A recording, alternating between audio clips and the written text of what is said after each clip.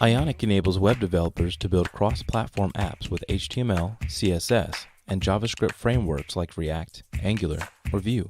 Use Ionic components and hooks to native device APIs to build fast, beautiful apps for mobile, desktop, and web, all in one codebase. Learn more today.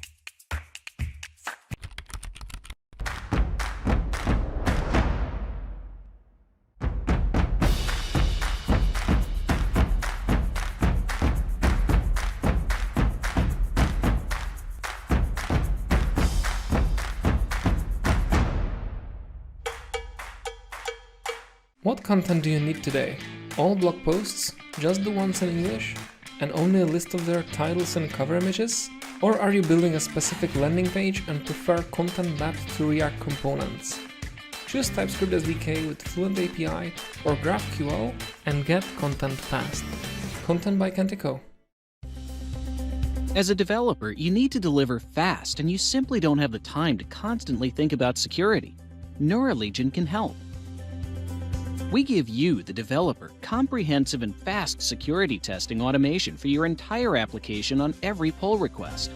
With every new pull request, Nexploit will run all the security tests your app needs without false positives.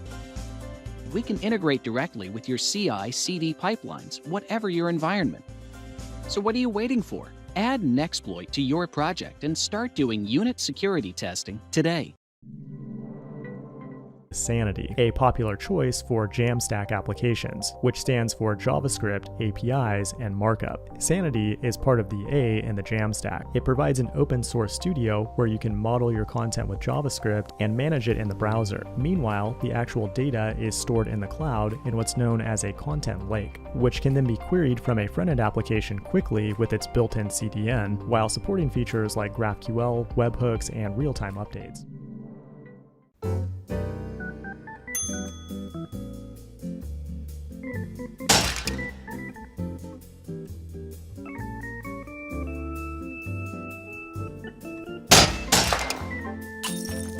Your app just crashed. The phone running it has exploded. It was struck by a hammer manufactured in 2005 by Harry's Hammers. The hammer's head is composed of 75% nickel, 20% steel, and 5% iron. The phone flew into the air at an 86-degree angle and came crashing down at 11 miles per hour. The wonderful part of Shopify is you work with so many different expertise levels that together you find the right solution at scale. And that's where the real joy of the complexity comes from. Commerce is evolving and we're going to evolve with it. And I love that it means that there is always more work we could be doing.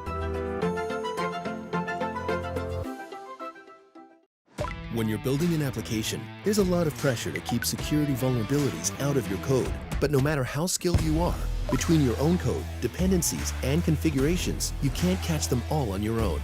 But that's why Sneak's here. We're the secure development platform that can extend the security reach of every developer. With Sneak, you don't have to handle security vulnerabilities on your own. Sneak. Develop fast. Stay secure.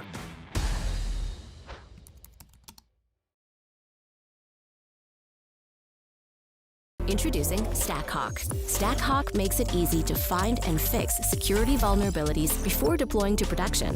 With lightning-fast security scans, returning results for review and triage in minutes. Get started for free today at stackhawk.com.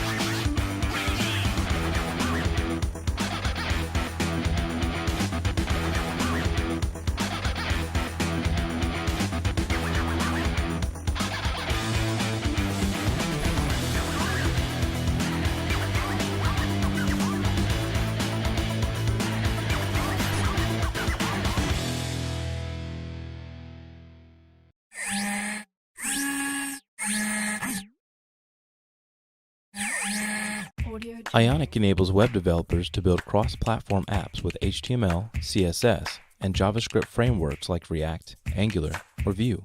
Use Ionic components and hooks to native device APIs to build fast, beautiful apps for mobile, desktop, and web, all in one codebase. Learn more today.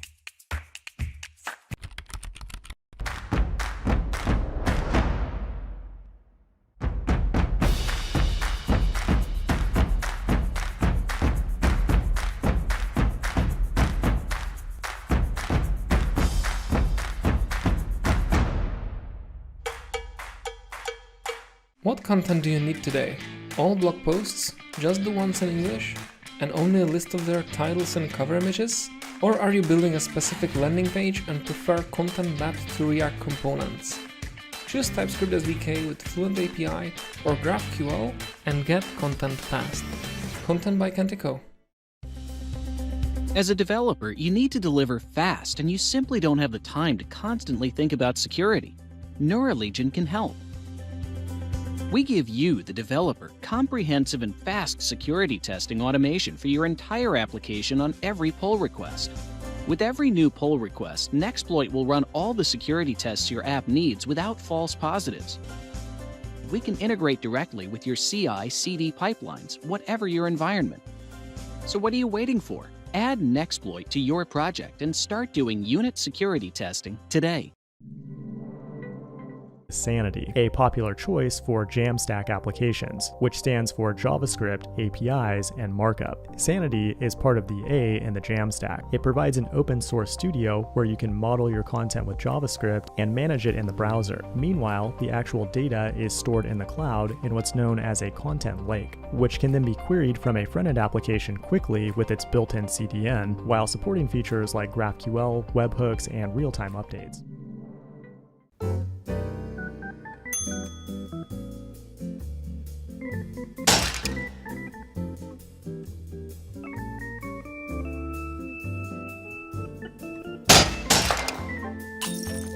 Your app just crashed. The phone running it has exploded. It was struck by a hammer manufactured in 2005 by Harry's Hammers. The hammer's head is composed of 75% nickel, 20% steel, and 5% iron. The phone flew into the air at an 86-degree angle and came crashing down at 11 miles per hour. The wonderful part of Shopify is you work with so many different expertise levels that together you find the right solution at scale. And that's where the real joy of the complexity comes from. Commerce is evolving and we're going to evolve with it. And I love that it means that there is always more work we could be doing. When you're building an application, there's a lot of pressure to keep security vulnerabilities out of your code. But no matter how skilled you are, between your own code, dependencies, and configurations, you can't catch them all on your own. But that's why Sneak's here. We're the secure development platform that can extend the security reach of every developer. With Sneak, you don't have to handle security vulnerabilities on your own. Sneak. Develop fast. Stay secure.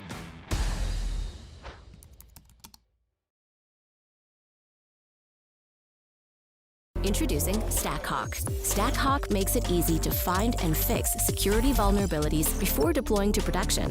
With lightning-fast security scans, returning results for review and triage in minutes. Get started for free today at stackhawk.com.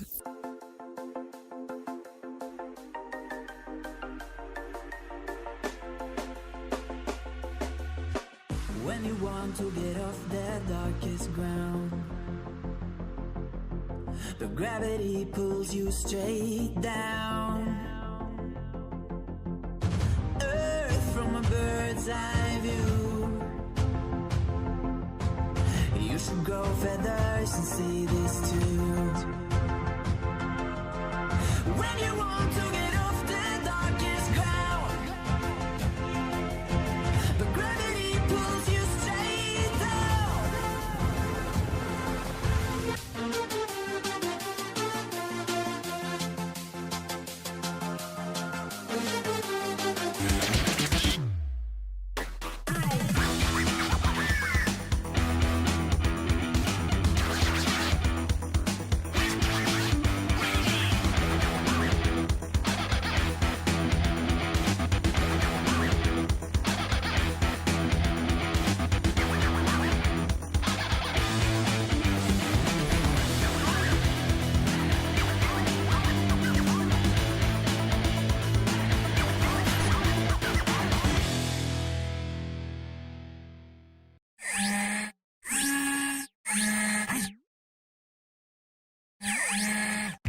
Ionic enables web developers to build cross-platform apps with HTML, CSS, and JavaScript frameworks like React, Angular, or Vue.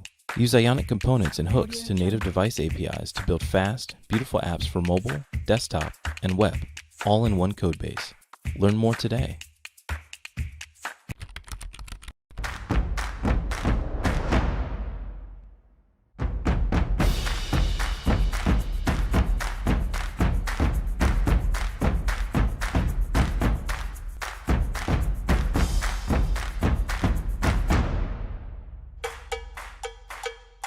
What content do you need today? All blog posts, just the ones in English, and only a list of their titles and cover images? Or are you building a specific landing page and prefer content mapped to React components? Choose TypeScript SDK with Fluent API or GraphQL and get content fast. Content by Kentico. As a developer, you need to deliver fast, and you simply don't have the time to constantly think about security. Neuralegion can help. We give you, the developer, comprehensive and fast security testing automation for your entire application on every pull request. With every new pull request, Nexploit will run all the security tests your app needs without false positives. We can integrate directly with your CI/CD pipelines, whatever your environment. So what are you waiting for? Add Nexploit to your project and start doing unit security testing today.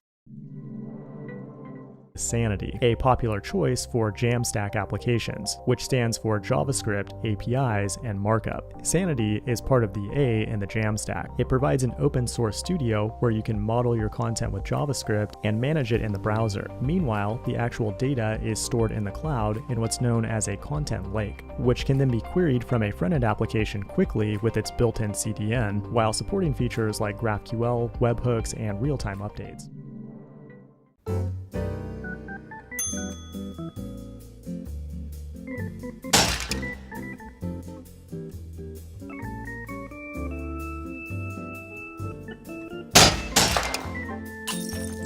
Your app just crashed. The phone running it has exploded. It was struck by a hammer manufactured in 2005 by Harry's Hammers. The hammer's head is composed of 75% nickel, 20% steel, and 5% iron. The phone flew into the air at an 86-degree angle and came crashing down at 11 miles per hour. The wonderful part of Shopify is you work with so many different expertise levels that together you find the right solution at scale. And that's where the real joy of the complexity comes from. Commerce is evolving and we're going to evolve with it. And I love that it means that there is always more work we could be doing.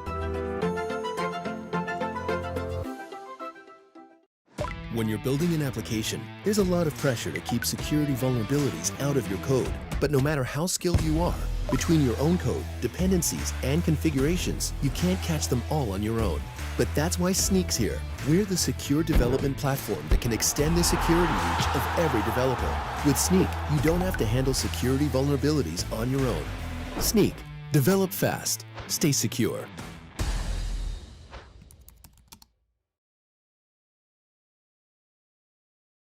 Introducing StackHawk. StackHawk makes it easy to find and fix security vulnerabilities before deploying to production. With lightning-fast security scans, returning results for review and triage in minutes. Get started for free today at stackhawk.com. Fill me out with your smile. Now the sunshine brings the light. Fill me out with a flame. I will let you in this game. Take me out when I'm down.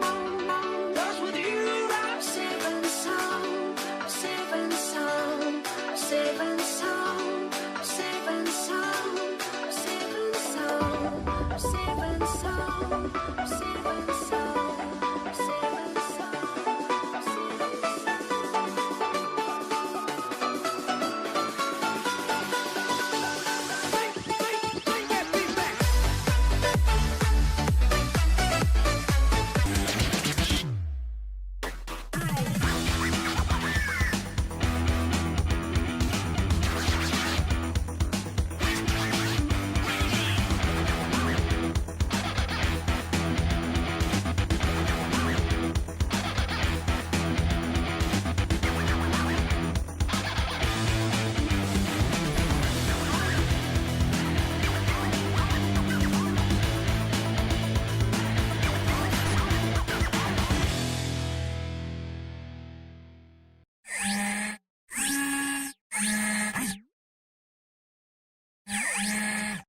Ionic enables web developers to build cross-platform apps with HTML, CSS, and JavaScript frameworks like React, Angular, or Vue. Use Ionic components and hooks to native device APIs to build fast, beautiful apps for mobile, desktop, and web, all in one codebase. Learn more today.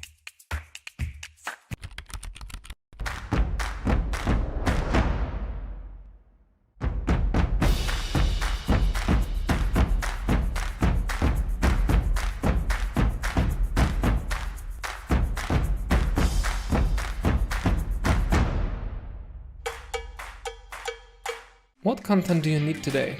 All blog posts? Just the ones in English? And only a list of their titles and cover images? Or are you building a specific landing page and prefer content mapped to React components? Choose TypeScript SDK with Fluent API or GraphQL and get content fast. Content by Kentico. As a developer, you need to deliver fast, and you simply don't have the time to constantly think about security. Neuralegion can help. We give you, the developer, comprehensive and fast security testing automation for your entire application on every pull request. With every new pull request, Nexploit will run all the security tests your app needs without false positives. We can integrate directly with your CI/CD pipelines, whatever your environment. So what are you waiting for? Add Nexploit to your project and start doing unit security testing today. Sanity, a popular choice for Jamstack applications, which stands for JavaScript, APIs, and Markup. Sanity is part of the A in the Jamstack. It provides an open source studio where you can model your content with JavaScript and manage it in the browser. Meanwhile, the actual data is stored in the cloud in what's known as a content lake, which can then be queried from a front-end application quickly with its built-in CDN, while supporting features like GraphQL, webhooks, and real-time updates.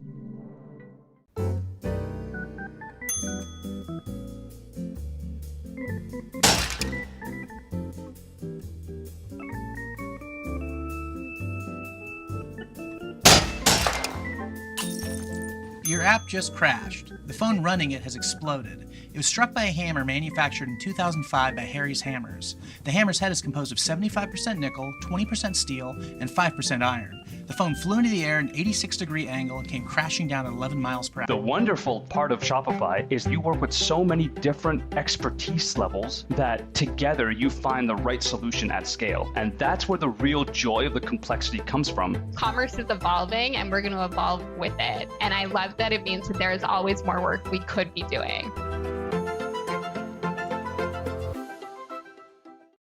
When you're building an application, there's a lot of pressure to keep Just crashed.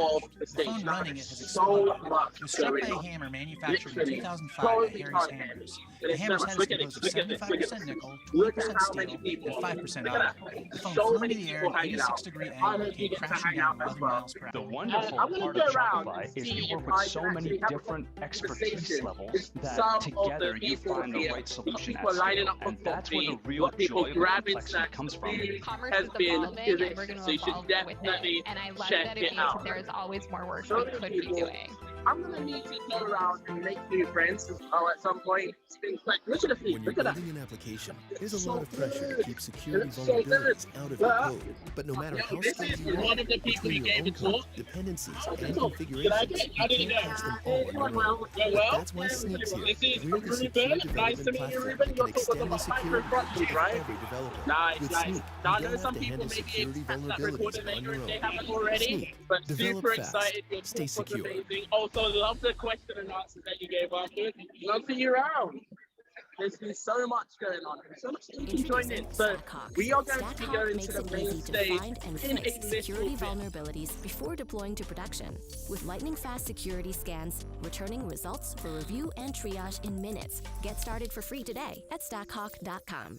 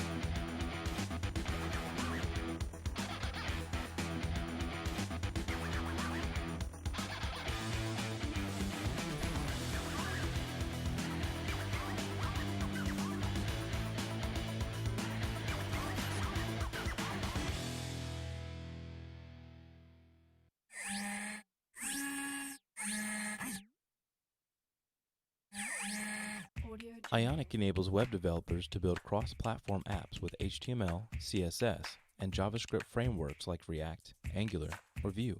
Use Ionic components and hooks to native device APIs to build fast, beautiful apps for mobile, desktop, and web, all in one code base. Learn more today. And t-shirts too.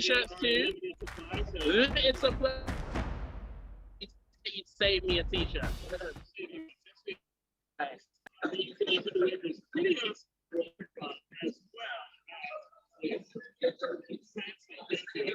A nice backpack, that's so cool. It is probably my favorite backpack so far. Favorite backpack of all time. Nice. Cool. So what does Ionic do for folks who maybe have never heard of Ionic? So we are a platform for building cross-platform apps. Nice.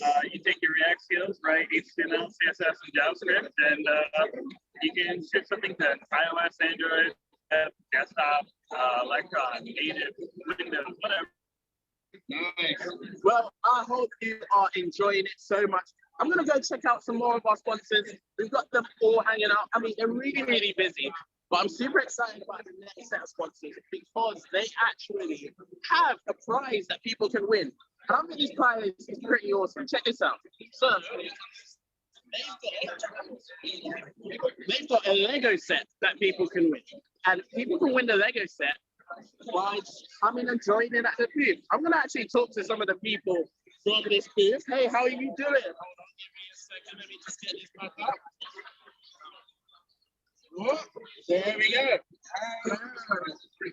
How are you doing, folks? Really well. Excited to be here. Nice, nice. So what company are you from? Oh, yeah, so this Sourcegraph. Sourcegraph. Nice, nice. And what does Sourcegraph do? It's a code search tool. It's a search engine for searching all of your public and your private code. So imagine Google, but for your code. Google for your code. I love it. I love it. I love it. And how have you been enjoying the conference so far? Oh, it's been amazing. Like all the talks have been amazing. I've met like Max. I've met like Dan Abramov. And all the guys we look up to on Twitter. You're all here. I mean, you're one of the people that go to on Twitter as well. Are you giving a talk? Yes, I'm giving a talk. What is your talk going to be about? Supercharging developer productivity, advanced code search. So you should definitely check out his talk. I'm going to be excited. I'll probably try and catch the recording if it's not on my track, but we will see. All right, thank you so much, folks.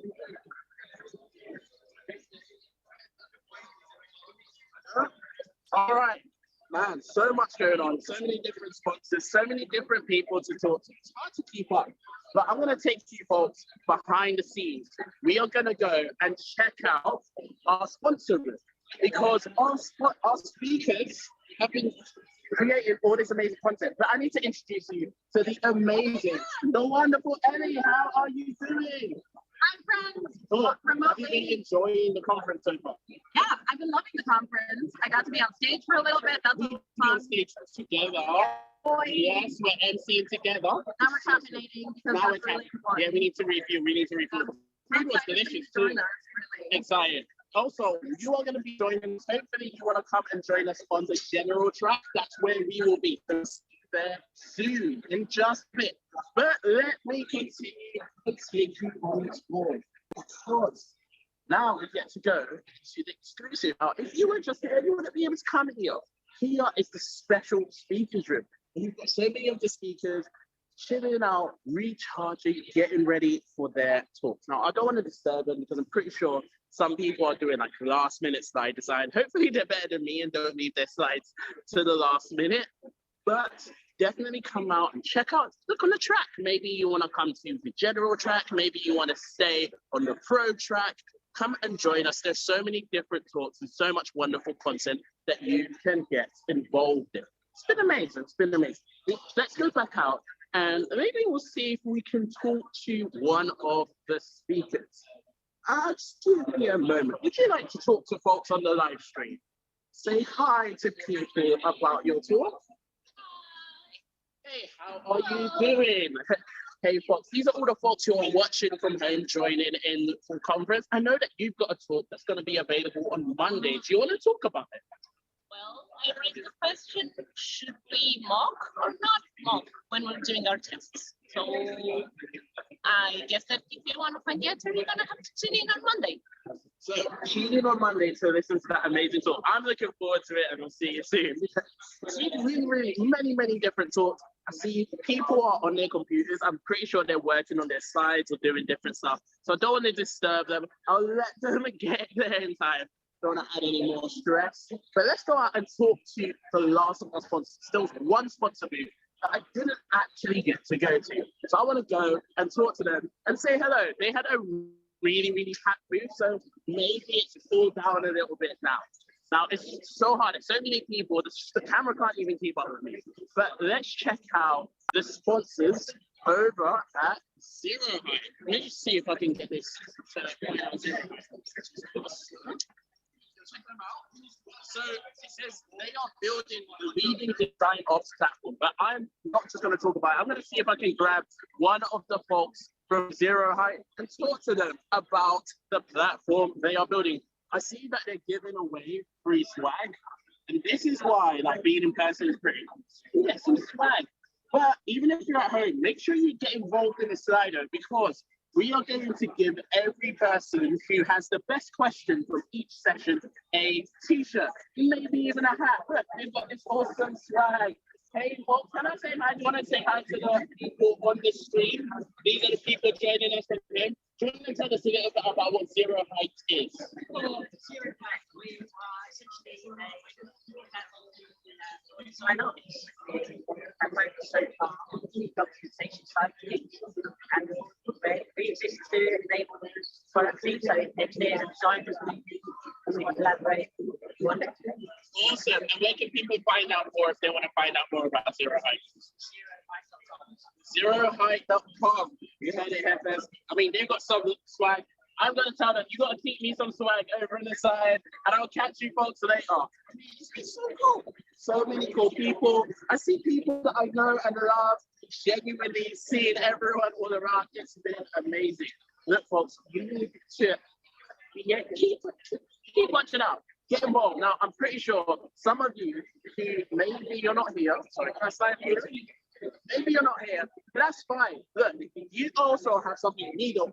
You have a spatial chat. So what it would be amazing is if you could join the spatial chat, walk around, meet someone new, meet some new friends. I've actually been so lucky. I've been able to make a couple of different friends in person, but you should do that over in the spatial chat. Go over to the spatial chat and find different people that you want to talk to. All right, I'm going to just take you around and show you the premises. So let's say you're here in person. We've got the people in the sign-up sheets. What's really cool is they actually have 2 sets of lanyards.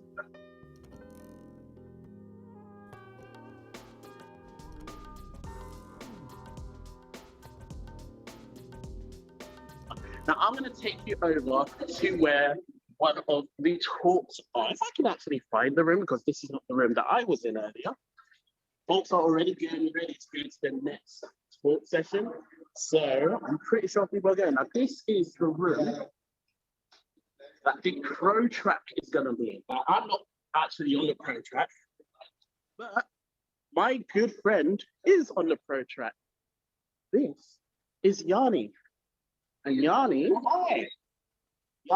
the host and MC of the pro track. Now, I'm so sorry to disturb Yanni from what you're doing, but I know that you've got some amazing content on this track for the people who are watching from home, right? Do I? Do you? I don't know. I guess I do. Oh, man. And also, one thing I love about Yanni is you look dapper as hell, man. I love this. You know, because it was going to be our first in real life conference, we thought we should get our best outfits out of the closet. Look at that. Look at that. Looking fine. Nice. All right, I'm going to leave you to it because I know there's so much you got to prepare for, and I'll be going around. Oh, look at that. This feels super meta. Like, it's funny, like, because they've put me on the screen. So, like, oh, okay, you can't really see it, but I'm on screen, and there is your other host, Metin. Say hi, Metin. Yeah. How are you doing, man? I know you've got so much talks going. Any talks that you're looking forward to? Seeing me again? See, this is why I should only walk forward and not backwards. Hi, Metin. How are you doing? Yeah, no, good. I'm actually looking forward to Denise's talk. Denise? Yeah. He's going to talk about infrastructure as code, which is a buzzword to me that I never heard about in real life. So the next 30 minutes, about how to do production ready. 20 minutes. Oh man, like literally so much content you can't fit in 20 minutes, but you're going to check out if you stick around on the pro track. But we also have the general track. So I know some of you maybe want to come join me and Eddie on the general track. Let me take you over to that room. Now, so many stairs and it's hard to keep this thing stabilized. Going down the stairs, and then I've got to go up the stairs again. You know what? This is the thing. I'm jealous of you people who are watching from home because all you got to do is just click a couple buttons. You don't actually have to climb up like one flight of stairs and another flight of stairs. But it's so to be able to have multiple audiences. Like, I'm pretty sure you're all coming with different. What I'd love you to do is go into the community track on Discord and let us know where you're watching from, if you're watching from a different part of the world. So, I mean, I'm here at React.js from London in person, wearing my finest suit because it's a celebration. We're finally out in the open. But I want to go and show you the general track. So this is where I'm today. I love how you've got people lounging around. You've actually got people just chilling in beanbags, living life, loving it. So what else have we got? We've got quite a lot of content going on. Let me show you.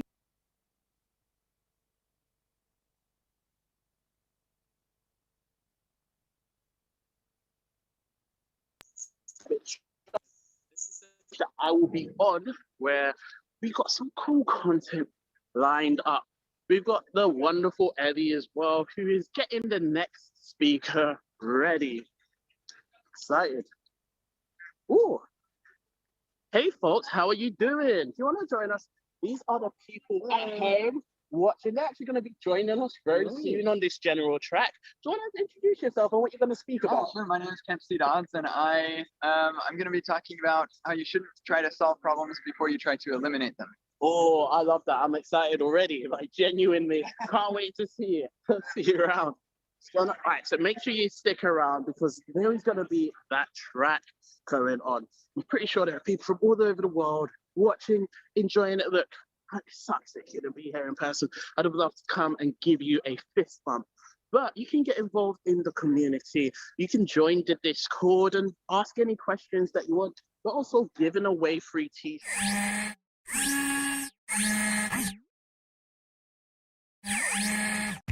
Ionic enables web developers to build cross-platform apps with HTML, CSS, and JavaScript frameworks like React, Angular, or Vue.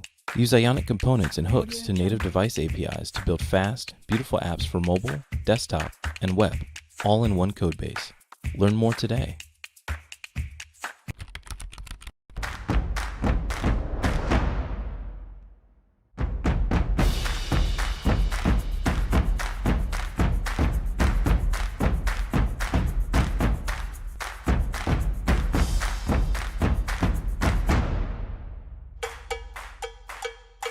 What content do you need today? All blog posts? Just the ones in English? And only a list of their titles and cover images? Or are you building a specific landing page and prefer content mapped to React components? Choose TypeScript SDK with Fluent API or GraphQL and get content fast. Content by Kentico.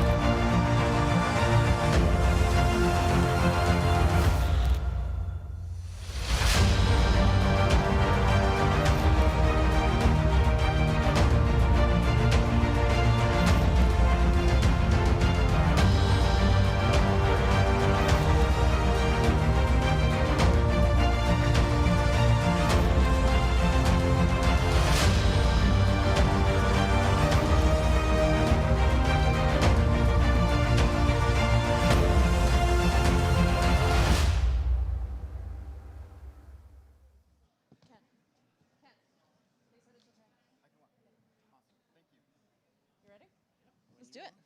Woo. Hello. Hello. Welcome back. Hello. Yeah. You know what? It feels like I'm back in Zoom because, like, in Zoom, I could never remember to unmute myself, and back in real life, I can't do it either. This is a very special part of our conference because we're now joined live from all of our remote viewers. So, hello, remote viewers. Come on, we can give them a better round of applause. All of our remote viewers join in. Welcome to React Advanced. For our folks at home, my name is Ellie. I'm one of your MCs. I work at Twitter, but you can also find me on Twitter at EllieBelly. Feel free to text me or DM me or send pictures. If you get a good professional shot of me, I can send to my mom. That'd be great.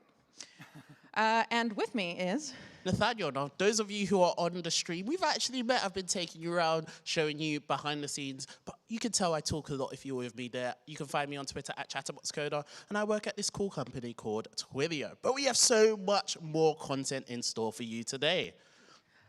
this is an incredible number. I don't know if it's increasing, but there are 19,247 attendees of React Advanced. That is amazing. Let's just give this a round of applause, man, because they could not all fit in this room, and it's so nice to have them joining us. We've got people joining us from all over the globe. Here's a little map. All right, okay, I know London's great, and I love being in person, but if there was any place on this map that you could just be chilling and watching React Advanced from, where would it be? Where are there palm trees and hammocks? Yeah, exactly. That's what I was thinking. The Caribbean, I could see some places. Yep. Sign me up. We have a program committee. They're the ones that review all of the talks. They pick who's going to be on stage. They group the themes. I want to give them a shout out. Thank you so much for all the work that you do. It's honestly, you know, so important to the curation of this conference. And we also want to thank all of these amazing speakers. I love these avatars that they've come up. This isn't all the speakers, but we just wanted to highlight some of them and give them a big, big thank you. Without them, there wouldn't be any conference. After each one of our talks, you can ask questions remotely. You can join at Slido, slide.do, with the code 2225. So ask your question on there. This is the general track. General track. Make sure you pick the correct track to ask questions from. And of course, we have to thank our wonderful sponsors, Focus Reactive, TopeTool, and The Graph. And we have even more sponsors, Stackhawk, Ionic, Content by Kentico, SourceGraph, Shopify, NeuroLegion, JetBrains, Progress Kendo, React, Sentry, and Sneak. And we have so many other silver sponsors. A big thank you to every one of them. Thank you so much to all our sponsors. And thank you also to our media partners. They help us get the word out about the conference. So we really appreciate you for all of your work for this conference. I, of course, would be remiss if I didn't say that you need to be tweeting during this conference. Use the hashtag ReactAdvanced. We actually have a competition for the best photo of the day on Twitter. Under this hashtag wins a prize. So do some tweeting. Tell us what you've learned. Show us your setup at home. Shout out your favorite speakers or your favorite MCs. Hey, stop trying to bias the audience. MCs, yeah, good, fine. That's better. But yeah, tweet, like. And also, those of you who are joining us, you can win. If you tweet, the best tweet with the picture that we like the most is going to win a multi-pass. Now, with the multi-pass, you can get access to all of these great events, and the pass will be valid for the 2021 and 2022 season. So you can find all of those details online. You can find the agenda and all of the talks at reactadvanced.com. You'll have tabs for each of the tracks. Make sure you pick the right one when you're asking questions. And also for all the breakout rooms, discussion rooms, and links to the Discord and the spatial chat. But also, talking about the spatial chat, it's just like in real life, where we walk up to each other and have conversations. You can do that virtually. What's really cool is you can go up to someone and you can hear their video really clearly, and as you walk away, they fade into the distance. Exactly. We'll have discussion rooms on there, both in person and on spatial chat. The next one we have coming up soon at like 2:10ish is Alex and Ruben, who are talking about micro-frontends. So if you want any advice, want to learn from them, the discussion rooms are just through that door over there. We also will have a couple other, I think this one's only online now because Sid couldn't make it today. So check that one out after. And we have a little after-party program. We'll have a front-end feud game, which will be based on stuff from the conference, a Quake.js tournament, and some networking and hanging out on Spatial Chat for those of you at home. So if you want to join in on that, go to bit.ly/frontendfood, and 6 of our speakers will be playing it, and we need your help. So go over there and fill the survey so the speakers will have answers that they can guess from what you filled in. And a lot of this conference happens on Discord. You should have gotten a link with your ticket. There's speaker channels, there's the community channel. Make sure to drop in, say hi. If you have any questions, just make sure to be nice to people. And speaking of being nice to people, we do have a code of conduct at gitnation.org/COC. We take this very seriously. We do not tolerate any form of harassment for any reason. If you do need to get in contact with someone about feeling uncomfortable, please email coc@gitnation.org. We are watching that email. Feel free to take a picture so you don't forget it, or come up to a member of staff. They're wearing t-shirts. So yeah, be cool to each other. And also, maybe you're looking for a new job. We have jobs from our amazing sponsors, and you can check them all out at reactadvanced.com/jobs. There are all sorts of front-end developer jobs, especially React jobs, because we're at React conference, at companies like TopTool, The Graph, Shopify, and more. So definitely check them out. And we also have perks from our sponsors online. They're going to have raffles, giveaways, etc. So do check them out on the website. Now, your feedback is important to us, and it helps us keep making these events better and better. So we have a form available for you to fill at reactadvanced.com/feedback. So you don't need to do it now. You can do it later. Take your time and give us some feedback so we can make this event even better. Now, before we get started, we have a little video from one of our sponsors, and then we'll kick it right off. Thank you. When you're building an application, there's a lot of pressure to keep security vulnerabilities out of your code. But no matter how skilled you are, between your own code, dependencies, and configurations, you can't catch them all on your own. But that's why Sneak's here. We're the secure development platform that can extend the security reach of every developer. With Sneak, you don't have to handle security vulnerabilities on your own. Sneak. Develop fast. Stay secure.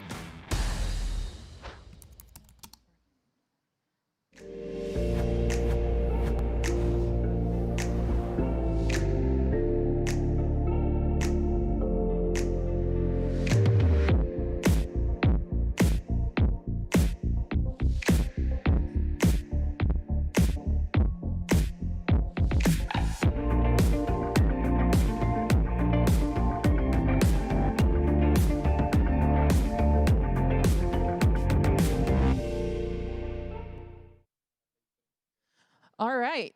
Now, this next speaker, you know him, you love him, you've learned from him. We love to have him at these conferences. I don't think I need to scale you up. Can we do like all the way to a 7? For Kent C. Dodds, 8, 9, 10. Welcome, Kent. Hello, everyone. Yes. My name is Kent C. Dodds, and I'm a software engineer. And I'm going to talk about how we should avoid solving problems and instead try to eliminate them. But before we do that, I'd like to have everybody wake up. So please stand. We just had lunch. Your body is like, oh, it's time to sleep. No, it's not. It's time to stand up. Stand up. Come on, come on, come on. Put your arms out in front of you like this, and squat down, and come back up. This is exercise. We didn't have to do that when we were locked in our rooms. So we're going to do 12 of these together, and I want you to count out loud. Ready? 1, 2. You're not counting. 3.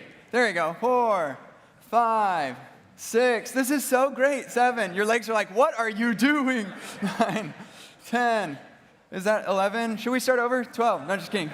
Stretch up as high as you can, and stretch over. And to the other side. All right, now before you sit down, just introduce yourself to the person next to you and thank them for coming. And if you're online, and you can talk to your cat.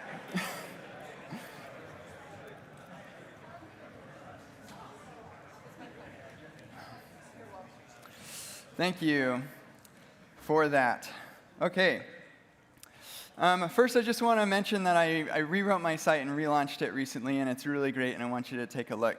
And in fact, I've even got the logs running right over here. So if you want to make these logs go nuts, go to kentcdodds.com right now, and we'll see like crazy stuff. Please, no. All right, fine. My health check is hitting my server, so that's good. Yeah, there we go. Yeah, that's what I'm talking about. So, when I was building kentcdodds.com is when I started thinking about how we want to eliminate problems rather than solve them. And I'll get to that a little bit toward the end. So that's where the idea for this talk came from. My clicker's not working. It's mine. It's not theirs. It's my fault. So I will just use the keyboard. So what this talk is, I'm going to be talking about problems, solutions, and trade-offs, and how solving is great, eliminating is better, and avoiding is even better, if you can manage it.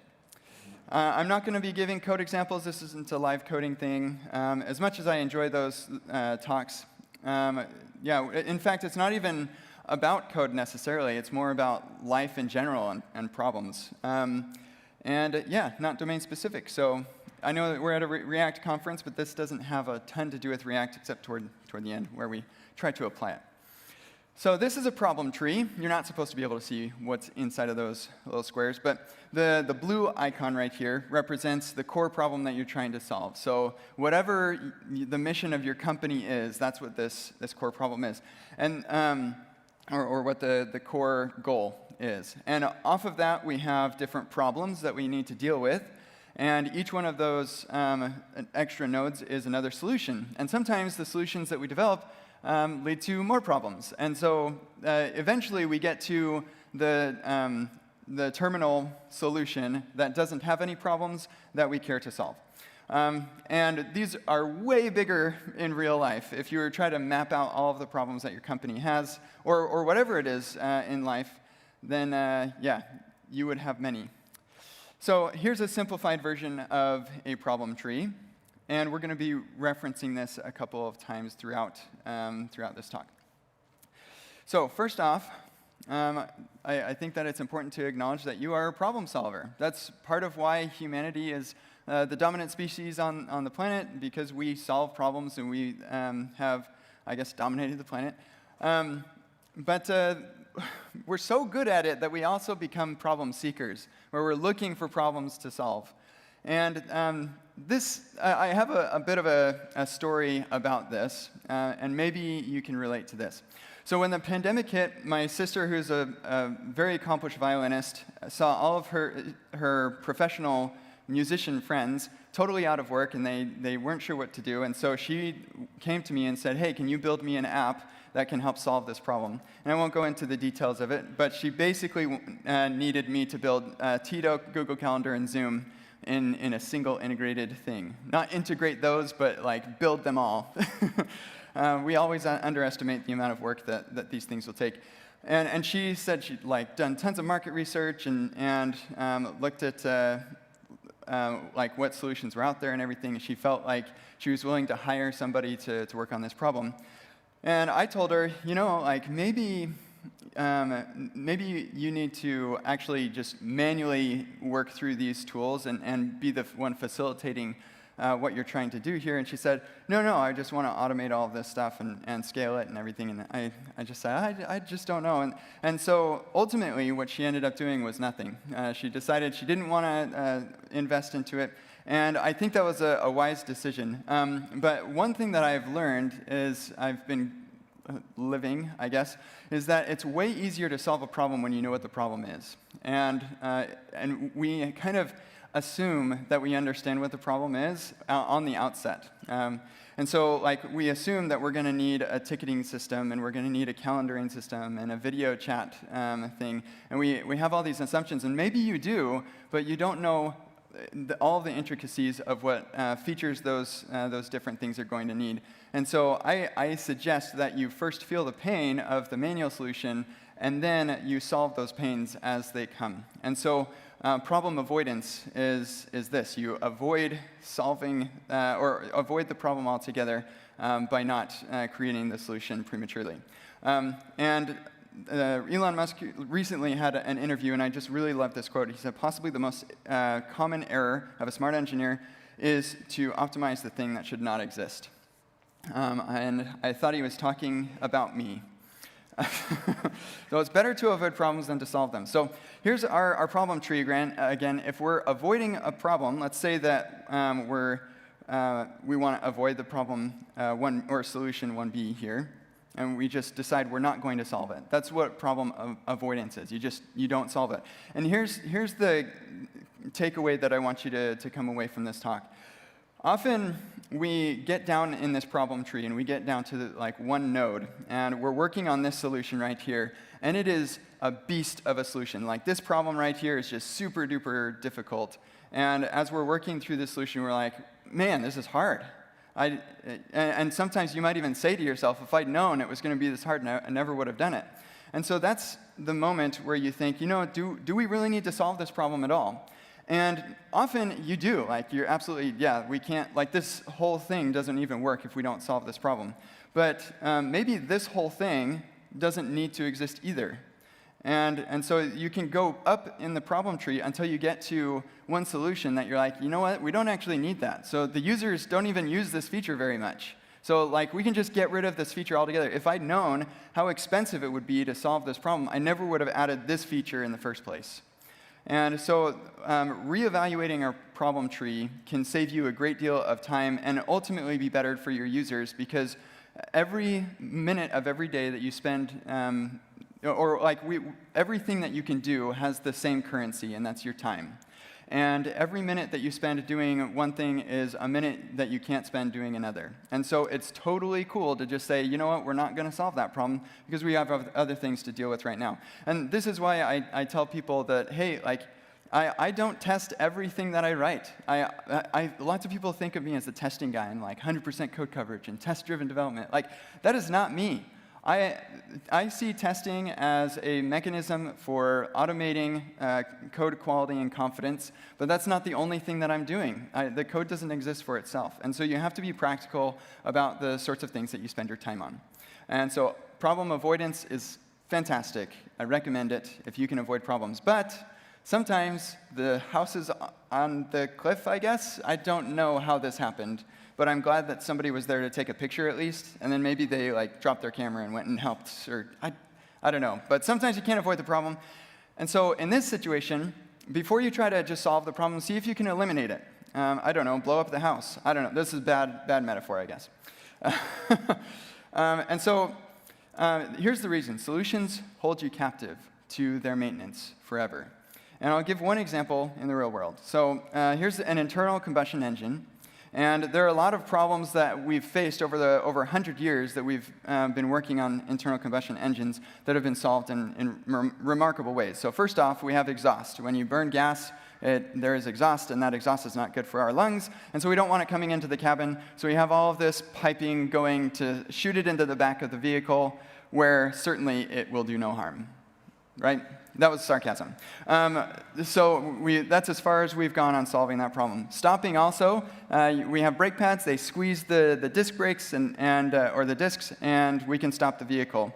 And that's worked, except like those disc brakes don't just magically disappear and you have to replace them, right? Like that rubber is going into the air and we're all breathing it. But that's as far as we've gone to solving that problem.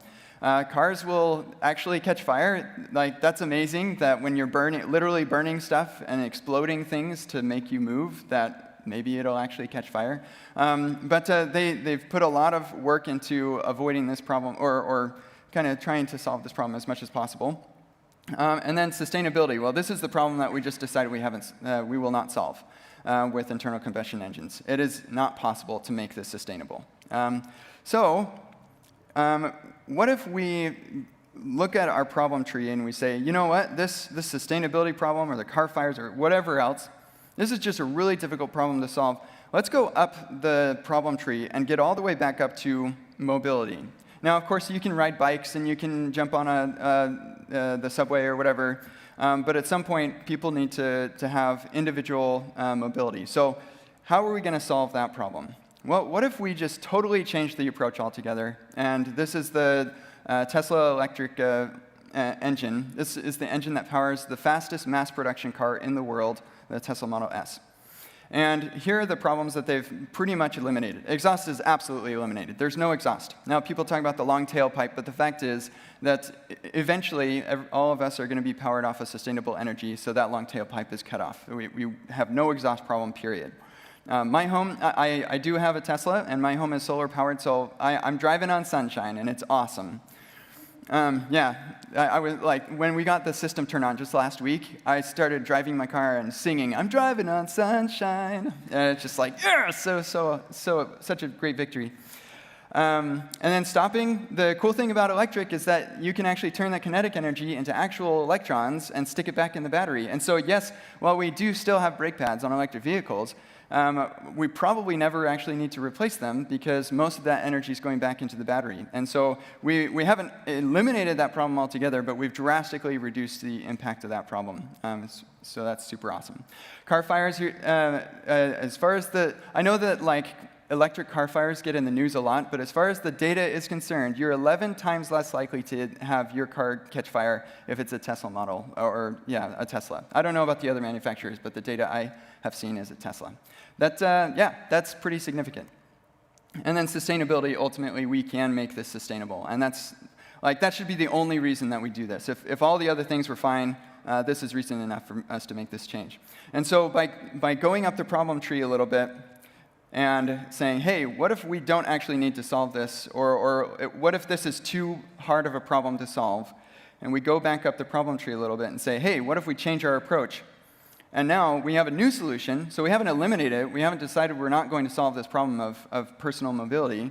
We are just going to change it so that we have a smaller problem tree. Now, certainly there are many problems with electric vehicles as well, but the problem tree is smaller and the problems are smaller, and that's why this elimination is so great. Tesla is actually a really great case study for problem elimination, so if you ever want to see the amazing things they're doing with manufacturing, it's really phenomenal, very interesting. Okay, so let's talk about software now. In software, we have some examples, particularly in React, of problem elimination. So how many of you all have written class components, class React components? Any React Create class folks out there? Got a handful of you? Yeah, that was fun. And then we got class components. And this screenshot here comes from Amelia Wittenberg's React Hooks blog post, which is very good. I recommend you go take a look at it. But one of the big problems that we had with class components was code reuse. And you would have a single concern in your class component that would be spread between these three life cycles. You'd have your component did mount, component did update, component will unmount. And so if you wanted to subscribe to Firebase, or you wanted to update the document title, or you had to spread all of this stuff up in your component. And so reusing that was a little tricky. Did we use a higher order component so that we can make a component that does all that stuff, and then we just pass our component to that so we can accept that as props? Well, there were a lot of problems with that. You'd have prop namespacing issues. It was very difficult to type. And so we started doing render props, and those were fun. Really powerful, but then we have these giant trees or a pyramid of doom trying to get all of these things composed. They just didn't compose very well. And so it worked, and it wasn't bad. I lived through that, and that was it was a good time. I had a lot of fun with that. But wouldn't it be great if we just didn't have the problem in the first place? So hooks came around and co-located all of the concern into a single bit of code. So it could be like a use state and the use effect and a couple other things in there, but it could all be in the same snippet of code. And so what do you do when you want to reuse code? You can create a function out of it. And you couldn't do that with our class components because the concern was spread through multiple lifecycle hooks. But with these hooks, you can just take that, stick it into another function.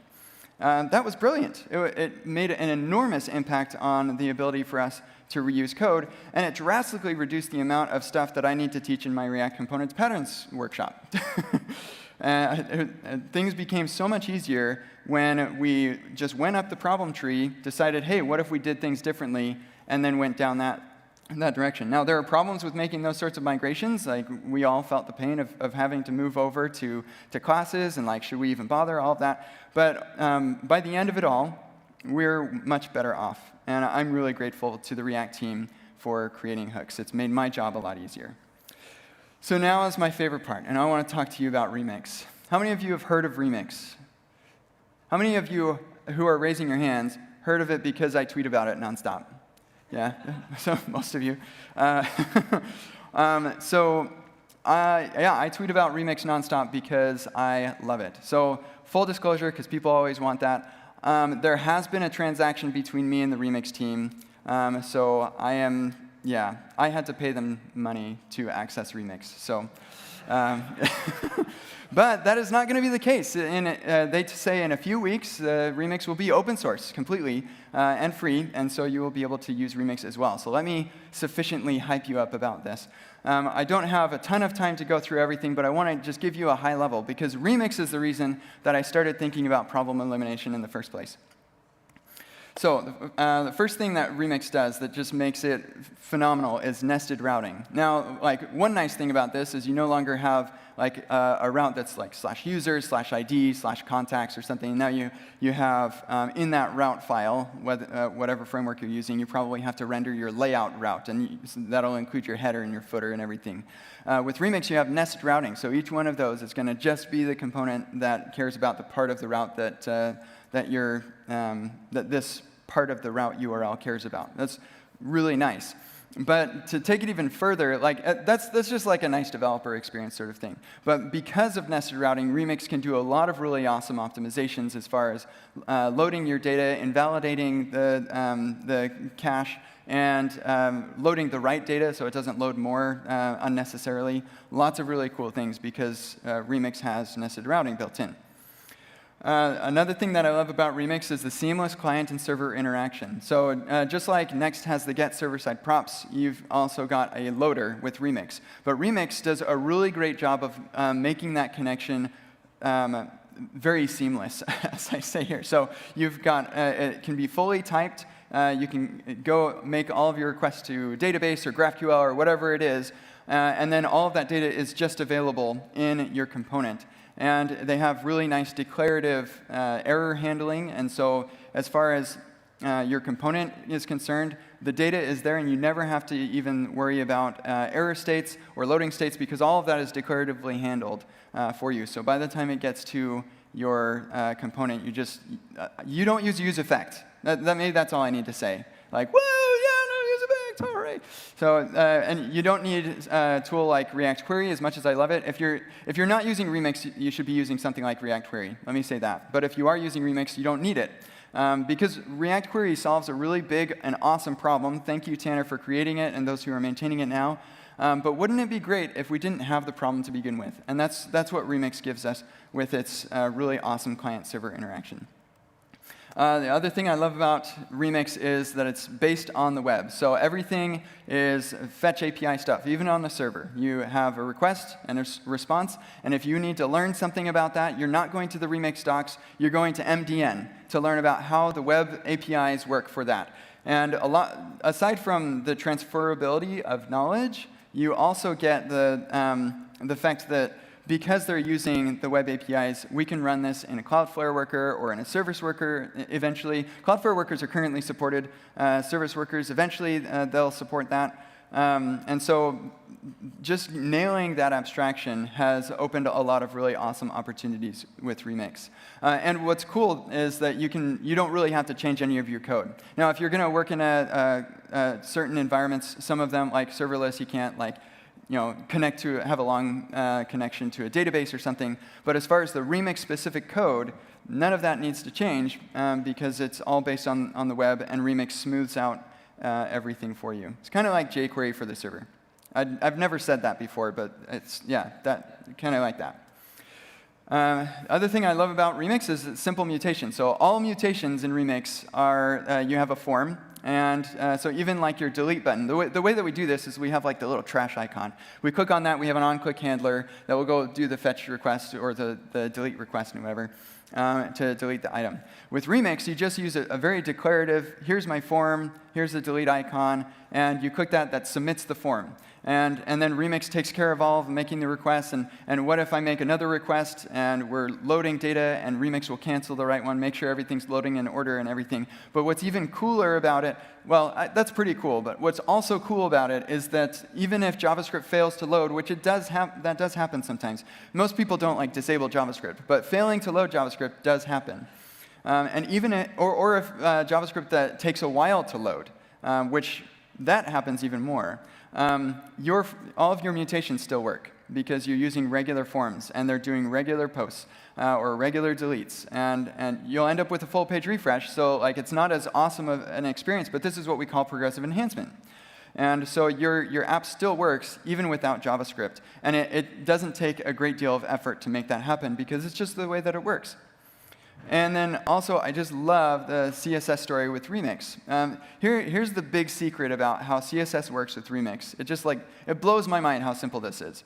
So to get CSS on the page, you have a link tag, and you point to the style sheet. And all of us, we're using Webpack and bundling it all, or we're using styled components and having it part of our components, and it's really nice to have that co-location or whatever it is. But in every app that I've ever used, if you've got regular CSS, it's all going to be bundled, and it's going to be available on every page. In Remix, each route can define the link tags that it wants to have active when that route is active, or wants to have on the page when the route is active. And when you navigate away from that page, then those link tags are removed. And so if I want to have some special CSS that's applied to only this particular route, then I can say, hey, here's the link tag for that. And I say, here's the CSS file that I want on this route. And when I navigate away, Remix removes the link tag. And that's it. That's the whole secret. But here's why it's so cool. It's because that when I'm in that CSS file, I know exactly which routes that CSS file is going to impact. And so normally, at any other company that I've worked at, any other significant project that I've been at, any file, CSS file you were working in, or Sass or whatever, you just knew that this CSS would apply to every single page. And so you were always worried about removing something because something might break. You could, like, as you're developing, of course, you're looking at what's happening here. And so you're worried that you might break something that you're not looking at. But with Remix, you know exactly which pages this is going to be active on. And so you know exactly which ones to look at. And in practical terms, it's normally just on a single route. And so as you're developing it, you can make any change you want to the CSS. You look at the page, and if it looks the way that you want, then you know that your CSS file is good. And you don't have to worry about it impacting other pages on the rest of the app. This is another great example of problem elimination, where we've eliminated the problem of unexpected CSS clashes.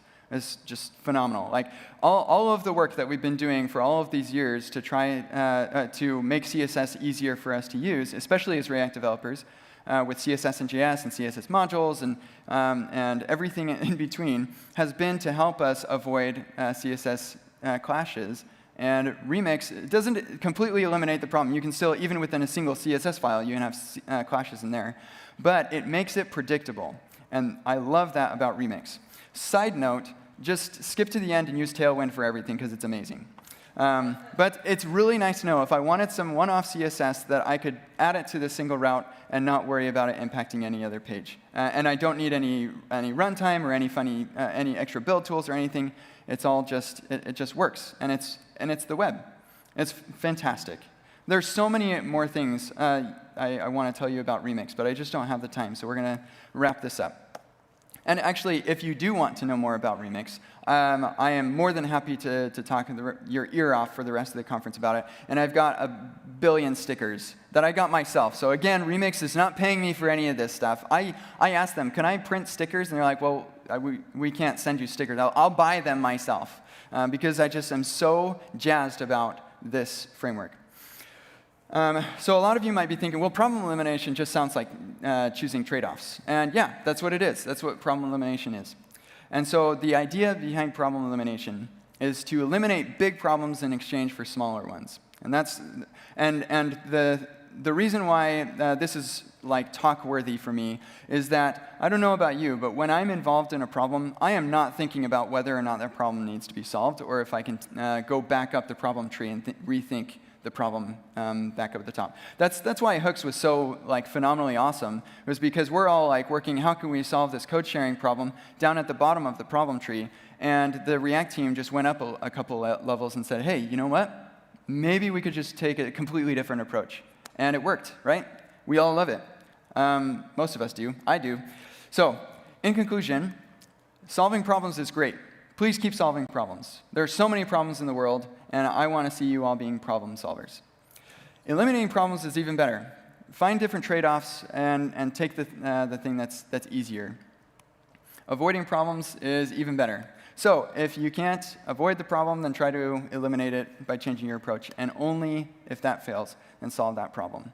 One last thing before I go to my last slide. I forgot to introduce you all to Cody the koala. So this is Cody.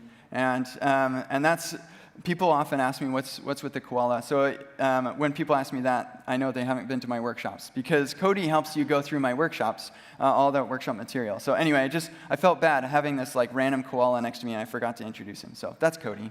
You can actually get your own, store.epicreact.dev, and get your own, and it's adorable. Kids love it. Thank you all very much.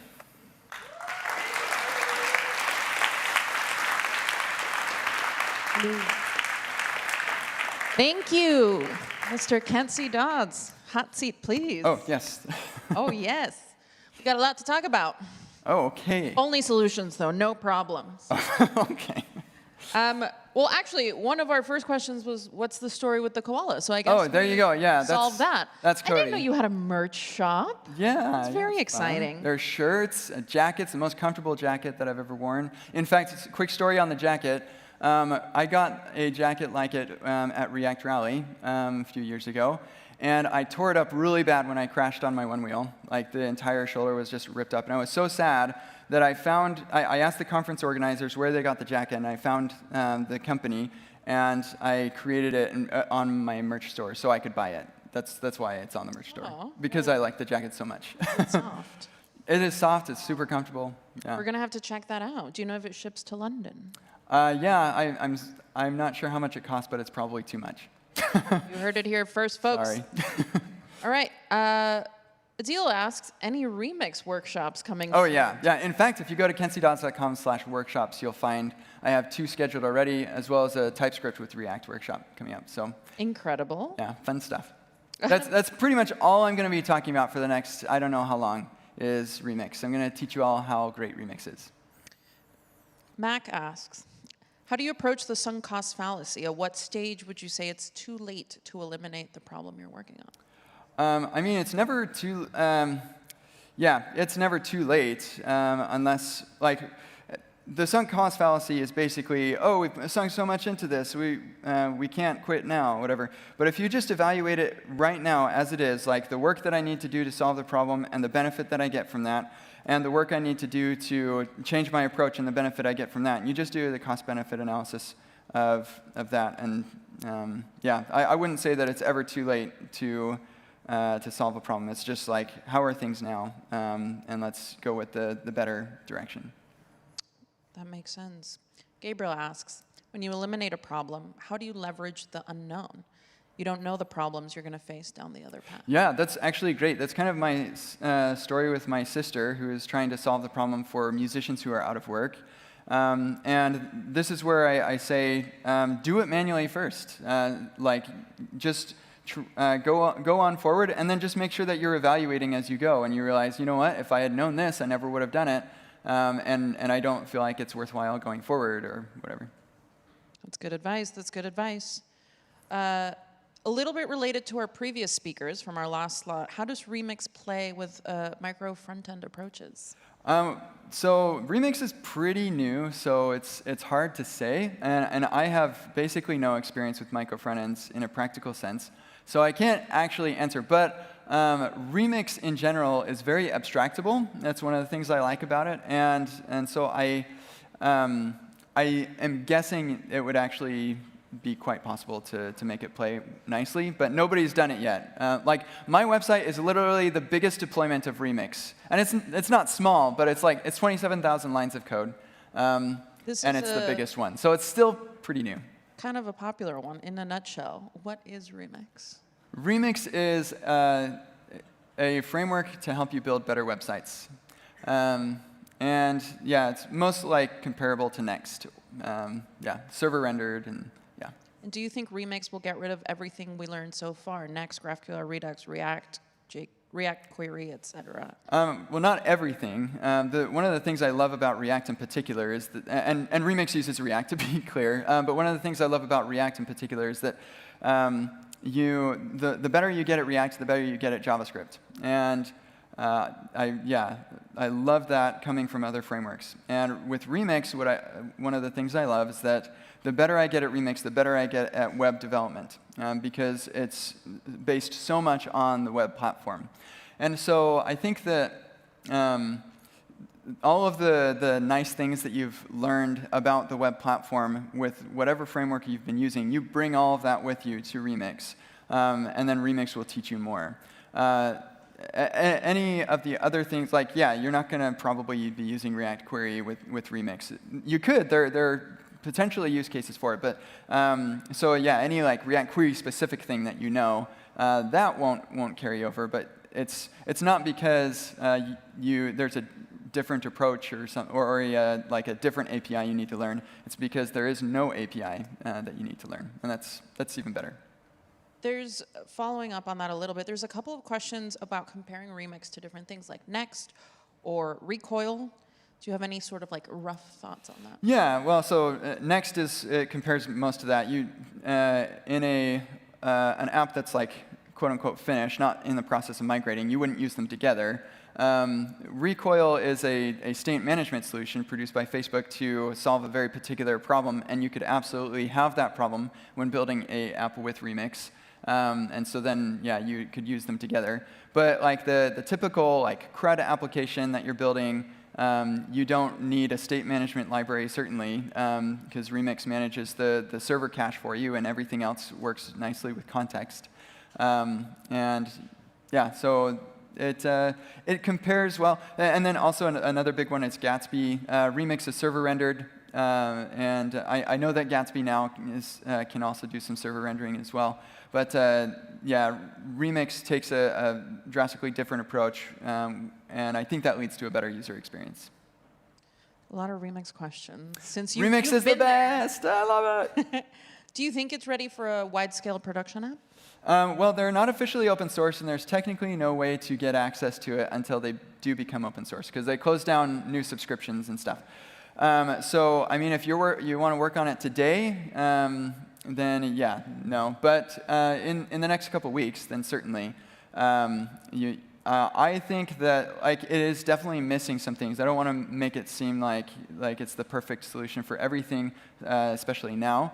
But those things will come. And what I got excited about Remix when it was first released. In fact, even before. I bought the test subscription because I was like so eager, and I accidentally bought a test subscription for $1. So I have 2 subscriptions to Remix actually.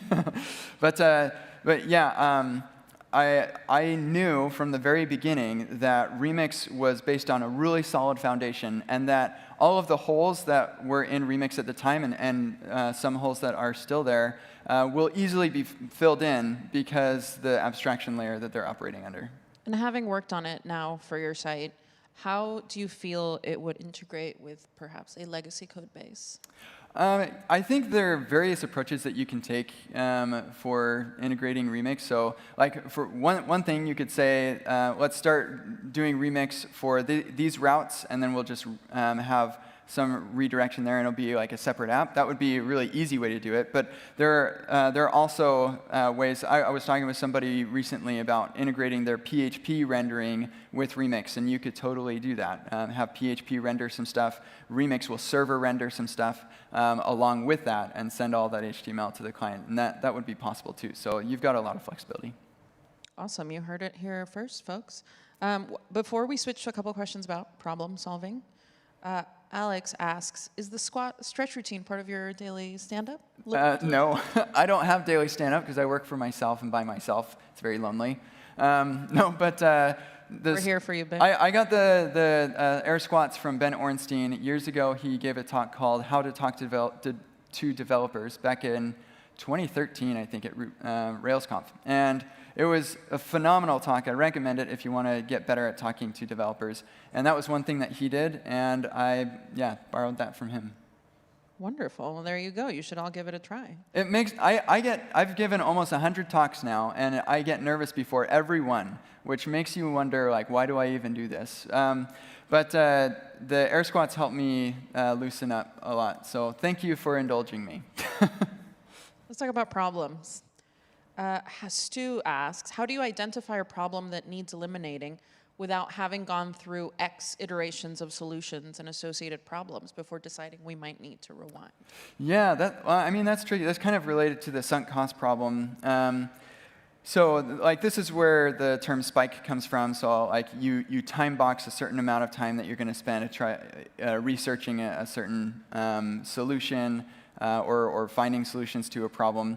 And yeah, sometimes this is why like I think this is where funding can actually help the entrepreneurs, where they're like, we're not sure this is going to work, but we think it will, so give us some money to let us try. And there's risk involved in that.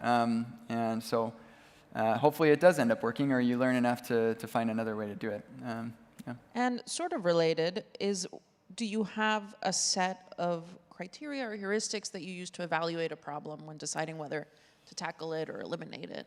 Not really. I typically, I think it just needs to become a part of your regular routine where you just reevaluate your problem space right now and think, well, man, I worked really hard on that solution and I'm still not done with it. And just think of, like, take a few steps back. Why do we have this problem? Well, because of this. Well, why do we have that problem? Because of that. And just keep going backwards. Now, we're out of time for some of the questions, but a couple things. First, any other pets coming up, or will it only be Cody? Well, there are a lot of actually emoji in my workshops. We have Marty the money bag. That one might be fun. Just like, you know, bags of money for you. Take it. I but yeah, I don't have any plans for extras. Cody is kind of my favorite. So. Right. Right after this, Kent will have a speaker room for folks at home. You can join on spatial chat. For folks here, if you want to keep chatting to Kent, just follow him after this talk. Right after, we will also have the hybrid discussion room with Alex and Ruben about micro-frontends right in the discussion room. Thank you. Thank you. Thanks, everyone.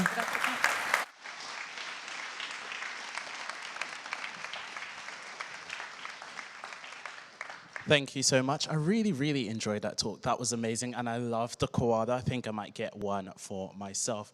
I just want to remind everyone about our raffle that we're doing on Twitter for the best photos. So make sure you take photos of yourself enjoying the conference, maybe some of the new people you meet. Take a photo of Ellie as well, and post them on Twitter with the hashtag ReactAdvanced.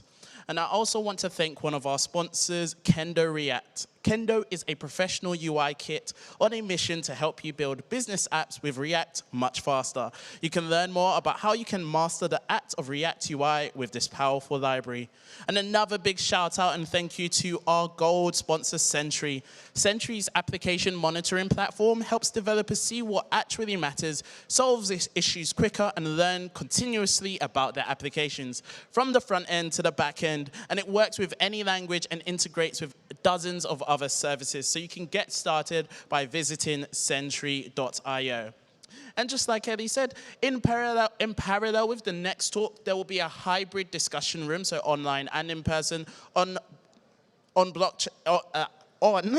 micro-frontends with Alex and Ruben, who actually spoke earlier. You can join the discussion room in the venue. It's just outside those doors next door. And you can also join remotely on Spatial Chat.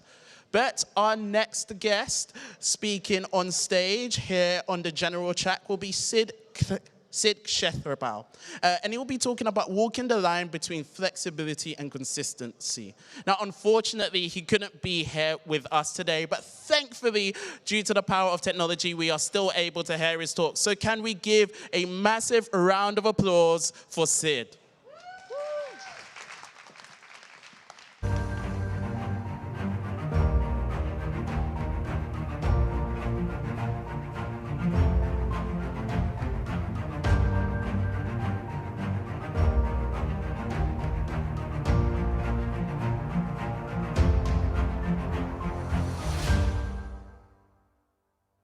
Hey, I'm Sid.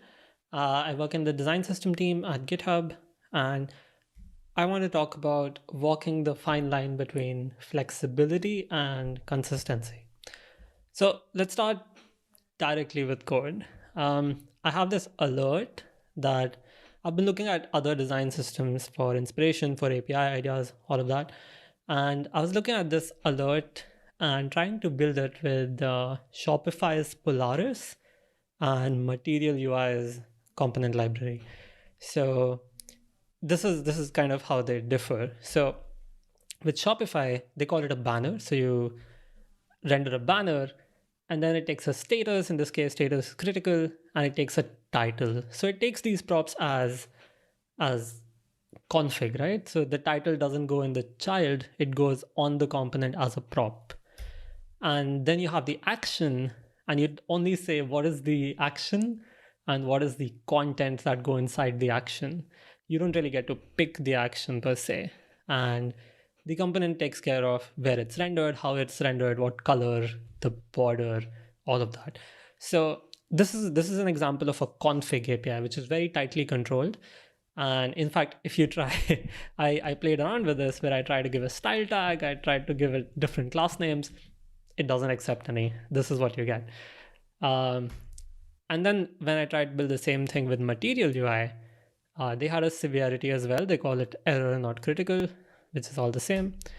But you could give it any icon you want. So I was able to import an icon from the material icons and pass it.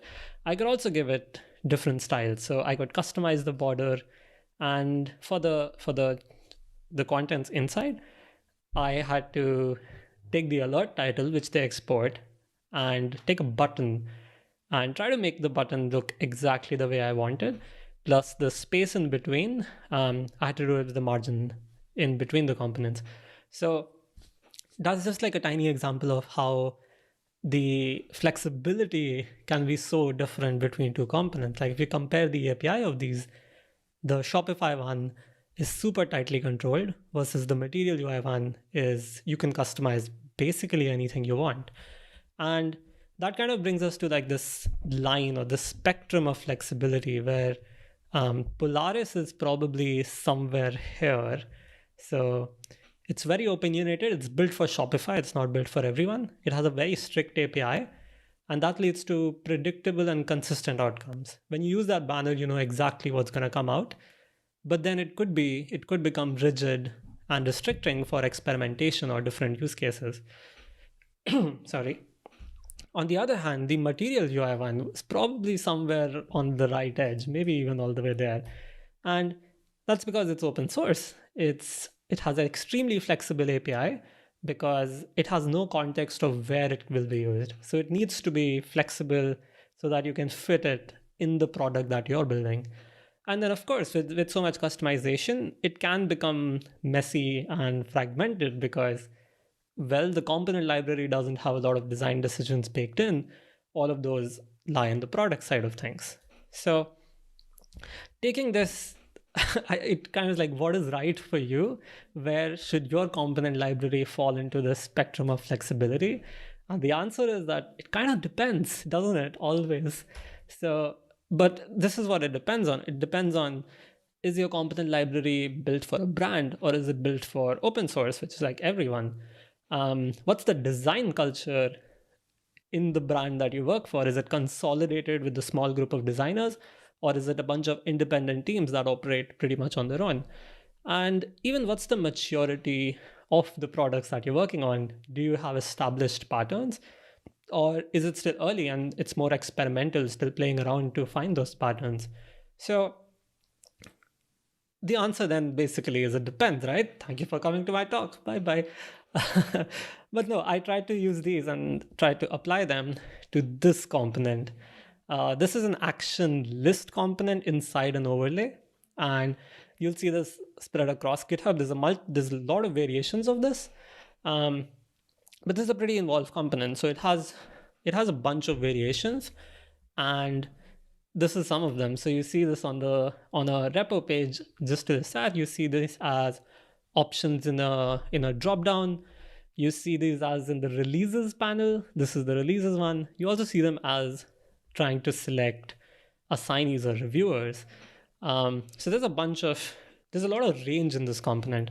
And I was trying to figure out what should the API look like, how controlled or flexible should it be?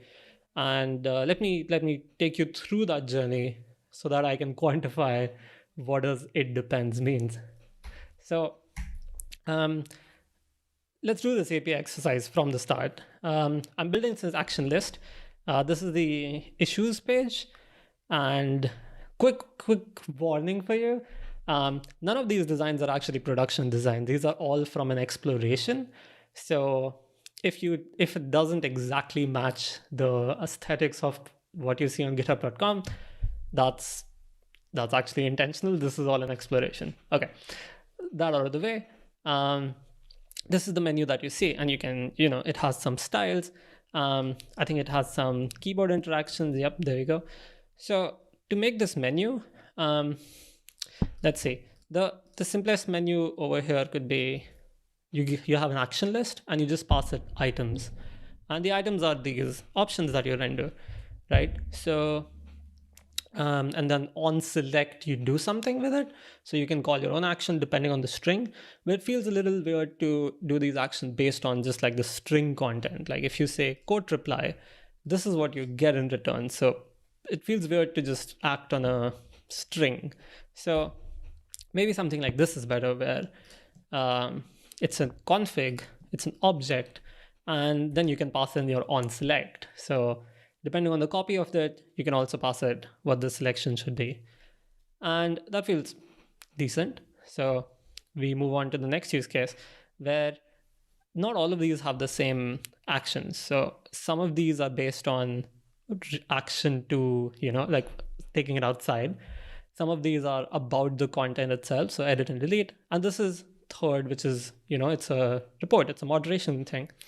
So we want to separate them with dividers. And now, what should the divider API look like? So I thought about it and I was thinking, we already have text. Should it be like a secret text, like a very specific text that you give? Like if you give me _ divider, then I know how to put a divider.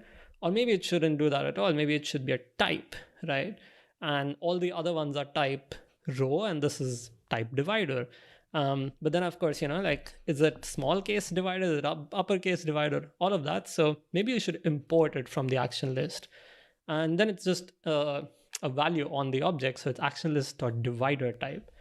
And if you're already doing this, then maybe this is just action list.divider, where, action list divider is an object that is an internal detail that knows how to render the divider. So this feels like a good balance, where we're hiding the implementation detail of divider. Nobody needs to know there's a type divider. All you do is put an action list divider there. Feels good. Okay, moving on. Next use case. Some of these are destructive. So delete comment is a destructive thing. We wanted to have a different, scarier style. Could be as simple as adding a variant. So everything is variant default or variant subtle. And this one is variant danger. Seems to fit well. Let's move on. Now, on the right side of the issue, you'll see all of these options. You have labels, you have assignees, you have reviewers. Let's start with labels. So if you look at labels, it kind of is similar. It's an action list with options that you can click.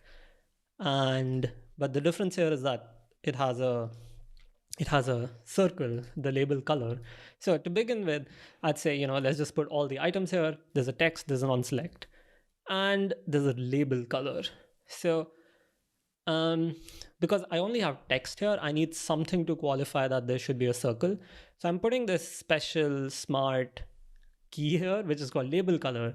And if you pass it a hex value, it knows that it has to render a color, render a circle with that color.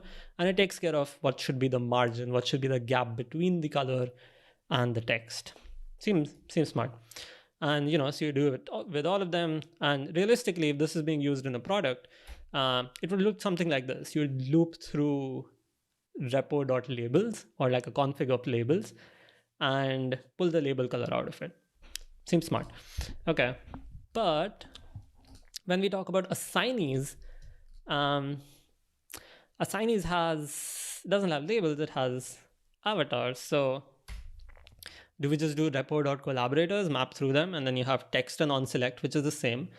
But instead of label color, it becomes avatar. And it knows it has to render a circle, how much gap should there be, and you just pass the user.avatar URL. So seems smart enough. So we have, it could be a label color, or it could be an avatar, right? And the action list component knows how to render both of these. Seems okay. But then you have other things like milestones, which has this icon. You have projects, which has this icon. In fact, if I show you all of these samples, there's a bunch of these. Some of them have icons, some of them don't. Some of them has this indentation. But overall, it looks like most of these are either avatars or they're icons. Some of these are colored icons, but they're still icons. So maybe we just need to know if it's a label or a avatar or an icon. And that probably just works, doesn't it? So for an icon use case, maybe we just import an icon from our icon library and pass it on. So milestones know how to render an icon. But what happens if you give it an avatar and icon both? I'm not saying people are actively trying to do this. They're trying to break something. But it's more like if they're trying to achieve something else, like a selection, and they want to put a check mark, does this feel like a feasible solution? So you import the check icon and you want to show check mark next to the person it's assigned to. And you will end up with something like this in this case, where, there's not enough space for both of them. So they just kind of shift everything. And then you're thinking about, okay, how do I create that margin? How do I get more space? Maybe I can override some margin with CSS. And this API looks like that is a valid direction, even though we don't want you to do that with the component. So this is one of those things where if the API pushes you in a certain direction, it should be the direction that you want. You don't want people to make these decisions, fall into these traps, because they're not trying to break the API. They're just trying to create the selection feature. So coming from that, realize there should only be one prefix. There should only be one visual here, and it can be an avatar. It could be a label. It could be the selection icon, and you import that and you pass that as a prefix element. So in this case, you only get one. You get an avatar. But of course, if you get a prefix element, then you also need to pass it a prop. So you get something like maybe prefix props, where I have to pass the avatar URL, right? And if you think about it, this is like, if you have an element and props, this is a component. So we might as well just call it a component, right? So this is prefix, which accepts any component that you want, and it tries to put it here. Now, definitely more flexible, definitely more in sync with what we need it to do. But the trade-off here is that you could put any component that you want. So this opens up the API more than like just 3 allowed config to put whatever you want. But if you want an icon, then you can import the icon and put, what was it, the check icon is what I wanted. You could do something like that. So we don't call it the prefix, we call it leading visual, so that in sync with Figma. Tiny implementation details shouldn't matter, and it kind of works. You can pass it the avatar, you can pass it the label color, you could pass it the milestone icon. So it fits all of these use cases without really breaking the API. So I like it. Let's move on, make it more complicated, of course. So looking at this, so you see labels, actually assignees, has this, we show the name of the assignee right next to their handle, and it has a different text style, and it shows up inline, versus label over here, you can put a lot more text into it and it shows in the next line. I think this pattern is also there in milestones, in the next line. Projects, it shows the repo or the org in the next line. So I'm just calling it description, right? This is another key. I don't want people to change the text color or anything like that. So I'm just accepting a text field here, which is user.name, and also works for labels, because it could be what's the label description, And then if you want it in the next line, then you give it a variant of block. So it could be inline, it could be block, and I call it description variant. So this is still pretty locked up. Like our config API seems to be, there's like one escape hatch and there's like the element and element variant ugliness, but overall it seems to be doing well. So let's keep going with this. So now let's talk about reviewers, because that's a slightly more complicated component. So this is what reviewers look like. And you see that in reviewers, you have suggestions at the top and you have everyone else at the bottom. So you have two variations of this. You kind of have groups of folks, which is not something you have in assignees. In assignees, it's just one flat list. But in reviewers, it's grouped. So how do we deal with groups here? Maybe we just pass the group. So, if like the user has recently edited, this is a function, could be anything. Then it goes into suggestions, otherwise it goes into everyone, right? So everyone with that title gets grouped, and we know we have to render the suggestions before the first one. Kind of icky, but could work. Okay, but how do we decide what comes first? Like, the suggestions come first or everyone? This isn't reliable, right? Because if the first one is everyone, then does that come first? That doesn't make sense. So that kind of leads us to a slightly different API where we want group metadata to be on the top so that, you can declare which comes first. And then now that you have these, we don't have to rely on strings anymore. We could make this ID, right? So if it's recently edited, then it should be the 0th element, which is suggestions. So you have the group ID here instead of group.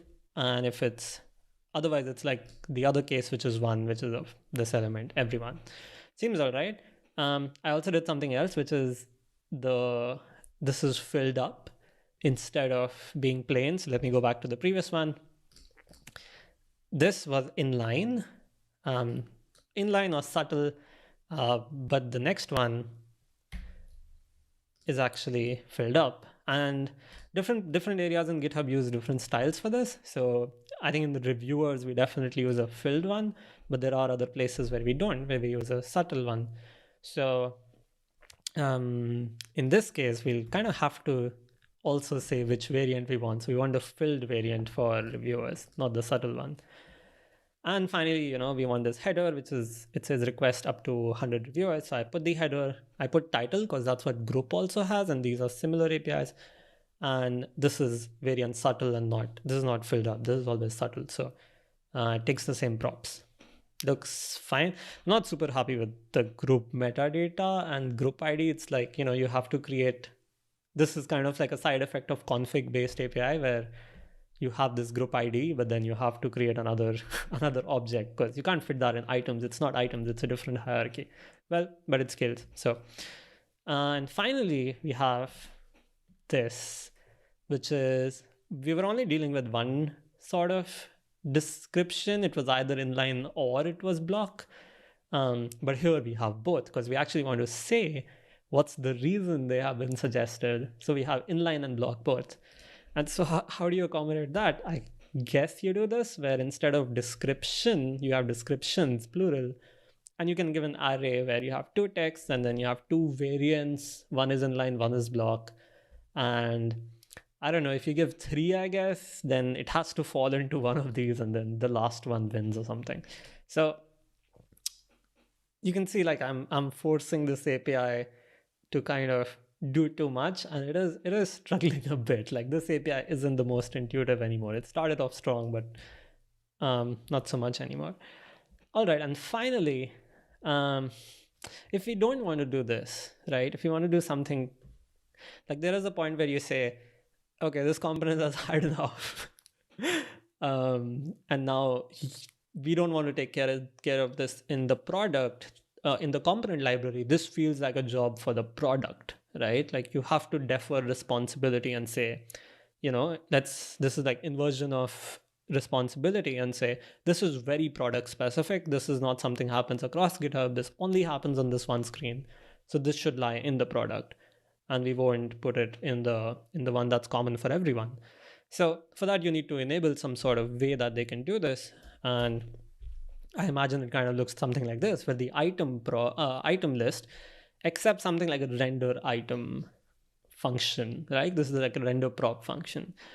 And then you get all the internal props, and these are props that are useful for all the behavior and hover styles and keyboard navigation. We have a lot of props for this, so we want all of those to get passed down. But then inside it, as long as you pass all the internal props, you can decide however you want to render this. So as long as you use the right primitives, where you use the same avatar that we use and the same text color and text size for this, everything would work out.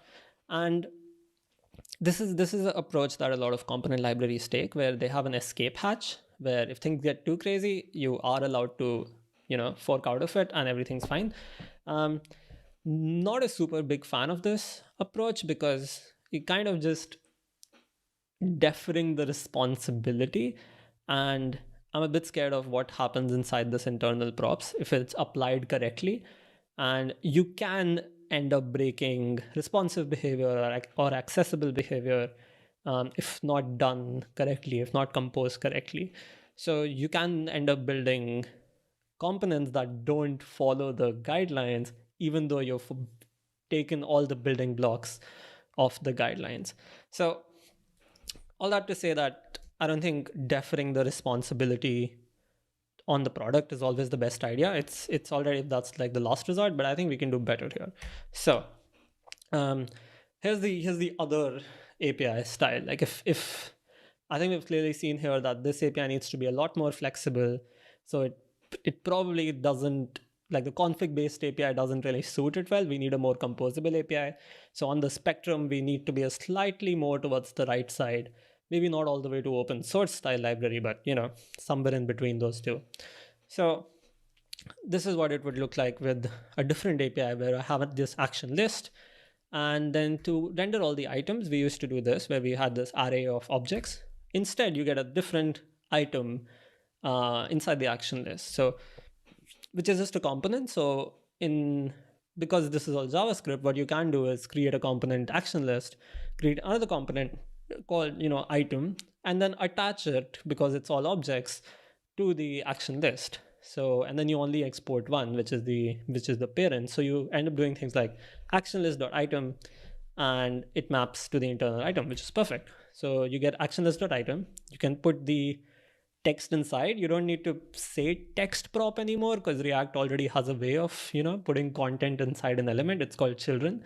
So you can use the children, you can just put it inside and pass the onSelect. Seems easy, seems similar, not that different, seems to work well. All right, moving to dividers then. This is the next use case. This is how we did it earlier, where we had a few ways of cryptically telling what is the divider. In this case, I think it can just be a component, right? Because you render the action list divider, and just like item, it's a component, and you can put it wherever you want, and that creates the divider right there. Seems same, not very creative. And then you had this variant. I think I'm going to keep that behavior. Variant as a prop seems to make sense. The default is inline or subtle, and you can pass the variant danger. All right, now this is where it starts getting interesting. So for the labels, selected. For labels, what we were doing was we had this leading visual, right? And so this is what it would look like by default. You would, inside the action list, you would map through labels, and then use the action list item, give it a key, because now it's a loop, we're mapping through it, and then have the onSelect, and then the children is where the label name goes. So we could just put something before this, like we could put the label color component, but then we would be responsible for what is the margin towards the right and stuff. Instead, what you could do is have action list.leading visual as a component, right? So you see what we're doing here. We're creating all of the child components that can be composed together to create this style. And the children know where they should go. Like the styles are already inside the component, so they always end up at the right position. So in this case, leading visual is this area on the left. It knows how much margin to put. It knows that it has to center vertically all the content inside. And then we could put label color. If it's the collaborators list, if it's this list, then we know that, we have to put the avatars inside. And if we have, let's see. Okay.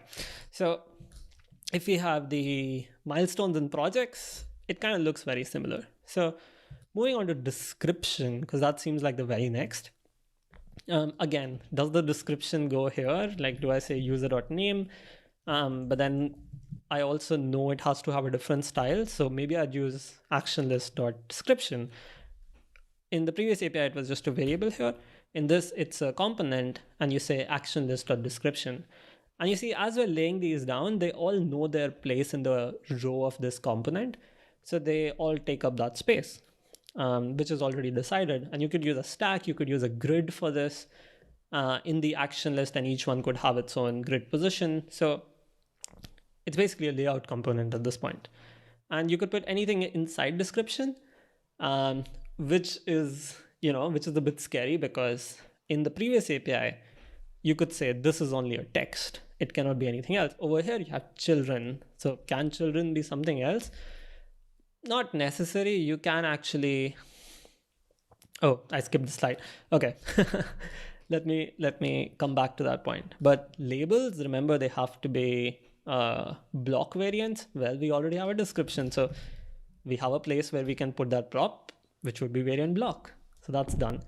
Now coming back to the thing I was saying about type, you can actually make description or make children be typed, right? There's a way to do that, which is you say, using TypeScript in this case, but you could do it with prop types as well, where the description type, the variant can be inline or block. Hey folks, there was so much cool content in that talk, so much. It's actually going on for 40 minutes and we only have time for 20 minutes. So what I want you to do is, if you're watching online and you want to finish this off, you can go on and watch the rest of the talk. But what we have now is we actually have Sid joining us live, and we are going to pick up with some of the questions. Now, I know some of those questions may be answered later on in the talk, but we can have Sid answer them for us directly now. How are you doing, Sid? So happy that you can join us. This is like the classic being left on mute. Yeah, I did. I'm doing well. How are you? Good, good. I love the talk. I was really enjoying it, and I'm going to go back and finish it off later. But I've got some questions that have come in, and I'm just going to pose them to you. One of the first one is, in a nutshell, is there a thumb rule to decide if a component should be part of the design system? How many times do you need to use it? Is there a number of usages enough for you to make that decision? That's a very good question. So I guess the thumb rule is something that you hinted at, which is how many times is it used, especially across pages and products. So the moment you see something is a pattern that repeats a lot, but of course, each product or each team would develop it for their own use case. That's a sign that across teams and across products, it would be just a tiny bit inconsistent, or it would be accessible in one but not in the other. So that's usually a short sign that this could be pulled in the system, polished, made consistent, and then released back to the teams to use that one true version. That's awesome, thank you. And one thing I really loved as you were going through the talk was you were slowly building it, and we watched this design system get more and more complex. And there's a relevant question to this where someone asks, how do you decide whether a component should be split up into multiple components to support different use cases without that API becoming too complex? Yeah, that's a good question again. I don't know if there's an easy answer for it other than you're trying to build a few examples with it. And you can, like the thing I tried to do in the talk, you can start telling when it starts becoming icky to use, when it starts becoming a little too, you have to do too much guesswork or copy from the docs exactly. So when it's not predictable anymore, you use the API, you can't really tell what's going to happen.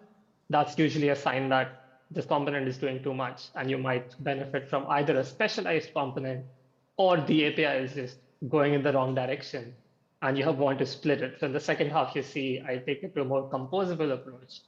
So it's the same amount of components, just one with a bunch of children, but it's a more composable API. So you can actually do more by keeping the API smaller. Thank you. And another one as well, because there will always be design exceptions. When you're trying to deal with those, is composite patterns the only way to be flexible enough to, but still stay abstract? At least in my experience, that's the way that I like the most. Some folks also have nested styles. So you basically pass it to the root, and you can reference each child and customize them. So maybe in the top level list, I can say all of the images, they should actually have this extra border because I choose so. But I like to co-locate them right as close as I can to them. So I usually prefer composite, but it's CSS. You can actually start from the top and cascade it down. Nice. And another thing, kind of want to get your opinion on, what's your view on creating your own design system versus using a components library? I know, like you said, it depends, but how do you usually make that decision?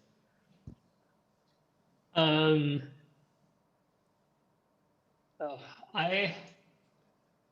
actually don't have a good answer, so I'm going to give the answer that I personally do, which is you can start off with a library, which is hopefully an unstyled one. There are a few now, so that you can at least control the styling. But eventually, I always hit a point where I want to customize it more, and I have to go inside the internal. So the moment you find yourself customizing their behavior, and not just the aesthetics of it, that's the time that you have to pull this component out, and build it, make it your own. But honestly, if you look at a component like we are happy with the behavior that gives us, especially if you're like early stage, you have to get everything abstractly made you want and use it. Shipping is more important. It's my opinion, and sure, use a component that define an unstyled one, you at least want it to feel like your own, you don't want to feel like somebody else. And we've run out of time, but we've run out of time. One more question. Did you deliberately cut the code in the books you've got in the background? Yeah, it's true. Yeah, all of these are true. Some of these are not even my house, but I borrowed them. I just filled the page, Orange book is there. It makes the transition.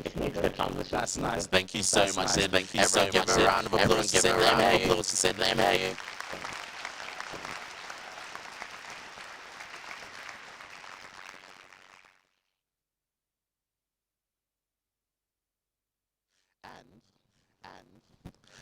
I forgot my clicker, so what I'm going to do is I'm going to use click on the next slide. It's over where I was sitting. Thank you. So that I can shout out our sponsor, Mirror Legion, goal sponsor, developers, Mirror Legion, it's built for Mirror Legion, and at Mirror Legion, no false positives, feel way too fast, had it upside down.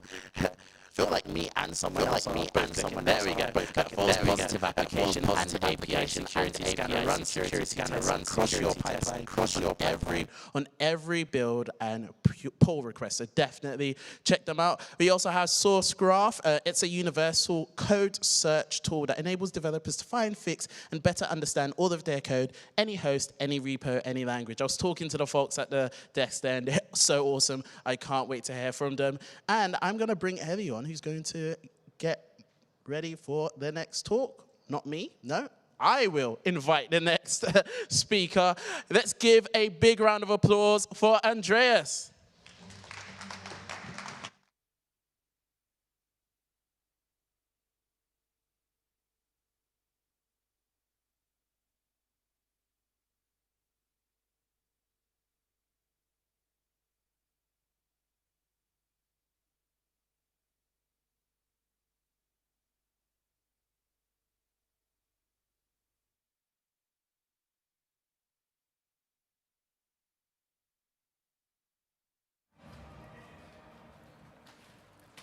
Hello.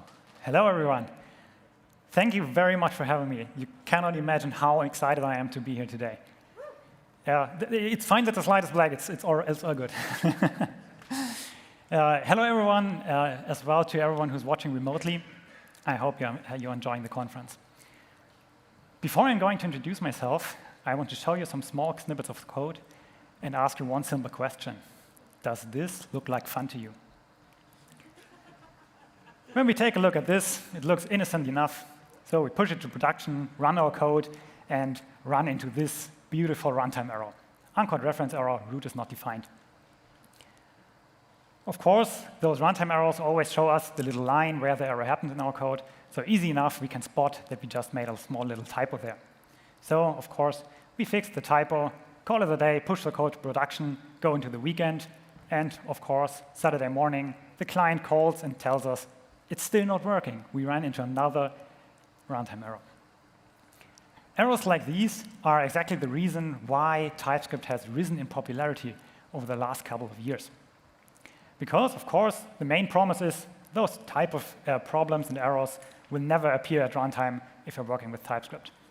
So you're going to your tech lead and convince him to convert, you migrate your complete code base all the way to TypeScript. Because maybe it's an older project, we're still working with class components, and we're even using legacy APIs like the legacy string refs. So as you can see, this is already TypeScript code, but they are still the same runtime error. Here we are passing a string ref down there to the div to get a reference to the HTML node, and at the string root, and we access this at the top with this.refs.root, but again with the same typo. So as you can see, only because we are using TypeScript, it does not guarantee that we will not run in any runtime errors. It depends on the framework, it depends on the APIs that we are using, how safe we really are. And this is exactly the topic of my talk that I'm going to give to you now. How typed is React really, and how does it compare to other frameworks? But first, I'm going to introduce myself, because I guess most of you won't know me. My name is Andreas, and I'm from Dresden in Germany, and I'm a development lead at a small agency. And something around 2016, we started off migrating our first project to TypeScript, and since then, we have been great fans. So every new project that we are starting, no way we are starting with JavaScript, it has to be TypeScript, or else we are out. And I guess many of you, or some of you, are sharing a similar journey. And this rise in popularity has led many of the popular frameworks to add a sentence like this to their documentation. We offer first-class TypeScript support. TypeScript is working out of the box. The TypeScript is a first-class citizen in our framework. Funnily enough, maybe you saw it already. Yesterday, they released the newest version of the React documentation as an early beta. And I searched the docs, and so far, nothing like that is in the beta documentation. But we will see. Maybe it will be added at a later point in time. When we take a look at the popular frameworks, a lot has changed over the last previous years. First of all, Vue.js, when they announced Vue 3.0, they announced that they have completely rewritten the framework based on TypeScript, and they are able to offer a much better experience than with the earlier versions of Vue. Angular as well, even if they started with TypeScript all those years ago, they started actually so early with TypeScript that TypeScript was not yet powerful enough to model all those dynamic features that the framework needs to offer its users. Sadly, on the React front, things have been a bit stagnating. But this is not a problem at all, because from the beginning, when TypeScript made the decision to directly support JSX or TSX, we never had any problems with the TypeScript support. So on that front, even if not much has changed, we can still get the benefits of TypeScript in our language. In the following, I want to take a look at different areas of the framework that can be supported by the framework. At first, we're going to take a look at the basics. So within one component, you have this logic part where you call functions, you define variables, and you pass these logic parts to the template, and this template is then accessing those variables. But this is only the basics. So it's the lowest level of TypeScript support that a framework can offer. The minimum requirement to really be able to help us as developers is when the boundaries between components are typed as well. So the inputs, the data that is flowing into our components, and the output, the events that flow out of it, they have to be type safe as well to really bring us any benefits. But let's start with the basics. First, maybe we are not even working with TypeScript. Maybe we're still working with JavaScript. TypeScript can already help us in our framework of choice. Here, maybe we installed the React type definitions into our project. So when we type React.use, we get an autocomplete, we get suggestions of which functions we want to use right there. Later, we migrate our project, and then we're still in the logic part of our component, but already here, the TypeScript can support us and help us and show us errors when we made a small little typo or used a function that does not exist. When we then want to use this data, this logic in our templates, TypeScript again wants to help us. So here we define some number, and we want to use it in the UI, in the template part. And here as well, TypeScript can help us and give us the right suggestions. And as you see on the right, when we access a function that does not exist, again, we see the error in the editor. One very important part is that we don't only want to see the error in our editor, because when we write code, maybe we are too fast for TypeScript in the background when it's compiling. Sometimes it takes a bit. Maybe you already closed your file, pushed to production, or pushed to your pipeline. And then we want to be able to crash the pipeline if we still have type errors in our project. So the framework has to offer a possibility so that we can run the type checks with a command line tool. Luckily, because TypeScript directly supports JSX, we can just run TSC, the TypeScript compiler, and have the errors crash the build pipeline. In the next step, it can get a bit more complex when we want to use more features that TypeScript is offering us. Like right here, we have our component that receives as a prop a value x, which is either a number or a string. So of course, we cannot be sure which we got in our use case. So when we directly call the toFixed function on x, TypeScript can offer us this helpful error and tell us it's all good that toFixed exists on a number, but on the type string, the function toFixed does not exist. So TypeScript forces us to first check if the variable x really is a number, and only then can we access the functions that exist on numbers. This is a feature that has only been added to the other frameworks quite late, actually. For example, here we are seeing the equivalent Vue.js code. We have basically the same thing, defining a property that is either a number or a string, and we're using it in the template. And we're getting exactly the same error as earlier, because Vue.js they found a possibility to compile the templates into real TypeScript code and have the same kinds of errors that we get natively by the TypeScript compiler in React. Now we have the basics down, so we can define the logic of our components in a type-safe manner.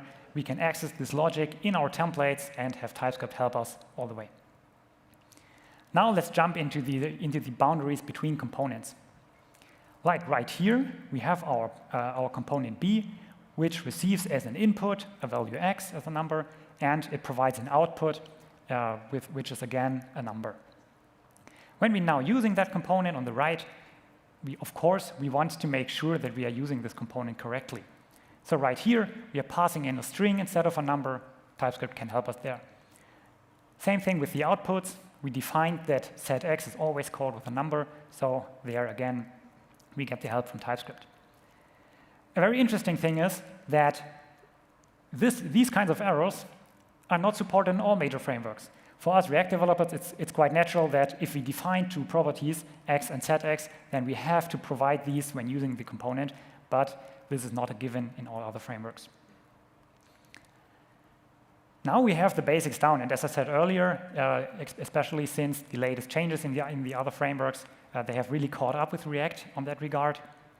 But there are still some cherries on top that React is offering us that the others can't or cannot quite easily give us as developers. First of all, the great thing about React is that components are just functions.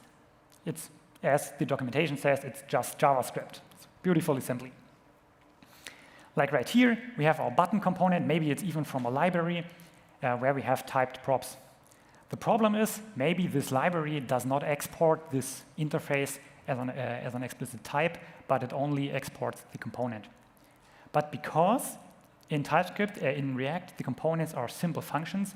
We can use TypeScript helpers to access the shape of this argument. We can just use the parameters type, extract the interface, and extract the type of the button function, and the parameters type will return to us a list of all parameters that our function expects. So right here in our example, a React component always receives one argument, the props object. So we use index 0 to extract the props of our button component. So just because the library author decided to not directly export the type of the button component, we can still access it with parameters. However, right now, this only works with function components, but luckily, the React type definitions export a helper type called component props that we can use to access the props of function components, of class components, and of the built-in HTML elements. So for example, right here, we are extracting all properties that the native HTML element is allowed to receive.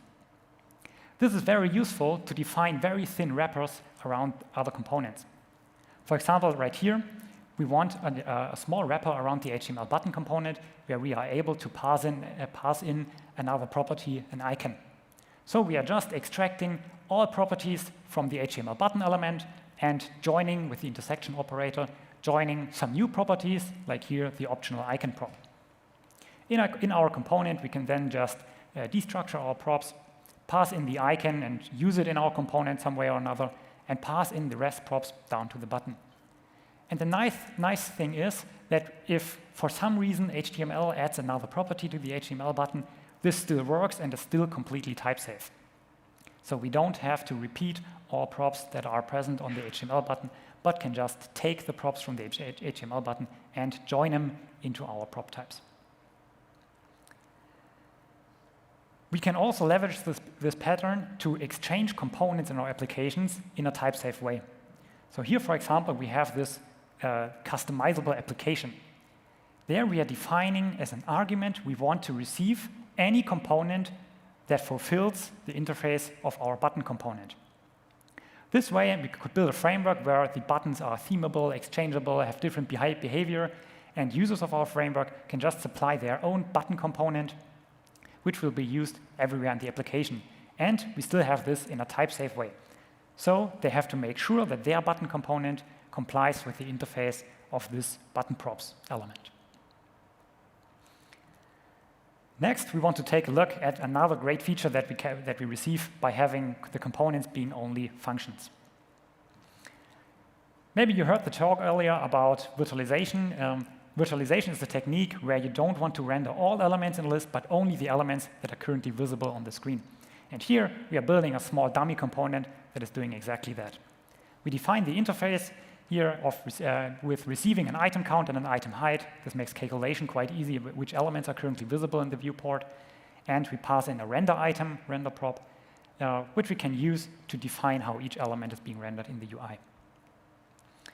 Of course, we then have to make some calculations to calculate which elements are currently visible. We're going to skip that for now. And then we are just iterating over the visible indices and call the render prop. When using this component, it looks currently something like that. So we fetch some data, it's a person array in our use case, and we want to use our virtualized list to render those persons to the UI. Here, because we defined that the index of render item will always pass out a number, we are working in a type-safe way. So we're accessing an index on the persons list and accessing the field name or age. The problem is that maybe we don't always have a list available.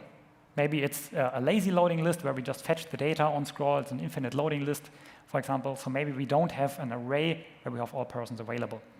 So optimally, we want the API to look like this. Render item now gives us a person object. And on a person, we can access name and age and no other fields because only these two exist. The problem is, when thinking about this naively, we might think that we now have to develop a virtualized list for persons, a virtualized list component for cars, a list component for pets, etc. And of course, this cannot be the right solution. So maybe at first, we are changing the interface of our virtualized list component to receive unknowns or any props. This way, when using this component, you can pass in a list of persons, a list of cats, a list of animals, and it will work. The problem is, on the output side of things, render item will pass us an item element of the type unknown. So we cannot use it to access the fields age and name because unknown does not have any fields. So now we would need some kind of a contract that we can use to connect these two unknown properties. And for this, we can use TypeScript generics. So we define this titem generic type variable that we can then use to define that items is of any type with titem array. And when used with the type person, for example, then we want render item to give us back a person again. So when using this component, we can pass in a list of persons, and TypeScript will know that we instantiated the component with the person type, and we will receive the person object in the render item function. When we hover over this JSX element, we get this tooltip where we can see that TypeScript correctly inferred the type of our component. This way, we can build a component that can be used with different kinds of types, so with persons, cats, cars, whatever, and while still being completely type safe when using this component. Another quite popular pattern that is using this feature is the as-prop. Maybe you've used it in styled components or emotion, where you can pass in another component in the as-prop and want to pass in new properties to this new generic component. So like right here, we have this link component, which normally renders just an A tag, maybe in the UI. But right now, we want to render it as a button element, and we want to be able to pass in an additional icon. And here, again, we can make use of the TypeScript generics and define our component like that. You can see maybe one of the problems when working with TypeScript a lot, the component code, the library code starts to look quite complex, but we are achieving a very nice usability for the users of our component. Like right here, for example, we define the type variable tComponent. We add this constraint that it has to be a component type. And then we can say that our link component will receive the as-prop, where we can pass in any component. And it can receive all props that this passed component wants to receive in the UI. So now I hope that you could see that yes, TypeScript support is good, and all frameworks have the basics down of this TypeScript support, but TypeScript support is more than only defining the types inside of our logic of our component, inside of our templates, also on the boundaries between components, but also there are lots and lots of additional use cases where we can leverage TypeScript in our React projects. I want to say thank you for listening to my talk. I hope that you have some quite exciting questions for me right now. I wish you a lot of fun at the remaining conference, and want to say thank you.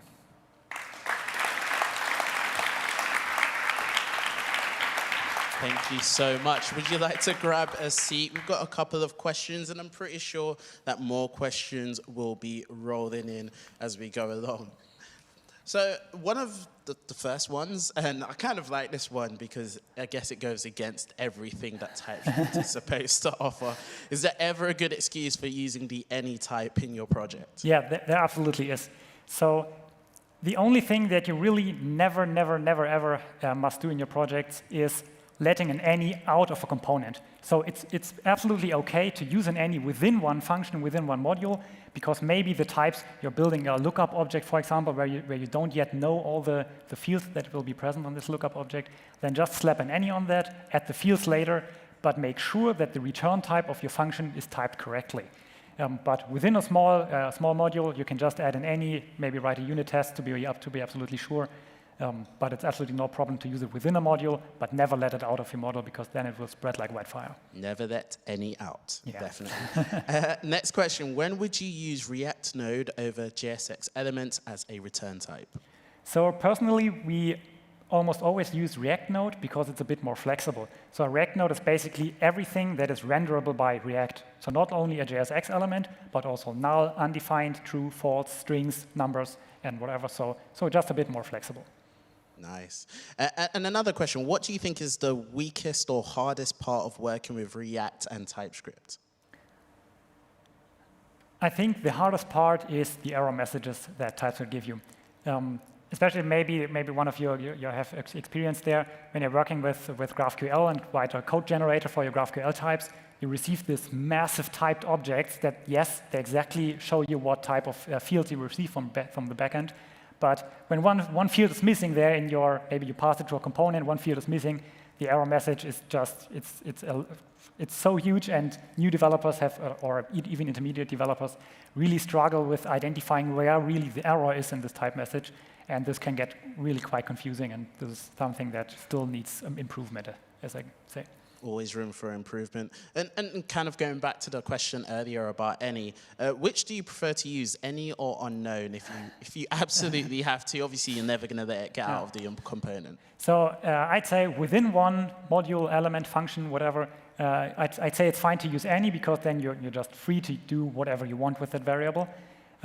If you have a case where you're expecting some kind of a variable from outside, so you're writing your own console log function, maybe, and there users can just supply any value they want, I'd use an unknown, because then I can't accidentally use any fields on this data, because I won't know what data is getting passed in. For example, if I write a log function that just says json.stringify, then it really doesn't matter, so I just write unknown there and can be sure that I won't access any fields that don't exist.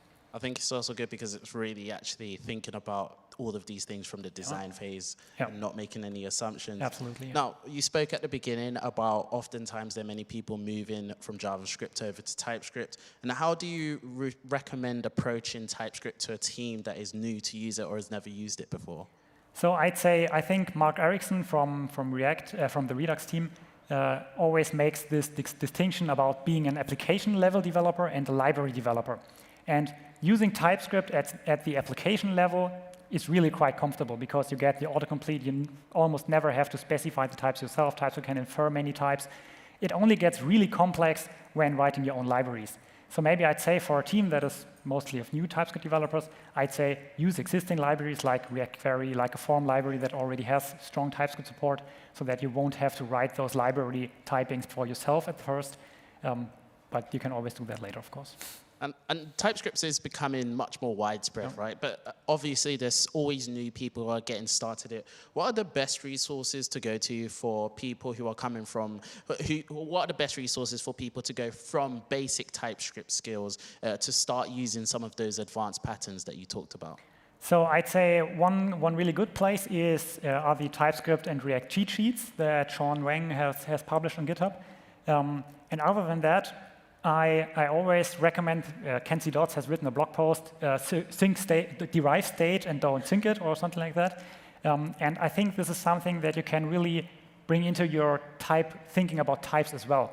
Because when you have a type for the type of data that is returned by your API, for example, and you want to map this type to form fields, which have a changed field, touched field, dirty field, whatever, then you have to recognize that this new shape is completely dependent on this input shape, and that you can somehow probably map this input type to this expected output type. And once you recognize that, then you can start looking for solutions of how you can achieve this mapping and learn these more complex patterns on the way, because that's how you learn new things, by solving problems. Thank you so much. That's all the time we have for questions today, but I can see there are so many more questions.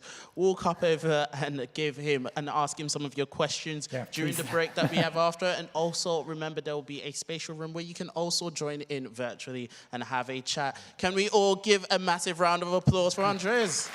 Thanks a lot for having me. All right, folks, now there will be a 30-minute break, and after this break, we'll be having the lightning talks right here on the general track stage. I'll see you soon.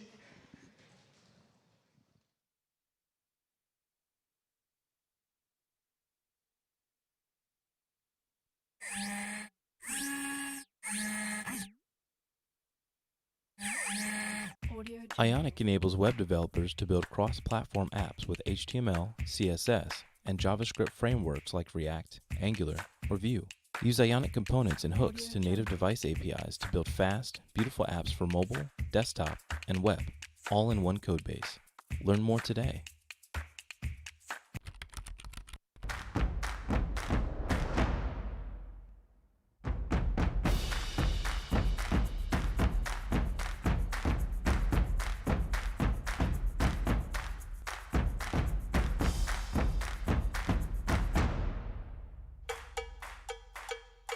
What content do you need today? All blog posts, just the ones in English, and only a list of their titles and cover images? Or are you building a specific landing page and prefer content mapped to React components? Choose TypeScript SDK with Fluent API or GraphQL and get content fast. Content by Kentico. As a developer, you need to deliver fast, and you simply don't have the time to constantly think about security. Neuralegion can help. We give you, the developer, comprehensive and fast security testing automation for your entire application on every pull request. With every new pull request, Nexploit will run all the security tests your app needs without false positives. We can integrate directly with your CI/CD pipelines, whatever your environment. So what are you waiting for? Add Nexploit to your project and start doing unit security testing today. Sanity, a popular choice for Jamstack applications, which stands for JavaScript, APIs, and Markup. Sanity is part of the A in the Jamstack. It provides an open source studio where you can model your content with JavaScript and manage it in the browser. Meanwhile, the actual data is stored in the cloud in what's known as a content lake, which can then be queried from a front-end application quickly with its built-in CDN, while supporting features like GraphQL, webhooks, and real-time updates.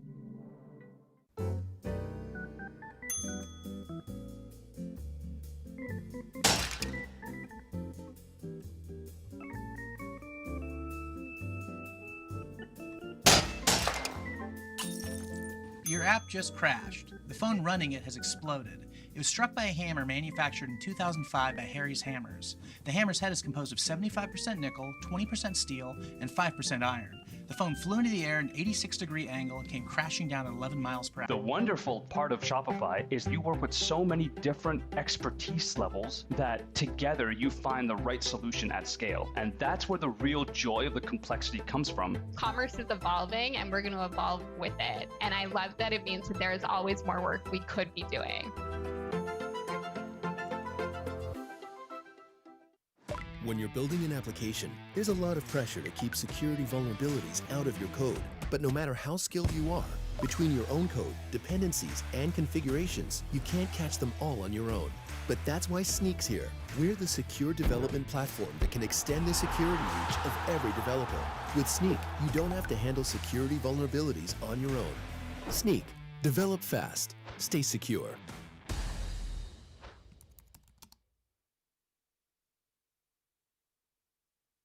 Introducing StackHawk. StackHawk makes it easy to find and fix security vulnerabilities before deploying to production. With lightning-fast security scans, returning results for review and triage in minutes. Get started for free today at stackhawk.com.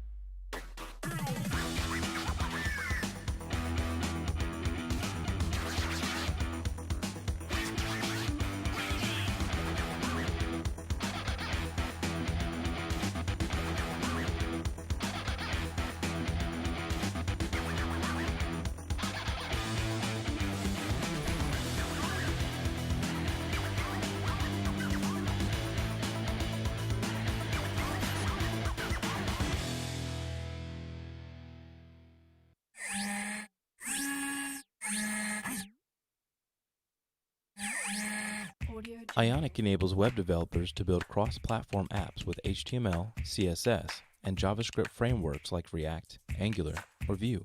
Use Ionic components and hooks to native device APIs to build fast, beautiful apps for mobile, desktop, and web, all in one codebase.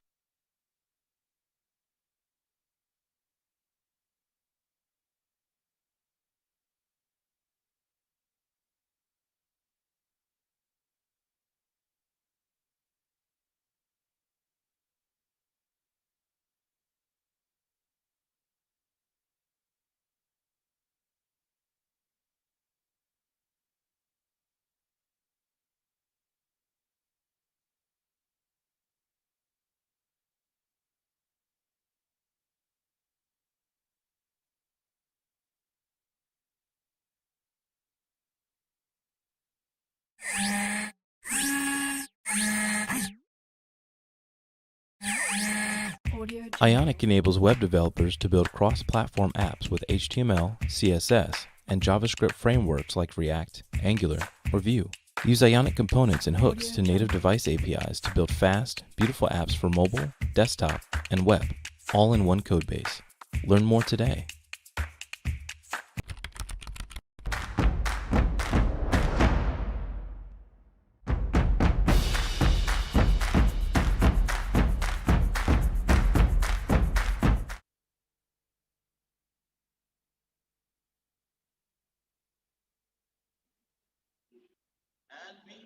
Live. Welcome back.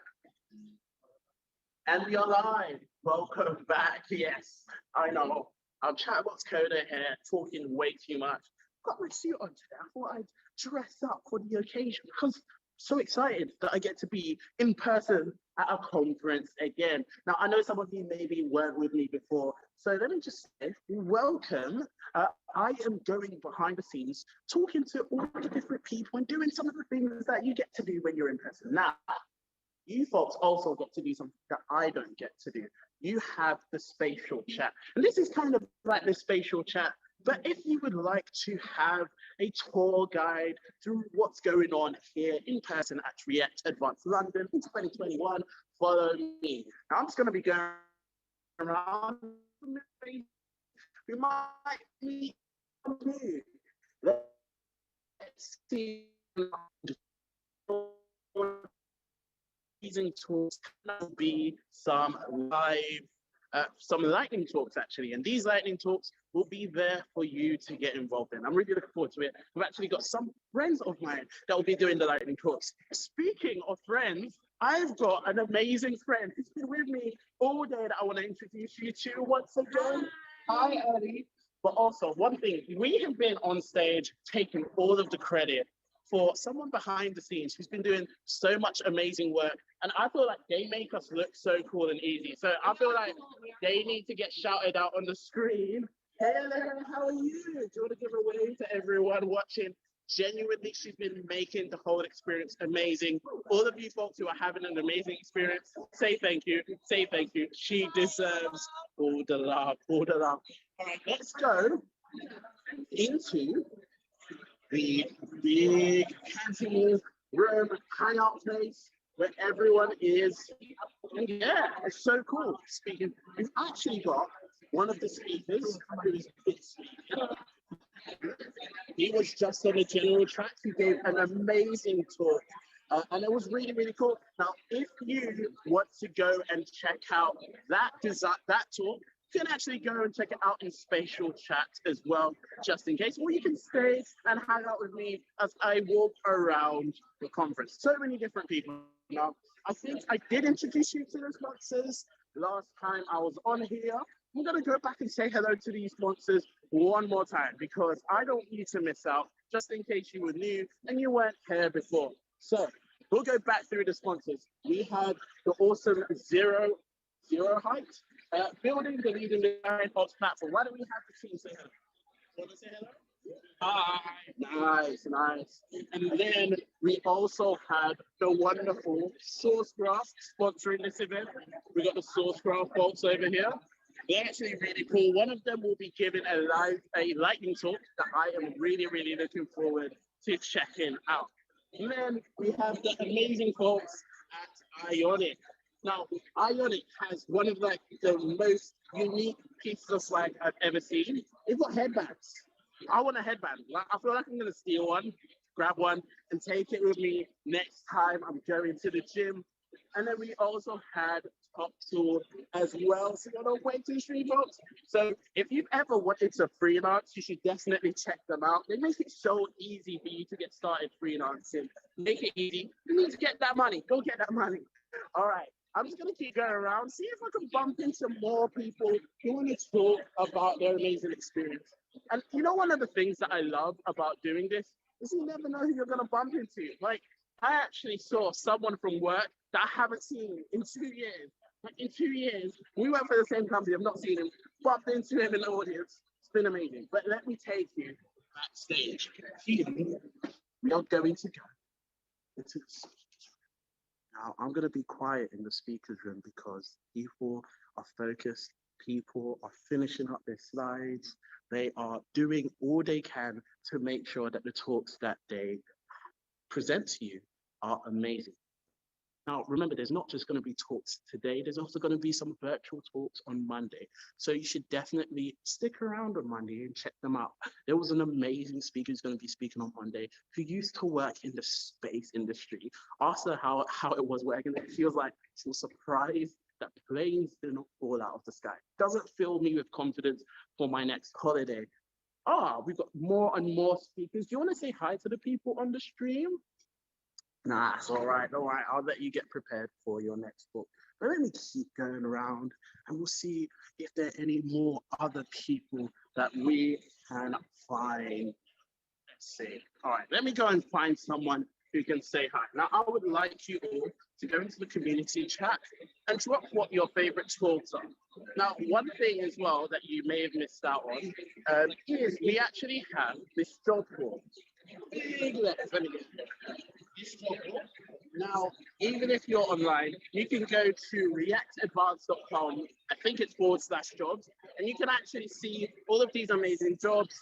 Some of them are React jobs, different types of jobs. And remember, Total, one of the sponsors, you can go over to the Total website. You can get signed up. If maybe you don't want to work for just one person, you want to freelance, you want to change up the different gigs. Now, I'm going to go and head over to the Pro Track and check in with the MCs over there. Now, they've been doing such an amazing job with so many of the talks and the different things going on. Another jump board, I didn't realize we had to. And they've been doing an amazing job. Let me go and check in on them on the Pro Track. So we'll see what's going on in the Pro Track. Oh, I always get freaked out because I'm on train. Hey, yeah, how are you doing? How are you enjoying the conference? You want to join in? Enjoying it? Nice. Got your coffee. Yeah, very coffee. Very coffee. That is a great description. All right, let's see what's going on here. We got people who want to come and say hello. You want to come say hello on the street? On the street? Nice. Oh, you know what? We both got cameras. You're taking a photo. Take a photo. Take a photo. Digital photo. Yes. Take a couple of weeks. What's your name, by the way? You want to introduce yourself? My name is Sergey. Nice. I'm a developer at Shopify. Shopify. Awesome. Nice. Have you been speaking or have you been enjoying the conference? Awesome. Awesome. What's the Instagram? It's not Instagram. It's all the people who are joining from home, so they're joining us right now. What have you been enjoying from the conference so far? Actually being in person. Oh, actually. I mean, like, yes. I can fist bump someone. Awkward, but it feels so nice. I know, it's like every time I'm like, do we handshake? Do we hug? What do we do? Do the awkward elbow thing that nobody. Well, this needs to stay in 2020 and not come back. Elbows, see you later. All right, thank you so much. Nice to meet you.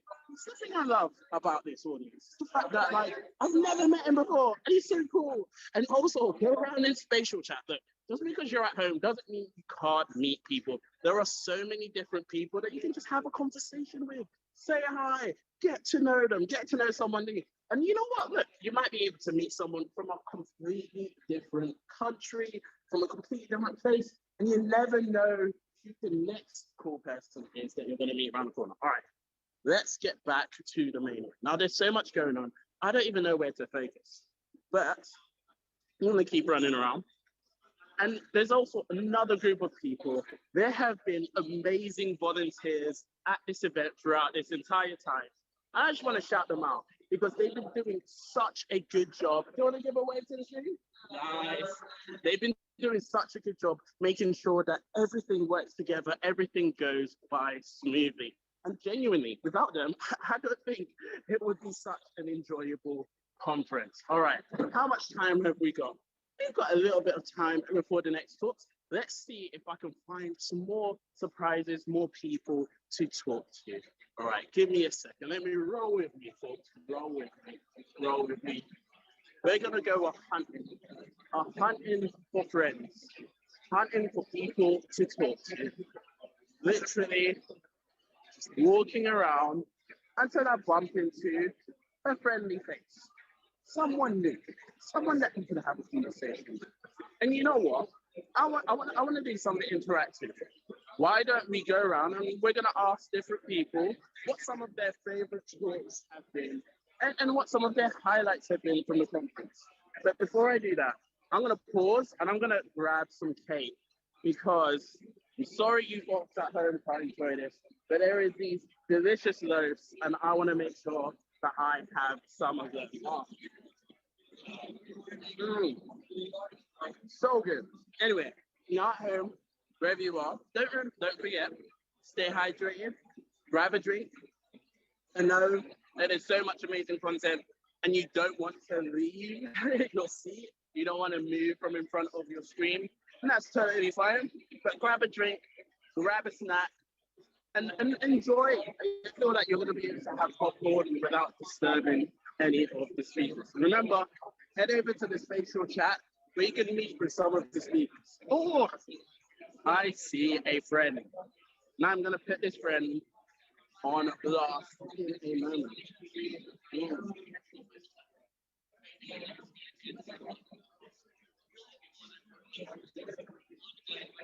Are you saying hello? But anyway, let's continue. There we go. I got distracted by the amazing cake. Now, I'm not going to go back into the speakers room because last time I went in there, it actually got pretty, what's the word I'm looking for? They're just really focused, and I want them to be in the best space, best mind space to be able to give you talks. I'm going to go out for some fresh air. Just stand outside. It has been so cool. I'm loving the space and I'm loving being outdoors. It's a beautiful day out in London. And I think one thing that I've really enjoyed, so let me just go through some of those talks in my head. We've had so many amazing talks.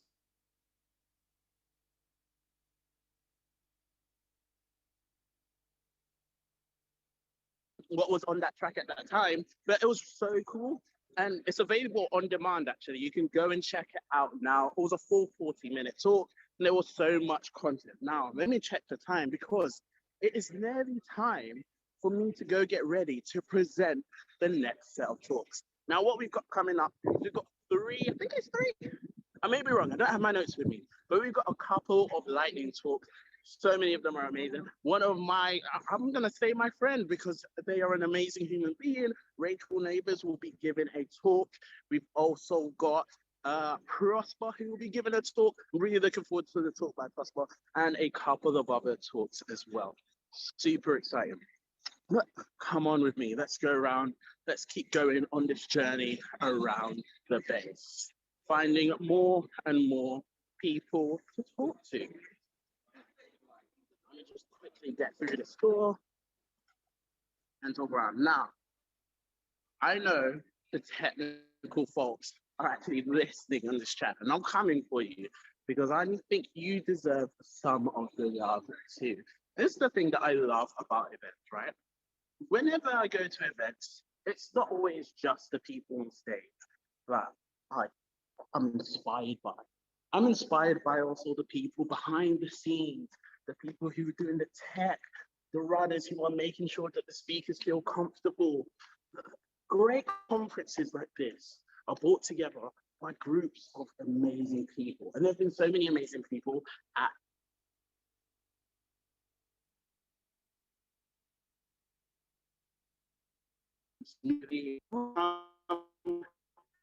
and talk.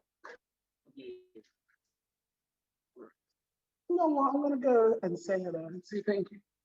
Because without them, none of this would be here. None of this would be here. And we're also testing some of the speakers as well. I just look and like the tech table is empty. I think they saw me coming and decided to pass and skip. We've got a couple of different people as well in the room. Now, not only are there swag, let me check out some of these things on this table. We got stickers, got a little badge. I've got my little badge already. We got a couple of other things as well. Now, you see on the screen? Well, one thing I love is you can't really see it for you, but we've actually got these screens which show us the tweets that people have been tweeting throughout the day. And anyone who tweets with the hashtag React.js conference, most of your tweets have actually been appearing on screen. So if you're watching from home, I would like you to let me know that you're watching. So send a tweet talking about the walk around behind the scenes. And if you are enjoying it, tweet me and let me know. Tag me in your tweet at ChatUpCoder. Use the hashtag ReactAdvance so that we can all just share our experiences. Now, let's keep the camera pointed at my face. There we go. All right, back downstairs. One of the good things about doing this particular role, walking around, is I am getting my steps in for the day. More than enough of my steps in for the day. But, okay, I'm gonna pause. All right. Now, I'm seeing people making their way back to the general track, which means I am probably going to need to disappear very, very soon, say goodbye, and go and present on stage for the next set of talks. But folks, it has genuinely been such a pleasure chatting with you. I'm about to disappear, so when I finally do disappear, I'm just actually going to rush up to the general track room, which I just left. Shouldn't have left. I'm going to quickly go up there so I can be there on time for the next session start. Now remember, the next sessions are going to be amazing. You can also jump into the pro track as well. You can jump into the pro track. There's going to be other sessions going on as well. All of the all these steps. Man, I'm out of shape. All right, folks, it has been a pleasure. I'm going to have to disappear now. I'm going to have to put this down. And I will see you in a couple of minutes. Thank you so much. Nathaniel will be out in just a couple of minutes. Once I find the right person to hand this camera to, give me a break. You know what? All of these people, these are all the tech people making everything work. A massive thank you to all of them. Wherever they are, a big thank you to them. They've been doing such a good job. All right. Now, time for me to head off, time for me to disappear, but just enjoy the conference. Remember to get involved. Go to Discord, go into the hashtag community channel and have a conversation. Meet somebody, go into the spatial chat, find some of the speakers. I also know we have discussion rooms. Maybe if there's still a discussion room, I don't remember the agenda off the top of my head. Join one of those discussion rooms. And now we're going to have a couple of videos from our sponsors before we come back here together and join in for the lightning talks that we have coming up next. All right, folks, it is time for me to disappear. Goodbye. See you later.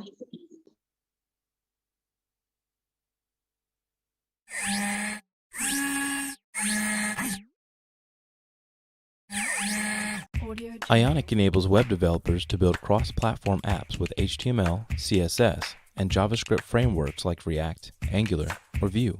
Use Ionic components and hooks to native device APIs to build fast, beautiful apps for mobile, desktop, and web, all in one codebase. Learn more today.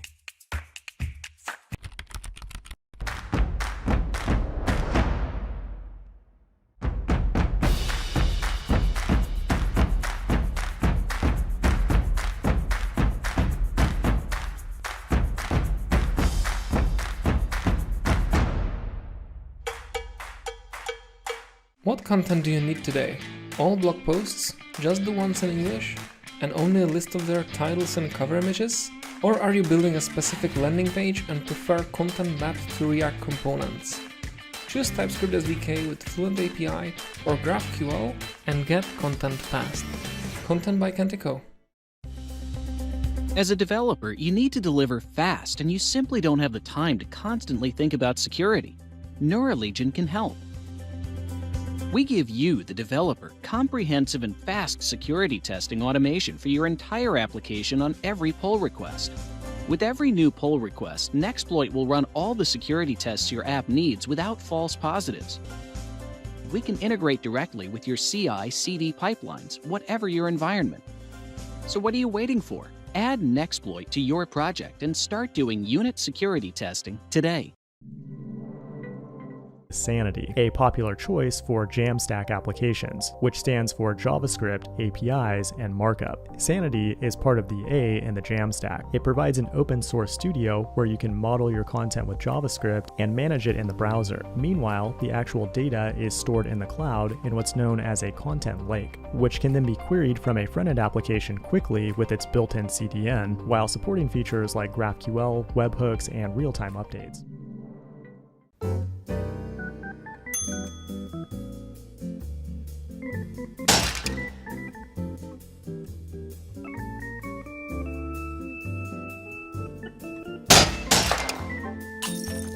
Your app just crashed. The phone running it has exploded. It was struck by a hammer manufactured in 2005 by Harry's Hammers. The hammer's head is composed of 75% nickel, 20% steel, and 5% iron. The phone flew into the air at an 86-degree angle and came crashing down at 11 miles per hour. The wonderful part of Shopify is you work with so many different expertise levels that together you find the right solution at scale. And that's where the real joy of the complexity comes from. Commerce is evolving and we're going to evolve with it. And I love that it means that there is always more work we could be doing. When you're building an application, there's a lot of pressure to keep security vulnerabilities out of your code. But no matter how skilled you are, between your own code, dependencies, and configurations, you can't catch them all on your own. But that's why Sneak's here. We're the secure development platform that can extend the security reach of every developer. With Sneak, you don't have to handle security vulnerabilities on your own. Sneak. Develop fast. Stay secure.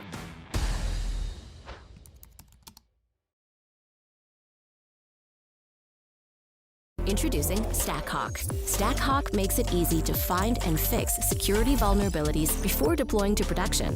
With lightning-fast security scans, returning results for review and triage in minutes. Get started for free today at stackhawk.com.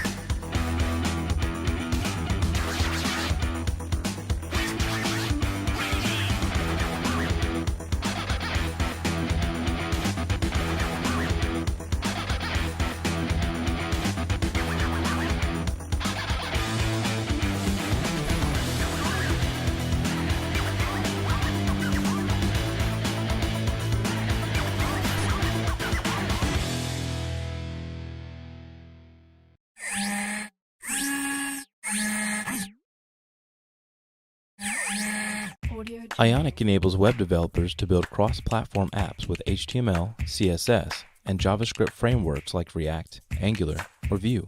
Use Ionic components and hooks to native device APIs to build fast, beautiful apps for mobile, desktop, and web, all in one codebase. Learn more today.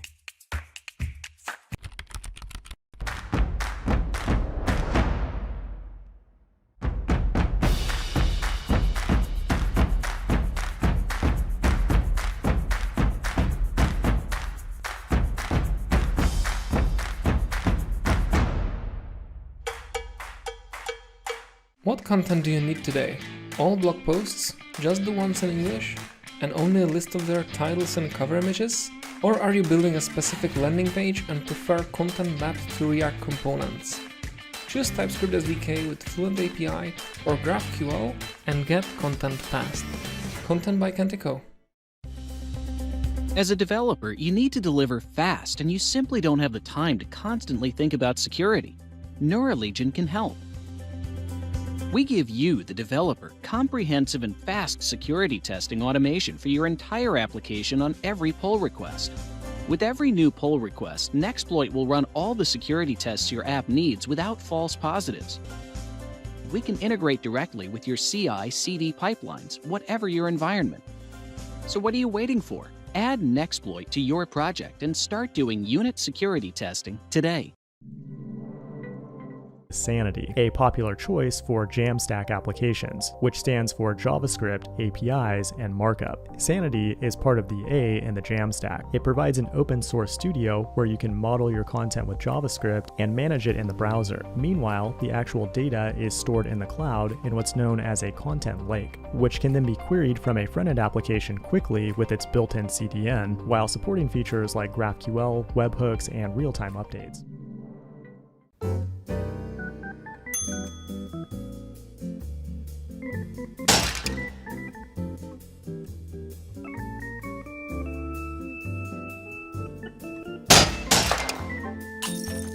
Your app just crashed. The phone running it has exploded. It was struck by a hammer manufactured in 2005 by Harry's Hammers. The hammer's head is composed of 75% nickel, 20% steel, and 5% iron. The phone flew into the air at an 86-degree angle and came crashing down at 11 miles per hour. The wonderful part of Shopify is you work with so many different expertise levels that together you find the right solution at scale. And that's where the real joy of the complexity comes from. Commerce is evolving and we're going to evolve with it. And I love that it means that there is always more work we could be doing.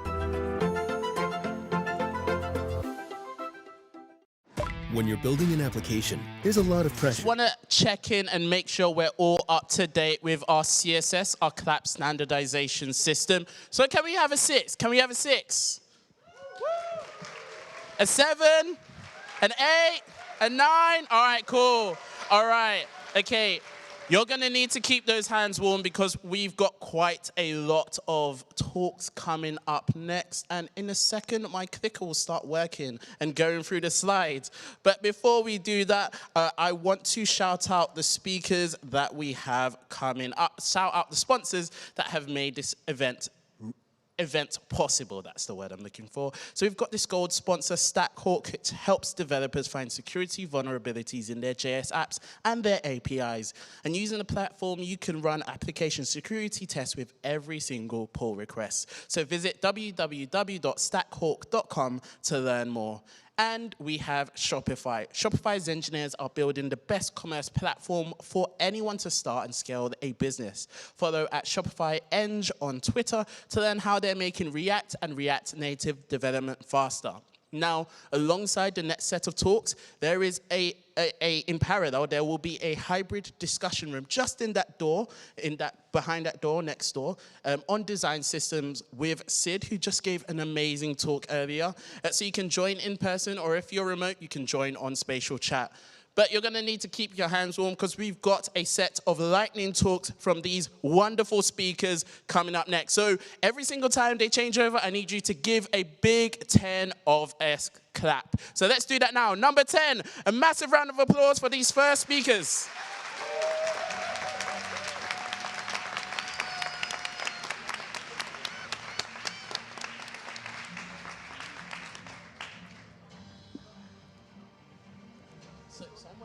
Does it work now? All right.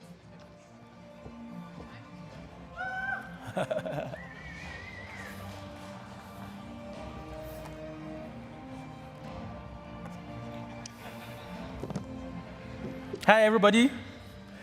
I'm very glad to be here. It's been almost 2 years I did this, so I'm really excited to see everybody. So I'm giving a lightning talk on supercharging developer productivity with advanced code search.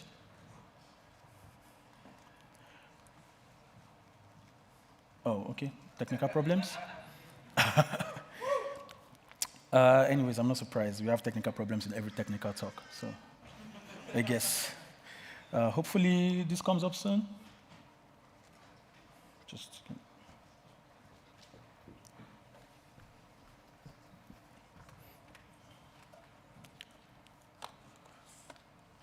So while we wait, if you're with your phone or your laptop, you can open sourcegraph.com. Yeah, just pick up your phone or your laptop, open sourcegraph.com, because I'll be talking about how to supercharge your productivity with code search. How many of you, I mean, every developer here does code search, I assume. Awesome. All right. How many of us use VS Code? Everybody? Sublime? Oh, shit. I use Sublime. Oh, my goodness. I feel so old. Anyways, this has gone off again.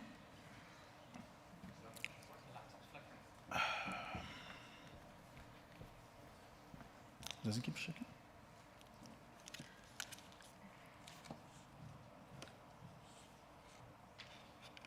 Yeah, sorry about that, guys.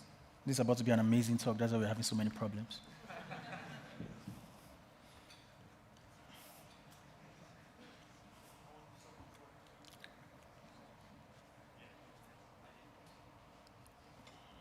Awesome. All right, so if you're on sourcegraph.com, just follow me. So I'm Prosper Otemoyiwa. I work as a developer advocate at Sourcegraph. And we have an agenda. So every developer in the world spends a huge amount of time reading than writing code. In fact, if you use GitHub a lot, you discover that even when you're not with your laptop, you're on GitHub, you're trying to get notifications for pull requests, comments, and every other thing you're doing with code, right? So if you spend more time reading than writing, then you should have the tools that allow you to search for code very easily. So we have a tool called Sourcegraph, sourcegraph.com. So that's why I said you should open your phones. If you open your phones and go to sourcegraph.com, I like to call sourcegraph.com the Google of code search. So this is how it looks like. If your interface does not look like that, you're not on Sourcegraph, please. So just cross-check, right? So with Sourcegraph, this is the value we have offered to developers. Sourcegraph has currently indexed over 2.1 million open source repositories across GitHub and GitLab. So right now, you can search code on Sourcegraph, and it gives you data from GitHub and GitLab, right? And you can also search private code across several repositories. With Sourcegraph, the same way you can do local search on your local IDEs, you can have precise code intelligence on sourcegraph.com. And then with Sourcegraph, there's a feature we have called batch changes. Instead of opening several pull requests to different repos, with batch changes, you can have a file, and then it can make several pull requests for you, instead of you having to do that yourself. So it's called batch changes. And then we have two features called code monitoring and code insights. But for this talk, I'm just going to be talking more about the search. All right, so like I said, Sourcegraph can be called the Google of code search. It's literally a search engine that allows you to search all of open source code and all of your private code, right? So what are the code search patterns we have with Sourcegraph? There are 3 types of search you can do right now: literal, regular expression, and structural. So let's go to literal. I know many of us are very familiar with the suspect component, right? So if you're onboarding a new developer or you get onboarded to a code base and you're trying to see occurrences of a particular class, symbol, or definition, you can literally copy the code base and paste it into Sourcegraph, and then it goes ahead to search for you. So right now, this is me placing the suspense components in Sourcegraph, and it searches all of the open source code it has indexed across GitHub and GitLab, and returns me examples and results of people that are using suspense across this entire GitHub and GitLab. So now you can see the responses. You can scroll down. On the left-hand side, you can see all the filters and operators that you can add. So you can search through divs. You can search through the time difference. You can also search through the committers of the code. And you can have access to how people are using certain APIs. Another API that you can talk about in React.js too is the unstable batch updates. So you want to know how many people are using unstable batch updates in the wild. How many people are really using it, and how are they using this particular API method? With Sourcegraph, all you need to do is just paste it in. It searches, so if you look at the arrow, it searches within the React.js organization. It searches all of the repos within the organization, and it brings you out results of every usage of unstable batch updates. So from within the React code itself, and within every other example within the React organization, you can just get results. Now, let's go to regular expression. How many of us are very familiar with regular expression? I know we probably don't use it every day, but with Sourcegraph, it allows you to flex your Moses with regular expressions. So if you understand what you're trying to look for, you're trying to look for something within a file, for example. So here, I was trying to look for how people are using some of the latest versions of React by using regular expression to search via the package.json of several repositories. So I pasted this into the source graph search engine. I toggled on the regular expression mode, and these were the results it gives me. So with these results, you can see, and you can narrow down to get the results of how many people or how many projects are dependent on a particular version of React. So some of us here are open source maintainers, some of us here are open source authors. You really want to get an idea of how many people are using your open source package, or how many people are using certain versions, maybe because you need to deprecate certain methods, or maybe because there's a new architectural change you need to work on. So with this, you can easily scroll and then see how people are using it, Webpack, Remix Run, Visualizer. You can see how many people are really dependent on a particular version of your project. So this is an example of me searching through branches, right? I was searching through the source graph organization repository, the source graph organization with tons of repos in it, and then specifying with a regular expression to search within every branch that has mchap within the name of the branch. So this goes into all of the branches that has mchap within it, and then searches for Ubuntu latest. With that, it returns all the code base for me, right? Now, this is just open source code. When you connect all your private repositories to as well, and if you sign up and connect your private repositories, it's the same result it gets you. It just searches within the scope of all the repositories that you've connected to SourceGraph. And then third, we have the structural search. I think this is one of my best type of search. With structural search, you can literally take blocks of code. So you can take if conditions, try catch, a full block of code, and paste it into the Google search engine, into the SourceGraph search engine, and then it's going to give you the results you're looking for. So this is me, searching through the Google organization on GitHub and looking for this block of code, if not path.length, and you have the 3 dots, right? So it goes ahead and look for all the types of code that fulfills this particular condition and returns them to me. So now I can see all of the projects and all of the code bases, all of the files that have this within them, and then I can keep narrowing my search. Right? There are so many keywords that you can use. In fact, we have a boot out there with a cheat sheet. So I encourage you after this talk or when you're free to come around to our booth and get the cheat sheets. There's a lot of things to learn there. So why you actually need SourceGraph? Developer velocity. As your team is growing, you want, as you build more features, you want your developers to move very fast. So with SourceGraph, if you have all your repositories connected to SourceGraph, it allows them to search stuff, right? Some people will get into a company, and within the first week, they're already committing code. That's because they understand, they can easily get the code base, right? For some people, it takes 3 weeks because you have to go through different repositories. You don't know what you're doing. With SourceGraph, everything is in one place, and it allows your developers to get onboarded quickly to the code base. And then with refactoring, there is no case of I left this behind, I forgot. I know you have tests. Yeah, that's very good. But when you have shared systems, for example, you have a shared design system that you're using across different repositories, sometimes you forget that a particular component or something is used in this other part of the code base or in another repository. With SourceGraph, once you paste that in, it brings out all the references from all the different repos, no matter how many repos, 100, 200, 1,000, connected to it, and you get all those references and you move fast. Now, a recap of the search parameters. Again, there are different keywords you can use with SourceGraph, right? This is just a very good illustration of some of those keywords, right? You have the repo keyword that allows you to search within a particular repo or within an organization of repos. Then you also have the @branch, where you can just specify the branch to limit and narrow the search. You also have the type symbol. With type symbol, what happens is instead of returning, the code with the function call, it just returns the definition of the class or the definition of the function with type symbol. So with file 2, you can limit it and say, hey, I want you to just search within the tsconfig files, or I want you to search within the package.json files. And then within it, with type commit, you can say, hey, I want you to search within a particular commit or within a dev. Then you can specify the lang, for example.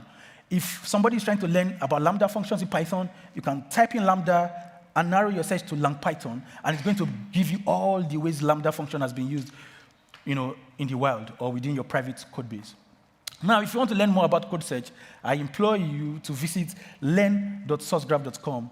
Learn.sourcegraph.com is our entire suite of learning tutorials for everything that has to do with regular expression search, structural search, literal search, and every other thing, batch changes that you can do with code search. And then we have more resources, docs.sourcegraph.com.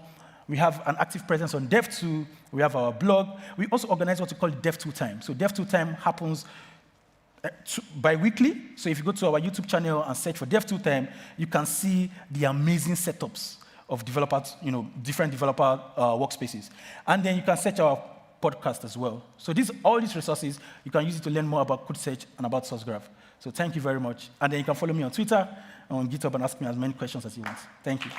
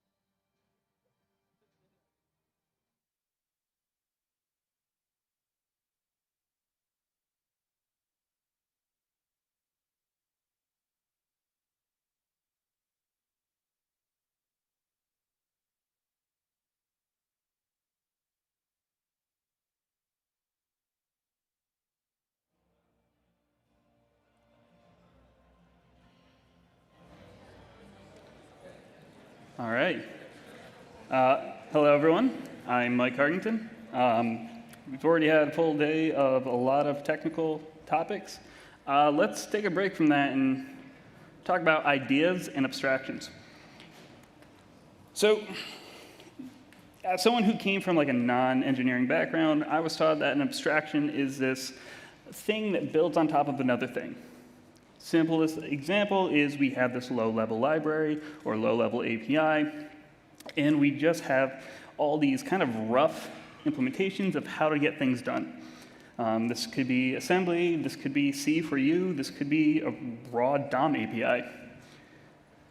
Well, people come together, they've realized that that is not going to be very productive. They're going to be stuck having to maintain the nuances of a low-level API, so they go ahead and they create an abstraction. They build on top of it. They provide either some kind of utility or some kind of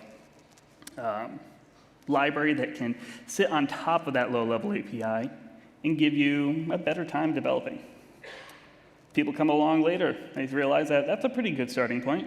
Let's go ahead and make something more. Let's make this a little bit more easier. Let's remove this method because it's not really used that often. There's a lot of footguns in there. Let's give you something that's going to be simpler, easier to understand, and let you get to build whatever you want. So on and so forth. We sit with this level of abstractions where we either look at them as being very, very low level or very high level, and the spectrum of very high level to low level, and this hierarchical spectrum is how we typically look at it. Now, with this hierarchical approach, we also have to consider that whatever is at the high level might also include more code, whether that's runtime or just in general as a library. It might include limited feature set, but still handle edge cases. So the smaller the abstraction, the closer that it is to the lower level, maybe not. In addition, the abstraction also could provide escape hatches to the low level. In a perfect example, not in JavaScript, but in Python, you can import C modules. You can write some C, import it into your program, and have access when you need that escape hatch. Lua offers the same thing.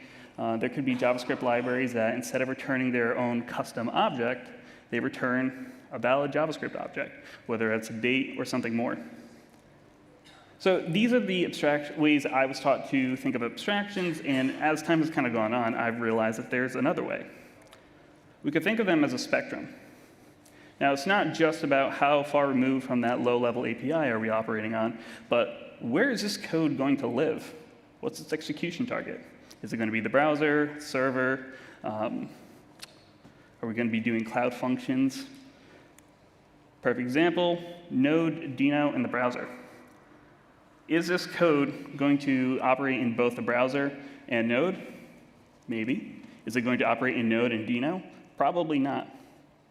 How that code operates and how that code is approached is just another level of an abstraction. If we use a library that operates really well in the browser, chances are it could run in Deno, but we don't know. So how far removed is it from that target? One that I'm really familiar with is the idea of cross-platform. We have one side the web, and we have the one side native. Now, depending on where you are, where your team sits, you could be picking abstractions that are 1 degree removed from pure native. Or you could be picking abstractions that are 1 degree removed from just pure web. It doesn't matter if don't look at them as if they're better or worse. Look at them as just being opposite ends of the spectrum.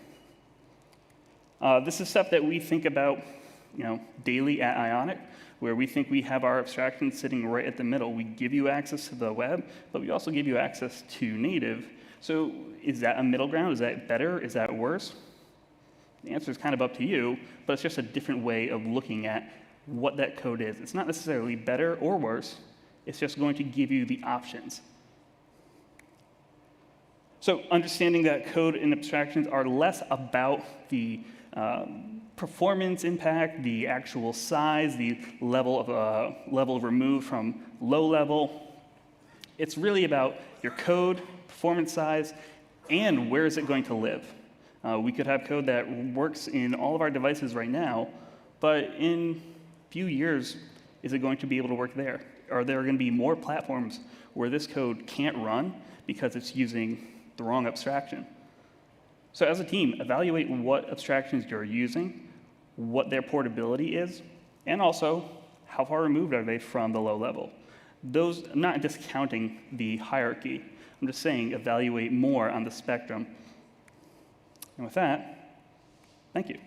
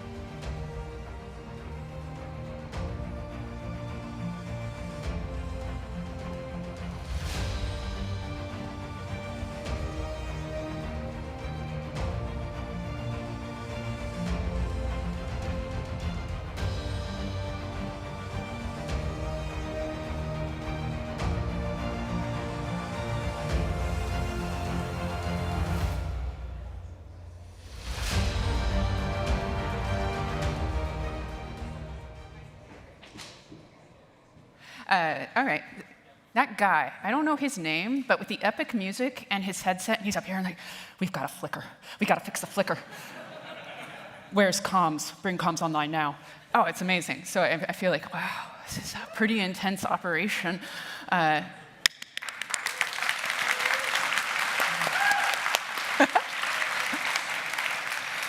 Okay, so a little awkward. I'm totally crashing these lightning talks, and I've disrupted the chain of events that should play out. I don't even know how long I'm supposed to be talking, so if I go on too long, and I am in my old age telling far too many stories, you are welcome to just start shouting, "We're very bored, please get off the stage now." I will do that, but I will try not to take up too darn much space today. Hi there, I'm Rachel Neighbors, documentation manager for React and React Native, and Relay, who is also a part of the React family, although you may not have heard of it, at GraphQL. Anyway, that's for a future talk. And today, I've come to chat with you a little bit about something that, well, a couple of things. First off, I don't know if you noticed, but we just kind of had a whole year of dead air. What was that? My concept of time has completely gone out the door, hence why I might run a little long. But there was actually something I wanted to share with you before the pandemic wiped out all the talks and all the conferences. And that is what I'm here to talk with you today about: documentation as your second source of truth. There's a little project back in 2019 with React Native, and I want to tell you a little bit about it. But first, docs. Your first source of truth is your source, of course. Your first source is your source, of course, of course. Your first source of truth is your source code, of course. But very few code bases can be read through in 1 hour. I remember the era of jQuery, where you could learn JavaScript and jQuery by literally reading the jQuery source code. If only we were so lucky today. So your first source of truth might be your source code, but you're going to need a second source of truth. The next best thing is your documentation that shows how all of these different pieces work together and how people can implement them and work with them and build things, etc. Because otherwise, you don't have time to read all the source. That is not the right animation. Oh well, carrying on. We're getting back into the groove here. I'm surprised that the MCs have still got it, even though they've been off the air for like a year. Dang. Let's see if I've still got some too. So when I first joined the React team, I had the task of taking React Native, React Native, seen a lot of React Native folks here today, and its documentation site, and making the docs rock even more. It was a fun project. User testing. I used to be a UXer back in the day, so I start all the projects I get assigned with let's talk to real people. And these conversations revealed that, we needed more refresher material on React. Learners wanted more visual content. We lacked in-depth content on some specific specialized topics. Our high-traffic component and API documentation needed a little update. And, people kept saying, we want more interactive code. When can I run these examples? I'm not going to set up an Android SDK. I'm an iOS developer. Come on. All right.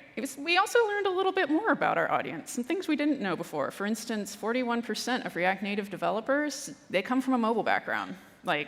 Some folks, they didn't have any background in anything before they came, or even web. These were very interesting people to talk with. And it also made us realize that, probably should build in things like literal context switchers to speak to people from different backgrounds.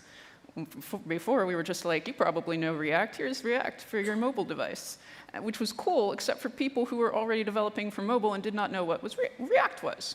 So nice, took care of that. We added these really cool interactive examples everywhere to get people up and running, a React refresher to reintroduce folks to React really quickly, which kind of inspired a future project we'll get to in a moment. And because the docs, they weren't automatically generated, that meant driving an entire community drive to update the documentation, which was a lot of fun, because people really want to get engaged in their favorite project. But sometimes these projects are so far matured, there's no more low-hanging fruit, but there's still a way to participate in contributing to documentation.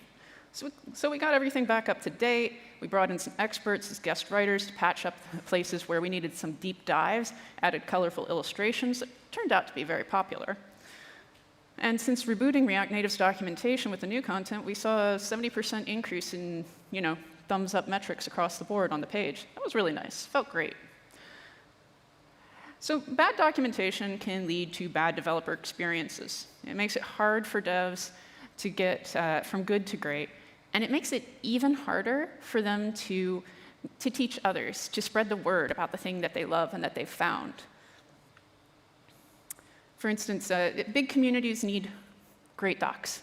86% of React developers, they've learned using the documentation at React.js.org. That's kind of incredible. React.js has been investing in its documentation since day one, and people often say that the docs were where they first got into UI development in the first place. So you'd think, well, with that kind of power, you should spend a lot of time on your documentation, investing in your second source of truth, to empower your community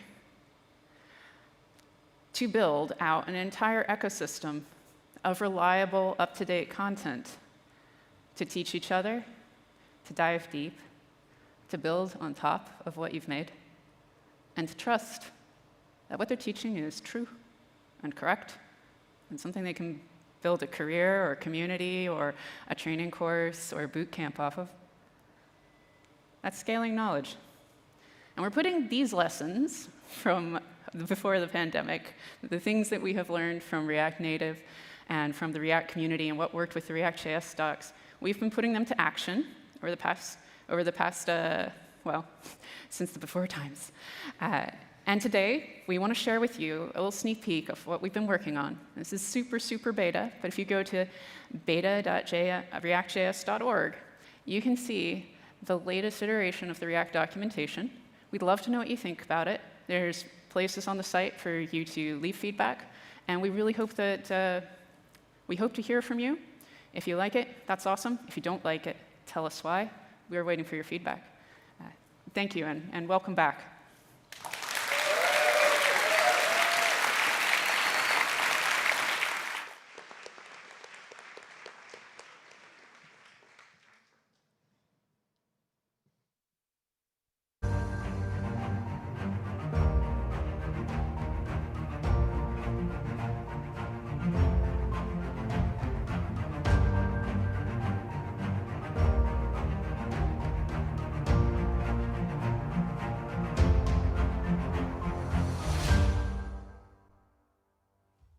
Hi everyone.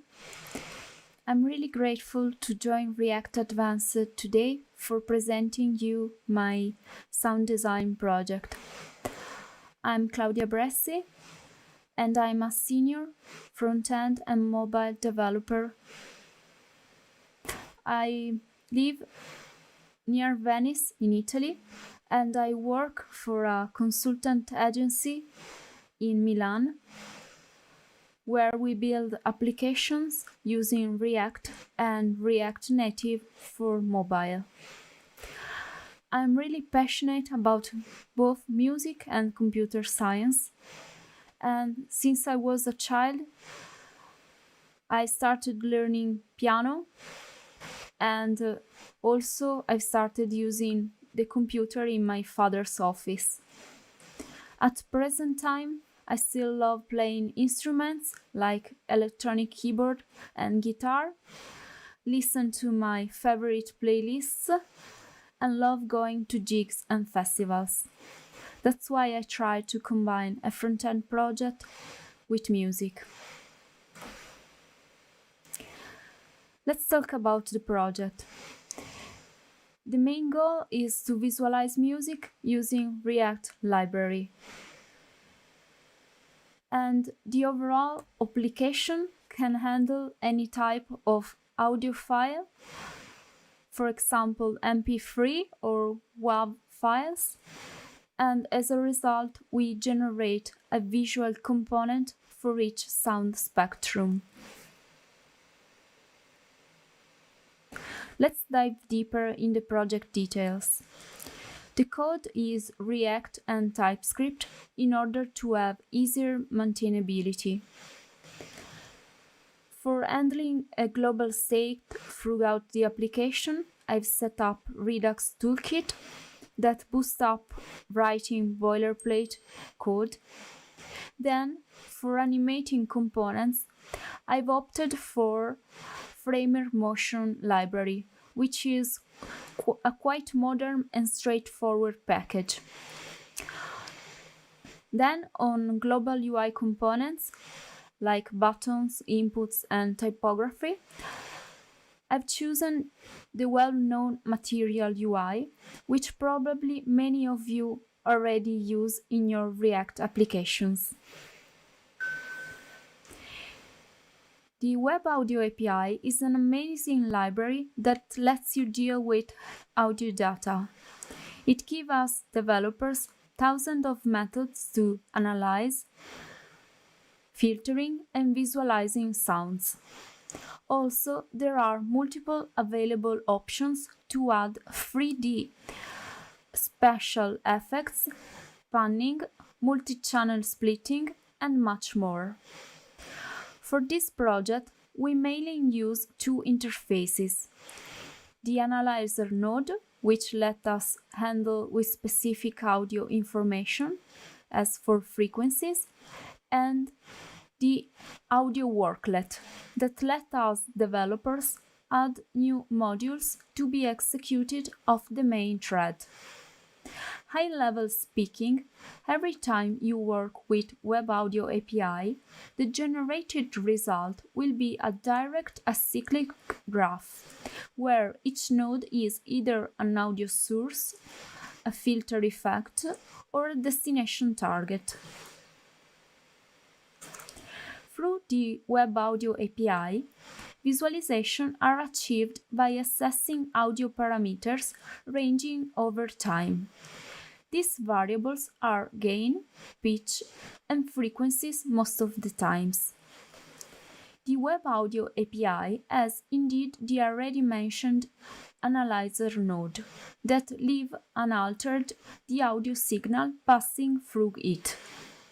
Instead, it outputs audio data that can be passed to a visualization technology, such as HTML canvas or, in our case, React functional components. An expected fun fact is the browser compatibility. And as you can see, Internet Explorer is not supported at all. Luckily, for us developers, this browser will be retired next year on June 15. In order to improve our project, I've built up some custom hooks to improve modularity and reuse throughout the codebase. Use frequency, extract any frequency value from the audio file. Use waveform, gets the full sound spectrum in terms of time domain data. Use pitch, reads the current sound pitch value. And finally, use gain, pull out volume from input. Having a rich data visualization is fundamental, and to do this, I split up in 4 areas. For giving specific shape, I've used the pitch audio parameter. For coloring components, I've applied the use frequency custom hook, while for animating the UI, I've opted for Framer Motion API, and I've used the audio HTML tag for providing the user playback functionality on the already uploaded audio files.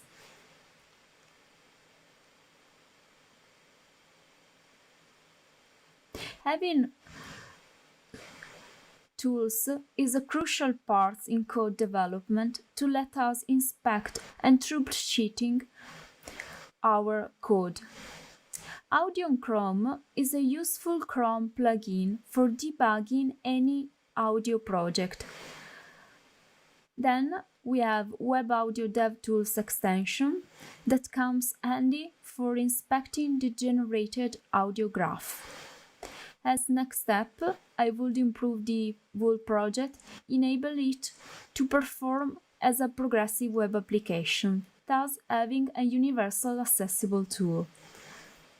I would also enhance the features by adding some machine learning algorithms, server-side rendering, and the ability to use workers for performance optimizations.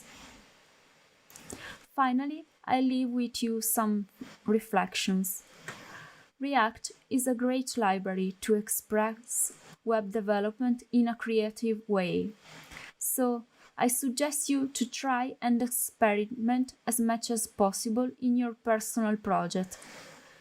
In particular, coding with audio data and the Web Audio API, which is very simple to apply.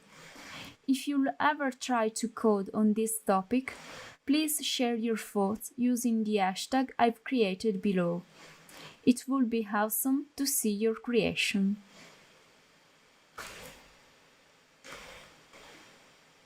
So yeah, thanks for listening. I hope you found this topic interesting and enjoy the rest of the conference. Bye!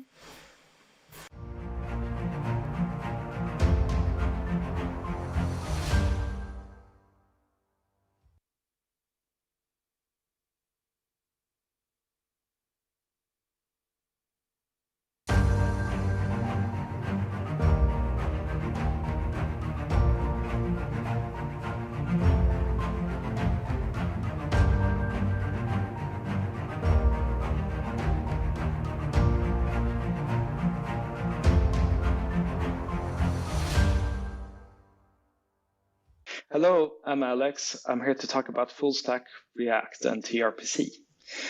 I've been making websites for a really long time and been working with React since 2016 or so. I've also worked a bit as an iOS developer and whatnot. And today I'm here to talk about APIs. I know this is a front-end conference, but just bear with me. You'll realize it's not that hard. So to break it down, let's start with the question, what is an API? So in the context of HTTP, very simplified, an API is just a way of calling functions on another computer. And the way we make and use APIs today might look something like this. We start with an API contract or schema because we want to have some guarantee that our API is actually returning what we want it to return. And then we might do some code generation in order to help our backend logic on what it needs to return. Then once we've done our backend, we write an API query on our frontend, which then might have some code generation attached to it to generate a nice use query hook that we can use at the end. So I think there's quite a few steps to doing an API today. And the reason for this, as I see it, is that we have decoupled our backend and frontend completely, or rather that we have made them disjointed. But what if our backend and frontend didn't have to be decoupled? There are tools today where we can write the same sort of language on the frontend and backend and mobile, and one of those tools is TypeScript. So TypeScript is a good language which you can use everywhere. And I've been working hard over the last 10 months to create some set of tools to simplify the sort of API development with your React apps. And yeah, I'm here to introduce TRPC. TRPC is a toolkit for making end-to-end type-safe API in a very easy manner. I'm just going to dig in to show you how it looks like. So when you write a TRPC backend, you start something like this. You have a router where you nest all your queries. And here is a query called hello. So we call this a procedure in TRPC. You can also view it as an endpoint. And all that this function does is that it returns some data. And when we then use this in our front end, we get straight away auto-completion of all our API endpoints, and we get the data inferred from your function in the backend to your front end. And this doesn't rely on code generation. It's just a bit of an abuse on the TypeScript compiler. And it's a thin wrapper around React query. And what you see here works exactly the same in React Native. And if you want to, you can incrementally adopt TRPC to your project, or you cannot use it at all if you don't want to. So let's see a bit more complex example. Here we have a backend that is actually talking to a database. So you can see here that we have a post by ID query, and that takes some input data through a validator, and you can see that the types of that validator is inferred straight away to the front end. And then at the end, you can see that we are talking to our database through an ORM called Prisma, and that gets some data back that is also then inferred straight away on the front end. So I started working on this open source project to scratch my own itch around January, and since then it's gotten quite a lot of traction, and a lot of companies are using it in production already. It's really well tested, and I would really love you to check it out. It's used right now for everything from COVID vaccination bookings to insurance companies to grocery delivery apps. Obviously, this is lightning talk, so I won't be able to cover all the features of gRPCs. To mention a few of what you can do is that I have mutation helpers, the similar way that we have the use query stuff that I just showed you. We can do painless SSR, and we can do a lot of other stuff as well. I'd love to hear from you. If you love or hate gRPC, you can reach me on Twitter at alex.js or by email on alex@trpc.io. It was, thank you.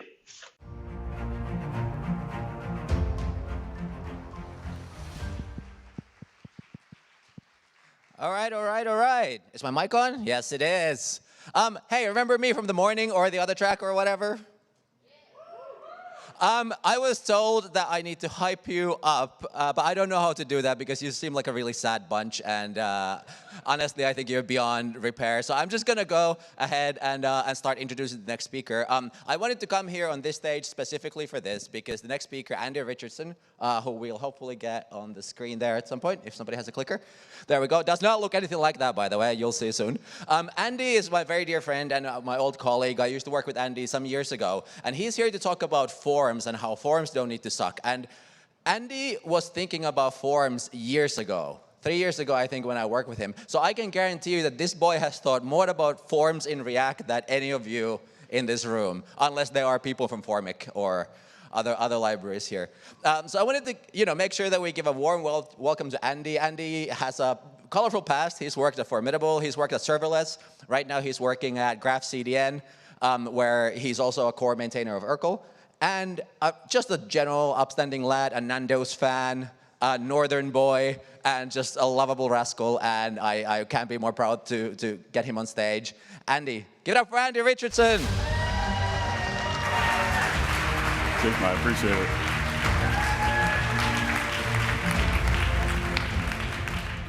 Damn, what an intro. Thanks, Yanni. So like Yanni said, my name's Andy Richardson. I'm going to be talking about some forms today. I am a software engineer currently at GraphCDN. We do some pretty cool stuff with edge caching on GraphQL endpoints, so if you're into that kind of thing, definitely check it out. And you can find me online, search Andy Richardson. I'll probably pop up. Cool.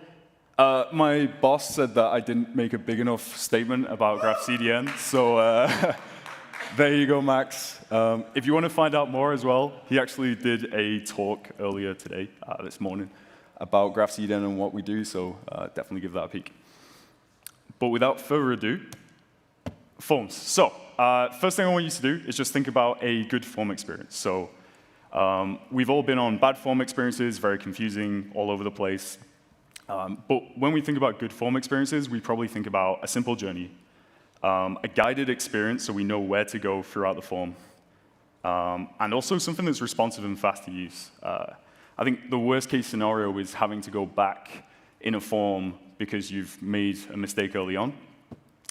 So if we put that into like an ideal flow, almost like a user journey, we're thinking about populating a field, getting told if you messed up, ideally as soon as possible, and then some kind of progression. And a progression can be moving to the next field. It can be the next page in the form if it's a multiple page form. Or it could be the final progression, which is a submission. And this is what it looks like currently in React when we make forms, which is very, very different. Rather than having these progressive fields, which are the primary thing we think about. Instead, we have forms are the primary thing we think about, and we shove everything in a form early on.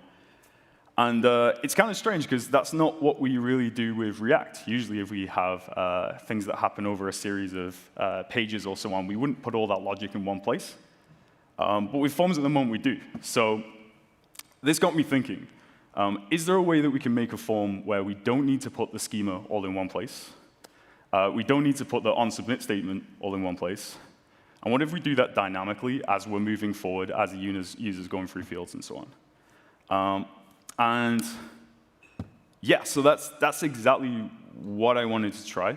And about a year and a half ago, I started a project called Fielder with the goal to try something like this. And I want to run you through the pieces and also show you some examples and see what you folks think. And the end goal isn't really to get people to use Fielder. It's just so that the next projects I go on, I don't have to deal with terrible forms because you all have, I don't know, pushed forward a new library that fixes this problem. So yeah, this is a proposed solution, but whatever library applies it doesn't really matter too much. So the pieces. So if we want to create a great form, and we don't want to have to hoist everything to the top of the form, first thing we have is the form. But the big difference here is that this is very, very dumb. So this is just an amalgamation of state, and this will be high up in the component tree. And once we declare it, we forget about it. The next thing is the field, and this is our first-class citizen. So here we mount the field, we give it some validation, we give it an initial value, and that's basically how we design our forms with fields, as opposed to with just one big form. And then finally, we've got progression. And you might think of this as an onSubmit, and it is definitely an onSubmit, but it can also be a onProgress. So if you think about a wizard, if any of you are familiar with that, a form where you've got multiple pages and you're stepping through, we usually want to guard that just as much as we want to guard that final submit statement. Because there's nothing worse, like we said, than having to go back in a form and fix something somewhere else. So we want to guard that and prevent progression from happening. So yeah, there's an example, but also we can also have like some kind of progression which isn't a submit. Cool. All right, I'm going to show you some examples. So we'll get hands-on with code, and let's see what we can make with those three things. So first off, hopefully you can see this. Yes, big enough. So we've got a username field, and we want to populate it with a value. And if the user changes that field or tries to submit and there isn't any value there, we want to show some kind of error. So presentational components out the way, that's a completely different talk. First thing we're going to do, declare our field, pretty straightforward. And then we add our validation. And in this case, because we don't care about the particular event that we're validating on, we're just going to check the value, and if it's not there, we throw an error. And then, as you can see further down, we present that error when it occurs. And then finally, we just want to guard that, so we want to make sure that that validation is satisfied before we allow any kind of submission. Cool. So now let's mix it up a bit. Let's take what we have already, and let's add in some async validation. So sometimes this can be quite tricky.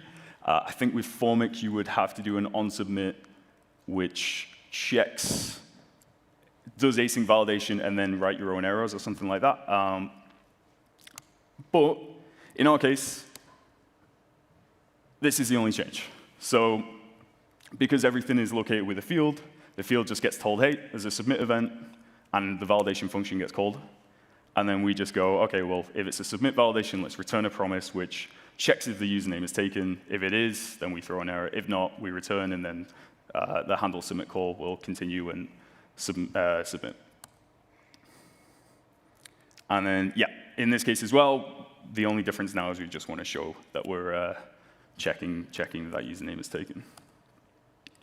So those are two still fairly basic examples, and they don't really demonstrate why having things coupled to fields as opposed to forms are really valuable. I think branching is when that starts to change. If you've ever tried to do a form, which is technically more than one form, and you need to split depending on user values, you've probably gotten really frustrated with most form libraries. And that's because we're expected to hoist all that conditional logic up into the form when we declare the form. But then we also have that conditional logic in our routing as well, and it becomes a bit of a mess and very hard to maintain. So this first example of a form, the user provides a region, and then if they choose the UK, they get asked to put in their favorite tea. If it is if they hit the US, then they get asked to put in their favorite coffee. So now let's look at an example of that. First, we're just going to make that little micro component that does the region selection. Nothing too exciting.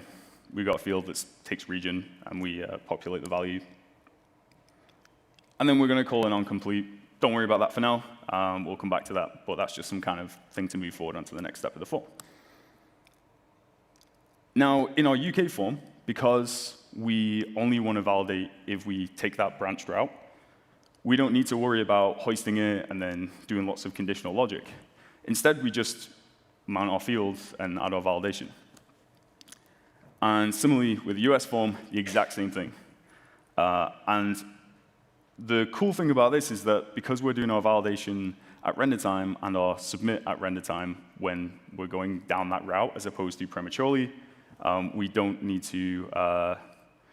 need to add any conditional logic, because if we take the UK form route, then we're never going to render that field anyway, so the validation won't apply. So it's a lot more straightforward.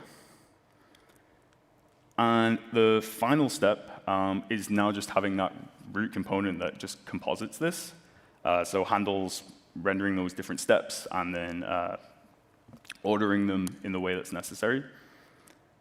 So you can see here we render our region select on the first step. That will then call onComplete, and then we move to the second step, and this is where we start doing our branching. And this is the only branching we do. So if you think about that initial example with Formic, you've got your onSubmit, which will have to branch if you're changing different endpoints to call. And also with your validation, you'll also have to have that conditional logic in your validation. And then when you render, you'll also have to do that branching logic again. Because we're handling submission and validation low in the DOM, in the component tree, we don't really need to branch anywhere other than when we're rendering. So yeah, and that's kind of the secret, really. I think that this is one of those things that would have made things a lot easier. And I think it's just, we've gone as a community down this route of having forms as this big entity.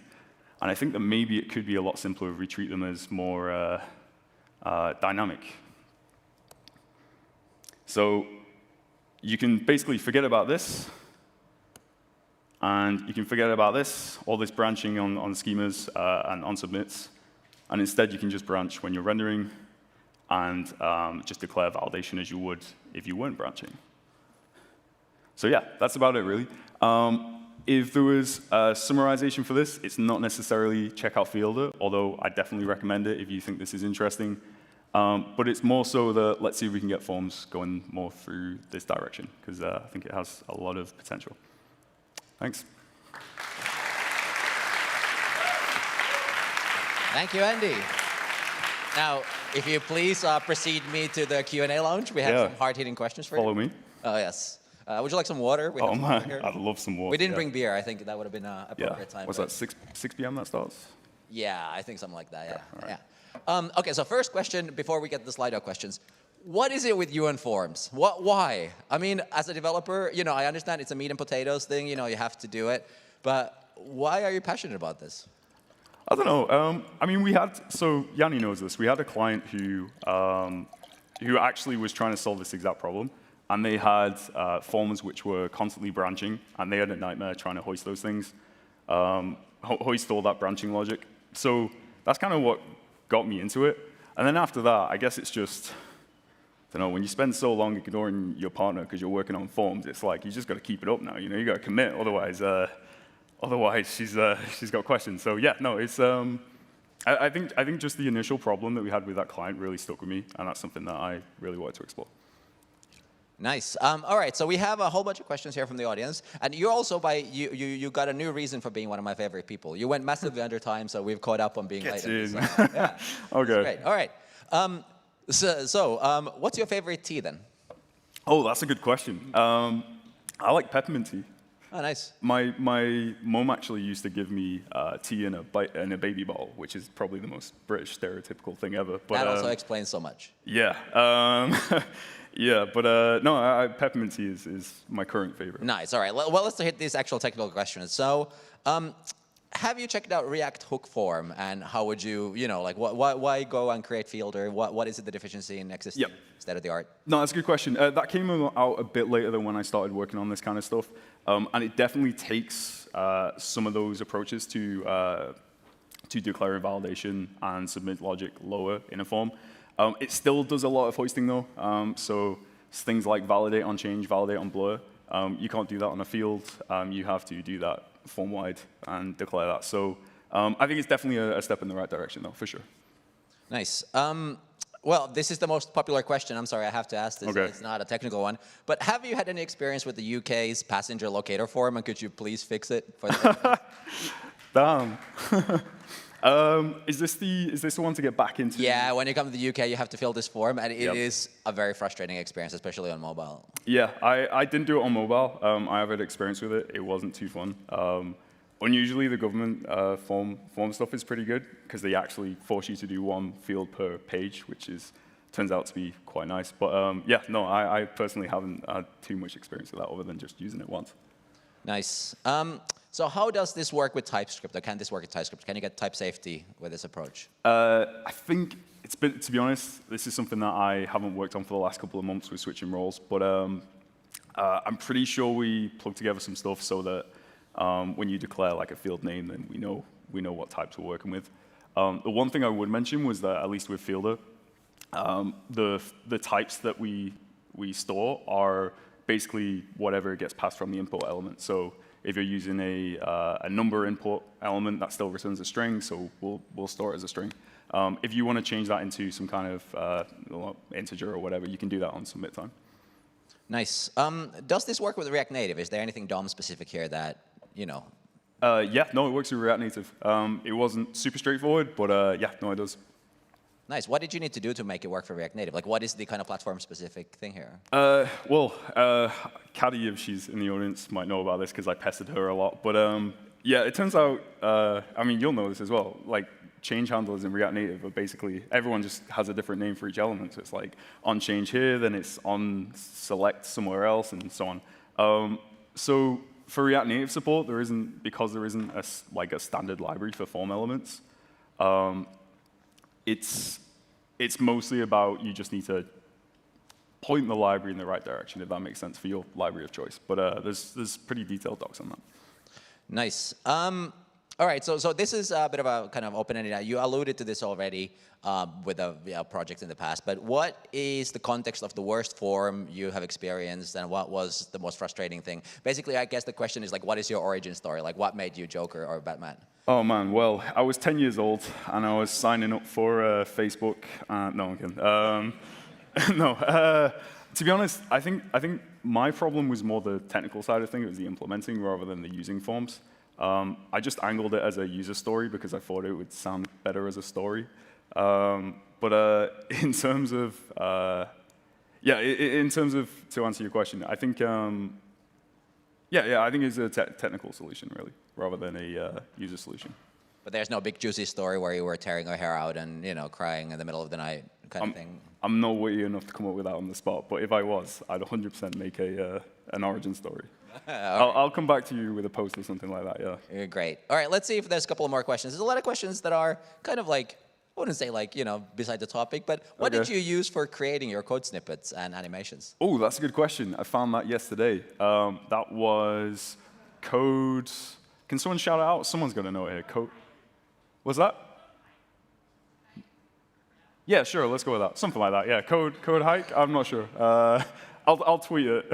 There's an excuse to follow me. Andy, are you saying that you made your slides yesterday? I'm saying I finished my slides yesterday. I finished my slides this morning. Most of us don't admit it, but Andy here, he's he tells the truth and truth only.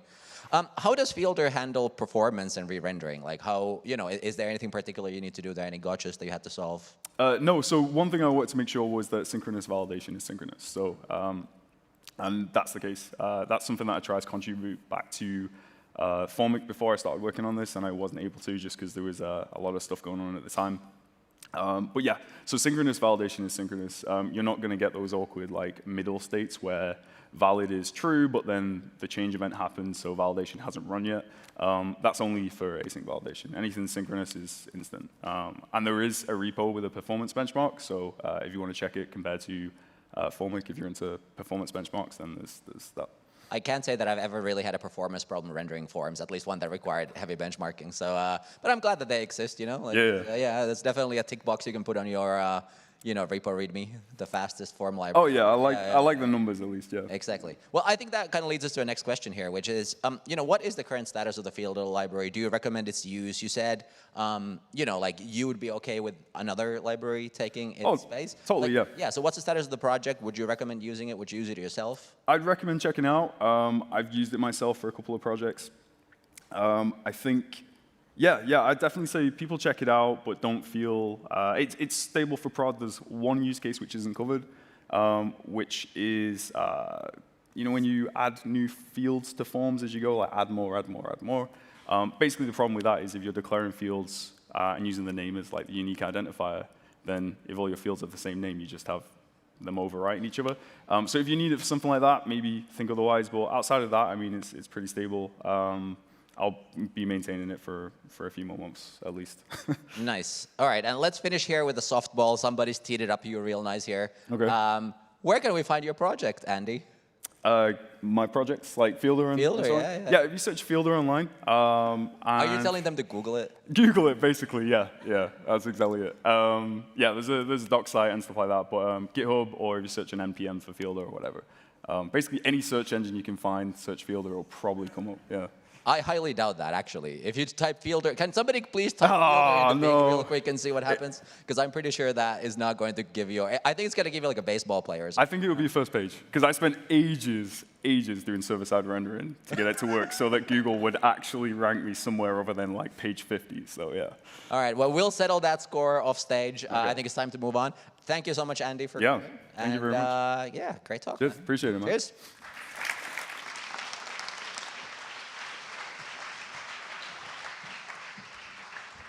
Thanks, Bud, for guest hosting. All right, a couple of sponsor shout-outs before we move on. Shout out to, are we up? Yes, we are. Content by Kentico with a K, very Kardashian style. It's a cloud-based headless CMS, so all your content all in one place, with open source SDKs that feature Fluent API and enable live editing of your websites. Thank you so much for your support, Content by Kentico. Our next sponsor that we want to shout out before we move on is Sneak, the platform developers choose to build cloud-native applications securely in a DevOps environment. Be safe, use Sneak. Now, if you are here in person, we are reaching the end, which is very exciting. If you are watching us at home, we're almost at the halfway point, so stick around. We've got some great content for you at home. It is my great pleasure to introduce this next talk to really round out the day. And I want us to close the in-person bit and encourage the at-home people to get excited for the midpoint with an 11. Are you ready? Welcome Maggie Appleton to the stage with an 11. Thank you.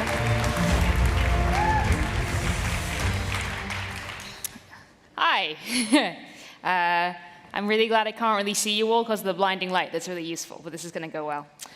Good. So, yes, we're up. This talk is called A Picture Worth 1,000 Programs, and it's going to be about making pictures, and specifically about making pictures of programs, and hopefully about making pictures worth 1,000 programs, as the traditional saying goes.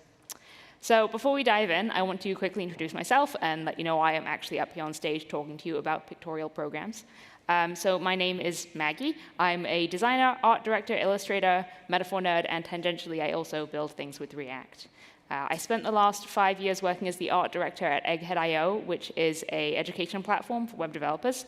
But as of next week, I will be moving on to a new role, leading design at Hash.ai. But I spent my whole career so far creating visual representations of programs.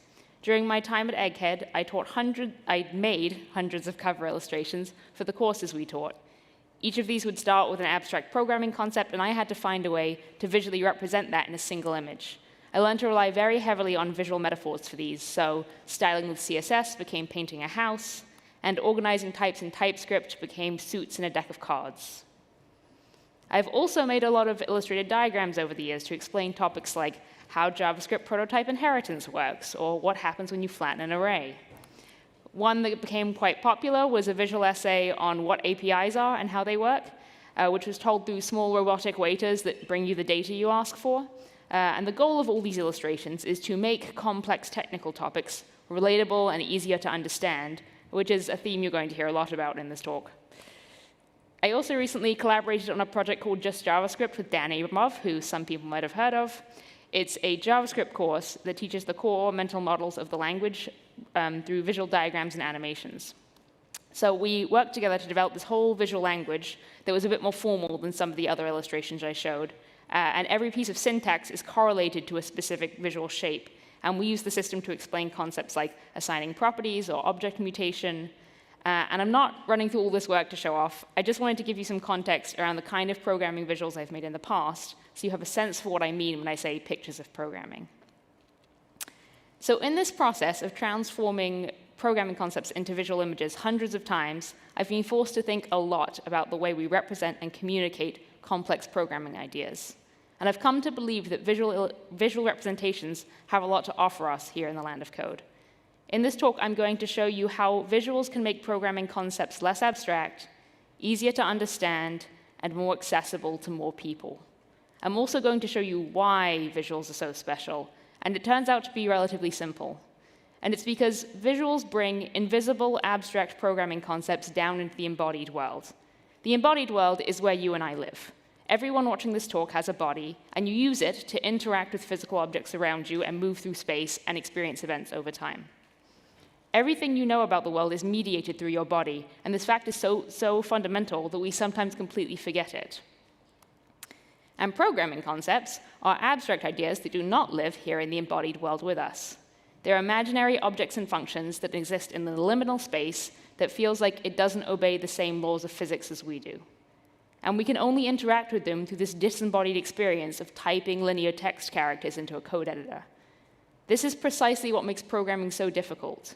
We're trying to reason about and work with things we cannot see or touch, when we are creatures who are evolutionarily adapted to function in a highly visual, spatial, and physical world. And I think that visuals are a big part of bridging that gap between our embodied human world and the disembodied machine world that we're trying to program in. So here's the plan.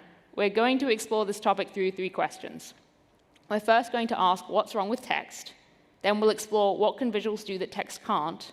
And finally, we'll go on a very brief history tour to find out, haven't we already tried this? After all, there are no new ideas under the sun, and many, many people in the past have explored ways to make programming more visual. We're going to look at what's already been tried and what opportunities still lie ahead. So first, what's wrong with text? This is an important question to ask because everything we do in programming is expressed in text. Every single app you've ever worked on looks like this, right? It's text arranged in lines going from left to right and top to bottom. Here's every documentation website you've ever used. Here's every blog post you've ever read. All of our current programming languages, tools, interfaces, and documentation are overwhelmingly text-centric. You sometimes get diagrams here and there, but it's really slim pickings. If I had to guess about the balance of text to visuals in our industry, I bet we're at 98% text to 2% visuals. This is not based on an official survey, and I couldn't find anyone who has done an official survey, so this is just based off my personal experience in the web development community. But if you take a minute and think over all the code and documentation that you interact with on a daily basis, I'm betting you're going to land on a similar estimate. If we look at the history of programming, it's fairly clear how we ended up in a text-heavy world. This is a computer circa 1970. You'll notice the lack of screen. You had a keyboard and a stack of punch cards, and the only thing you could do was type linear text to create programs. This design constraint meant that all our early programming languages were text-based.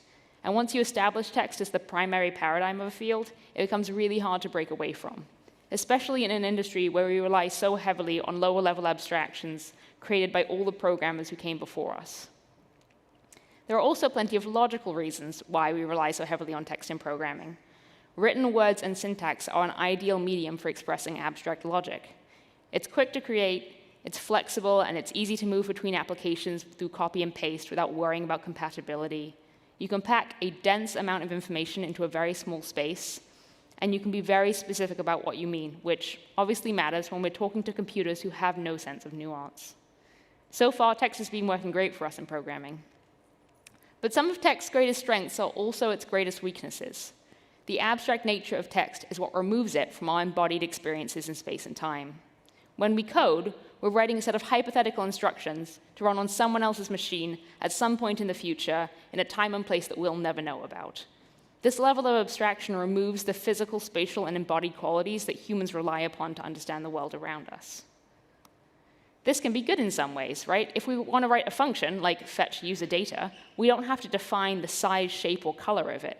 It's just a simple function floating in machine land. If you already know what this function is and how it works and where it's located, this level of brevity is great. But imagine someone new to programming who has never written a function to fetch user data and has no pre-existing mental model of how it might work. One of the easiest and most effective ways to make it comprehensible to them is to explain it in familiar terms by using physical qualities they already understand, like size, shape, color, and spatial relationships, which might give us something like this to help explain what a fetch user data function does. The visual doesn't have to be crazy complex or beautiful. Boxes and arrows work great. We're certainly allowed to use text labels to make the imagery clear. It's just that visuals like this allow us to use our pre-existing embodied knowledge to show how programs work in a way that linear text can't. So I've just started to hint at the question we're going to look at in part 2, which is what can visuals offer us that we can't get from linear text?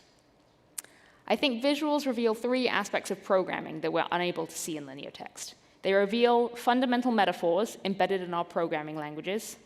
They reveal spatial mappings that we use to reason about how our programs are structured and how data moves through them. And they reveal how our programs and data behave over time. These things are all implicit in the programs we write, but they're not shown explicitly in the medium of linear text. So let's start with metaphors. Just to make sure we're all on the same page, let's establish that metaphors are thinking tools that allow us to understand one thing in terms of another. So let's say we have thing A here, which we understand, and thing B, which we don't. And in order to help us understand thing B and get a general idea of what it's like and what it can do, we map the qualities of thing A onto it. If we say corruption is a disease, we understand that corruption spreads, is difficult to overcome, and if left unchecked, can kill. Similarly, we often say, life is a journey. There are many paths our lives might take. They vary in length, and they all have a beginning and a final destination. Now, when I talk about metaphor in the context of programming, I don't mean the creative, fanciful metaphors that you find in poetry, like taking the road less traveled and wandering lonely as a cloud. Those are called figurative or poetic metaphor, and they're the sort we're often warned not to use in technical tutorials, since elaborate, poorly chosen metaphors can be more confusing than helpful. I'm talking about a much more fundamental type of metaphor that lies at the heart of all abstract thinking, including programming. And these are called cognitive metaphors, since they enable cognition on a much deeper level. These cognitive metaphors are based in our embodied experiences of the world. We have all these non-physical things we need to communicate to each other, like emotions and thoughts and ideas and programming concepts. And in order to understand them and talk about them, we use our experience of the physical world around us as a metaphor. If we look at the way we talk about abstract things, this becomes obvious. We talk about ideas in terms of light when we say, that's a really bright idea, or that really illuminated the problem. We talk about emotions like they're objects. We'll say, he hid his jealousy, or she doesn't handle anger very well. We can also use force and motion metaphors to describe experiences. We can say, I found your talk moving, or your talk really touched me. Or we could talk about programming in terms of temperature, like we have hot reloading in React, or the JavaScript landscape is really heating up. So this isn't a theory I've just come up with.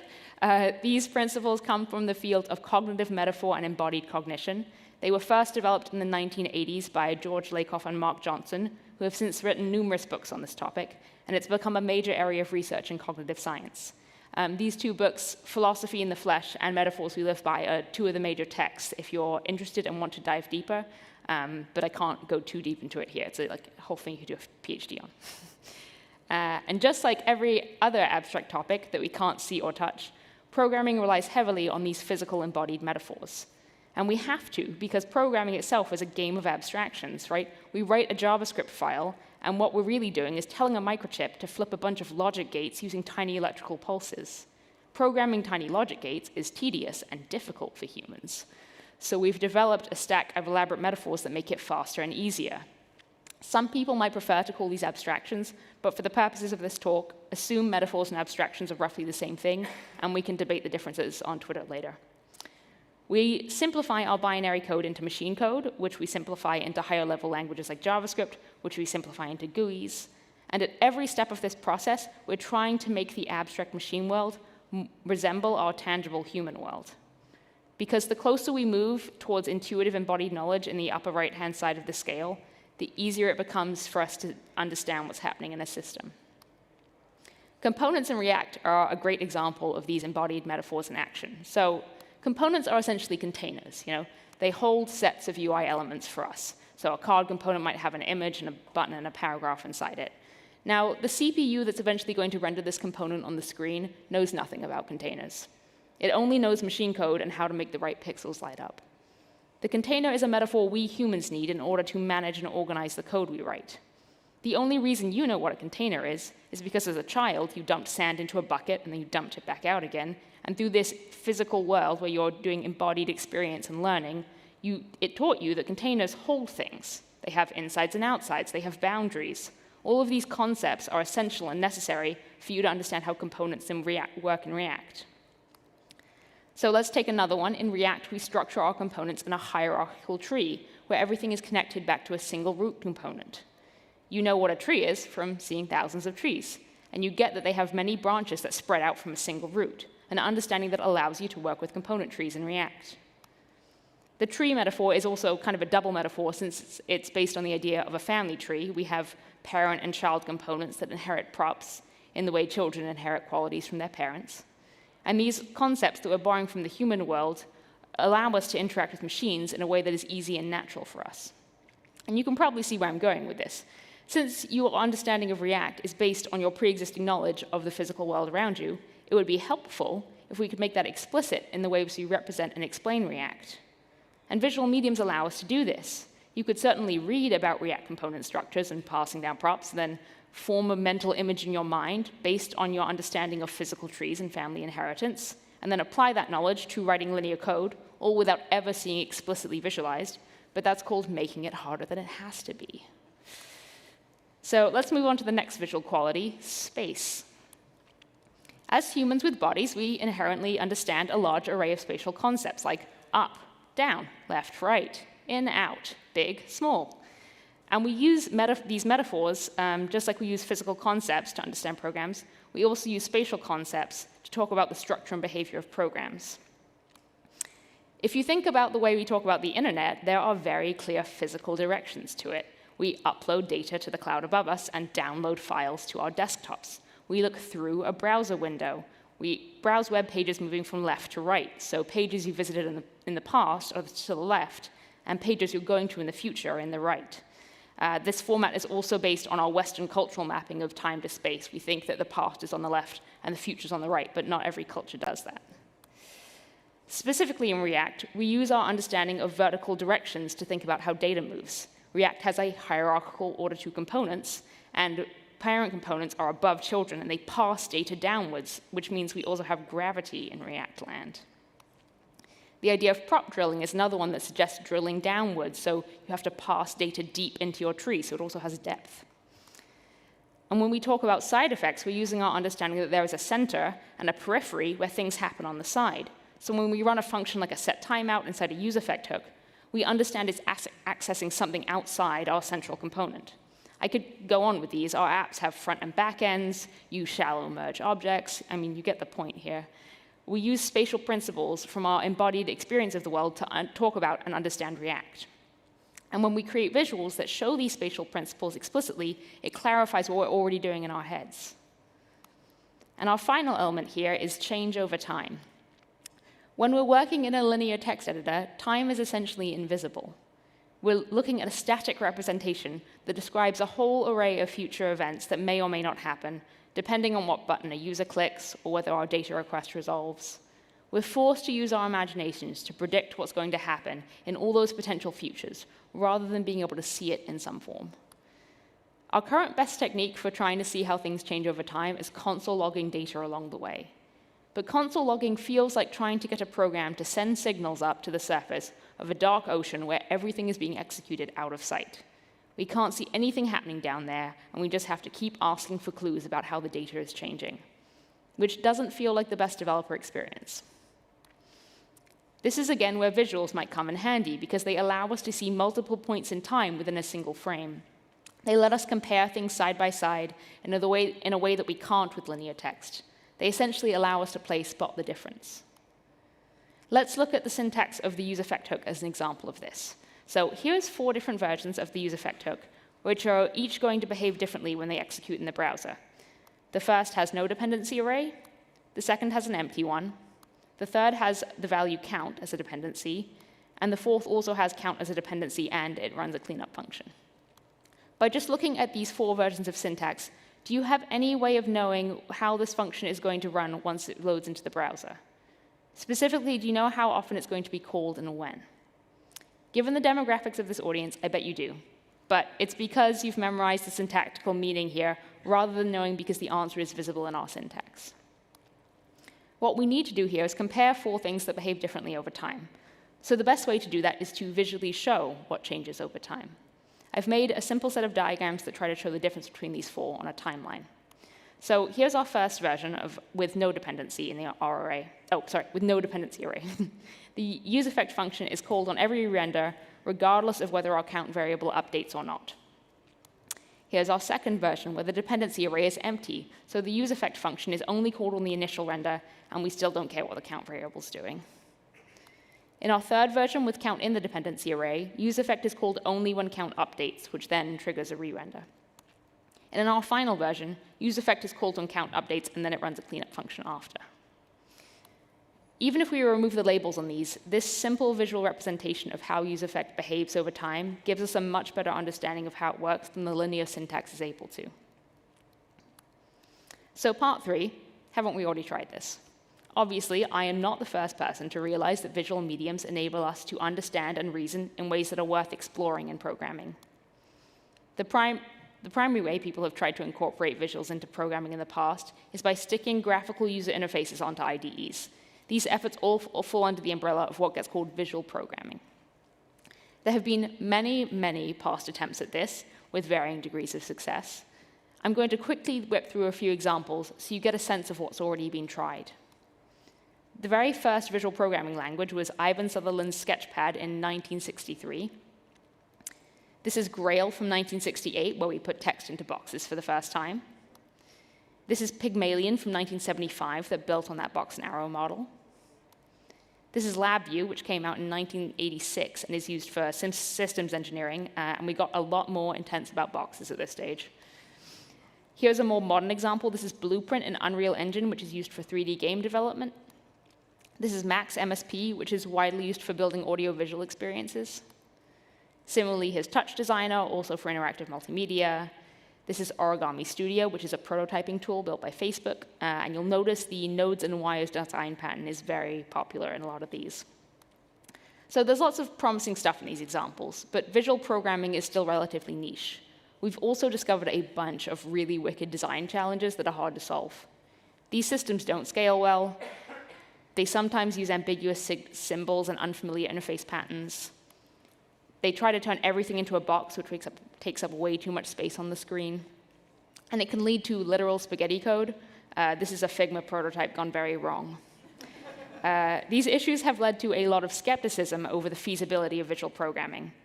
And being an advocate for it often feels like being Gretchen in Mean Girls.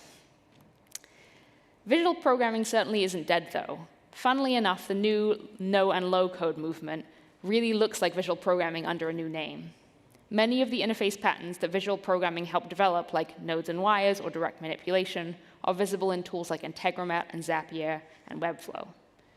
But rather than trying to build Turing-complete visual programming languages that can reach industrial scales, we've tactically moved on to developing visual interfaces for specific use cases in programming with sensible constraints. I'm a huge fan of the visual programming agenda and finding ways to add more visual affordances into the current developer tools. And there are lots of really smart, impressive people working on the problem. But in many ways, it's taking the harder out. Building a true visual programming medium will require overcoming a ton of design and culture and engineering challenges. And frankly, it's going to take a while. But there are easier ways to advance this effort in the short term.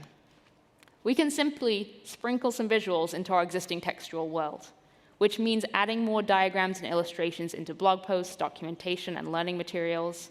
And if we're feeling brave, building plugins for our editors and developer tools that visualize very small scoped elements of our programs. This is essentially the low-tech paper prototype version of building a fully fledged visual programming interface. So to wrap this up, here's the thing I want you to take away from this talk. We need more visuals that reveal metaphors, spatial meaning, and change over time to make programming easier for everyone. It will make it easier for you, since you are an embodied human who needs to learn complex, abstract programming concepts in order to do your job well. It will make it easier for all the people who don't currently know how to program but are trying to learn. And it makes it easier for people who aren't developers but need to understand what we do, like product managers and designers who can't read all the jargon in our text-heavy documentation. So, what's a developer to do? I'm sure you are a humble but skilled React developer and want to help advance this goal. First, I highly suggest looking into the history of visual programming and some of the past attempts in this field. There's a lot of good previous art to learn from. If you are a current or future creator of tools for other developers, you should consider ways to build visual affordances into your libraries, plugins, apps, or frameworks. And finally, you should use and advocate for visual explanations in documentation and tutorials. That might mean making them for your own blog posts or collaborating with designers if you work on larger projects with a lot of documentation. So we can set the bar low for now. We're trying to budge this fake statistic up to like 10%. So that was a lot of information packed into one talk. This was definitely a taster session more than a complete meal. So I've put together a list of some things you can Google to learn more about this topic. And these will be up on my website at maggieappleton.com/programmingpictures. George Lakoff and Mark Johnson are the ones that worked on cognitive metaphors. Barbara Tversky's work on embodied cognition is great. Literally everything Brett Victor has ever made is worth your time. And there are some really great resources on the futureofcoding.org. They're sort of a visual programming enthusiast community.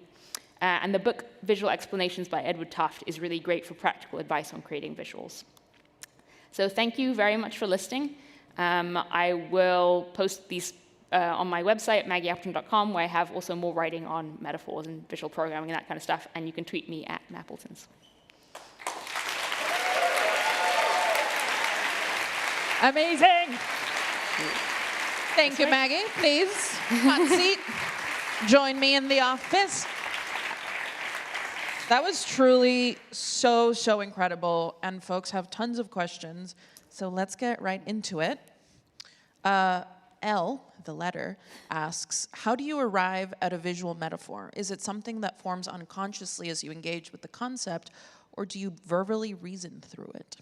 I definitely verbally reason through it and research. So I rely a lot on linguistics and the kind of techniques linguists use to analyze the language we use around things. So when I'm trying to design a metaphor for a certain technology, I'll read the docs and I'll really pay attention to the words they're using. And they're almost always using physical words. They're moving, passing, spatial things. They're talking about how things are arranged in space, even though they're just writing it in linear text. But I pay a lot of attention to language. There's more than one question asking if you have any stickers or merch of your illustrations. The people need more Maggie. I don't sell anything personally. I'm trying to think. Egghead has a swag site where they sell some of the course illustration stickers, But we tend to also just kind of give them out for free when we show up at conferences. But I don't have an organized swag store, sorry. And similarly, again, the people really are into it. Any chance of a collaboration with the new beta React docs team? I think I'm allowed to say I might have some visuals coming up in the new React docs. Amazing. They're in progress. It's a secret. Yeah, I know, right? What resources would you recommend for someone that wants to explore these concepts further? I know you mentioned a couple, but is there anything else that you'd like to add to that? I think it's best to maybe go to my website where I have that list on the programming pictures slug. I'll add more on there because I have a long list, but it would take a while to read them all out. A couple of folks are interested about tooling. What do you use to draw, to add your illustrations to the decks, etc.?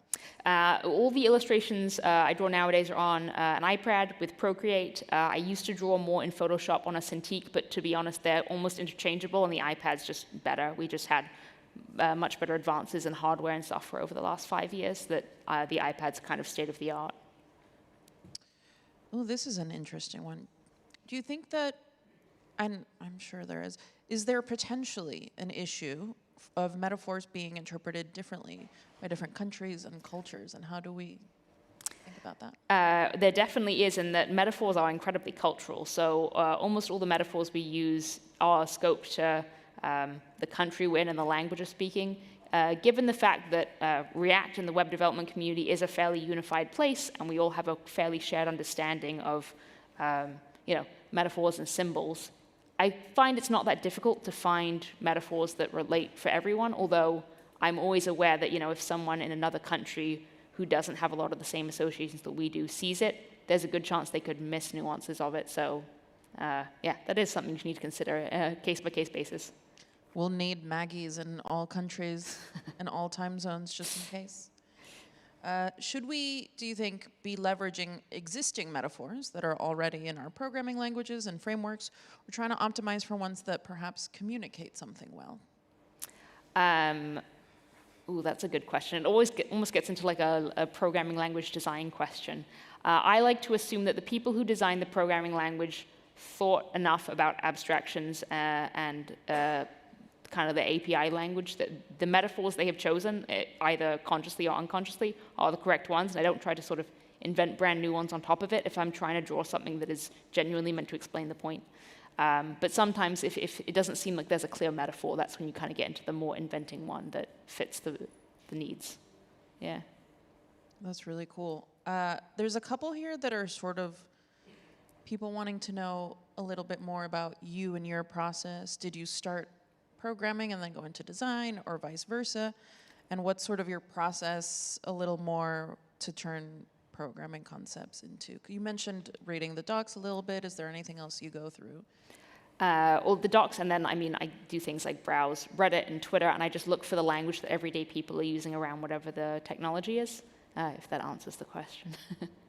And which one came first? Kind of both at the same time. I started playing around with HTML when I was 12, and there was very much a desire to make pretty things on the web was the impetus there. So I have always done both and gone through different periods of intensity for each. Like I think when I started learning React maybe 6 years ago, I went much more into programming for a few years and was primarily design before that, but I've always gone back and forth. Do you, and this is just me thinking, do you do a lot of drawing on paper and pencil ever, like doodles Yes. and stuff like that? Yeah, almost all my drawing starts on like post-it notes with a pencil, and like the iPad is really only the final step, but there's a lot of sketches in the middle where I'm just figuring things out, and the like polished final version is almost never the thing that takes time or the most effort. Do you ever find a drawing and not remember what it was for? Do I ever what? Find a drawing and not remember what it was for? Oh, yeah. No, yeah, I look back, like in the same way you find notes from like 10 years ago, and you're like, I don't even understand what this was supposed to be. We have time for one more. Drew asks, help! I'm awful at design and drawing. What can I do? Ooh, I have on my website /resources a whole list of all my favorite courses and books and links and things that are about the technicalities of like how do you draw a circle well, right? And how do you make a human face look like a human face? That sort of technical drawing content, that's, yeah, /resources on my website will be a good resource for you. Thank you so much, Maggie, for your time. Find Maggie on the internet. Clearly great resources there. Big thanks to Maggie, please.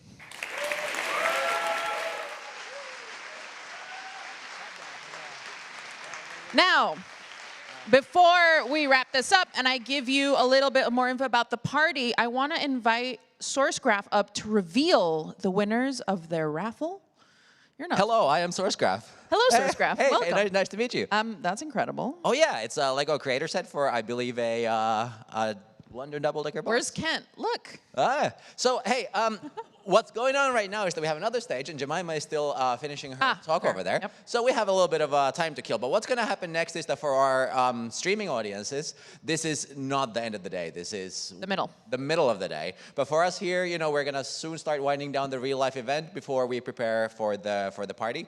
But we want everybody to be here for the final, final thing. So in the meantime, we'll raffle off this Lego set. Exciting. And try to find some other creative ways of killing time until we got everybody here. Great, sounds good. So how you doing, Ellie? How's your day? Pretty good. Woke up really early, like 6:30 in the morning, which I haven't done in a very long time now that I'm working with a team in California. And so my day is 11 to 7 instead. Oh yeah, how's working at Twitter? Can you like spill the beans? Anything good?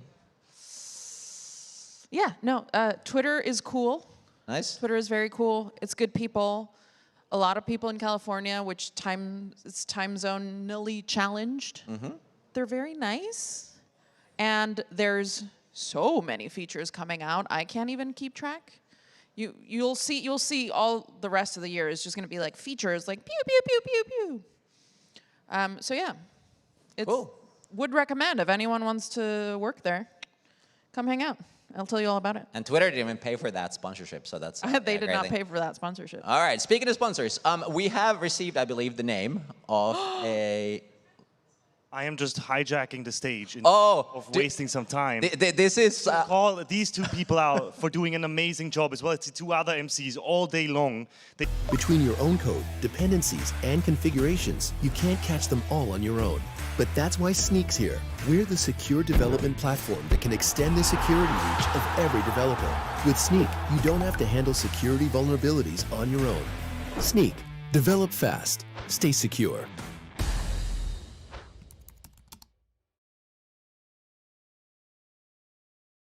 Introducing StackHawk. StackHawk makes it easy to find and fix security vulnerabilities before deploying to production. With lightning-fast security scans, returning results for review and triage in minutes. Get started for free today at stackhawk.com. Fill me out with your smile. Now the sunshine brings the light. Fill me out with a flame. I will let you in this game. Take me out when I'm down. 'Cause with you I'm safe and sound. I'm safe and sound. I'm safe and sound. I'm safe and sound. I'm safe and sound. I'm safe and sound. I'm safe and sound. I'm safe and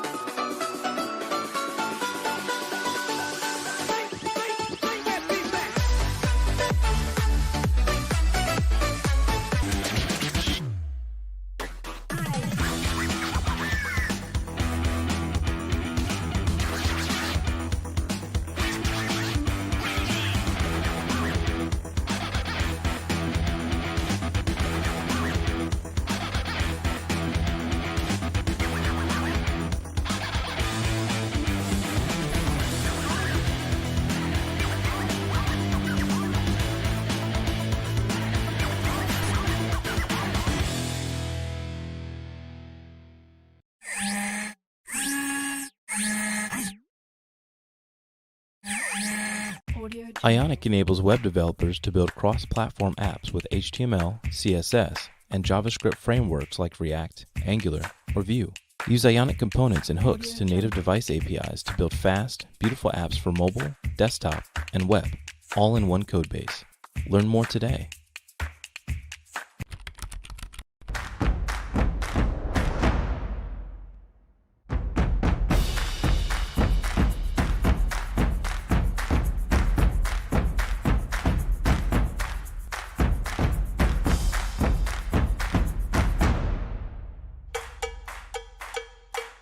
What content do you need today?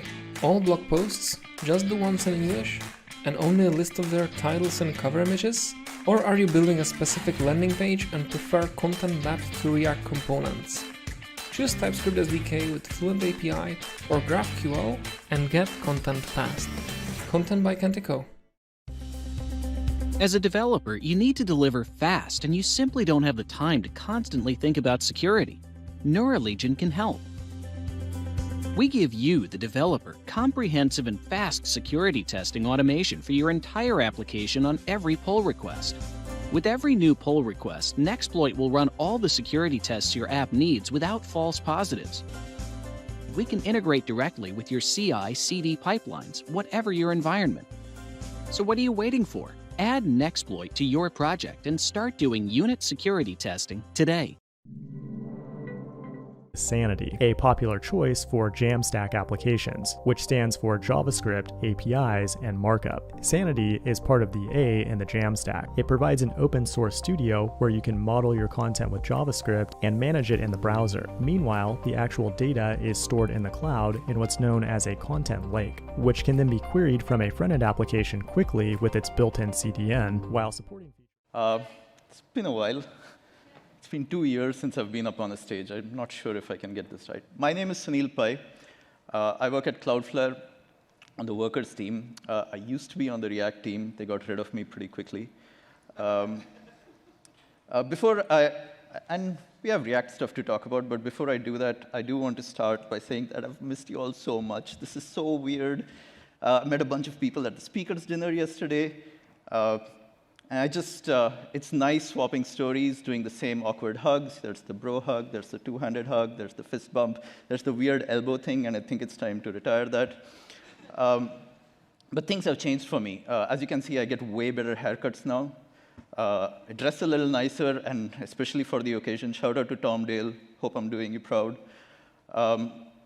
I've been eating better, I've been exercising better. The last 2 years, there's not been much else to do. But the thing that I am most proud of, and I am sharing it with all my personal friends here, is 2 days ago, I finished 500 days smoke-free. I quit smoking, which is just huge. I'm so happy. I'm very proud of it. Like, this is the thing that I've been telling everyone. I'm super happy about it. But it does leave me with one complication. This has been my GitHub avatar for the last, I want to say, like 10 years, like ever since I've had one. And it's cool. I used like Photoshop back in the day when I had a pirated copy. But it doesn't really represent me anymore. But a friend of mine did suggest a minor modification, and I will be uploading it later today. I think it's pretty good. This was actually made by Siddharth Kshetrapal, thanks to him, and he's not here today because his visa got screwed, sucks, but look forward to his talk as well. But I think that's a good modification, and that's my story so far. Cool, let's get to the talk. So 3 things you should know about the talk that I'm doing right now. It's kind of boring. We'll be talking about a couple of APIs, but if all goes well, you probably won't have to use it. Things will just happen. And that's nice. That's kind of a nice thing about React. Like, all the improvements are slightly incremental. Nobody really has to do any massive rewrites. You can leave old code as it is. This talk is a beta talk. Much like the actual APIs and the fact that React 18 is on the horizon, but you know that there's going to be about a year, 2 years of experimentation usually when these things come out. Much like that, this talk itself is also in beta. This is the first time that I've put it together, what we're talking about. And it also means that maybe over the next year, I'll be improving the talk. So if you spot any mistakes, sorry about that, but it'll get better. But this talk itself is in beta. This talk is also about the future. I don't usually do API talks. I like talking about like the work I've done. But this, I think, is exciting enough that and it's part of the React release that no one's really noticing. Everyone's talking about the cool hotness, which is server components and concurrent and all that. But I feel like this actually is way more defining for all the things we are going to be doing in the future. OK? So those are the 3 things. Let's jump straight into it. Standard interview question for all web developers, right? How does the internet work?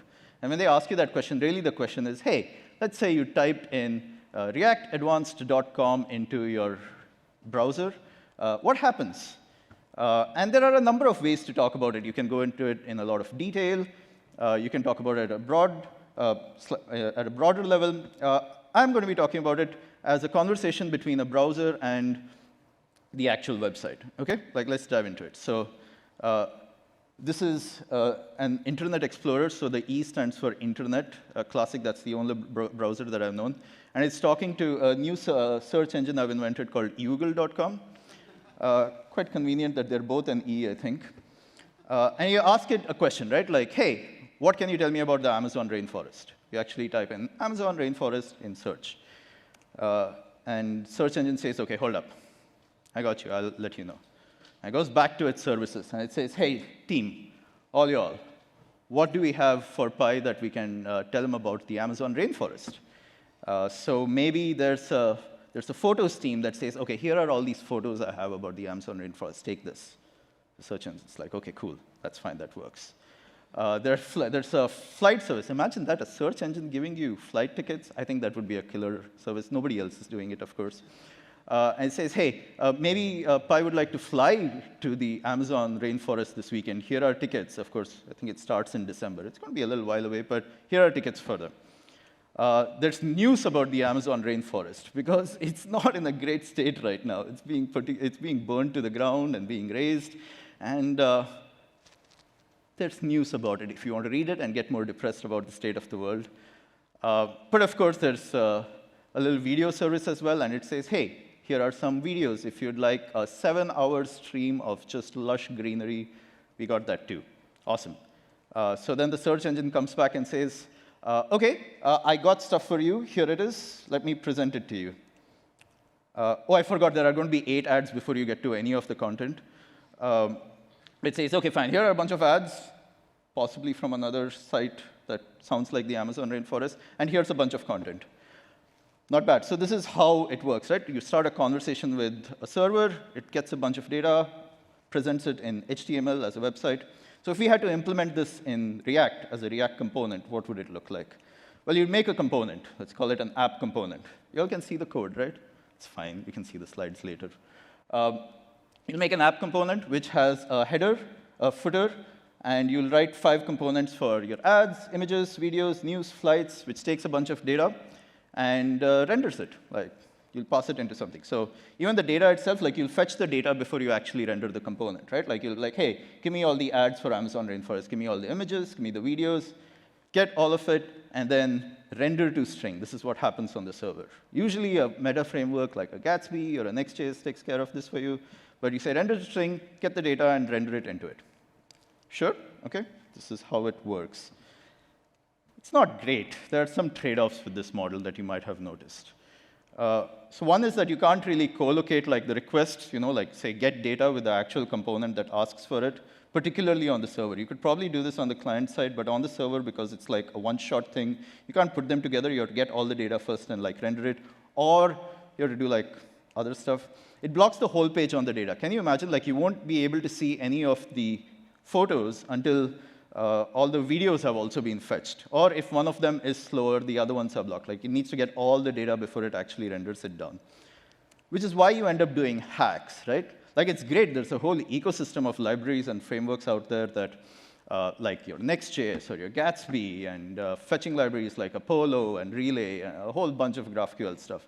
But let's admit to ourselves, like, it is kind of hacky that you have to build something separate that's not inside React itself to do these things. In the beginning, it was fine because it involved experimentation, but now you have to stitch up a whole thing and use a meta framework to do it. It's just a little ew, like it's not perfect, right? Like, you feel a little uncomfortable with this situation. You always have to like make trade-offs. Do you do all your compilation when you like build the page? What if it's like a site with like 100,000 pages? Do you have to do it like dynamically? It's kind of weird. But this is the state in like 2021, right? Like, it's kind of fine. I mean, many multi-million-dollar startups and companies have been made around this API, and other things, of course. But sure, of course, it's the website that got you the money. I don't think we should be fine with this. We can do better. I mean, this is a community that is built on experimentation and innovation. So let's take a little bit of a, let's keep that aside for a minute and talk about a feature that the internet has. It's an idea called streaming. The idea is that you should be able to send data down as soon as it's ready, even before you have everything else. I don't want to get into too many technical details about it. If you're interested, you can Google chunked transfer encoding for HTTP 1.1, and there's something else for HTTP 2. There's a whole bunch of specs. But I'll try to explain it as simply as I can, OK? So let's take the same website and like turn it on the side, OK? Like imagine that it's coming from that side to that side. No, yeah, that side to that side, right? In your one-shot method, you'd send it all in one go. But in a streaming method, you would like stretch it out like chewing gum and send out the bits as soon as they come. So like you'd be able to send a header immediately, then the ads as soon as they're ready, and then the photos, flights, news, videos, and then finally the footer. So what would it look like as a user when you start loading the site, right? So you'd start off with the header. You wait a bit, and then the ads pop in. Wait a little more, and the photos pop in, and the flights, and the news, and the videos, and then the footer. That's better. At the very least, you're not blocking like just the header being loaded for waiting for stuff like content to load, which is fine. And to be fair, I think Google actually does do like streaming, but we can't really do this in React Client so far, of course, because it's still a one-shot. We can do better. Anyone who knows me knows that this is my mantra. The nice thing about being a UX engineer is that there's no upper boundary on how good you can make user experience, right? Like you can just keep making it better and better. Anyway, so that was streaming. So let's keep that idea to the side. This is a React conference after all. A couple of years ago, there was an experimental feature that was launched at ReactConf 2019. Holy shit, that's 2 years ago. That's a while. Anyway, they announced a feature called suspense, right? You could mark components as react.lazy, and it would load it asynchronously, and you could use suspense to mark like a spinner. There's also data fetching. The problem is that that never really worked with render to string or server rendering and stuff. So some people use it for like client-side apps, and it's nice. And it's a good model. So we'll just quickly dive into it and see what it looks like, right? Like, so in this model, for the same page flow that we just discussed, you would have, let's say, an ads component that fetches some data inside it and then like renders that data. Quick thing to note is that there's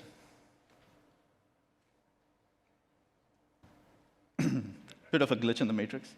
You notice that there's no await statement. And the way React does this is kind of funky. If you're interested in diving into the details, it like throws a promise, or it doesn't matter to a developer as you're using it. You just write it like it's synchronous code, and you can use it. By the way, I've been using GitHub Copilot, so I did this, and right after this, I wrote function images, and it filled in all the code for me. You all been using GitHub Copilot? It's kind of scary good. It's AI for your code. It fills in your code. Anyway, so you would also have an images component that just takes the search term, figures out what images are there for it, and like spits out the HTML that, the DOM tree that would work for it. Similarly for videos and for the ads and so on. And then what you would do is you'd revisit your app component, and you'd wrap all of this with a suspense component, and you'd give it a fallback, right? Let's say a spinner. And the nice thing about the experience for this, when it's a client-side app, is that you will have a spinner that waits for all the data to load and then finally renders it. So the experience would be, hey, you'd render a header and a footer and a big spinny spinner in the middle. I should choose a better one. It's not quite, yeah, it's fine for now. You ship it, right? So it waits for it, it fetches all the data, and as soon as that's done, it renders the content. That's not bad. But we can do even better. That's the mantra for today, right? Let's say that you can also like mark each of those components with like a suspense boundary. And let's say for the sake of discussion here, each of them have the same spinner. You wrap all them up. And then the loading experience for it is, hey, like it starts off with like 5 spinners. Maybe the flights loads first. Not bad. Then after that, maybe the ads load. Then maybe close to each other, the news and the videos load. And then right after that, the photos load. That's not bad, too. Like, at least as content comes, it doesn't wait for everything. As content comes in, it renders in. But still not so great. Like, you want to load it at least in kind of order, even if the data resolves. We can do better. One of my favorite components, by the way, is a component called suspense list. Mark that out with the green boundaries. You can see the code later, but let's know that you can actually group together suspense components. And you can say, hey, reveal these as in a forward order. You can also make it backwards. You can make it all together. It's a lot of fun. Feel free to try it out. Anyway, so you can say, hey, make sure that the ads load first. At least they render first, even if the data for the others loads later. So just so we're clear, the data for all of them is happening at the same time, but it just makes sure that the first one is rendered. And then I group the other 4 inside another suspense list, nested suspense list. That's cool. And say that I want those forwards as well. OK, so what does the experience for that look like? Again, we start off with about 5 spinners. There might be data, so the ads load in. Some content might have actually loaded for the others, but we have marked that it needs to load in this order. The photos load. Then let's say the next one loads really quickly. So you have flights and news. And then like the videos load.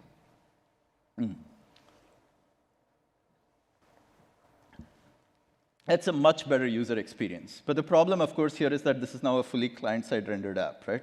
So we have this trade-off. We have these 2 trade-offs. One, we can either generate all the HTML on the server side, but you have this janky programming model, and you have to like make sure you have hacks or like a whole bunch of optimizations doesn't really gel well with the React model.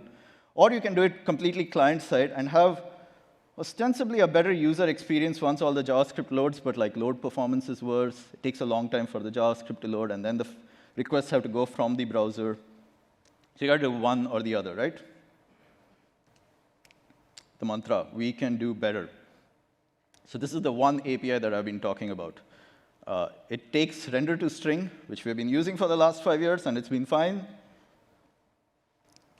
And it replaces it with render to readable stream. Right? So we can now do streaming rendering with React. I just want to recap like how good this is, OK? All right, so let's just recap. OK, so we're going to look at the same thing that we looked at right before this. Traditional streaming looks like this. It stretches it out like chewing gum or like a rubber band, I guess, whatever, and starts loading things one after the other. So the header would load, then the ads would load, photos, and like with all these blank spaces, which is fine, but it's loading, right? And videos, and the footer. So this is what we could get if we had used traditional streaming, which we can't, just so we're clear, but if we could, and possibly how Google already does it. But with render to readable stream, you can start off with the spinners. Wait a little bit, the ads load, the photos, the flights, the news, the videos. And here's the kicker. That entire experience happens before any of your JavaScript loads. This entire experience is happening down the HTML. You can have a superior user experience without JavaScript on your page. So how does it actually do this? It's kind of cool. I have like one slide to show you this, but really you should dive into it after this talk, all right? So what it does is it sends that shell ahead, and it knows that because that's the component model that we've done. But as soon as the page is over, it starts sneaking in little hidden divs with the content inside it. It's fancy as well. It's not fancy as well. It's actually like quite a hack. It works really well, even for like SEO and stuff. And as soon as each of these bits like load in, there's like one line of not even one line of JavaScript. It's like one function call that just says, hey, take this div and replace the spinner like with this content. There's no React on the page, no nothing. You could even remove it, and you still get the same experience. So that's pretty dope, I think. And this is like pretty fundamental to the rest of the React, the innovation that we'll probably see over the next year. Like server components, the new hotness, built on this tech. Any ideas that you have for like new CSS and JS libraries? Because it's been a while since we have had a new one. Might as well make 12 more over the next year. You might want to make sure that it works well with the streaming rendering model. You could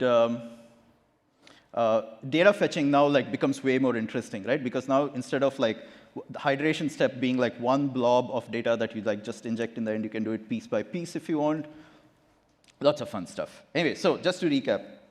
So the new server rendering features that we have, once you replace render to string with just one line, which is render to readable stream, suspense just works. This is a huge deal. It's not worked for the last 2 years, so which is why a lot of people haven't even used it in React apps, but now it just works. React.lazy, all that.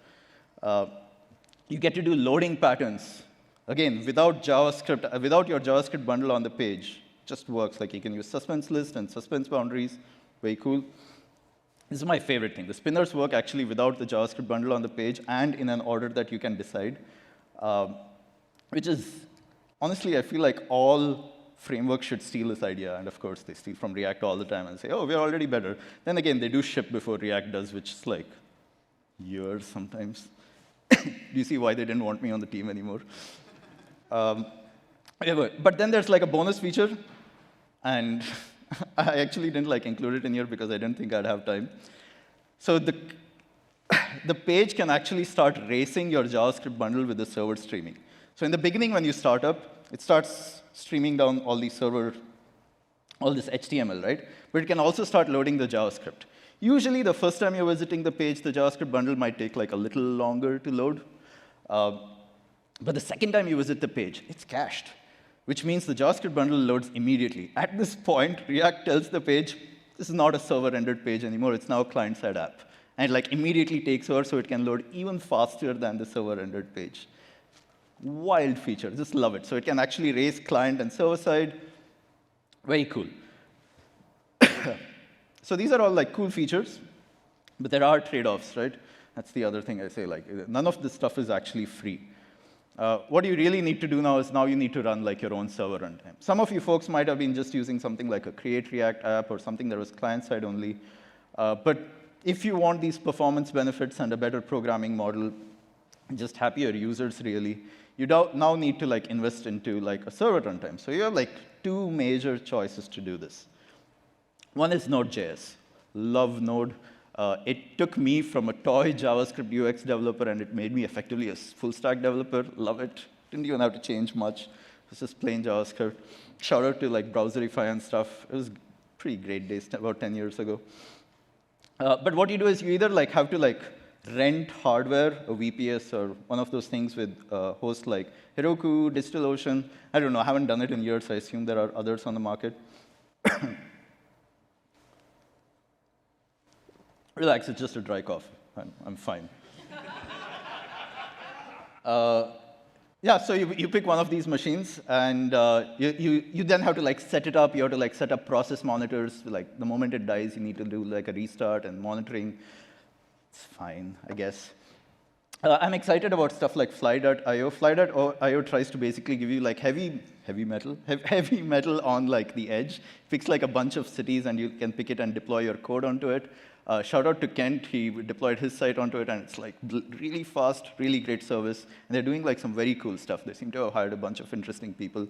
But it still isn't like trivial.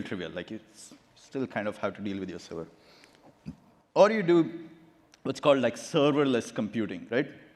Which is your AWS Lambda or your Vercel, which is fine. But the problem is that they don't actually support like streaming. The API ostensibly does, but what it does is kind of like buffers it, and only once it's done does it send the content down the pipe, which kind of ruins the effect that you want, right? Like you want it to like load early. So that's choice one, which you could do today. I bet some of you have your stuff up on Node. It's not a bad choice. Also, Node isn't really built like for the Lambda use case, which is the server-side use case. Like it takes something like 200 ms, like last I checked. I don't know, I could be wrong about these numbers. It takes about 100 to 200 milliseconds just to start up. You can look for cold start time, and you'll see people talking about it, I guess. But choice two is this new breed of serverless computing that's happening across the world.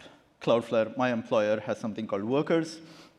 Fastly has something called Edge at Compute. If anyone has used it, let me know. Like, it's very hard to use it right now, but I hear great things about it. The new kid on the block is, of course, Deno. They have something called Deno Deploy. Shopify has something very interesting, which is they have their own runtime and framework for deploying Shopify-specific components, and I think someone's speaking about it later in the conference. I'm super looking forward to it. Very exciting work. Gatsby, I think, now runs. Gatsby used to be a static site generator, but they're not so much, but they're not openly admitting it, and they run something called Gatsby Cloud, which is cool, by the way. It's called DST, very cool tech. I think Siddharth is here. He'll be talking about it later. And there are going to be more. There will be a lot more people who will be, I expect more people to like try this out. And there are some usual patterns with it. So I would like to talk about Cloudflare Workers because, I mean, I picked them. They pay me for this. It's kind of nice. So Cloudflare Workers, right? It's a standard-based runtime. You can do stuff like fetch, regular request response, a whole bunch of web standard APIs. No DOM APIs, but you don't need that on the server side so much. I mean, you have React there, of course. Which is nice. The code is like super simple. You don't have to like spin up and save a port. No, you just export a function called fetch that responds to a request and returns a response. Super nice. It's across 250 cities across the world. 250 cities also, like it's a small number and a big number. Like it's the biggest network, I think, right now. And they have deals with something like 10,000 partners or some shit like that. The employees aren't told where in the cities the actual data center is, by the way. So we like joking amongst ourselves that it's either underneath the tube or it's in the air traffic tower in Heathrow, because that's where you get best reception. It's either that or the BT tower. We're not sure. Anyway, but like massive network across the world. And the numbers are kind of wild. Well, because they have such a great network, they're within about 20 milliseconds of like 80% of the connected world. And like within 50 milliseconds of 95% of the like internet connected world. And to show you how fast that is, I want you all to try something with me, okay? All right? I want you to blink as fast as you can, okay? Like try to count how fast you can do it per second. Okay, ready?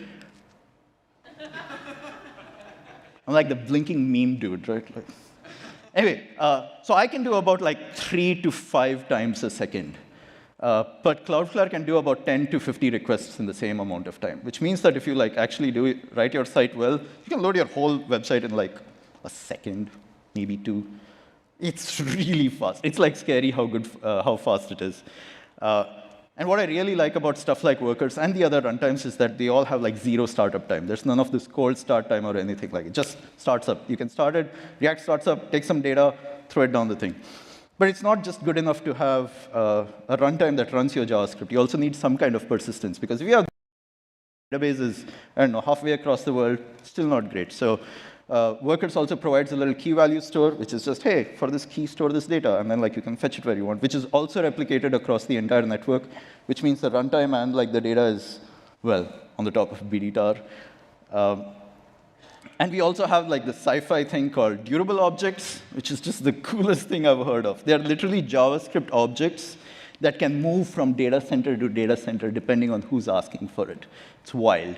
What that means is, let's say and you can like use it for like WebSockets and synchronization and stuff, which means that let's say I'm talking to a friend in, let's say San Francisco. I don't know anything about American geography, but let's say that New York is between London and San Francisco. Maybe. Let's say, somewhere midway. It's probably somewhere in the, I don't know.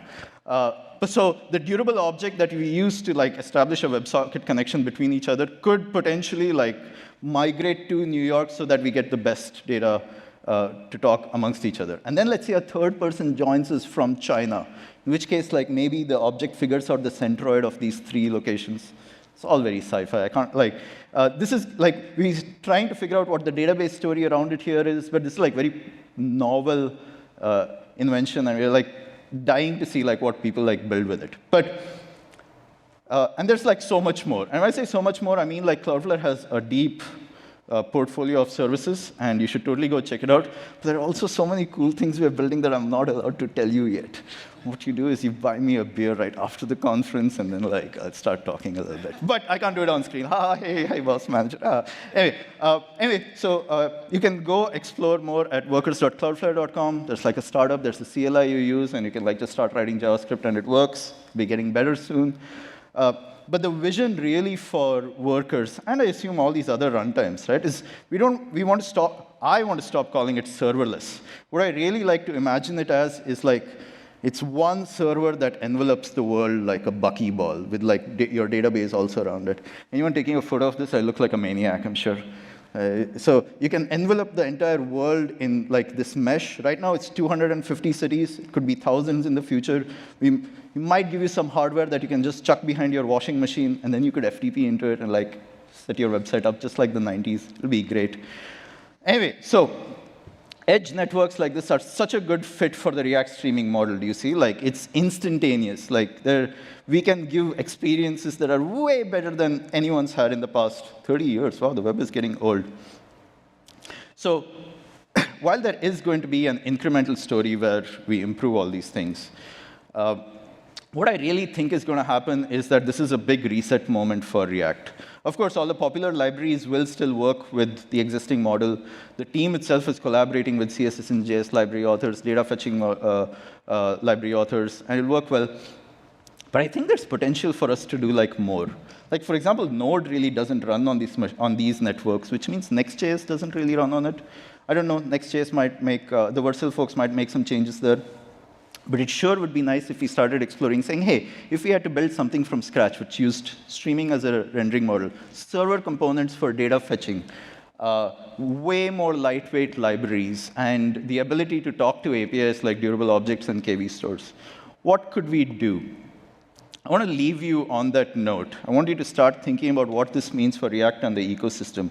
A lot of the complaints about React have been bigger bundles, and over-engineering and JavaScript fatigue. But maybe this is a moment for us to start removing the fatigue, to simplifying the stack, to start removing the parts that we have needed just to be able to have a competent stack. And maybe we could have a different story. I don't know. I'm going to try.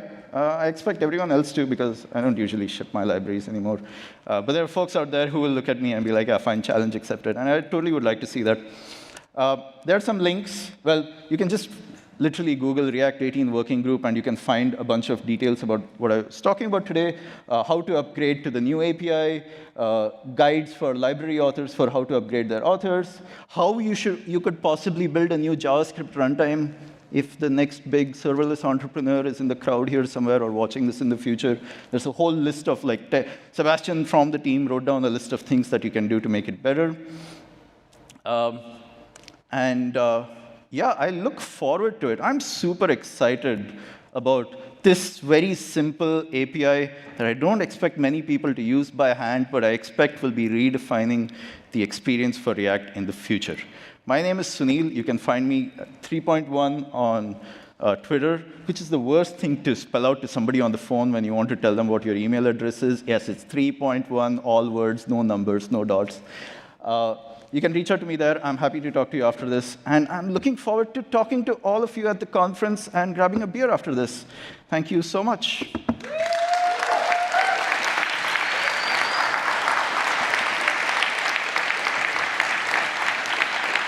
Thank you. Thank you so much, Sunil. Would you step into the Q&A layer? Oh, you don't even need to bring your own water here. We have water at the Q&A layer. It's quite a special place. Hey. Hi, Yanni. How are you? I'm good. How are you, Sunil? Not bad. Oh, thanks for a wonderful talk, as always. This is, I think, the second or third of your keynotes I see, and every time I leave, kind of surprised by how interesting you can make API talks or these kind of technical things. Your sarcasm is duly noted. No, I think it's sincere.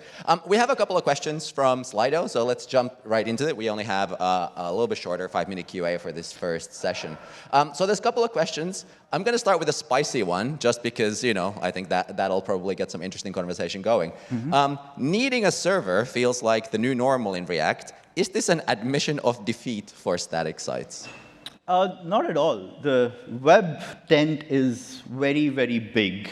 And static sites have actually proven to have some kind of staying power, particularly because it's not just because of React. It's because it's been that way for the last 25 years. The first websites were technically just static websites until PHP folks came and made it interesting.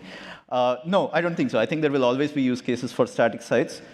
What I really think is going to happen is that a site is not going to be a particular type anymore. There are going to be pages that are great, which are pre-rendered and static. There are going to be pages in it that are highly dynamic, and there will be pages in the middle of it. I think Rich Harris gave a great talk about this recently, where he coined the term, and we as a community love coining terms, called transitional apps. And I think that's really what's happening here. It's an evolution of the entire ecosystem, not just the React ecosystem, of understanding that there's no one-size-fits-all. But I mean, there has been for a long time this kind of maybe a false dichotomy between, server rendered sites and maybe client SPAs and this sort of, static, CDN delivered websites. And people have emotional connections to those ideas, and they take camps, they take sides. I know. What would you say to those people? Don't take it so personally, man. It's fine. Things change. That's the nice thing about this industry. Really, it's like I said, you as a developer, you are now more empowered to create better experiences for your users without compromising on performance characteristics. And I think that's a good thing. You get to pick parts of your site however you want. Not only do you get to pick, but you get to change your mind. At some point, you decide, oh, maybe this wasn't meant to be a static site. You can then just turn on the dynamic nature of it, remove the caches. It's pretty good. Nice, thank you. Let's go over a little bit more technical question. I think this is has big words, and I know some of them. With server streaming, how do you set intrinsic size of page sections to avoid janky reflows as different parts of the page with variable lengths load in? So you understand the question. Streaming, how do you set intrinsic size of page questions? So basically the idea is that like if you have elements that have a size that you don't know what it is until it streams in. So I think this is more of like a product design question, right? But there are a couple of things that you can do. People say there are spinners. You can use skeletons, is that right? Like little sections that look like what it's about to be rendered, and hopefully when it does render, it fits the exact size. I happen to think that we are going to see a resurgence in animations so that when content actually does come in, it smoothly transitions to a newer size. Or you use like suspense boundaries. And that's the big deal here, which is that you can actually mark off sections that you need to stay stable until all the data loads and then renders in. So yeah, there's like options, things you can do. Nice, thank you. We're going to keep this first Q&A a bit short just to make sure that we're on time. There are a couple of questions there. One is how it is to work at Cloudflare. It's dope. It's so good. Everyone is so nice. I'm not even like joking. I reached out to them. I was like, please, let me work with you people. You all are super interesting. Yeah, during lockdown, Sunil and I discovered that we live quite close to each other and we've been meeting for walks, and he has relentlessly not stopped trying to hire. I don't shut the hell up about these. So, if somebody's looking for a job at Cloudflare, I think this is a man to talk to. Or a job in general, I suppose. Oh, yes. Exactly. He'll sell it too, I'm pretty sure. All right, let's give it up for Sunil. Thank you, Sunil. Thank you.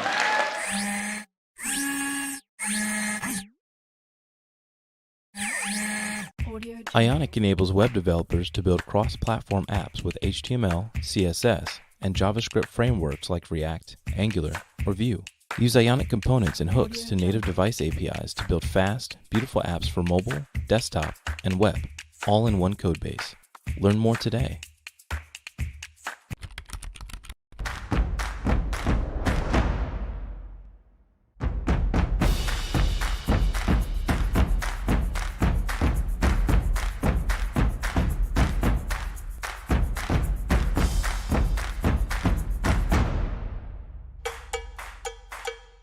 What content do you need today?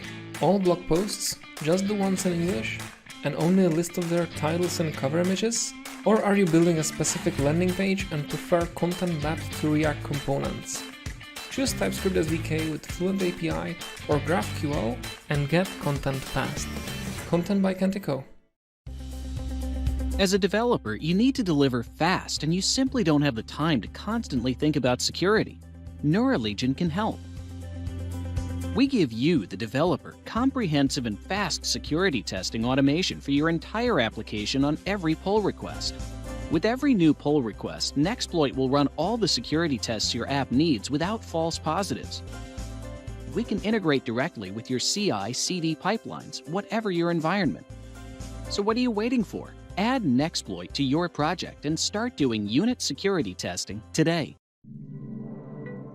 Sanity, a popular choice for Jamstack applications, which stands for JavaScript, APIs, and markup. Sanity is part of the A in the Jamstack. It provides an open source studio where you can model your content with JavaScript and manage it in the browser. Meanwhile, the actual data is stored in the cloud in what's known as a content lake, which can then be queried from a front-end application quickly with its built-in CDN, while supporting features like GraphQL, webhooks, and real-time updates.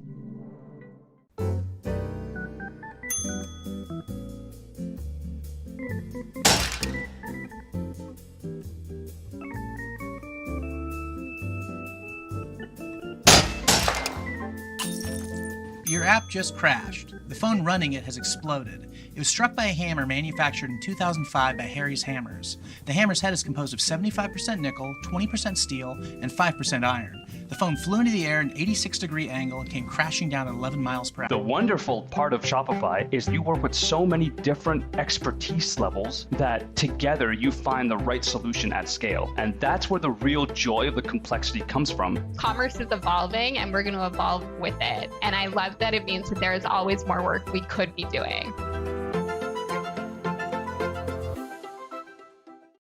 When you're building an application, there's a lot of pressure to keep security vulnerabilities out of your code.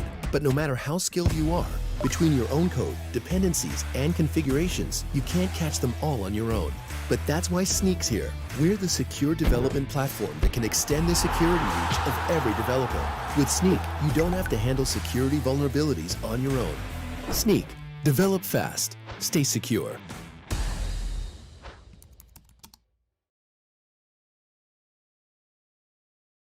Introducing StackHawk.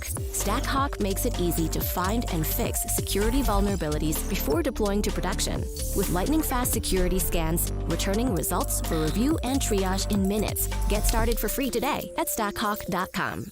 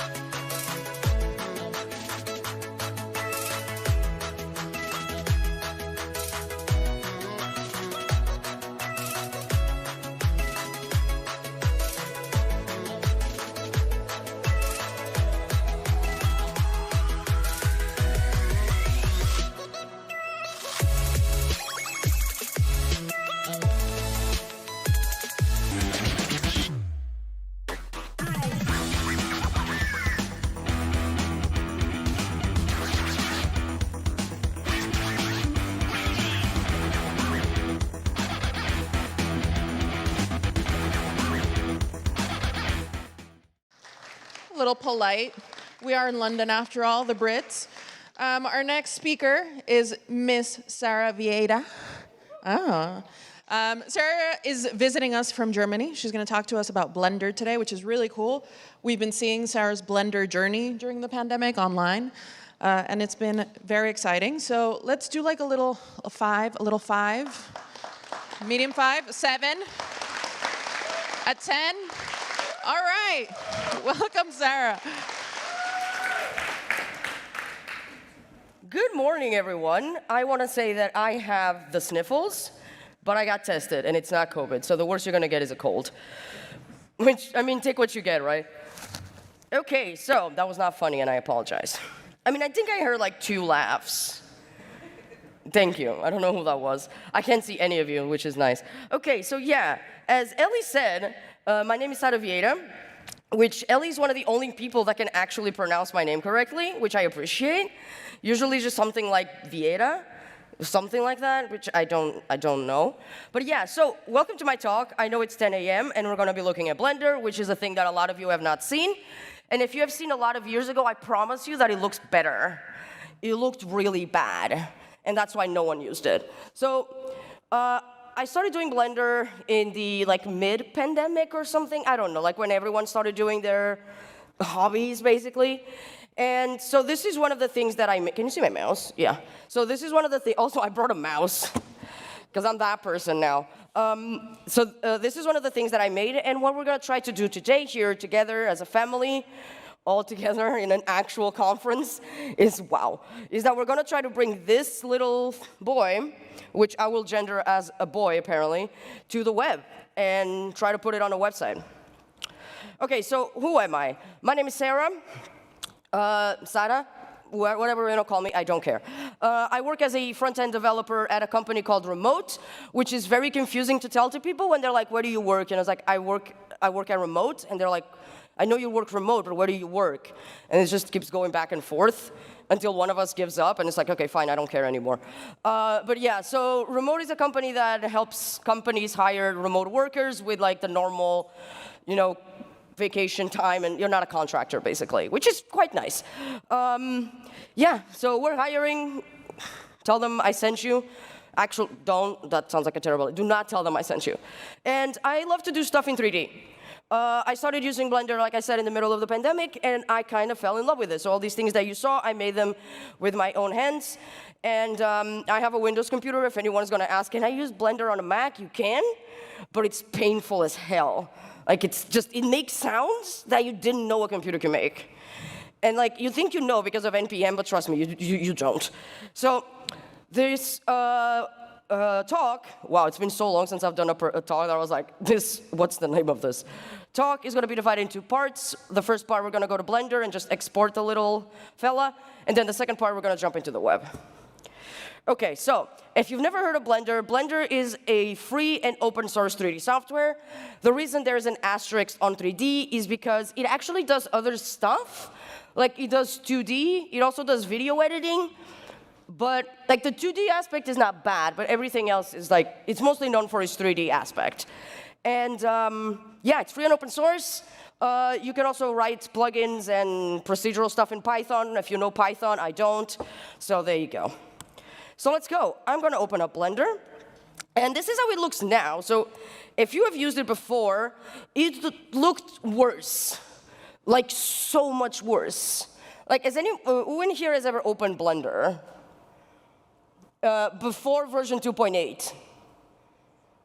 OK, so no one has seen how bad it was. So you don't understand like how good it looks now. You're like, this doesn't even look that good. No, you don't understand. I beg you to Google online Blender 2.7 UI.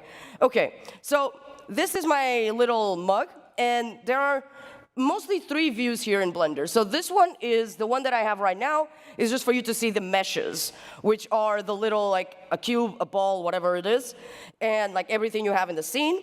And then there are 2 render views. And there's something called Eevee, and there's something called cycles.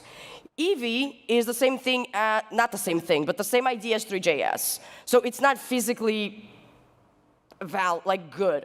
It's just like it kind of imitates light and how light should bounce, but it figures it out by like, I don't know, AI and Python. It's probably not AI, it's just a bunch of if statements. I mean, what is AI? A bunch of if statements. And so this thing is new, which makes it completely doable to use it on a Mac, because it doesn't actually do all of that stuff. So if I switch to Eevee here, and it takes a while, and I come to the camera, this is how it looks in Eevee. So you can see that if I move it, like the light kind of like does this like shadowy, weird thing. And that's because it's calculating it in real time. If you think about game engines like Unity or Unreal or something like that, it does the same thing but worse. There you go. I don't know if anyone has seen Unreal 5, but it's way worse than Unreal 5. Let's not even go there. So yeah, Eevee. Eevee, this Cycles is the one that makes your computer go psst. I don't know if that was too loud. So this is Cycles. And you're going to be OK. So yeah, this is Cycles. And what Cycles does is, like, imagine every beam of light in this room. It literally calculates where it bounces and where it refracts and everything for each single one of those lights. And every light has like 1,000 points of light. So it needs a really good graphics card, or any graphics card. And yeah, so MacBook is a no-no. So yeah, this is the more realistic one, but it's not the one we're going to use. So yeah, let's go back to Eevee so my computer doesn't die. And I wanted to mostly just explain this. And I wanted to show you something as well in here. So like, imagine that you want to change a color or something. So there is this little tab here, and I have it at orange, and let's make it like blue or something. So this blend file, if you want to play with it, it's completely free, open source, CC0, whatever. And you can just download it, do whatever you want. Please don't draw anything weird on him, because he looks so happy. But apart from that, yeah, whatever. OK, so one very important thing is to know how, let's say you downloaded a model from the internet, like Sketchfab, the internet. And you want to export it somewhere. So the first thing is that any mesh can have several meshes in it. So like you see, this has a circle, which I have no idea what it is. And it has another circle. There you go. That makes sense, because I named my stuff, right? I should have named it. But there is a button. If you click on the right side, sorry, I get issues with right from left. And I have a license. So think about that for a bit. And you select a hierarchy. This means that it will select everything in it. So if I click G to move it, you can see that it moves everything in it. OK, cool. So let's export it. So File, and you can click Export. And for the web, you should use GLTF. GLTF is a format that's mostly used for the web. OK, cool. That's it. So I'm already in the thing. So Blender to the web. Let me go to public. So there are 3 types. So there's a binary, and there's a GLTF file. People will tell you to use the binary because it's slightly smaller. I would as well. But the other one is just pure JSON, and this is a talk, so I'm going to use the other one because I love JSON. So gltf embed is a JSON file. Like, it's a very scary, terrible JSON file, but it's a JSON file. And something very important that you should always click is apply modifiers. And there was something else. Include selected objects, because otherwise it's going to literally put your entire scene, which is not what we want. So I'm going to call it the boy, and I'm going to turn on compression. OK, export gltf. Let's see what happens, right? Like, OK, so I have this, and let's open this file. And as you can see, it's a very scary JSON file. So like, this part is because it's an image, like a texture, and it's just, you know, no one is ever going to read this. But let's pretend that it all makes sense, right? And this is going to compress it more. OK, let's say open dot. It should have been in public. Oh, it did the thing. OK, so, right. Where is it? It's 1.2 megabytes. And this one, right now, where is that? Is 406 kilobytes. So it just like compresses everything really big. Really a lot. So the first step of this is that we need to transform this gltf into JSX. And we can do that using an online tool, or you can do that using the command line. But since I have internet, I'm going to use the online tool. So I'm going to drop it here. Why did I open my entire thing again? This was not a good idea. OK, so open. It's like, no, it's all my pirated movies. You can't pirate stuff in Germany, by the way. They will come at you. Like, literally, they will go to your house. It has not happened to me yet. So here is the little fella, right? And here we have a very small set of code that you can't read, but I promise you will be able to read it in the you know what I mean, VS Code. There we go. So let me copy this. And the first thing I'm going to do is paste it over here. So this is the site, and we have this little coffee mug, which we don't care about. We're going to kill it with fire. And we're going to put the little funky person here. Oh, now he's a person. Wow, OK. he got upgraded to person. That's great. So there are 3 things that you need to install, which I pre-installed, which is, so you need to add React. Come here. React 3 Fiber and React 3 Dre. So Fiber is the it's the, oh god, I forgot the name for the React thing that does like React Native thing, which is the okay, React 3, you need that. And then you have React 3 Dry, which is a set of helpers that help you with a lot of stuff because they're helpers. They're good like that. Okay, so I have a model and it's a component and I can't export a default, so I'm just gonna, I don't know why I keep doing like live coding in talks, because I hate myself. Oh, okay. So now we should get an error one day. Is it compiling? Corresponding disk node. What?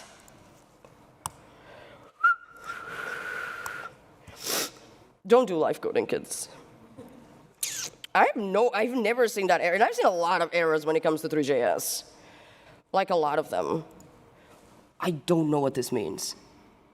Cannot find, does not label on disk, does not recommend. Okay, so this is probably an issue with the fact that 3 probably got updated since I last used it, and now it is just open in GitHub. So let's figure this out together.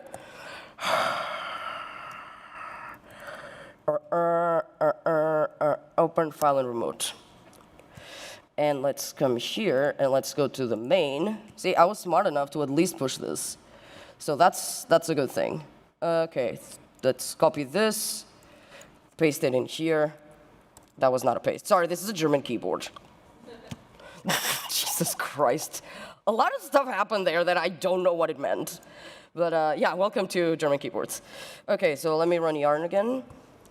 And all we can do is really just hope for the best. OK, we did not. And all right, the mouse has buttons that do things.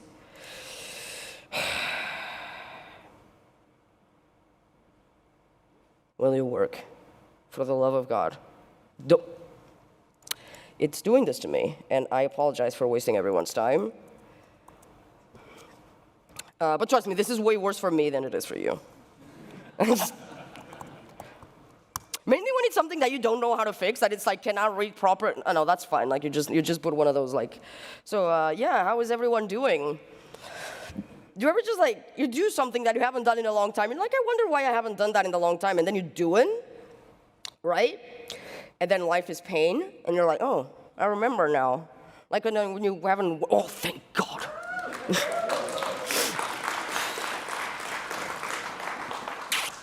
In case of a doubt. It's yarn. I mean, NPM, it's the same. Doesn't matter. Okay, so you still don't get... God, I need a moment there. Okay, so you still don't get anything, and that's because to render anything in React 3 Fiber, we need a canvas, right? So let's import the canvas from React 3 Fiber, and this is telling React and everything that like everything inside of here is not DOM. It's like WebGL, basically. Right, and let me close this canvas. And now, like, it should show us a really sad version of it, which, like, it's like, so. This is supposed to happen, by the way. I'm just very awkward. So what is happening right now is that everything that happens in 3D needs light. So if there is no light, like real life, right? If there's no light, you're going to hit your foot on something, and you're going to step on a Lego, and you're going to cry. Not that this has happened to me. Yeah, and what don't we have? Thank you. I'm sorry, I need interaction right now. So I'm gonna open up my little things, and I'm gonna add 2 lights here. So one of them is an ambient light, and an ambient light has no shadow. And to think of an ambient light doesn't make any sense in real life. But it's like there's just a point of light that spreads evenly everywhere and makes no shadow. And a spotlight is like these things that are ruining my eyes right now. So that casts a shadow.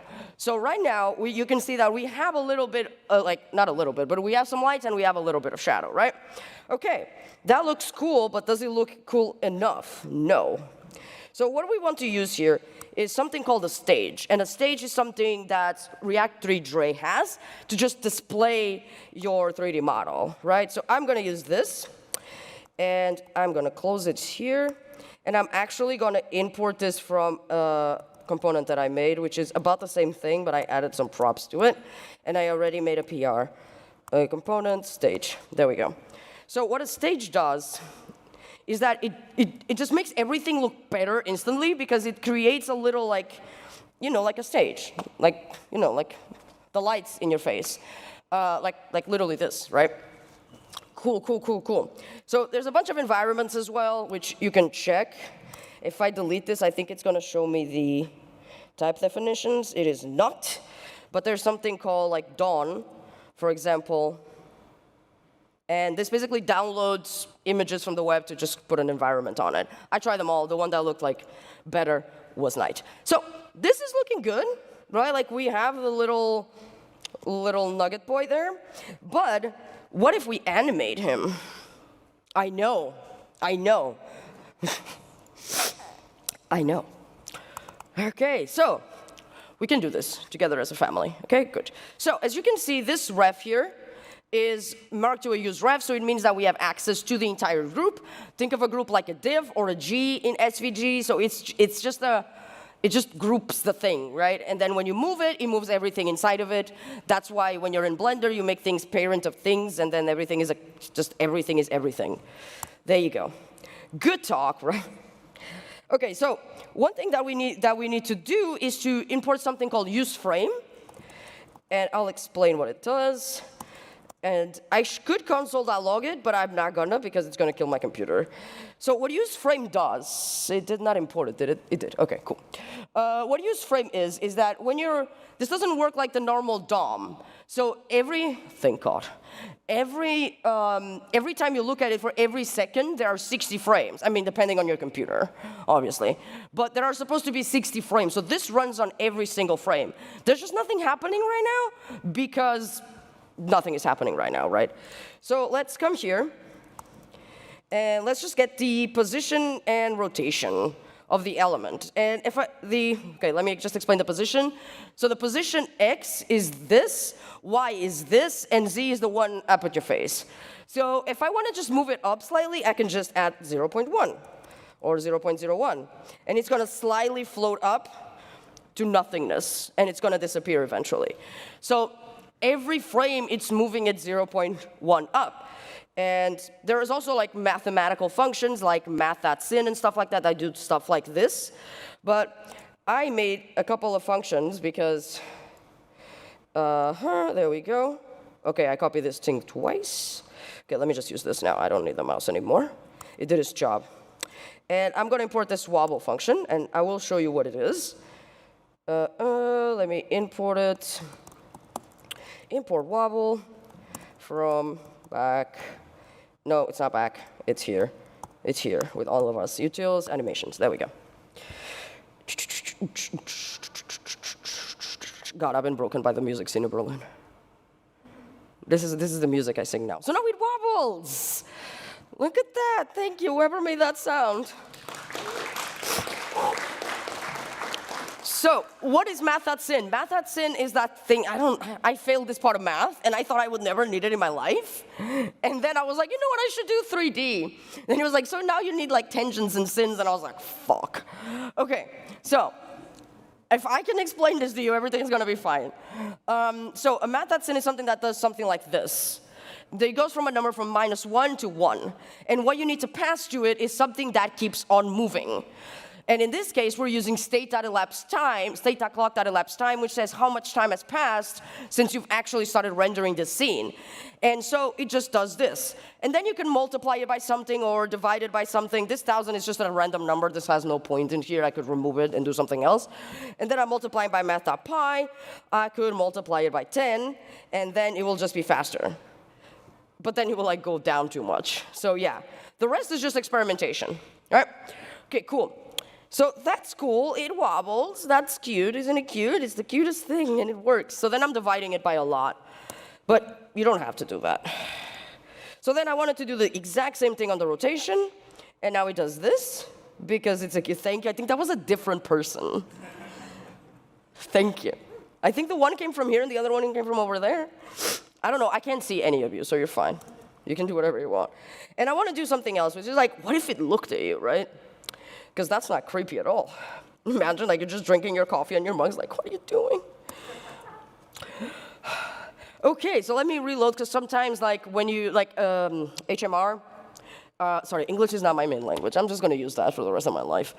The position gets screwed up. So now, it uses the mouse to tell what it is, and it looks at you, right, on the X and the Y.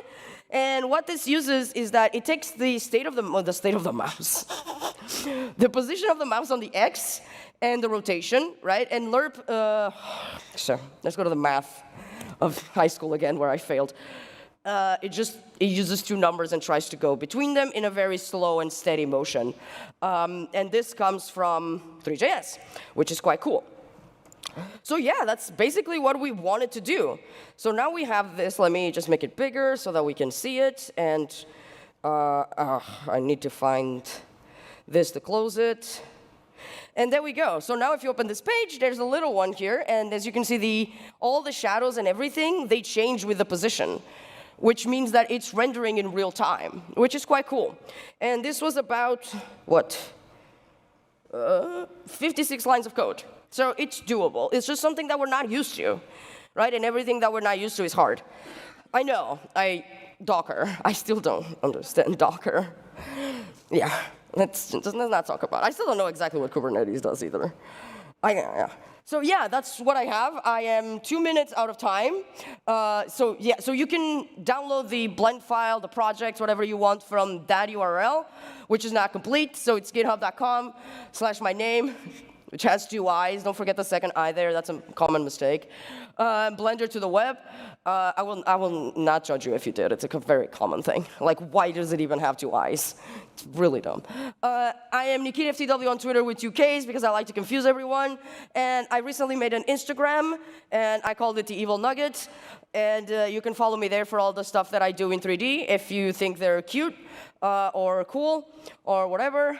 And yeah, I survived, and the pandemic and this talk. So I feel like just that deserves a round of applause.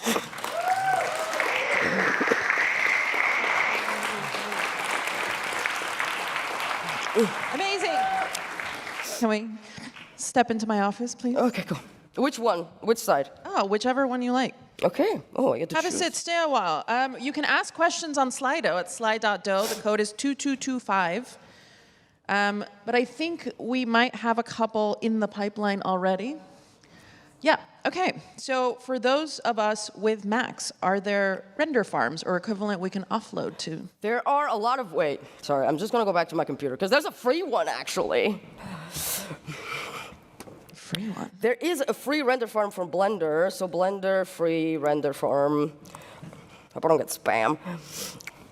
This is actually free, so a lot of people, basically what they do is they download an app, which I do have it on my Windows, which is a very beefy gaming computer that has, all the lights and stuff.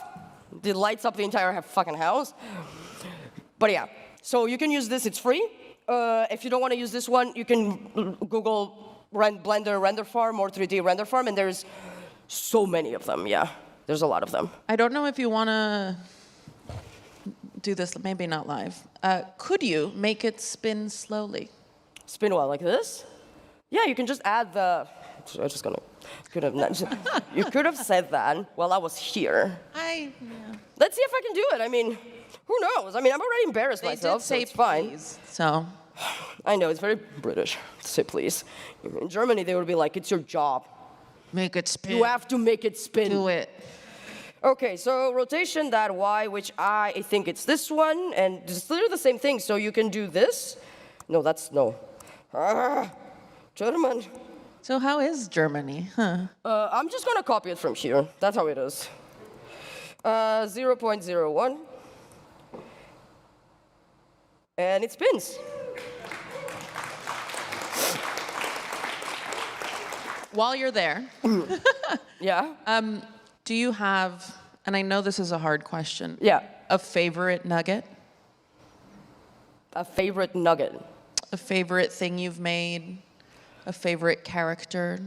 Oh, a favorite thing that I've ever made in Blender. Yeah. I don't know. Maybe. Do you love all of them equally? No, God fuck no. I've made a lot of cursed stuff, girl. Some stuff that you're like, God, that's worse than code. That's cute. Thank you. I think my favorite one is this one. Aww. Which there is no video, but there's also a video of him just waking up. And I think this was the favorite thing that I've ever made. Incredible. Thank you, Sarah, for your talk. Give it up for Sarah, everyone.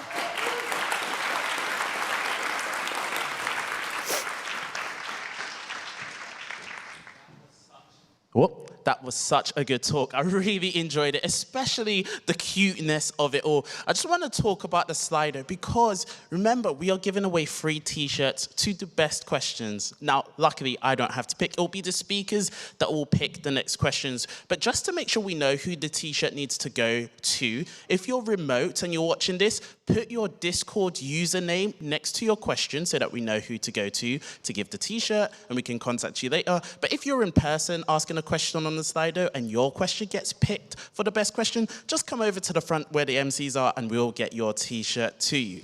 But I want to say a big thank you to our sponsor, TopeTool. They connect cloud engineers, full stack engineers, DevOps experts, data scientists, and in-demand software developers with top global companies, allowing them to design their schedule, get paid on time, upskill, and work from anywhere in the world. TopeTool is the world's largest remote company and represents the top 3% of freelance talent. So definitely check them out.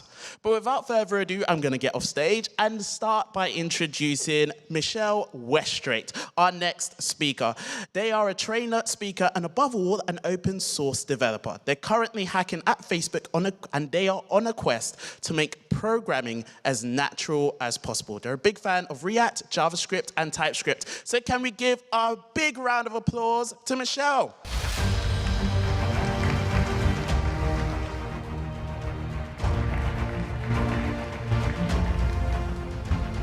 Michelle's using my computer, so I need to put my finger on it. And Oh, actually, I did. Let's give it a second. There we go. This is like Zoom. I'm on mute all the time as well, right?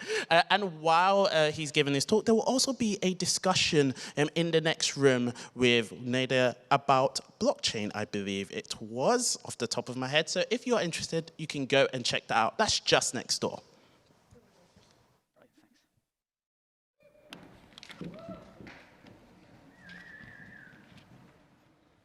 Ooh, scary.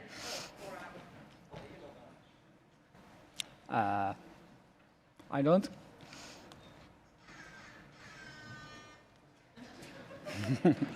It works. Good morning, everyone.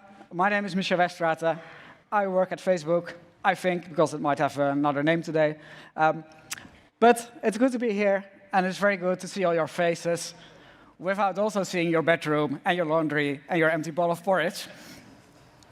So thanks for having me. I'm working currently on a project called Flipper, which is an open source debugging platform which is used primarily by mobile developers. And I'm going to talk about how to optimize rendering of really big tables. And in this talk, I'll feature a little bit about Flipper. I'll find an actual useful application of Bitcoins, and I will show you an open source library.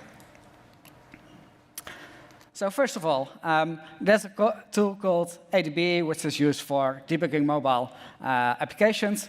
And if you run, for example, ADB log, it just generates a lot of data. It can easily generate up to 100 lines per second or something.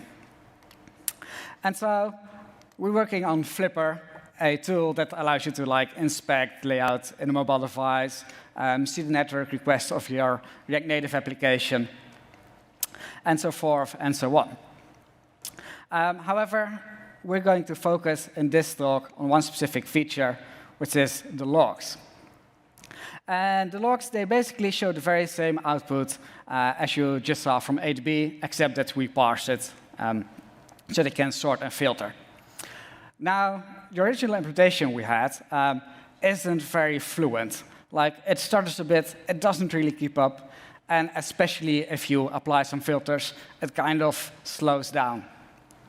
And also, it doesn't properly wrap lines, which is really annoying if you use logs. So we figured that this is kind of too slow, and actually what we detected, even in production builds, if the filter is slightly complicated and you have 100,000 log lines in there already, then a single render pass of our React component could easily eat up to 250 milliseconds. So you end up with 4 frames per second, which is really annoying. And so we figured we needed a better implementation, and we built one. And so this is the new version, which is much more smooth, but actually keeps up with the data that arrives over ADB. And even if you're filtering, it does barely affect performance. And we made the user interaction a lot better as well. So we have links that are highlighted, lines wrap automatically if you resize the window, that kind of stuff. So we made it a lot richer. We even added things like being able to sort on any column you want. And so how did this affect performance? And it turns out the performance of the new implementation was 10 times faster. And we saw that inside Facebook, we measure what the performance is, how many frames we drop, what CPU load is for our users. And we saw basically a 10 times frame drop and a much slower usage of CPU. And if you look at the profile in Chrome, we can actually explain that. And so the left two sections are basically the old situation, where there's a lot of CPU going on, and most of it is yellow. And yellow means this is running JavaScript code, our code of Flipper. And in the new situation, there's still a lot of CPU usage, but it's spent differently. It's no longer spent on the yellow part, no longer on the scripting. No, it's doing a lot of layouting and styling. And it means that it's cranking out much more frames per second. So, in short, purple is good, yellow is bad. And so, how did we do that? And to explain it a little bit, I'm going to show you a small demo application which streams a lot of Bitcoin transactions so that we at least put all those wasted CPU cycles to good use. And I'm not as gracious as Sarah, so I just pre-recorded it. Anyway, so let's start with the basis. What do? We set up a WebSocket connection to Coinbase, and we start listening for 3 different exchange rates. And for every new message we arrive, we call a callback. And the data basically looks a little bit like this, just a exchange with a certain rate. And so what happens here is that we're not really rendering at all. Sorry, I'm messing this up. So what Sarah can do with live coding, I can do with a video. Isn't that amazing? And so the idea here is that we don't render anything yet. And if you start streaming, you will see that we basically are receiving 1,000 items per second. CPU isn't doing anything because we don't do anything with it. But this is our baseline. So conceptually, this is what is happening. So let's throw React into the mix.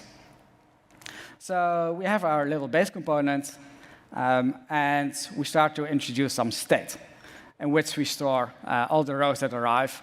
We also start with a base set of 10,000 rows to have something at least. And every time a new row arrives, we update the state, allocate a new array, and put it in there. And then if there's a filter active, we apply that to the data set.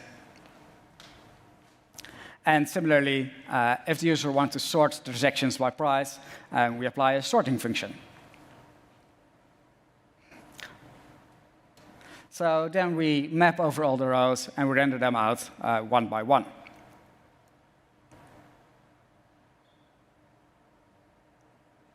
So if you run this, oh, I think the presentation is broken when moving it over to a laptop. Anyway, that's what happens if you change at the last moment. So if you render this, it renders pretty OK, as long as the data is static. But as soon as we start to filter, it really starts to slow down. Right? We have now 5 frames per second, and CPU at the bottom is maxing out. And if we start to enable the stream, we actually are able to process 3 new records per second, and that's because we're rendering all those 10,000 rows over and over again. This is really slow, not a good idea. The obvious thing which we do in these kind of situations is apply virtualization. At this point, there's usually some people who are like, why are you rendering 10,000 rows in the first place? That's not a good user experience. Why show so much data? In my experience, that's usually a kind of a lame excuse to avoid a hard problem. And that's very simple to prove. Take the terminal. A decade ago, it used to have a fixed amount of scrollback lines, maybe 1,000. And what every engineer out there does is he puts it to unlimited, right? We want to have all those lines at our fingertips when we do an npm install. We want to scroll back very quickly, search, filter. And I'm pretty sure that most engineers would quit their job if someone suggested that the terminal should be paginated. And the same holds for many dashboards that show a lot of commercial data, graphs, rows that updates with real-time stock information. Having thousands of data points with hundreds of updates per second isn't really that strange at all. So the typical thing to do at this point is to apply virtualization. There's a bunch of good libraries out there for React, React Window, Virtuoso, but the best one I found is React Virtual by Tanner Lindsay. And it's really good. Basically, the usage is pretty simple. It provides you a hook, but it also supports row wrapping. And the idea is that you call this use virtual hook, you give it the amount of data you want to render, and a container, which is used for size calculations. And then it gives you back a bunch of items to map over, and for each of them, you apply some styling. It's a bunch of style, but it's really straightforward to build this.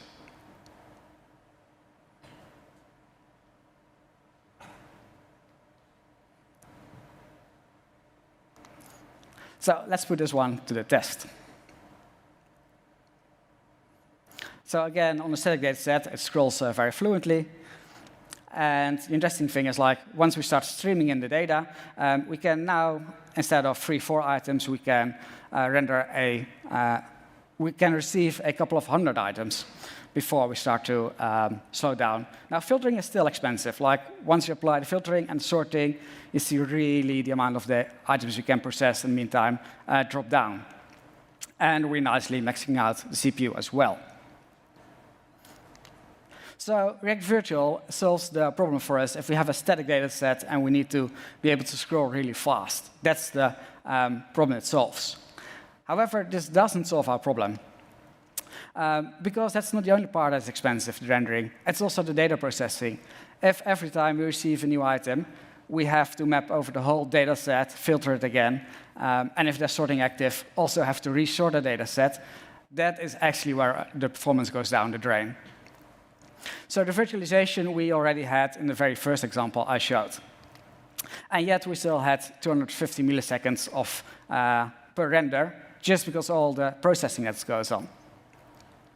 And there's a few tricks that people commonly apply, like we could memo the filtered rows, but that doesn't really help. That only helps if the filter changes now and then, but not if your rows are changing all the time. If you have dozens of updates you have to process, then your memo is never going to have a positive cache hit. And similarly, you can debounce, which makes sure that at least your application kind of stays usable, but it doesn't drop the performance of a single render, and it doesn't allow you to go beyond those 4 frames per second in our use case.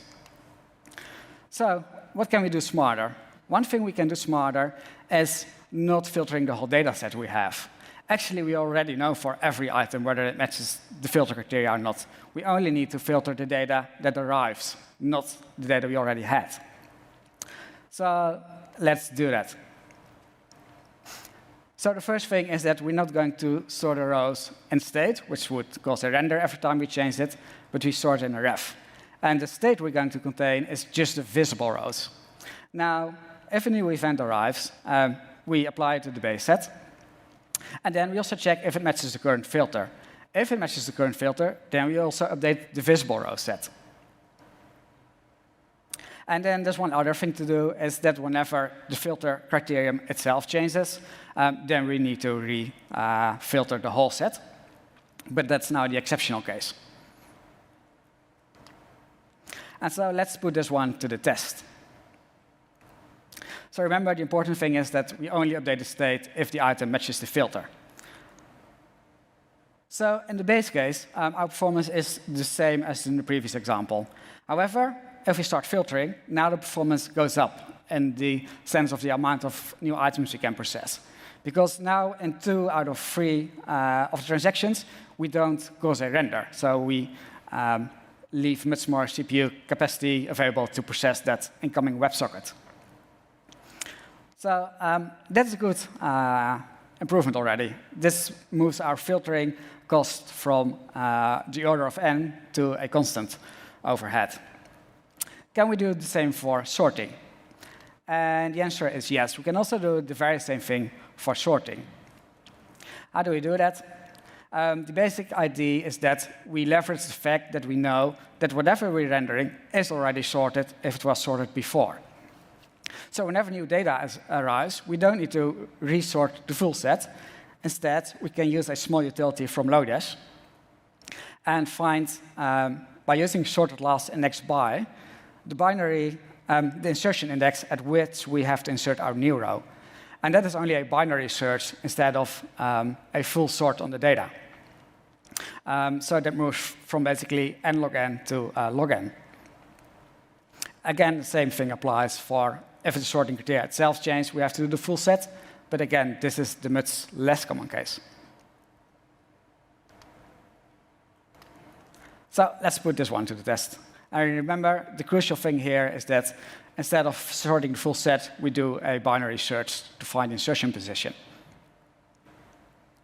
And so again, we process the data, we start tailing, we start filtering, and we have the nice performance. And now we enable sorting. So now all the data set is sorted, yet it doesn't really affect our performance anymore. Where normally sort is really expensive, now it's not impacting that much. So now we optimize filtering, we optimize sorting. Can we do even better than this? And the answer is yes. We can also start to window the data we process. Now, it sounds a little bit controversial because we're already applying windowing, but we are only applying windowing to the render. But actually, if you think about it, we can apply the windowing earlier, at the moment we process the data. So when a new row is added, but it's effectively added outside the current view, we don't even need to trigger a rendering. Even if it matches the filter and we find the insertion index, if after that we find it's not within the viewport, there's actually no need to call React to re-render and do those virtualization computations. So let's apply that trick as well. So now we don't have any state anymore. And to capture what we're currently looking at, we introduce a window that just stores the visible set of rows. And we use a trick, force update, to force a render of React whenever we want. And if we don't want to render, React will never re-render. Now, the next thing we do is, after every render, we store what range we did render. That's the range we got back from from React Virtual, sorry. And then we check, when we find the insertion index of a row, we check, is it within the current window? Then we trigger React to render, and otherwise not. Now, there's one exception case, and that is, once in the 100 rows, we're still going to trigger a render, and that is to make sure that our scroll bar keeps growing if more data arrives, even if all the data arrives outside of the current viewport. So let's test this one. So we start streaming, and you see that we process a lot of data, especially if we don't tail, because then all the appends happen outside the window. If we tail, we have still the same performance as before, but without tailing, almost everything is added outside the screen, so we barely use any CPU. And this is also the first time that the CPU actually drops below maximum usage. So now we have a longer pipeline. We filter, we sort, we check if the update actually appears within the visible window, and only if that's all true, then we call React to render. So we did now add a lot of logic, and it was just for append. How do we deal with updates? How do we deal with inserts? How do we deal with removals? And the solution I've showed you so far, we've generalized in a package. It's called Flipper Data Source. It's maintained for now inside the Flipper repository on GitHub. But you can use this package right away. And the basic idea is that actually all the other operations basically follow the same pattern. An update or a removal is not significantly different from an insert. And those 4 steps are basically a pipeline where we describe the initial operation, for example, appending an item, then we apply sorting, and we just transform the description of the operation. So an append operation becomes an insert at a different position with the very same item. And then we also have a reversal operation in case we're reverse sorting, and then we decide whether this operation ends up in the window. So first, we transform the operation without thinking actually about rendering at all. And the other operations are also really easy to express in these very same terms. They go just through the same pipeline. And so let's refactor our example to leverage the Flipper data source package. So we remove all our custom logic, our effects. We still have the same view criteria. The user has still the same features. We're just going to wire it up differently. So we don't need React Virtual anymore. That's abstracted away. We remove all that rendering stuff, which is over here. There we go. And then we just import a few things from the packets. So we import the create data source, which creates the data source, and we keep a reference to it. And the only thing we do when a new event arrives is we call append, and that stores the event in the data source. Then whenever the filter or the sorting criteria is changed by the user, we just update the view configuration of the data source. That data source, we pass it to the data source renderer virtual. And with that, we basically have the same thing as what we built so far in this entire demo. It's just now a few lines of code. So let's put this one to the test. Again, we start tailing, make it hard, and we start filtering, and actually see that the performance is really good now. Even though this is only a debug build of React, it's easily keeping up CPU-wise. So this is slightly more efficiently implemented as what we did so far. But now our CPU is barely breaking a sweat, even though we're adding almost 1,000 records per second, and we're sorting and filtering them. And to make it even harder, we can start off with a large data set. So instead of 10,000 items, let's start with 100,000. Again, we do the same thing. And what we will notice is that this makes it a little bit more expensive. So CPU usage is slightly higher, but still it's keeping up nicely. So we're not maxing out on CPU and JavaScripting. So that means that the rendering, the frame rate stays stable at 50 frames per second. So basically, this is all that was left to make this demo performant. And that is what the Flipper data source package does.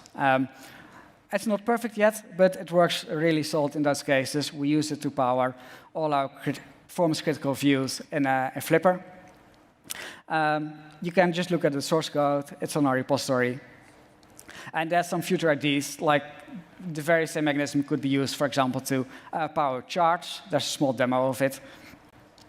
But there's a lot of possibility, because many visualizations follow this filter, sort, and window principle. So give it a try. Let me know what you think.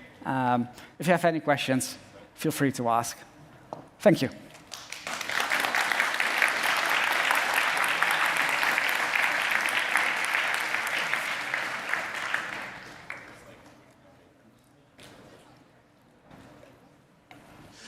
That was an amazing talk. Thank you so much. Let's give it up for him again.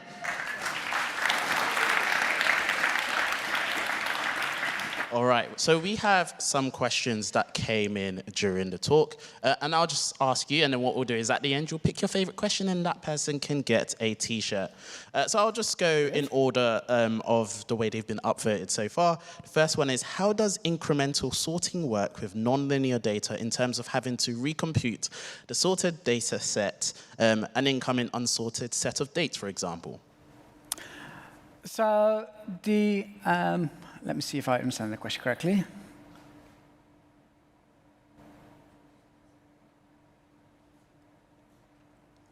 So how the sorting works is that it's based off a comparison function where you can have a stable sorting output. For example, that can be a date indeed, and it's only compared relatively to other items. So the incoming data doesn't have to be sorted at all. You can sort on as many criteria as possible, as long as you have a stable sorting function that works. Oh, perfect. And another question is, how does the virtual list handle dynamic row height? That's a really good question. I've read the source code of it a while. So what it does, it renders out the items, then measures them and caches the measurements, and uses that to offset the next items. But because the height is memorized per row, at least as long as the width doesn't change, that works in practice really well. You have to give a heuristic function for a base height, but then that starts adjusting. And funny enough, that's not really noticeable. Awesome. And another one, thanks for the great talk. Does the Flipper data source already have an API for virtualization in 2 dimensions, for example, for grids? No, it's currently only does one-dimensional virtualization. And also, what is, I think, really interesting to add in the future is adding downsampling into the abstraction. So that would make it really useful to plot charts if we could like dynamically downsample the events that come in. Cool. And have you tried optimizing auto zebra rendering? So, for example, dark and light rows one after the other. No, I didn't give that a try. But that should not. So what you get back from use virtual is just an array with items. So you can use the array item index for zebraing instead of associating it with the data. That should work fine, unless if you really care about that a specific row is always gray and another one's always white. But I don't think that's usually the case. Nice. Now, there's so many questions, we won't be able to get to them all. So I'm just going to do this last one to wrap us up, because it's one of my favorites. How many sleepless nights were there getting to the end of getting to this end solution? Actually, not that many. The reason is like I wanted to build this years ago, but I never had a solid excuse until I started working on Flipper. And so in Flipper, also to answer your other question, yes, we use it in real life in Flipper. So you can just download Flipper and give it a try. So it didn't give that much sleepless nights. Cool. Thank you so much. Now, I know there were more questions, so you can hang out in the in-person speaker discussion room, which will be round the corner just outside the door. And if you're in the remote audience, you can go to the Spatial React Advanced, that's bit.ly/Spatial React Advanced to join the conversation. But you've got a big decision to make. What was your favorite question out of all of the ones that you saw? That would be the one about the sleepless nights. Sleepless nights. So Dave... It's so nice to care. Such a good question, right? So Dave or DJ Amy, you're going to have a t-shirt. If you're here in person, just come over to the front. If you're online, we will contact you. Everyone give it up for him and definitely check out his talks.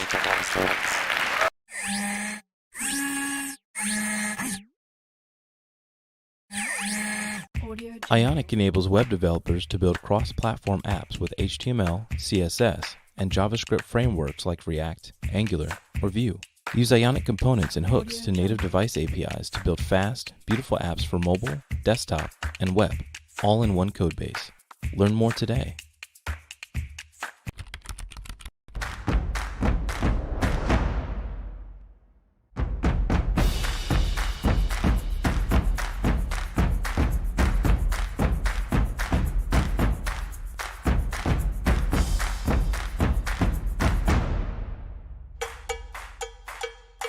What content do you need today? All blog posts? Just the ones in English? And only a list of their titles and cover images? Or are you building a specific landing page and prefer content mapped to React components? Choose TypeScript SDK with Fluent API or GraphQL and get content fast. Content by Kentico. As a developer, you need to deliver fast, and you simply don't have the time to constantly think about security. Neuralegion can help.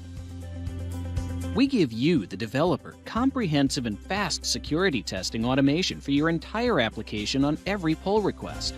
With every new pull request, Nexploit will run all the security tests your app needs without false positives.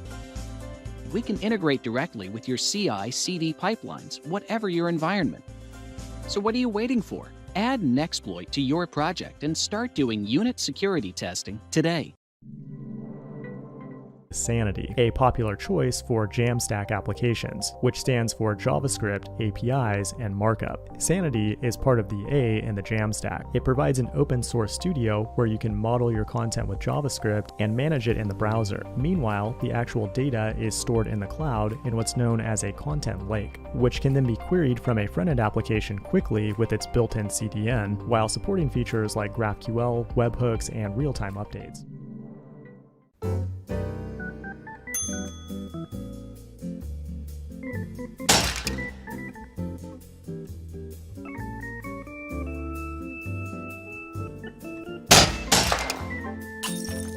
Your app just crashed. The phone running it has exploded. It was struck by a hammer manufactured in 2005 by Harry's Hammers. The hammer's head is composed of 75% nickel, 20% steel, and 5% iron. The phone flew into the air at an 86-degree angle and came crashing down at 11 miles per hour. The wonderful part of Shopify is you work with so many different expertise levels that together you find the right solution at scale. And that's where the real joy of the complexity comes from. Commerce is evolving and we're going to evolve with it. And I love that it means that there is always more work we could be doing.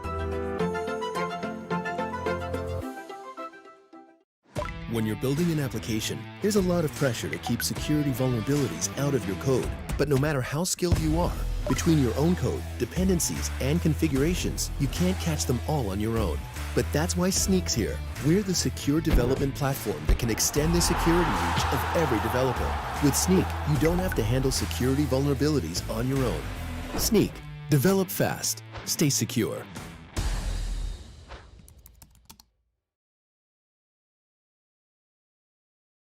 Introducing StackHawk. StackHawk makes it easy to find and fix security vulnerabilities before deploying to production. With lightning-fast security scans, returning results for review and triage in minutes. Get started for free today at stackhawk.com.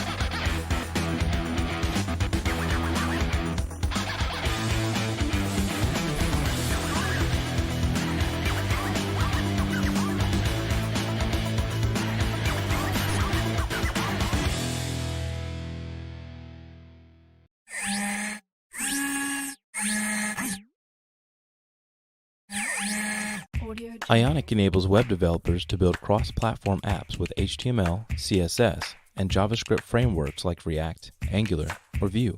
Use Ionic components and hooks to native device APIs to build fast, beautiful apps for mobile, desktop, and web, all in one codebase. Learn more today.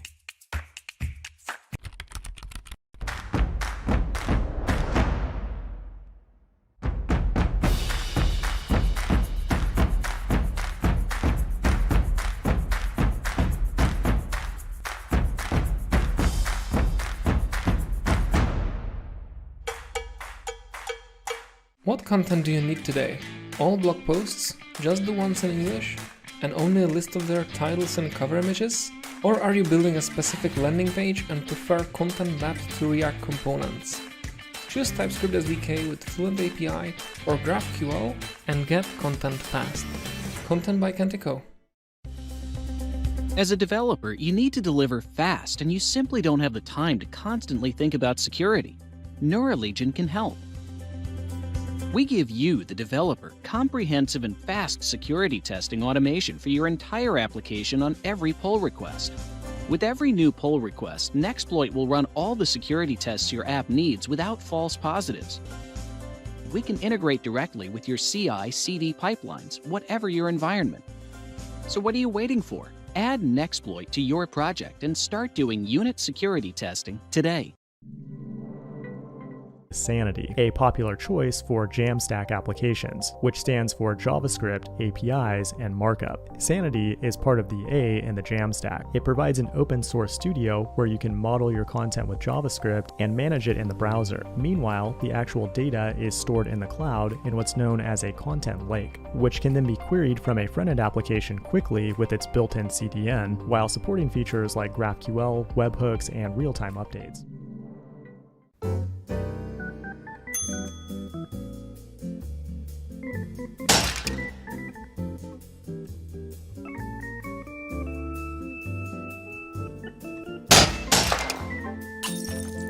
Your app just crashed. The phone running it has exploded. It was struck by a hammer manufactured in 2005 by Harry's Hammers. The hammer's head is composed of 75% nickel, 20% steel, and 5% iron. The phone flew into the air at an 86-degree angle and came crashing down at 11 miles per hour. The wonderful part of Shopify is you work with so many different expertise levels that together you find the right solution at scale. And that's where the real joy of the complexity comes from. Commerce is evolving and we're going to evolve with it. And I love that it means that there is always more work we could be doing. When you're building an application, there's a lot of pressure to keep security vulnerabilities out of your code. But no matter how skilled you are, between your own code, dependencies, and configurations, you can't catch them all on your own. But that's why Sneak's here. We're the secure development platform that can extend the security reach of every developer. With Sneak, you don't have to handle security vulnerabilities on your own. Sneak. Develop fast. Stay secure.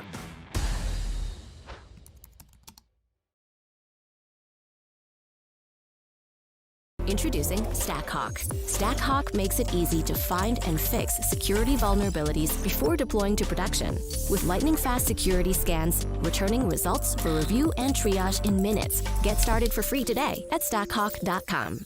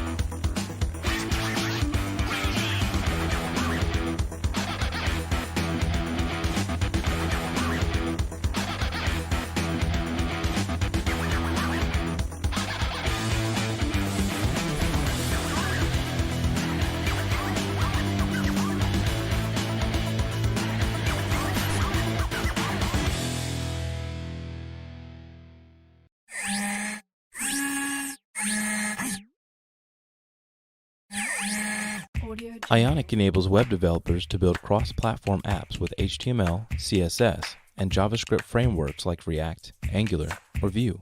Use Ionic components and hooks to native device APIs to build fast, beautiful apps for mobile, desktop, and web, all in one codebase. Learn more today.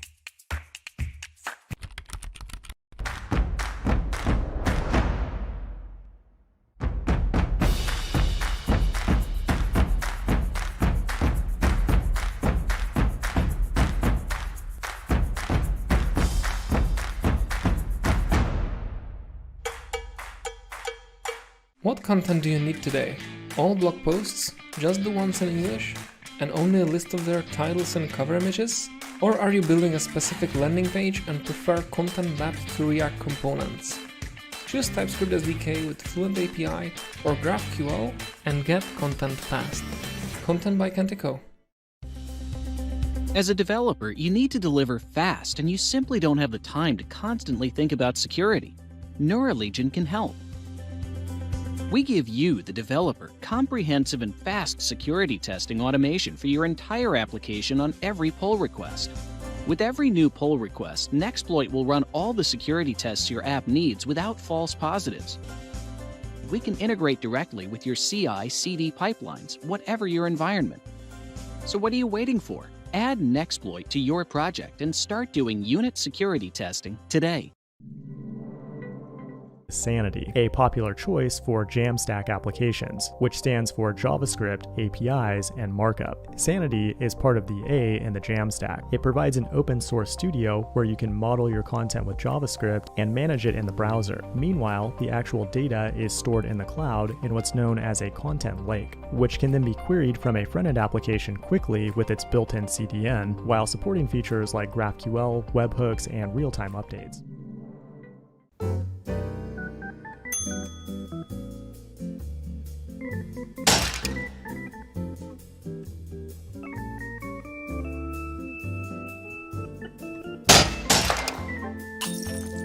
Your app just crashed. The phone running it has exploded. It was struck by a hammer manufactured in 2005 by Harry's Hammers. The hammer's head is composed of 75% nickel, 20% steel, and 5% iron. The phone flew into the air at an 86-degree angle and came crashing down at 11 miles per hour. The wonderful part of Shopify is you work with so many different expertise levels that together you find the right solution at scale. And that's where the real joy of the complexity comes from. Commerce is evolving, and we're going to evolve with it. And I love that it means that there is always more work we could be doing.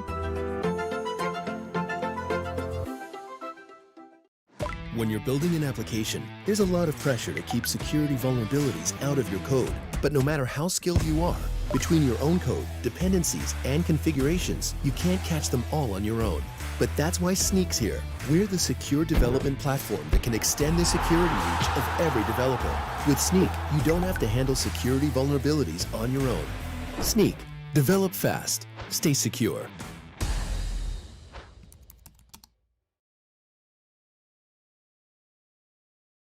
Introducing StackHawk. StackHawk makes it easy to find and fix security vulnerabilities before deploying to production. With lightning-fast security scans, returning results for review and triage in minutes. Get started for free today at stackhawk.com.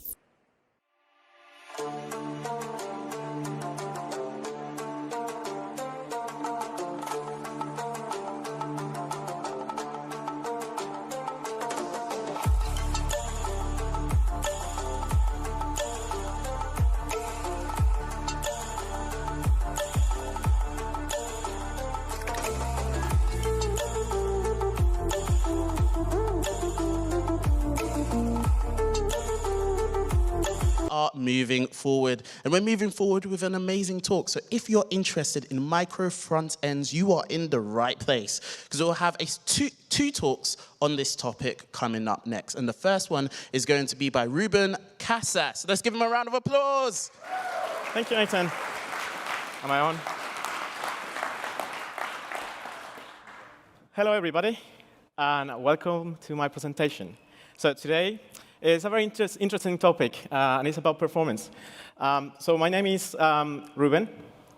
See if this works. Yep. I am a senior engineer at American Express, and this is my Twitter handle if you want to give me a follow. So what do I do at American Express? Well, I am part of a team that maintains a micro-frontend framework called One App. It's like a meta framework that we use at American Express. And this framework is open source and is used by about 2,000 developers. So there is a 2,000 developer team at Amex that use this framework. And it's also, our applications are used by multiple customers worldwide.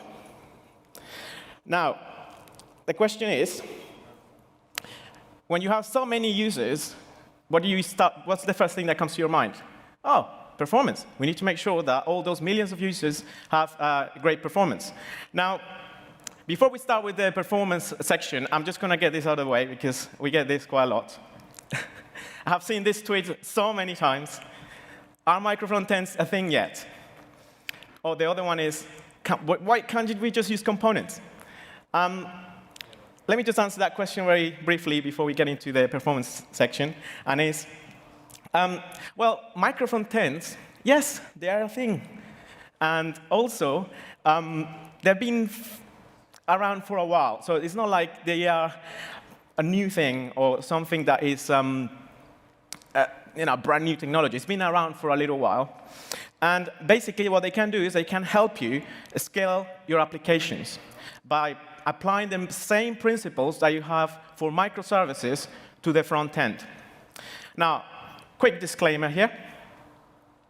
I am not going to try and convince you that micro-frontends are great and that you should come and start using them tomorrow. This is not why I'm here today. But if you use micro-frontends, you'll get really nice benefits. Like the main one, in my opinion, is independent deployments.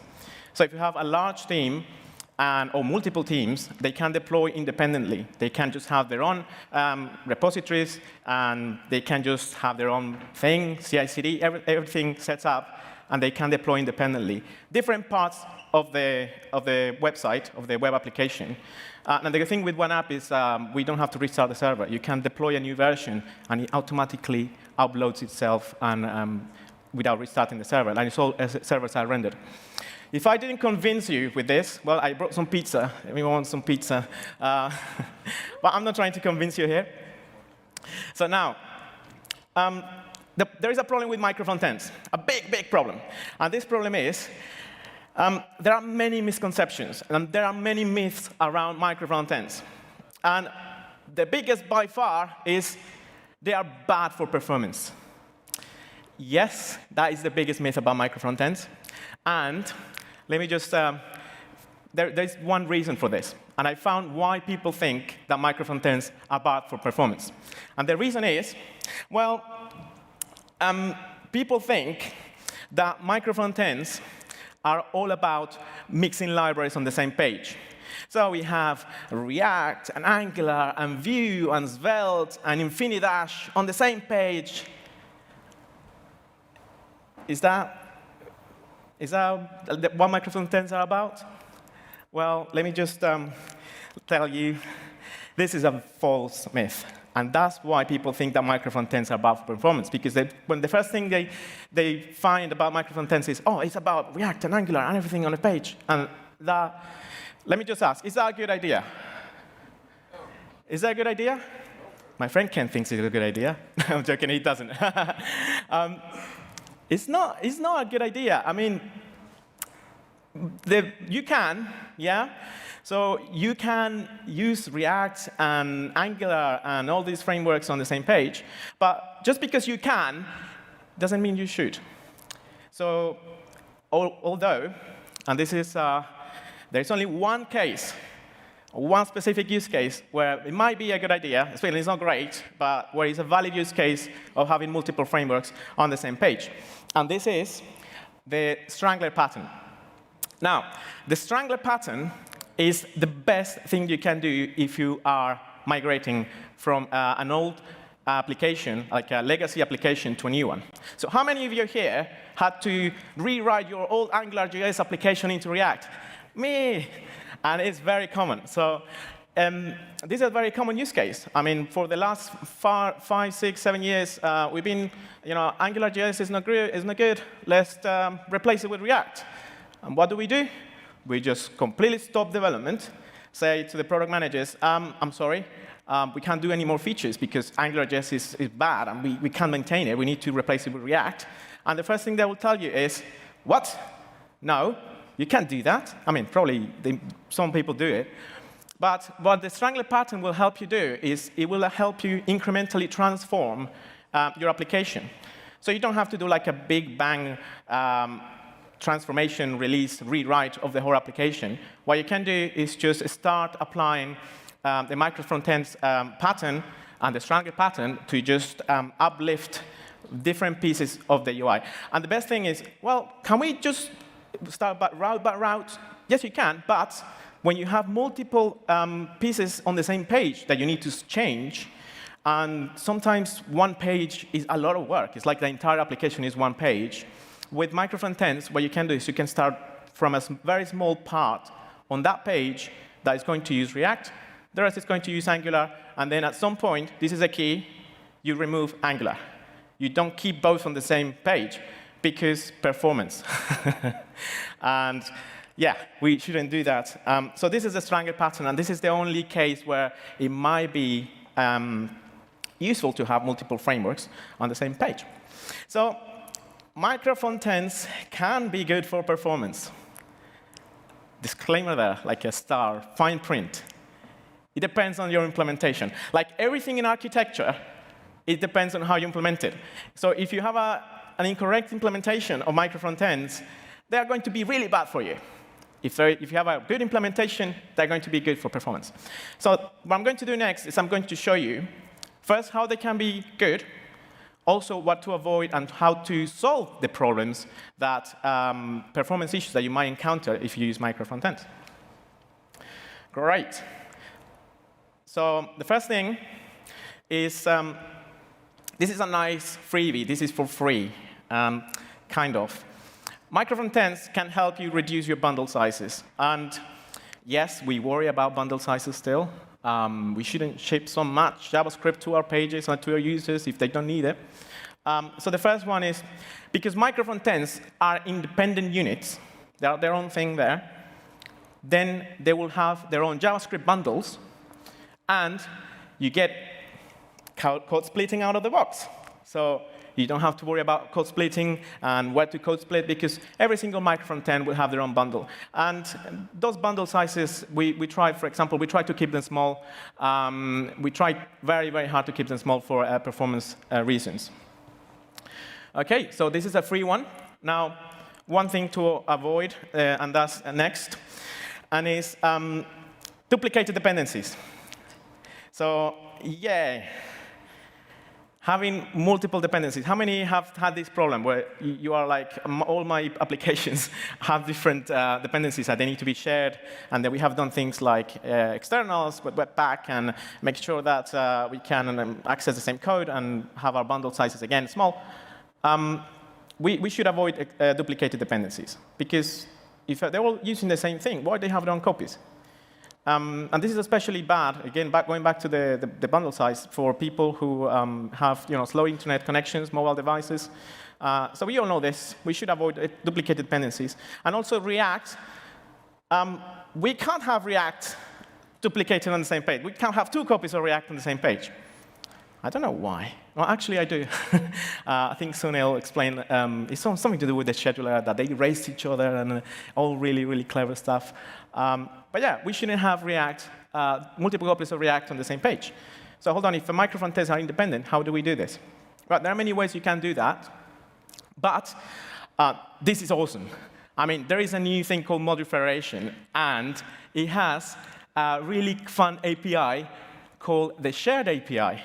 When I saw this, I was like, wow, I've been waiting for this for so long, because I want to have my micro-frontend to get their own copy of the dependency if they are rendering in isolation. So if you are rendering in isolation, you need your own copy, because you don't have any containers, you don't have any application providing that dependency, so you need your own copy of React. Now, let's say that we have a second module, and that second module, or micro-frontend, they also need React, and React DOM, and also my shared library or whatever. So what happens is, if I'm rendering in isolation, fine, get me my copy of React. If there is another micro-frontend and they're rendering on the same context, what the shared module federation's shared API is going to do is like, oh, hold on a minute, I already loaded this copy of React. Let me just provide it to you for any other micro-frontends or modules that request the same dependency. So module federation especially is really good, even just for this API. I mean, if you don't want to adopt the whole thing and we don't want to overcomplicate things with micro-frontends, this is a really cool feature of Webpack 5 module federation. If you want to take a look, is the shared API. It's like externals, but beyond. And there is also something about scopes, where you can have a scope A and scope B, and that dependency will have a scope, so you don't have clashes. Take a look at the documentation for module federation. It's brilliant. Now, second part of my talk is, OK, distributed data fetching. And let me just stop here. And I know what you're thinking. What you're looking at this like, what is this? What? No. So we used to do, we are used to do this, which is basically, I load my data on my page. I'm using Next.js or any other meta framework. You have like, you get your server-side props or whatever, and then that does all the server-side rendering. And then I pass the data to my components. You could also call the data on your components. But this is more or less the pattern. Now with micro-frontends, oh, what's this? This is different. Every single micro-frontend is loading their own data. And remember, these ones are dependent. You can deploy them independently, so they are like mini applications. And before you shoot me and say, what is this? This is not right. Let me just explain why. Well, why each micro-frontend is loading their own data is because they need to be independent. So they need all the data to render, and they need to avoid that passing data down from other micro-frontends, because that will cause tightly coupling. And rule number 1 of micro-frontends, if you don't want to have a hard time, do not couple your micro-frontends. I have a really nice blog post that's talking about like the best practices, and that's the biggest one. If you start coupling your micro-frontends, you stop having all the benefits, and you end up with the hated distributed monolith, which is a mess. Nobody knows what it does, and if you change something, it breaks everywhere else. And that's completely the opposite of what micro-frontends are about. So if we keep them independent, which means they load their own data, so we can reuse them everywhere. And that's one of the other benefits of micro-frontends, is that they are portable and reusable. So you can just take one, put it there, it loads all the data they need. They don't need to worry about context or where the data is coming from, or if I need to put the container and the container have to provide it. No, because they load their own data. Now, what's wrong with this? If every single micro-frontend is loading their own data, what is it going to happen? Anybody? We're making so many API requests. Look, so the user micro-frontend is rendering in the header. They get the user data. The micro-frontend dashboard loads the user. They load in the data again. So we have 3 network requests. Is this bad for performance? Of course it is. This is like, no. Why are you doing this? So we came up with a solution at Amex, which was, OK, let's do a distributed share cache. How is this different from a normal cache? Is that, like I explained with module federation, for example, if you are rendering your micro-frontend in isolation, they get their own thing, their own cache. But we have a place where if any of the micro-frontends have also requested the same data, be like, oh, hold on, I'm not going to make that API request. I'm just going to give you the cache. Pretty standard caching stuff. So we created this very, very basic fetching library. It's very, very, I mean, it's not basic, it's simple. It's basically a wrapper around fetch. And it's called React hooks. And that's it. Well, actually, it's not. It has the caching layer. It was the simplest solution that we could find, because we could have over-engineered and tried to find these many different solutions. I mean, this is not the only solution, by the way.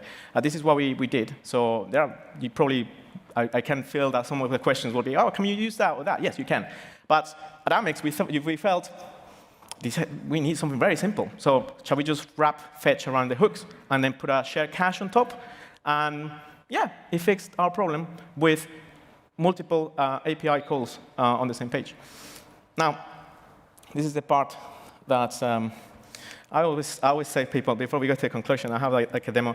But yeah, it wasn't working like 20 minutes ago. So if it breaks, I always tell people, you should record your demos. Live coding is not good. And here I am doing live coding. OK, so can you all see? Yep, that's perfect. So we have a nice, very basic micro-frontend setup here. We have our user micro-frontend. Usually renders on the header, or you have header micro-frontend. By the way, the most common use case for micro-frontends, the most common that I heard, is header and footer. Yeah, you don't need it for anything else. That's probably your case. There are more advanced cases for large-scale companies. But if you have your company got a team that is doing the header, and the header is so complicated, and the footer is so complicated, they have so many different things, and you want to make sure that all your other teams have the same version of the header and the footer, micro-frontends will be a good idea if you want to implement it. And then keep it simple. It doesn't have to be complicated. This is another myth about micro-frontends. They don't have to be complicated. You can even start with iframes. I'm not saying go and use iframes, but it can be just iframes. So we have this very basic setup here with a header with some user, and I have some films. And you can see that the user micro-frontend is rendering inside the films again, because why not? I want the user again there. And I cannot pass the data down from here to there, because I'm tightly coupling my user micro-frontend with my films micro-frontend, and we all know now that that's bad. We shouldn't do that. So let's see what happens. So if I make this request, And it doesn't work. Oh, dear. Hold on. Let's restart the server. This is what I was worrying about. Yeah, I think it's the Wi-Fi. There we go. So let me just do that again. Clear the network. What is that? That's no good. We have 1, 2, 3, 4, 5 different API requests. Yeah, I don't want that because all my micro-frontends are just loading the same data, and they're just making different requests on the client. Now, let's go to our VS Code. And the first thing that we have is we have a provider. I don't want to go into the details because, I mean, this is just a demo. I'm not going to say, go on, this is how you use Fetch, and all this is API and everything. And you can have a look. It's open source. But it's basically a React context. But the difference with this React context is it works across multiple environments. So it's like you have different micro-frontends that have their own context, and we just make sure that there's one only true context that keeps all the cache in sync. So what happens when I do that? Let's clear the Fetch network tab. That's much better. OK, we only have 2 API requests. So we are going to get the user. We're going to get the films. And hold on, I already had the user data. So just give me the cache. Sounds good. Now, yeah, this is basic stuff. Like, the main strength of our micro-frontend framework is server-side rendering. And one thing that is really hard on micro-frontends is server-side rendering. Man, that is really, really hard. Like, getting server-side rendering with micro-frontends working is absolutely hard. And there are so many, the creator of modular federation, Zach, he's trying to make it work with Next modular federation. It's really hard. I think he managed to do it.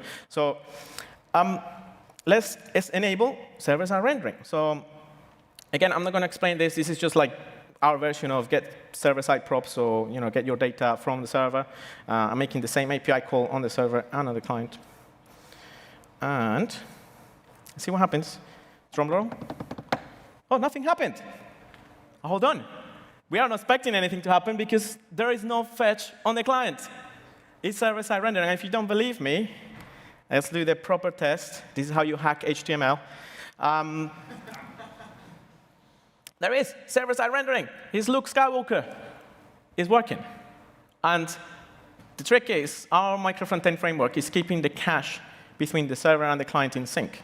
So when the server is downloading the data, then the client is like, oh, hold on, that data is already on the server. I already have my cache.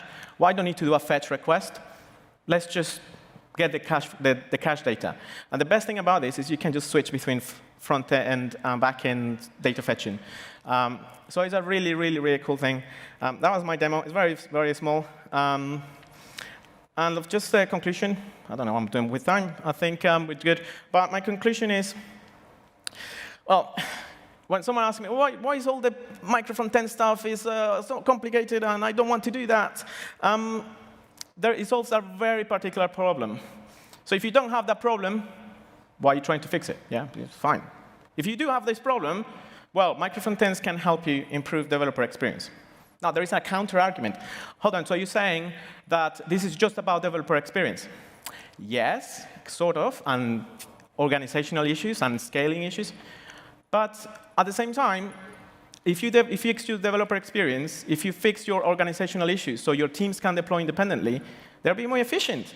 Which means that if you have to fix a bug in production, you don't have to worry that the whole application is going to break, because you just need to make sure that all the tests pass. If you just apply that patch to your micro-frontend, and it's isolated, and it's all well decoupled, it means that you can just deploy that, fix the bug.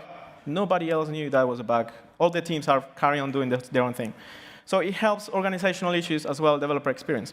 But as we saw, they don't have to be bad for user experience. They can also be really good for user experience if we make them work for us and make all these performance issues go away. And ta-da, this is me. Thank you very much. Yes. Awesome. Thank you so much.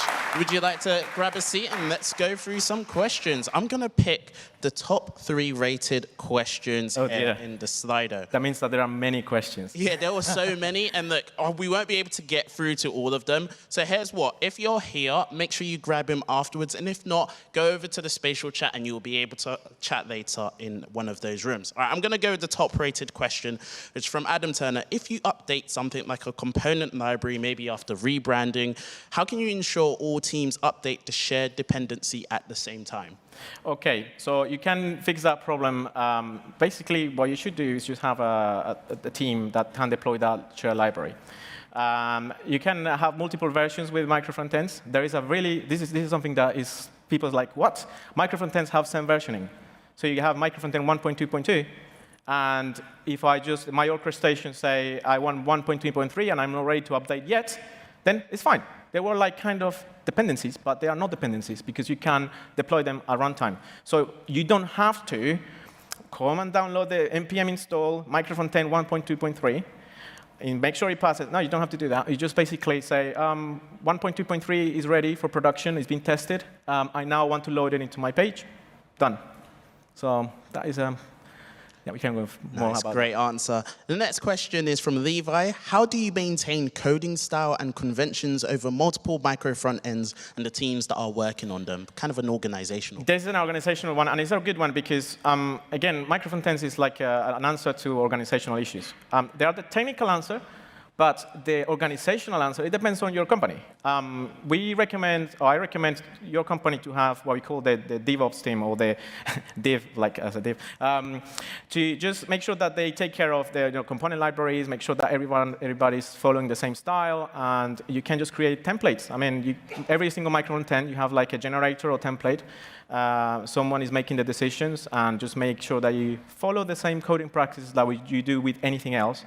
Only difference is that these ones are, you don't have to talk to them. They can do their own thing, and they can deploy independently. They don't have to talk to anybody to deploy a new version.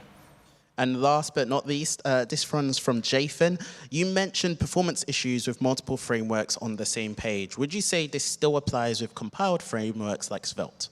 Oh, I am not an Svelte expert. I've tried it. I'm not sure. I mean, the main reason there is a problem with having multiple frameworks on the same page is obviously you're loading a lot more JavaScript. So if you load Angular and Vue, and so with Svelte, if they're not loading any JavaScript, well, we need to look at, I'm not sure how they're going to clash.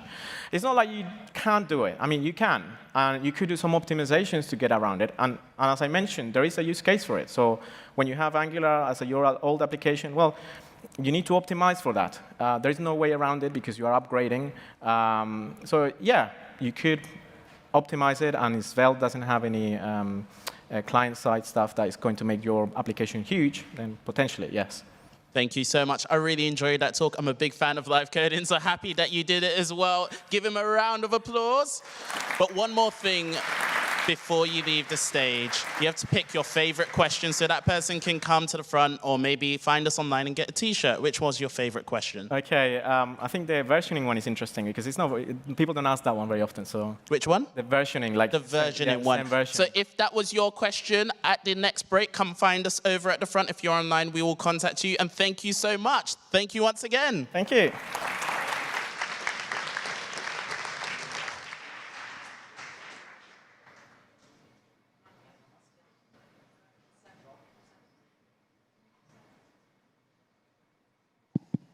Okay.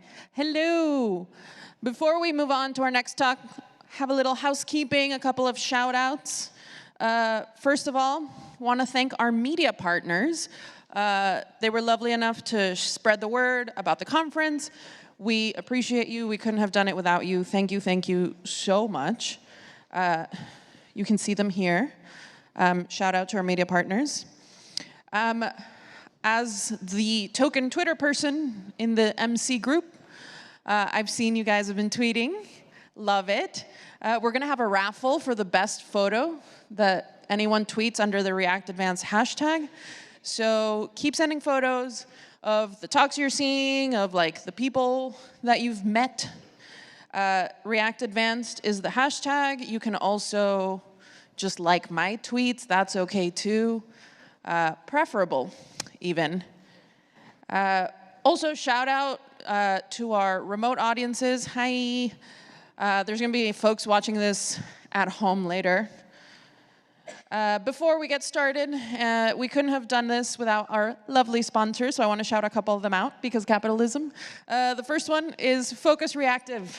Shout out. Claps for Focus Reactive. Come on, guys, they paid for this. Yeah. Thank you. Focus Reactive is a London and remote-based consultancy. They do React and Node engineering. They do headless CMS adoption, and they focus a lot on enterprise Jamstack websites because that is the world that we live in, and I love it. Up next is our other wonderful sponsor who you may already know, JetBrains. JetBrains makes tons of tools for coders, including WebStorm, which is an IDE for JavaScript and its related technologies. Try WebStorm to make your development experience much more enjoyable. Thank you, WebStorm. Thank you, WebStorm. Does anyone here use WebStorm? Is it good? Do you like it? What's like its vibe? Yeah? Any VS Code people? You should try WebStorm. They're really good. They're really great. Any like IntelliJ types? Vim people? No Vim people? One Vim person. You're brave. Good job, really. Any mechanical keyboard people? Any mechanical keyboard people that have kept their roommates? One. Ah, good job, bud. I did not. How we doing, team?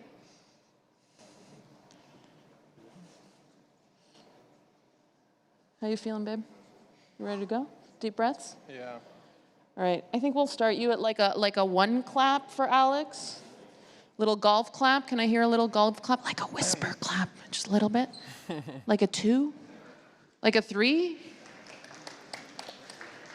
Before I make you go loud, this is Alex. Say hi. Hello. Alex is one of our wonderful natives here in London. Yes, I am. We love having him. He's a great speaker. Let's do a little 4 for Alex. A 5. A 7. Just go crazy. Go all the way. All the way for Alex. Yeah, there we go. Great. Well, thank you everyone for joining my talk, and thank you React Advanced for having me here today.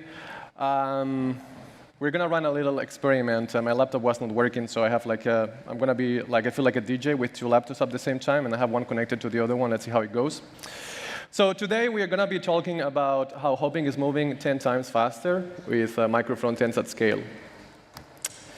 First, let me introduce myself. My name is Alex Lobera, and I love React, TypeScript, of course, micro-frontends, salsa, bachata, and my partner, and not in that particular order, of course. I work for Hopping and as a senior staff engineer, and you can find me on Twitter in Alex Lobera. This talk is about micro-frontends architecture, and in any architecture, everything is a trade-off, right? We are constantly making decisions about what's best for the job. We are weighing different options. Oops, sorry. Let me fix this. Yeah, we're in a React conference, so I guess React weighs more. So we're always weighing what is the best option. And in order to understand the architecture, you need to understand the context. So let me share with you the context in our application or in our organization. So Hopping has acquired different companies. We have here an example. And the way we organize is by product areas. Then we have teams that work on those products. Companies have technology stack. In the case of Hopping, we use React. Jam uses Vue. We might want to mix and match technologies across different products. And very important, teams work in the same UI. We have small teams, and you can have a single page that has different features, and every feature is owned by different teams, all together in the same page. And we want those teams to be able to work very quickly without stepping each other's toes. So now, what's our definition of micro-frontends? So for us, micro-frontends is an architecture, and we think of it as a software applications where we break up apps into a collection of smaller apps, and they have a series of characteristics. First, they are organized around business capabilities. They are owned by a small team. They are independently deployable, and very important, they are loosely coupled. Here, for instance, we have a UI, and there is two features. I'm going to call them apps, because for us, features should be able to work independently without the context of the larger app. So here we have a chat and a user profile. Then every team is going to be able to deploy them independently. They will build them and deploy to a CDN. Then we use Webpack to pull those dependencies using module federation, and we integrate them at runtime. Once we have those scripts, what we do is we mount them on independent component trees. So here we have two features, two applications, and so we'll have two independent component trees with two roots. We might want to share some state between them. We don't encourage engineers to share state between the micro-frontends, but there are some cases where we might want to do that. And to do this, we have a very lightweight store that is going to enable teams to share some state. And it's a very simple store. It cannot derive state, for instance, unlike Redux or Recoil. Those, we believe they are too powerful for this paradigm. And so we have a more simpler implementation that will push all the state logic inside the boundaries of each application. Again, our goal is to have a very decoupled system. So let me show you a demo. Now is when things get funny. First of all, I'm not using my laptop. And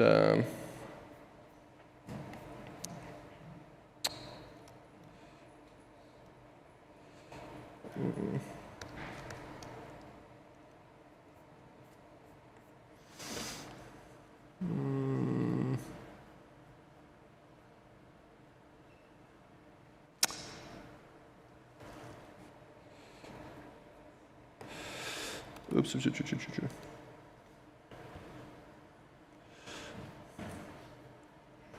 So here's the first experiment. So I'm going to be switching to the other laptop. So here what we have is some React app. And we are rendering it here. You can see the component tree. I can move over the tree and see that if I am over the input, you see also the input highlighted on the UI, same for the button. And I can also look at the network tab, and I'm pulling some dependencies. I can filter by React here. And you can see I download React and React DOM, because we need those to mount this application. But I can also look at this in the context of a Next.js application. And here, if I look at the component tree, I can see this component. This is the Next.js app. I can scroll down. And when I get to this point in the tree, I see that I'm highlighting the user profile, but I don't see the input and the button that I saw before. So we have this mount micro-frontend. I can scroll down, and I can see another tree. I can see my input and my button here. So there are two distinct trees. I can also look at the network tab. And if I filter React, I see that here I'm not downloading React or React DOM, because in the context of the Next.js application, Webpack module federation is sharing those libraries with the React app. Let's have a look at this mount micro-frontend that is receiving some URL and some name. So I'm going to switch to the other laptop.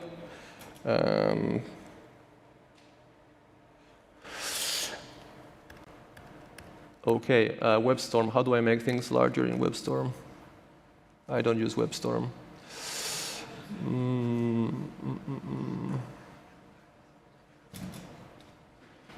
Does anyone know, like, if I do command plus? Say again?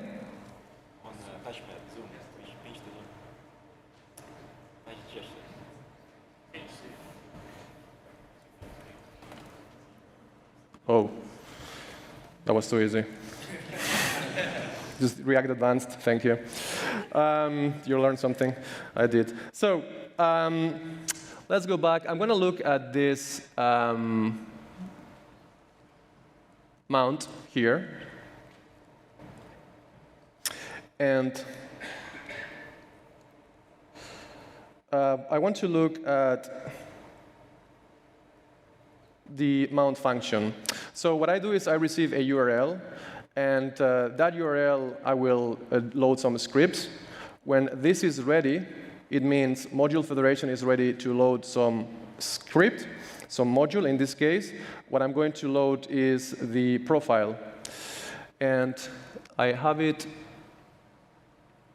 in here. This is the entry point.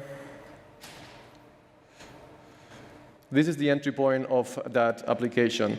Notice that I'm not exporting components. I'm exporting a function that has an argument, which is an HTML element. And what I'm going to do is I'm going to mount my app on that element. And I'm also going to return an unmount function to clean up this. So I can go back to the other laptop. And I'm going to collapse this. And I can go to the chat. Then I'm mounting this other application, this React app. I can go back to the home page and mounting and unmounting. Why do we do all this, right? The reason we are doing this is because we want to decouple our applications. And if we render everything in the same component tree, then we could potentially add some Redux or whatever on the context. And then all my small applications would use that implicit context, right? And so that's bad, right? Because if tomorrow I change the Next.js level application Redux for something else, then I also need to change my other applications. So here, for instance, we have a provider. And if I want to use this provider on the other side, I will need to also add the provider in the context of the other application. And then what I will need to do is I will need to explicitly wrap it from one side and pass it to the other one, right? When I mount in this create root, I get the context from one side and pass it to the other one. So the reason we are doing this is because we want to create boundaries. And that's very helpful.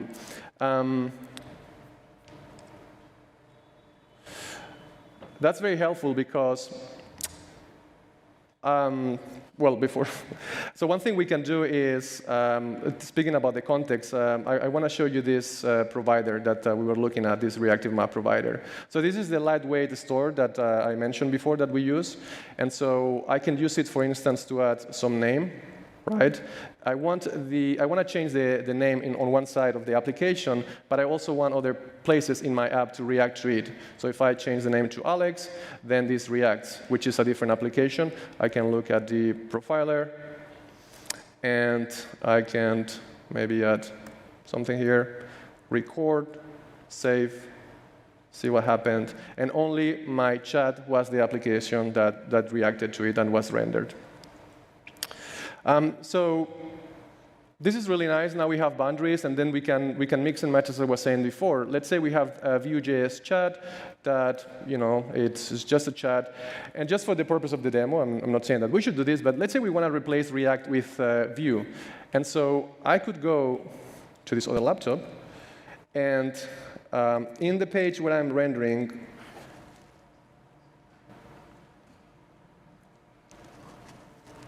when I'm rendering this, I'm going to change for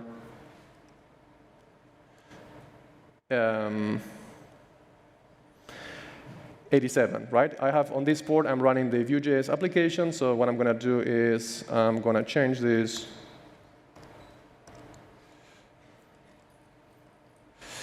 And now if I go to the other app and I reload the page, I don't have the Vue.js application, which is very interesting.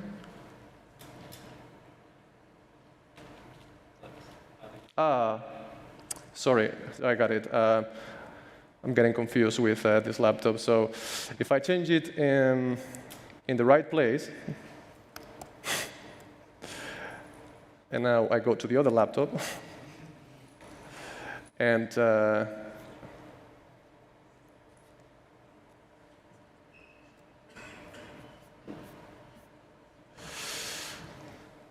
I reload this page, I have the Vue.js application. Woo! I never thought I was going to be like get this round of applause for showing Vue.js in a React conference, but you never know. I can look at the elements and select this div here where I have this Next.js application. Notice that it's highlighting the entire app on the browser. And I can select this. I have this Vue.js inside a Next.js application. And it actually works. And I can also change my name.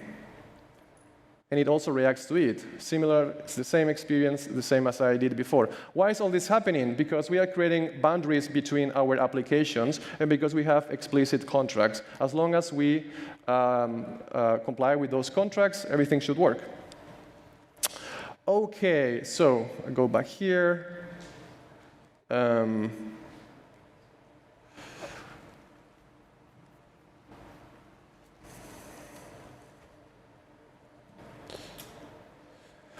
So that's cool. That kind of works. But what if I go that path and then I have 100 application, maybe I don't know, like many applications, maybe React component trees in my app? What's going to happen? Is this going to be performant? I don't know. Maybe some of you are wondering that. So I thought of preparing a demo for this. And I have this benchmark, which I'm going to. So here what I have is one React app that can't mount many apps. If I look at the component tree, I have one app that can mount many other apps. You see the create root here as we have on the other side. I can render, let's say, 10 apps. So I'm mounting 10 applications here. I can also say, OK, I'm going to render 10 components each. Now I have 10 apps with 10 components. We can see the memory on the left. And on the right, we have a clock. I'm changing that using JavaScript. So if the thread gets really busy because we are mounting and calculating trees, then it will freeze. So let's do an experiment. If we run maybe, we don't have a lot of time, so let's go straight to 30,000 components. Let's see how long it takes to render on my laptop 30,000 components. So that's going to be around 6 seconds. Let's do it again just for fun, so I can waste a bit more time on this. 43, it's going to be around 49, 6 seconds. OK, nice, it's consistent.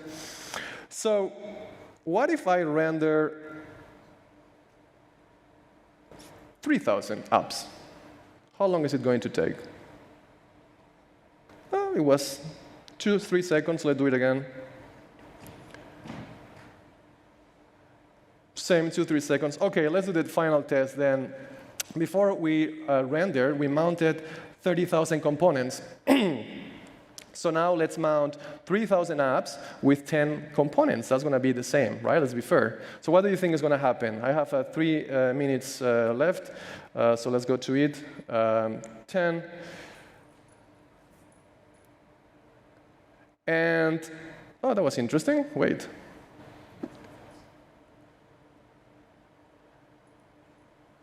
Four, 5. So what do we learn here?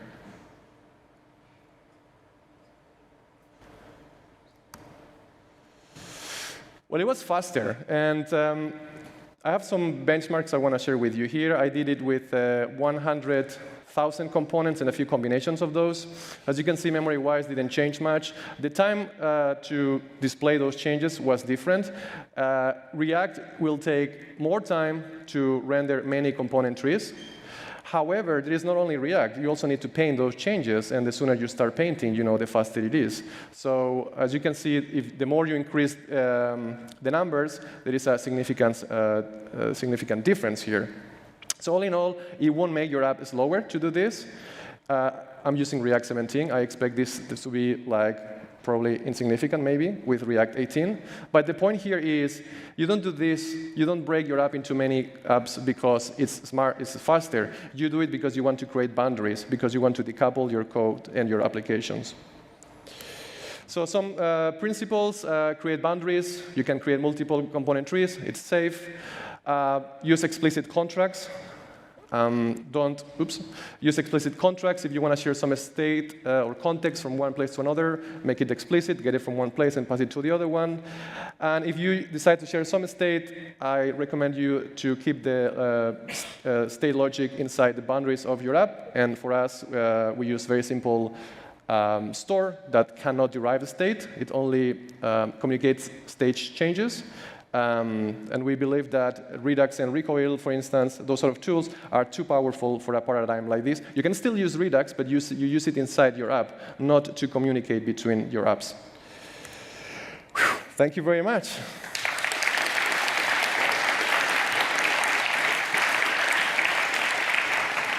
All right. Step into my office, pal. Let's have a chat. Let me close both laptops. DJ Alex. Brr, brr, brr. Wow, I made it. I didn't think of it. Breath. So, Alex. Yeah. Micro-frontends, huh? Yeah, it's a topic. We have one question from the audience. Remember, you can ask questions at slide.do. The code is 2225. And they want to know, how do you ensure styles don't bleed between apps, especially if apps are legacy and use global selectors, shadow DOM ? And apps aren't mutating shared packages? Well, you want to scope, namespace your styles, and you want to make sure that if you use style components, probably you want to avoid using global state because it might have the same scope for different packages if they are completely independent. So I would say try to avoid global state for sure. So global CSS and global styles, and namespace your classes. Good tip, good tip. Finley wants to know, how do you enforce the contracts between different micro apps? So in the end, a contract is, it's a function with some arguments for us. And what you do is you can have two types of checks, runtime checks, which we do. Like if you try to access something that you should not, then you will get an error. And we also use TypeScript. And the reason we use runtime also checks is because sometimes engineers will like to use ts-ignore. And so it's good to have a backup plan. I never use ts-ignore. Me neither. You but shouldn't either. Billy asks, is it faster to render multiple apps with components rather than the other way around because of how React reconciles changes, large tree versus multiple smaller ones? So I don't know the exact answer, but my hypothesis is that you will start painting earlier as opposed to calculating more things, because what is slow is painting the UI, not JavaScript. JavaScript is much cheap, if you like, than modifying the DOM. So the sooner you start doing that work, then the faster it is. Cool. Anna asks, would you recommend micro-frontends plus Vue plus WebStorm? Is it a great combination to introduce? Well, I would add to that maybe using two laptops also is not a good idea. But I think, horses for courses. Like you need to find the problem and then use the right tool. And I don't know, like maybe in some context, it makes sense to do that. I would say it all depends on the context and the requirements. But try not to use too many laptops and too many frameworks at the same time. Probably it's a good idea. There's a question in here about Hopin specifically that I want to read and also add a little bit to. Steph O asks, how many engineers work on front end at Hopin, and how was the decision to go micro-frontends architecture made? And to that, I also want to follow up, is there any sort of process or like organizational effect that it has on either teams or devs on whether they work on one app or multiple? Yeah, that's a good question. So when I joined 9 months ago, my department, my product area had 12 engineers on a Next.js app. Now we are around 60 in the same Next.js app. So that's too many people in the same place. So you need to find a way for people to work independently so they don't step on each other's toes. And the way we operate is more like decisions are made bottom up. So, some people will say, okay, we have this problem, we'll solve it. And then others will try to socialize that idea and use it. So it's more a decision of, we have this problem, then we started building our own framework, if you like. And then now other departments are using these tools which is pretty cool. Influencers. Yeah, I would say that. This is a very popular one. It's got a lot of thumbs up. Which state management do you recommend to use to communicate between apps? So obviously the one we are building. So the thing is, we didn't find any state management tool that it was good enough for the job because they are all too powerful. And that kind of encourages developers to, when you get power, you use it. And so we wanted to create something very simple. And for instance, deriving a state in that is not a good idea because then you have this centralized thing that has logic. And so we had to build something that was much simpler than the things that we found in the community. So the answer is hopefully one day we'll be able to open source it and I'll show you, but I would say the one we are creating. You should follow Alex on Twitter for that news if it comes. Yeah.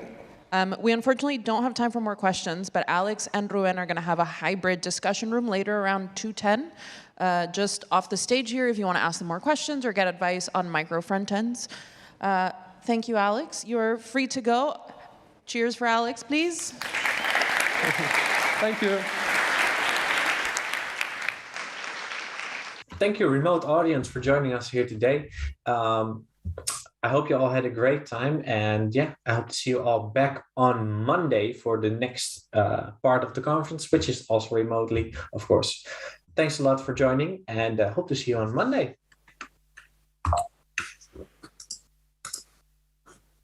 And thank you so much to the Git Nation team for organizing this event. A lot of hours and sweat have gone into planning it, so well done, and it was really fun.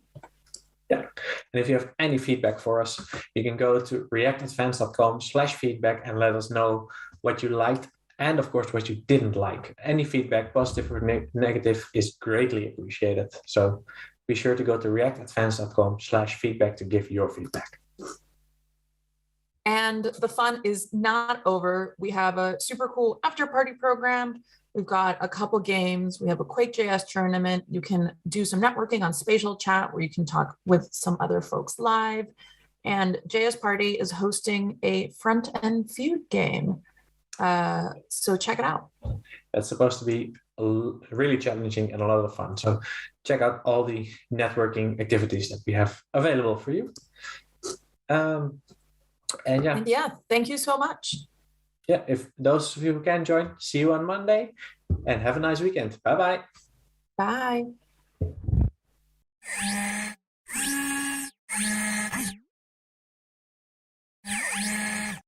Ionic enables web developers to build cross-platform apps with HTML, CSS, and JavaScript frameworks like React, Angular, or Vue. Use Ionic components and hooks to native device APIs to build fast, beautiful apps for mobile, desktop, and web, all in one codebase. Learn more today.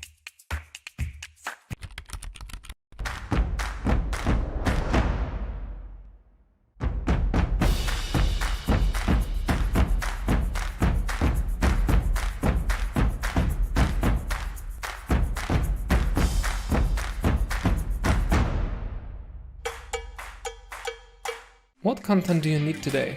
All blog posts? Just the ones in English? And only a list of their titles and cover? Local recording on your computer via QuickTime or Audacity. That would be great. And then you can send me that audio file when we're done. And Tara, how is your last name pronounced? Minichik? Minichik. And we are live. Hello So, out luck, there. everybody. React Advanced friends. You are at the pre-party of the JS Party's after party. That's a lot of partying, people. We are waiting for one more contestant. We're going to be playing Front-End Feud. In the meantime, you get to kind of see how the sausage is made. Disclosure, there'll be no sausage actually made on this episode. Oh, bummer. That's just what they False say in the advertising. industry. Yeah. I was only here for the sausage. Time to hop off. See y'all later. And here comes Brandon. We have so much hydration going on right now. Look at us. Just Gotta stay hydrated. That's right. Water is life. Hey, I'm Brandon, sort how of are you? dehydrating slowly. I can't hear my coffee. You're tricking your body into thinking you're hydrating, and you're like, but it's a diuretic, fool. There we go. So, Brandon, we are live out to the React Advanced folks. We're still pre-game show. We're getting set up right here.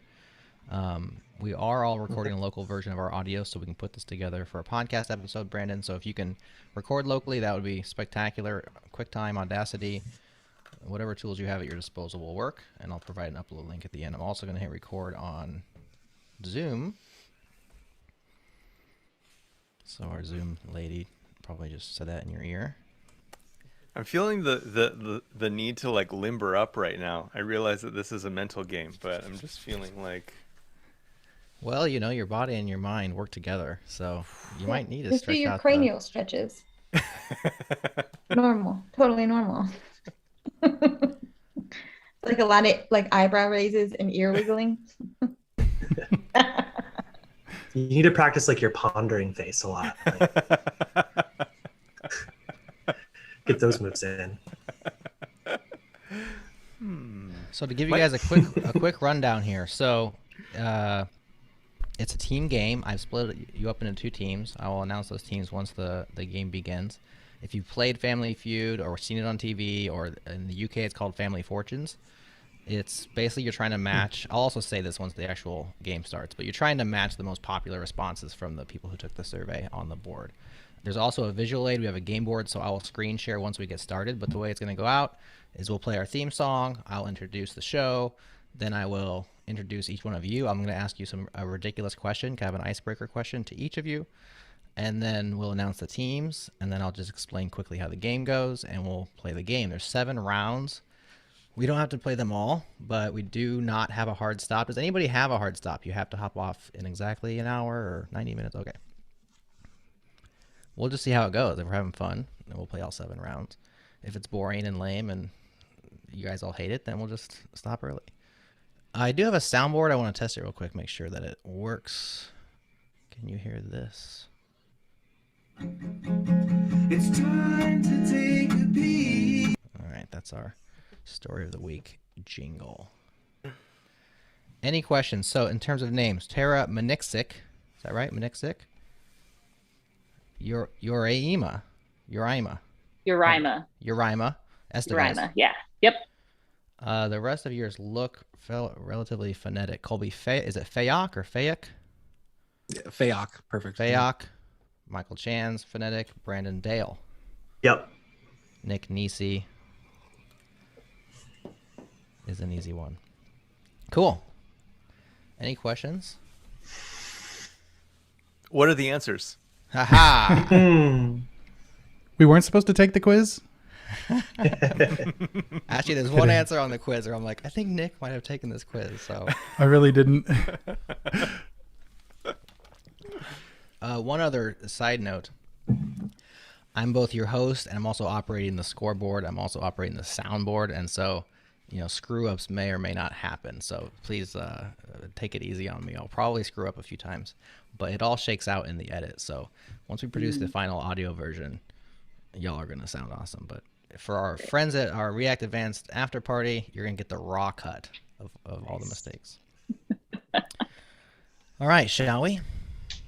Let's start that music. Please hold. Your feud is important to us.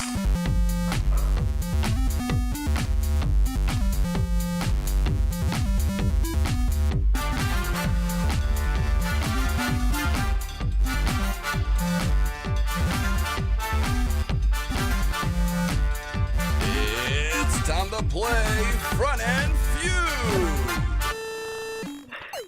That's pretty good. Hello and welcome to Front End Feud. We are live at the React Advanced After Party. It's party time, y'all. How are y'all doing out there? Lovely. Really great. Fantastic. Super good. Excited. We are excited as well. We've gathered together 6 amazing people to play Front End Feud with us today. Let's get to know our contestants. So we have 2 teams. Team 1 is Tara, Nick, and Colby. Let's start with Tara Mniksik. Nice to meet you, Tara. Thanks for joining us. Very nice being here. I'm very excited. And I mean, it seems like I have the best team. So we're off to a great start. That's arguable, but time will tell. Tara, to get to know you a little bit better, please tell everybody, what is your favorite emoji? Oh, it's definitely the grimace. I don't know what it's actually like called, but I make that face IRL constantly. And it's just like for every single thing that I awkwardly encounter, it's always the grimace face. So we do have the benefit of video with us today. Do you want to give us a taste of what the grimace face looks like? Nailed it. Awesome. Up next, it's JS Party regular Nick Nisi. What's up, Nick? Hoi hoi. Happy to be here. Happy to have you as well. Nick, what is the strangest thing in your fridge? Ooh. Liquid aminos maybe right now, which is a substitute for soy sauce. Okay. Never heard of it, so I guess it's strange. I hear you. I'm with you on that one. Yeah. All right. Good. Yeah, strong. It's good stuff, yeah. Yeah. Rounding out team 1, it's Colby Fayok. Colby, would you rather be a fish or a bird? Oof. I'd say probably a fish, so I can see all the cool stuff underneath the water.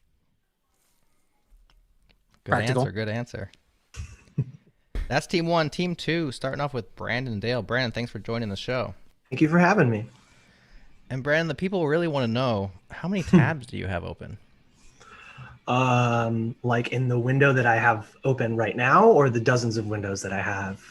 Aggregate them for us. Okay. 50 probably. 50. That doesn't seem, yeah, that seems pretty good.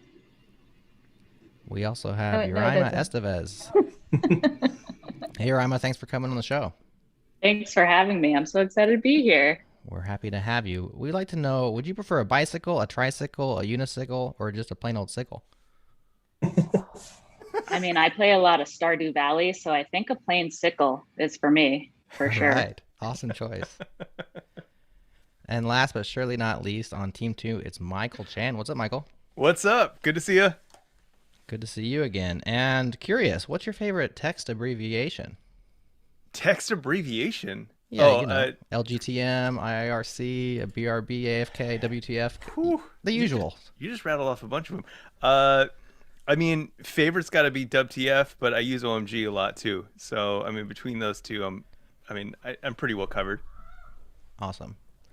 Well, that's our panel today. I'm Jared Santo. I will be your host. We are playing Front End Feud. This is a game all about matching the audience's preference. So we have surveyed 100 JavaScript developers and asked them various questions about React, about JavaScript, about development, about life, and aggregated the survey responses. The 2 teams are going to try to do the best job of matching the most popular responses from the JavaScript developers who were interviewed.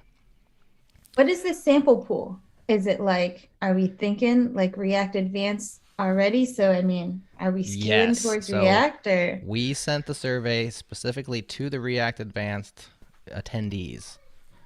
And then we branched out from there and went from there to JS Party listeners and then to general Twitter people. And we've gotten 100 responses. So they're all going to be either React Advanced folk and or JS Party listeners and then Twitter followers from there. Okay. So that's your audience.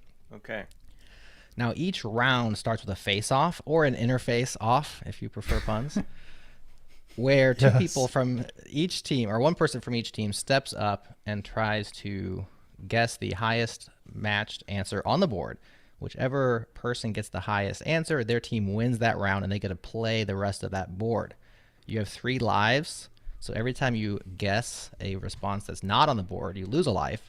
After 3 lives lost, the other team can then confer and have 1 chance to steal all the points that are on the board and take that round. At the end of the game, whoever has the most points wins, and the winning team gets absolutely nothing. No, just kidding. The winning team gets a chance to shout out anything they would like to shout out on the show to our audience. So that's your... So like any word? No, I'm just kidding. Yeah, just shout any random word. You get to just yell at the end of the show. Like WTF would be a good one. So be thinking, if you win, maybe you have a favorite cause, maybe you have a developer you appreciate, maybe it's a cool project, maybe it's maybe you got some wares you want to sell. Whatever it is, a chance to shout it out. But you got to win first. Any questions about the game? All right, let's play, shall we? We'll start round 1. And the 2 contestants facing off are going to be Tara and Brandon. Please step right up. All right, here we go. Got this. The first question, we asked 100 JavaScript developers to name a common file extension found in React apps. Tara, you will guess first. If you get the number 1 answer, you win the board. If you get anything that's not number 1, then Brandon will get a chance to guess. JS. JS. Have you heard of that one? What's that again? I'm going to get my notes up so I can actually... I know it's on there, but I don't know which order they're in. Show me JS. The number 3 answer with 13 responses, which means you did not get number 1, and Brandon now has an opportunity to steal. I'm going to say JSX. Final answer. Ooh, show us JSX. But where did it fall? Oh, number 1 answer. So Brandon wins the interface off, and Team 2 takes the board. Now, Team 2, you will now rotate opportunities to guess.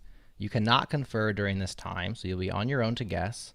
And if you get the remaining 2, then you get all the points. If not, 3 lives lost, and we'll have a chance to steal. So we now go to Uraima.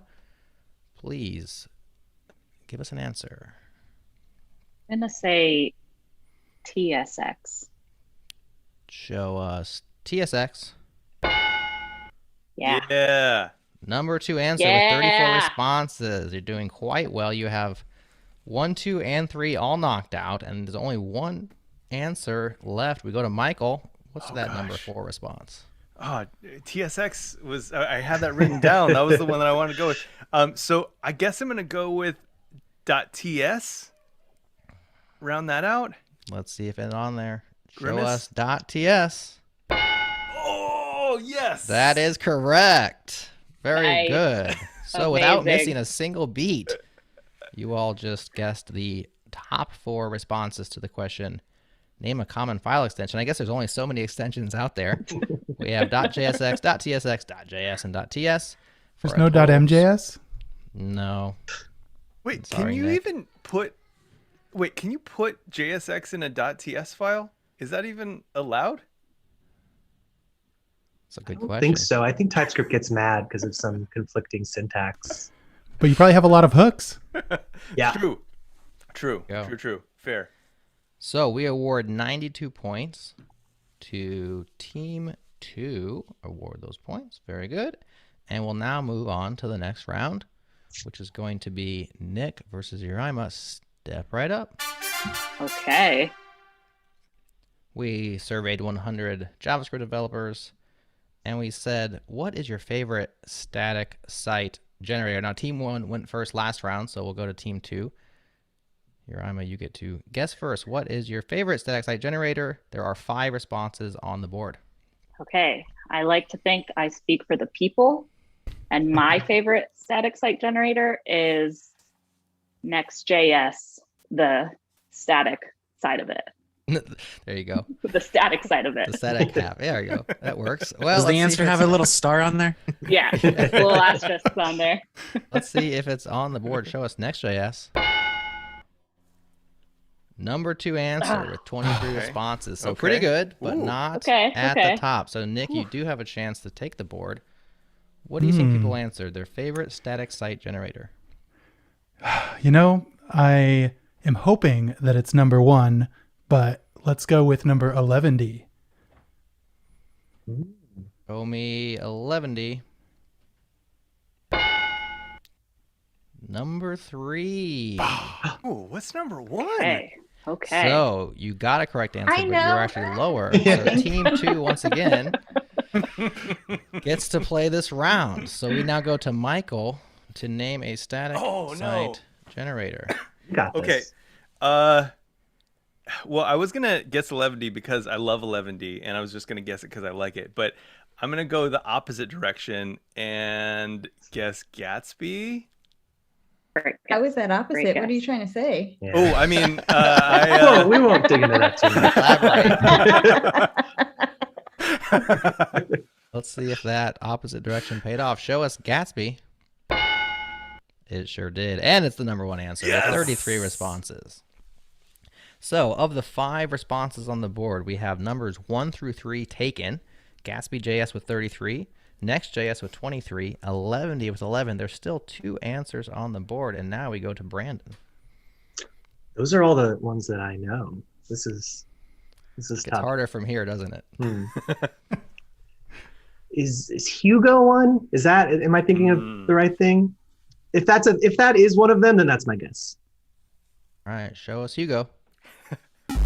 The first wrong answer. I like the First wrong preface on that. answer. If that is one, that's my guess. There's a condition there. So we now lost 1 life, and we're back at Uraima. Oh man, I also don't really know. I'm gonna go default, plain old HTML, I guess. The human Go static us. site generator. I like that. Pioneer. The old, That's the old trick HSG. question. That's- My just favorite rolled off the generator tongue. is no generator. I guess show me no generator. What? What? No way! 7 people. Wow. Well played. played. Wow. Well played. 7 people said none, or handwritten, or Bravo. plain old Wow. HTML. Anybody out there just Amazing. rocking HTML for their content sites? You know, It's why not even number 5. That's incredible. Nope, number 4. What We came still have behind one more nothing? out there. You have 1. You have 2 lives left, right? You've lost 1 life, or have you lost 2 lives? Remind me. Brandon missed. Did Michael I miss? missed. Yeah, just Brandon. Yeah. So you I have think 2 we're good. lives left, and we're on Michael. Oh gosh. Okay. I just have to go with I don't know. I'm kind of confused at this point. I'm just gonna go with where the hype is right now, and I'm gonna say Astro.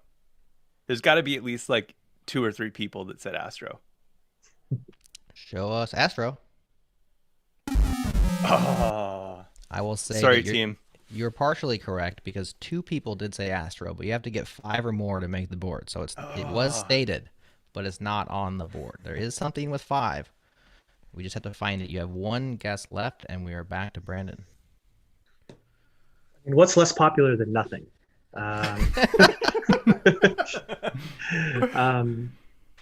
So handwritten, I guess that would like include hand rolled. I don't know. What is this? What is another one? I legitimately can't think of one.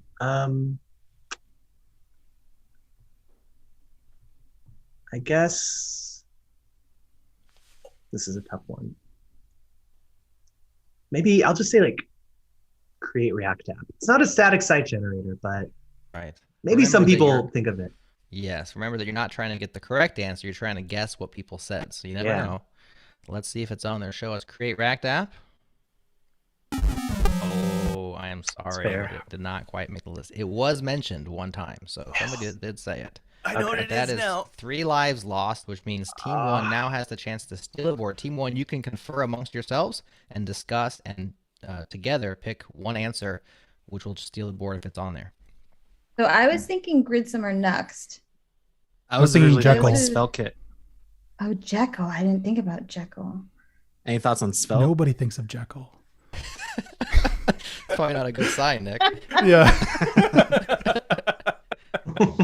Well, so spell kit. I'd be okay with going with that one. Sure.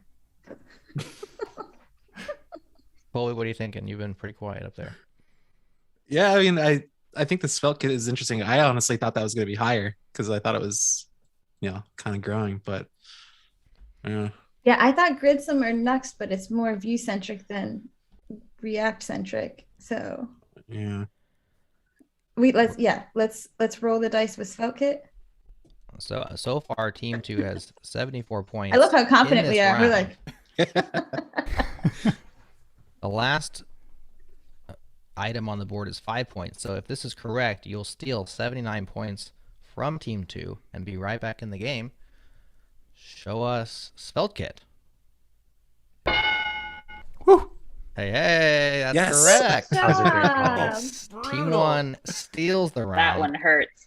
And all this is how I do team projects in general. I have everybody do all the work and then I sweep right in there. Well played. That cuts deep. So after two rounds, we have a very close game. Team 1 with 79 points and Team 2 with 92 points. Let's move now to the third round, which is an interface off between Colby and Michael. Nope. Team 1 gets to guess first. We asked 100JS developers, name a protocol that all web apps rely upon. Colby, to you. HTTPS? I don't. Show us HTTPS. Number 2 answer with 16 responses. 2 answer. That means number 1 is still out there and can be taken by Michael if you can guess it. I'm gonna go with HTTP, no S. Oh, despite The web is still unsecure. Efforts. Still a lot of sites out there using plain old HTTP, but is it the number 1 answer? Let's find out. It is overwhelmingly so with 71 responses. We're so insecure. I would have said HTTP too, as well. But you know, yeah, not that, HTTP 2. Yeah, I was trying to be best practices. Right? So there are 3 responses on the board. You already have 2. Team 2 is going to play this board. We're going to go to Brandon. Remember, that third one is usually the trickiest, so we'll see if you guys can make it before you lose all 3 lives. We believe in you. I'm going to say maybe there's a few more low-level minded folks. Maybe TCP. I mean, it's... Okay. Show us TCP. Oh my goodness, you drilled it. Whew. Of course. Low-level minded folks sounds like such an insult. You know, people who just think about TCP all the time. Right. Yeah. 5 people said TCP/IP, even though those are 2 separate protocols, but let's not pick a nit here. That's correct. So yeah, you guys drilled it. This round was swept by Team 2 with lots of points available. No one's doing FTP anymore? Is that what I'm hearing? That was going to be my other guess. Here's that my scoreboard is busted. Look at that. It says 179. That can't be right for this round. I mean, we'll take it. Yeah, it It's is rigged. right. It's rigged. We Is it? accept. We accept. I call cahoots. It'd be 71 plus 16. I mean, it has to be less than 100 because there's only 100 people surveyed. Who coded this 179. thing? Let me do a hard refresh real quick and see what happens. This might fix it. Team 2. 71 plus 16. Hey, that's much better. I might have to hard refresh each round. We'll see. We'll see how this plays out. This is interesting. All right, we're going to award those points to Team 2.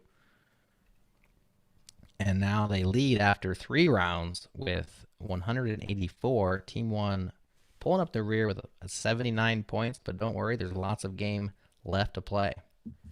We now move to round 4, and our interface off is between Tara and Brandon. Please step up.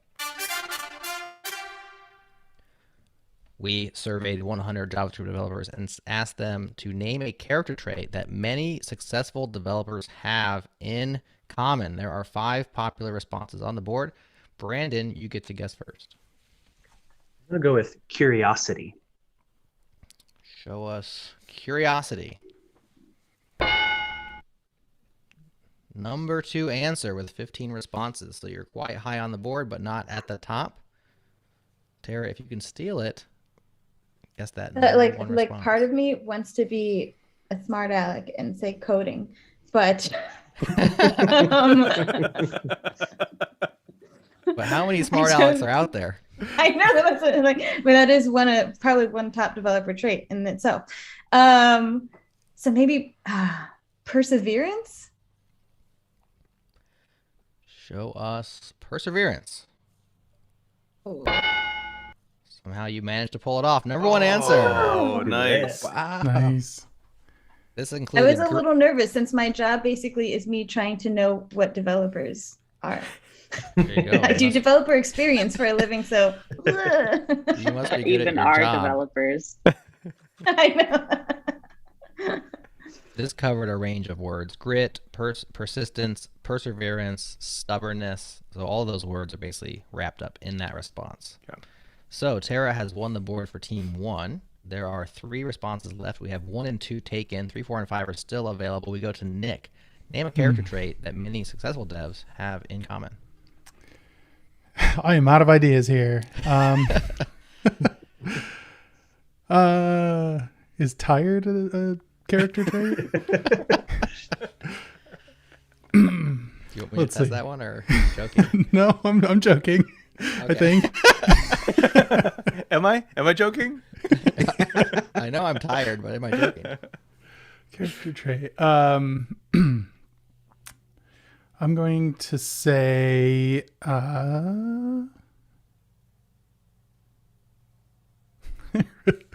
everything I think of falls into those 2 categories. So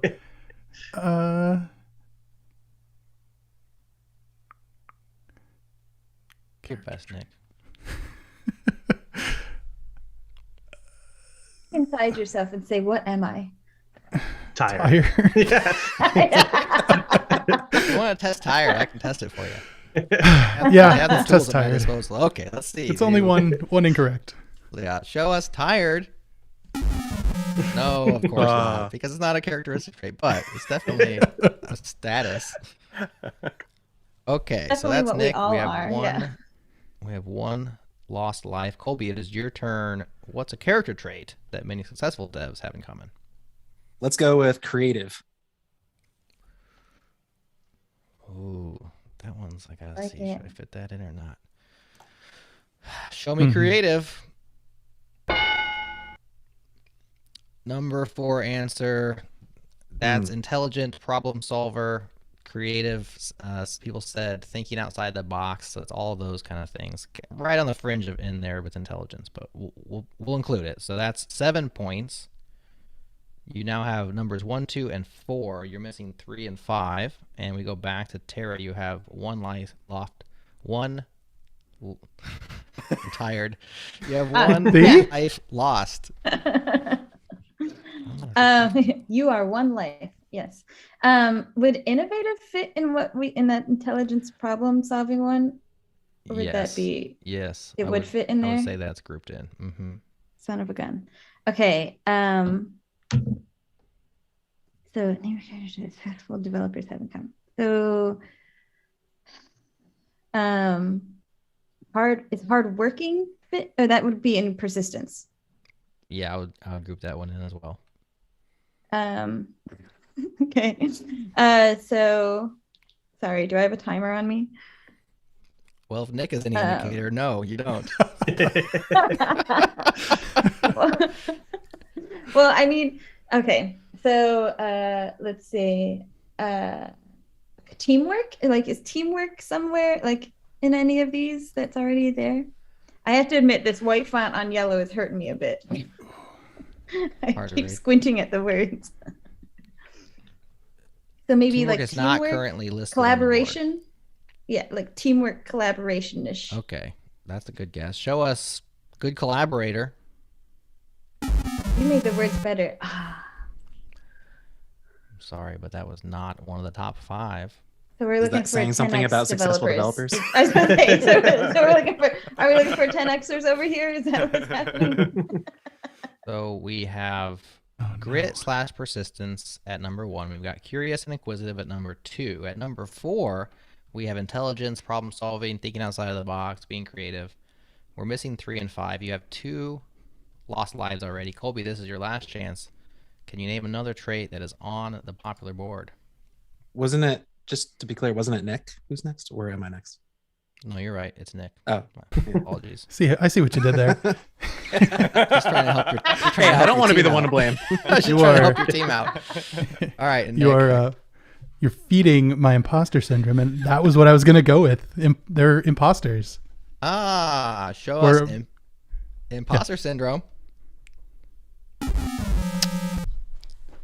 That was definitely mentioned, but it did not score 5 or more points. So Team 2 now has an opportunity to steal the board. You can confer amongst yourselves and decide. You have 2 opportunities. If you can match either number 3 or number 5, you steal these points. Woo. Oh boy. Okay, so there's this quote about like laziness being one of the characteristics of a developer. I'm kind of feeling like that's one of those 2, which is because it's such a popular quote. That. Yeah. That's worth a shot. For sure. Let's do it. Laziness. Yes! Oh, nice. Got it. We did it. I love like that's what a successful developer is. Successful developer. Lazy. Lazy but not tired. What is that saying about us? I call my team a team of like effective procrastinators or successful procrastinators, functioning procrastinators. Yes. So, high functioning procrastinators. I need to go back. Are we gonna know what the other one was? I'm really curious. I need to, sorry. I need to do the score here because I hit the wrong button. Give me a 10x. It's 10x, isn't it? Is it communication? No, we tried communication. Did we already try that? Nope, wrong team, right? That's right. Team 2 stole it. Yeah. I definitely have a bug in here, and I'm trying to debug it as we go. So the number 3 answer with 8 points was bugging should have been a trait at debugger. Effective communicator. So who was that? Was that Brandon that said that? Yeah, that was gonna be my guess if I had another chance. So okay. I guess that's what I'm. Yeah, that makes sense. That collaboration wouldn't fall into communicator. Right, because that'd be like written skill, writing skills, etc. Collaboration, these things are related, but it's tough to group them effectively. A couple of people, this is funny. So a couple of people said humility, and then one person said incredibly good looks. So I thought that was a nice pairing with humility. Clearly. And then we did have a response that said complaining about HTML being a programming language or not. So there's your funny person trying to hop in there. We'll leave that one right there on the table, and we will move to round 6.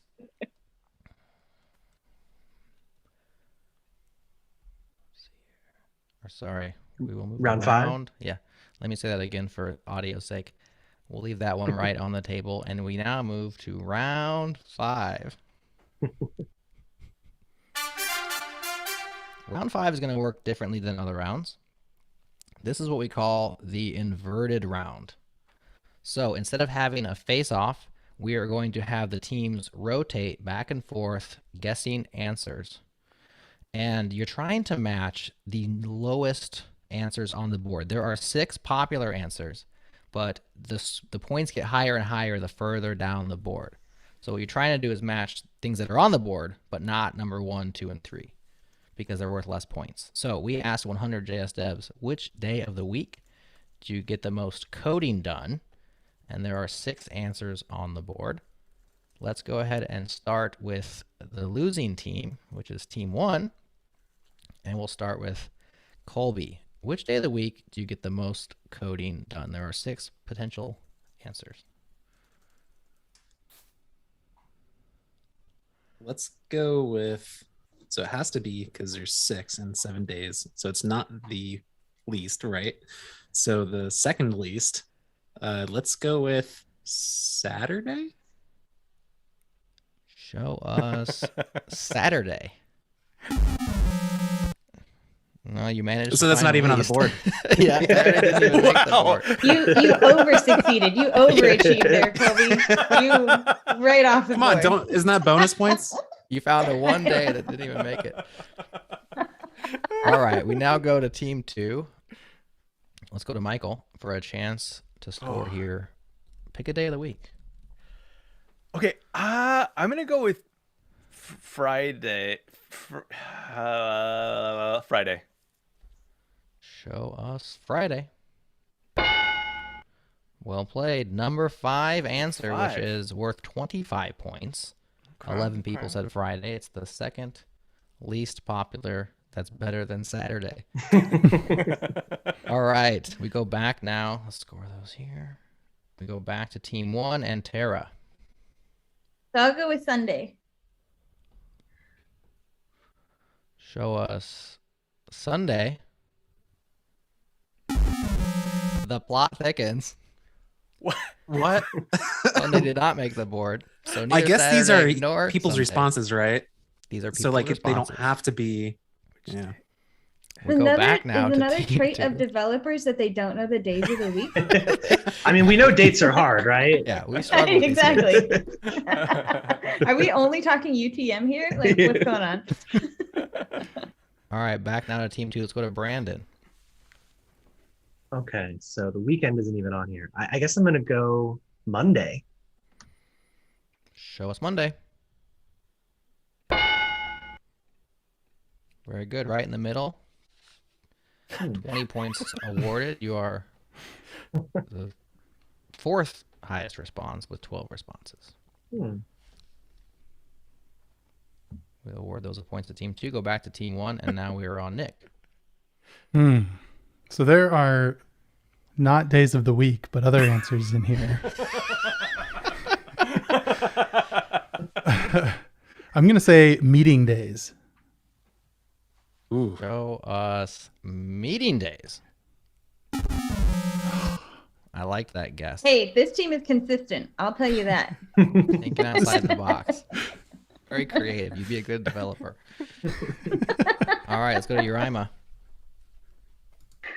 I feel like this round makes absolutely no sense in my mind anymore. Mm-hmm. I'm gonna go with Wednesday because those are my no meeting days, and I always have meetings on those days. So which day of the week do you get the most coding done? The guess is Wednesday. Is it on the board? It sure is. It's the number 2 answer, meaning it's only worth 10 points, but yet still points. So you'll take it, right? Award those to Team 2. We go back to Team 1. Colby's turn, right? Let's go weekend. Show us the weekend.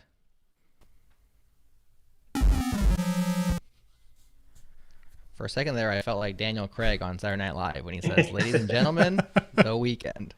But I'm nowhere near that cool. Sorry, I liked it. You guys are thinking outside the box. You're creative answers, and you're just striking out left and right. So Team 2 tends to just pick days of the week, which is is turning out to work pretty well. Let's see if it plays out in the end. And is it Michael's turn now? I think so. I think so. Yeah. You called out my strategy because I was just going to play it safe again and just pick another day of the week. I'm trying to figure out which one might be worth the most points. I don't know. Let's just go Thursday. Show us Thursday. Number 3 answer is going to get you 15 points. I'm amazed at how coordinated the not day of the week is. Like, this is amazing. So Team 2 scores 15 there. We go back to Team 1. Let me just draw a word picture for our listeners. We have 6 options on the board. Number 1 hasn't been guessed. Number 6 hasn't been guessed. What has been guessed is Wednesday, Thursday, Monday, Friday. I'll also tell you that Saturday and Sunday have also been guessed, well as weekend. So anything can happen at this point. And it's Tara's turn. Part of me wants to say holiday, but but I feel like I should also go against the grain of my team and guess an actual day. Bold move. If you do, we're gonna steal holiday and win. Such a rebel. I know. Let's say let's try Let's try Tuesday. Let's see what happens there. Show us Tuesday. Number one answer. 30 respondents find Tuesday to be when they get the most coding done, which puts it at only 5 points because we're inverted, but points nonetheless.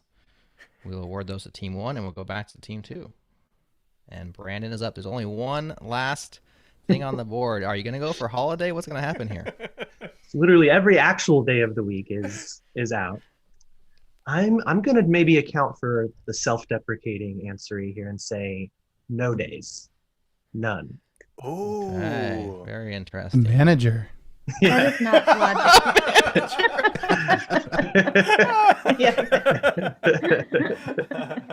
Oh, let's see if our JS devs said they're productive no days. This is going, so you know that Saturday and Sunday are supposed to be the strongest days because the rest are weekdays. Oh, well played.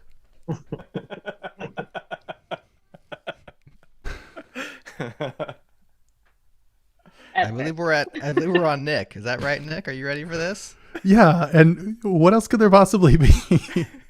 Wait, did somebody already guess holidays? No, they just acted like they're going to guess holidays, but they didn't. Okay. I mean, no one guessed Friday. No one said Black Friday either, yeah. Let's do holidays and hope that if Black Friday is the day that it's generic enough. Show us holidays. Wow. Wow, this is a stumper.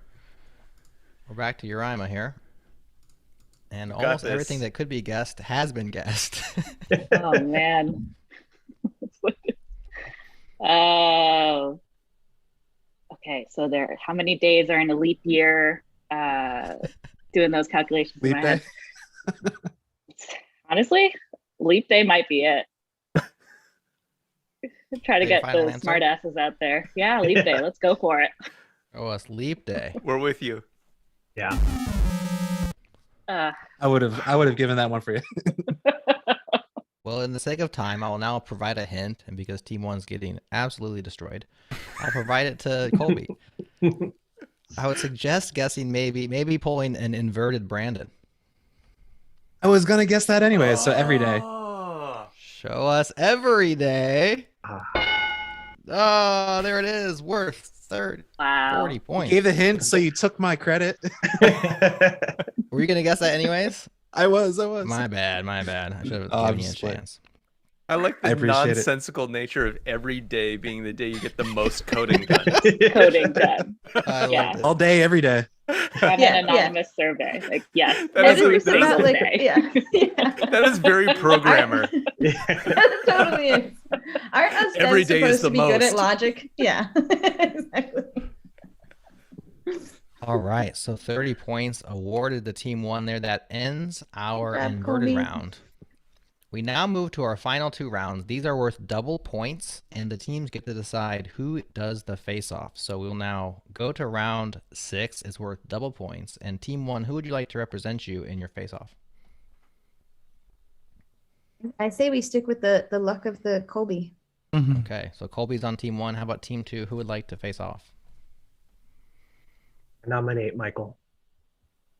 Go for it, Michael. All right. We have a nomination. The quick draw nomination. Yeah. Crap, I should have spoke sooner. There's a nomination, a second, and a so that's official. Let's move to round 6. Gentlemen, step right up.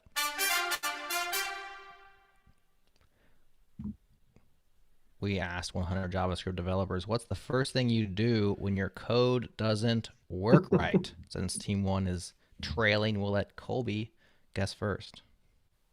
I feel like I could come up with a lot of smart answers for this, but console log. Show us console log. Number 1 answer. Nice. With 16 respondents, There but we it is go. the double round, so that is worth 32 points, and Michael doesn't even get a chance, and your team takes the board, so you're off to a good start in round 6. We now go to Tara. There are 5 answers. You've got number 1, which means there's 4 remaining. What is the first thing you do when your code doesn't work right? Is DevTools too broad? Like inspect. Oh wait. I would say that's a good question. I would say yes, too broad. Too broad. But inspect the code with DevTools is also too broad.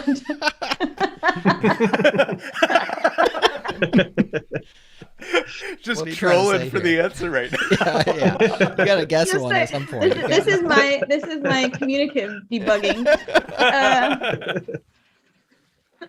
You can surely okay. you can guess that and find out. That feels like a bait. um, what about like running a debugger in code? Like it's like debug. Debug. Final answer? Yeah. Show me debug. Number 4 answer. Use the debugger. 11 respondents worth 22 points.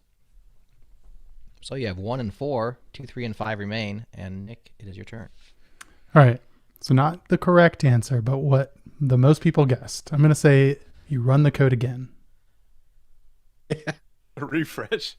Nice. I Hard did earlier refresh, when I yes. Turn it on and back off again. Turn it off and back on again. Show us rerun the code. Yes. Number 2 answer.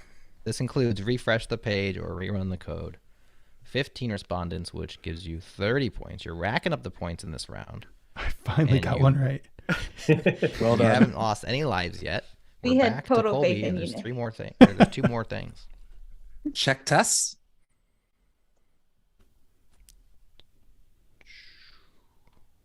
Yeah, are we Show talking me about check the lazy tests. coders, or are we talking about? I guess lazy coders. Checking test did not make the cut. That's your first life lost. Back to Tara. See, like part of me would want to say you like rubber duck your coworkers, but we know from the first respondents that nobody works in teams and collaborates. So So that's the physical rubber duck, right? yes. So I guess I want to go with the smart Alex and say like maybe like something like cry. That was going to be my Just guess. sobbing at the computer. Yeah, whine, cry, and sob. Yes. Show us cry. Number 3 answer, which includes swearing, crying, or sighing. I like that more people cry than use the debugger. Well, it's an order of operations thing, right? The first thing you do is cry. It's a then lot you easier to actually start debug. crying. Yeah. The 5 stages of debugging. Exactly. Yeah. Yeah, is number 5 all of the above? Yeah.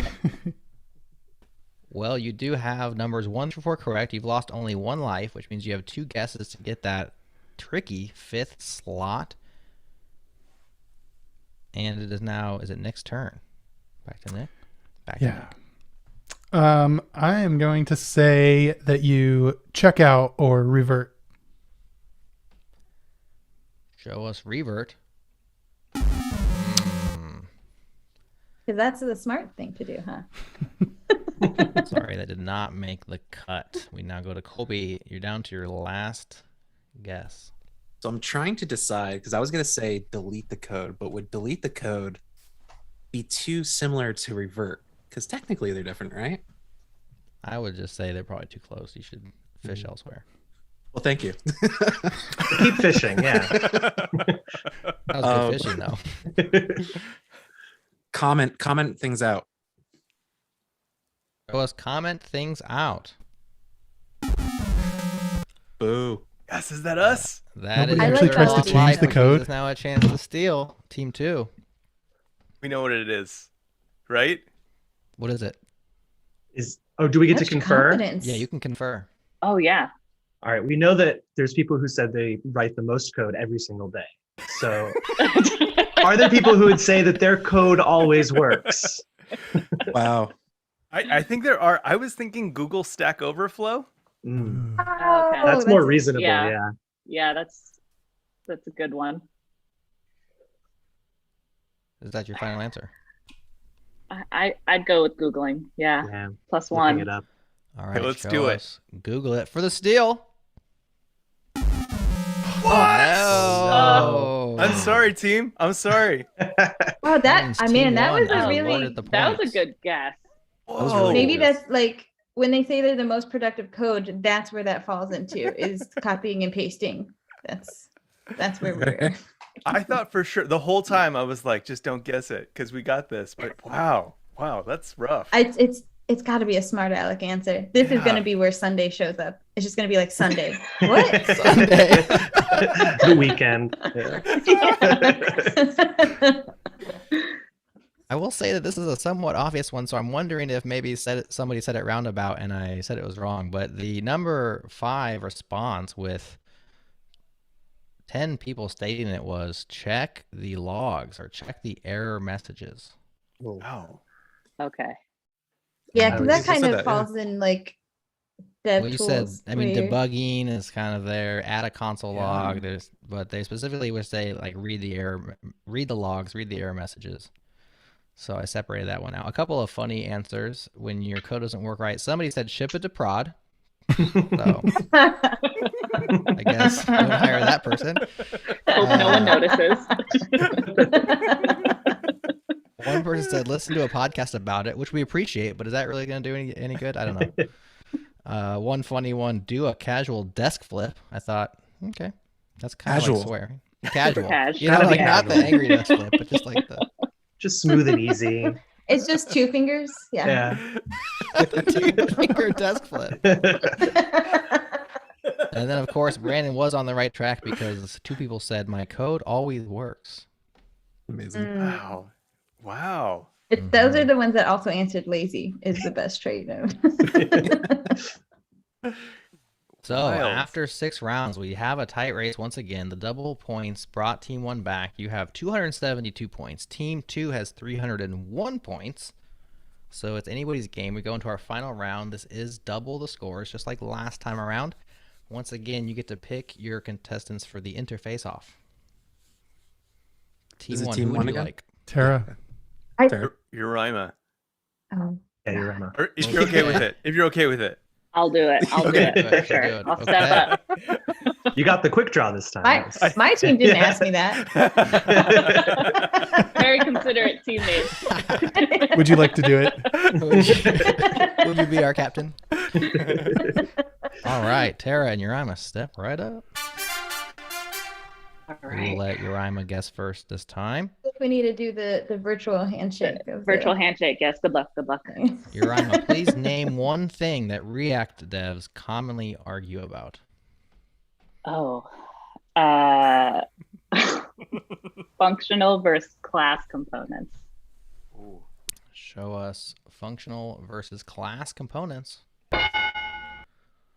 That was the number 5 answer. With 6 respondents, worth 12 points. That does mean that Tara gets a chance to guess. So nervous because I've been out of the React realm for so long. But is it still a debate about where CSS goes? We're all still arguing about the same things. Hasn't changed. Yeah. Hasn't changed.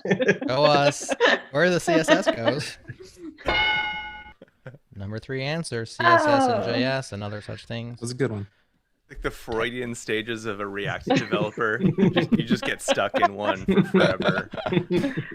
So with that, Tara answered a higher response. So Team 1 takes the board, and there are 3 responses still on the board, 1, 2, and 4. So we go to Team 1, and Nick, it is now your turn. Name one thing that React devs commonly argue about. I'm going to say the language, like TypeScript, JavaScript. I knew you would say that. Show us TypeScript. Yes, of course. Nice. TypeScript versus JavaScript. Number 2 answer with 11 responses. Okay, the comeback continues. Colby, you have 1 and 4 open. You have all 3 of your lives left. Name something that React devs argue about. Hooks. Show us hooks. Whoa. It's a good guess. That one was definitely mentioned, but not 5 or more times. So that's their first life lost. We go back to Tara. I want to be a smart aleck again and just like say that they're like arguing against each other that React is the best framework. Like how bestest it is, or Every day the most. every day. Gosh. I guess Well, you have 2 lives to live, so you could definitely just throw one out there and hope that you hit it. Because then it's going to me. I wouldn't do that. I have faith in both of you. And it's like I can't keep it broad, like structure, like keeping like stateful stuff separate and like structure, or like I always have the most broad answers. Yeah, and then like naming conventions. Let's see. I'm sorry. Let's say I feel like there's got to be a smart aleck one in here, like tabs versus spaces or something ridiculous. Is syntax too broad too? Yes. Yes. You mean the syntax podcast? Way too broad.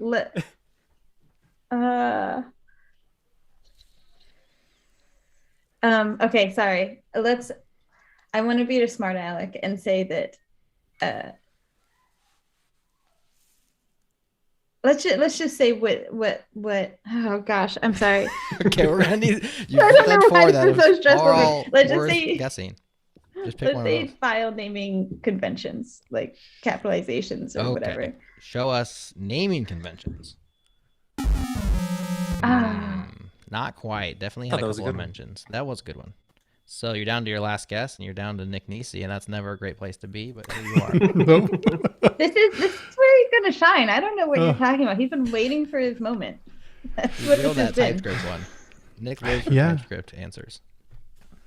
Yeah, I am going. I have 2 guesses, but I don't know which one is better, given the respondent audience. I will say state management. Show us state management. Number 1 answer. Yes. Right when I disrespect you, just step up to the plate. Well played, Just sir. do that more, Jared. Every time he goes to prove you answer. wrong. Well, Like- we're I back have to that other full. answer. I'll take that. Well, you have 1 life to live. Let's go with performance. This would be for the winning of the entire game. Show us performance. I'm sorry, it was not on the list, which means Team 2 has a chance to steal. There is 1 answer left, number 4. Team 2 can confer amongst yourselves. What's one thing that React devs commonly argue about? What are some things you're thinking? Just shout them out. File structure. JSX. Some people don't like it. JSX. Oh, that is a good one. Yeah. I was thinking like suffixes too, like we were talking about earlier. Linting also were 2 that I was Linting. thinking about. Okay. Like linting rules or whatnot. Man. Go super broad and say Facebook.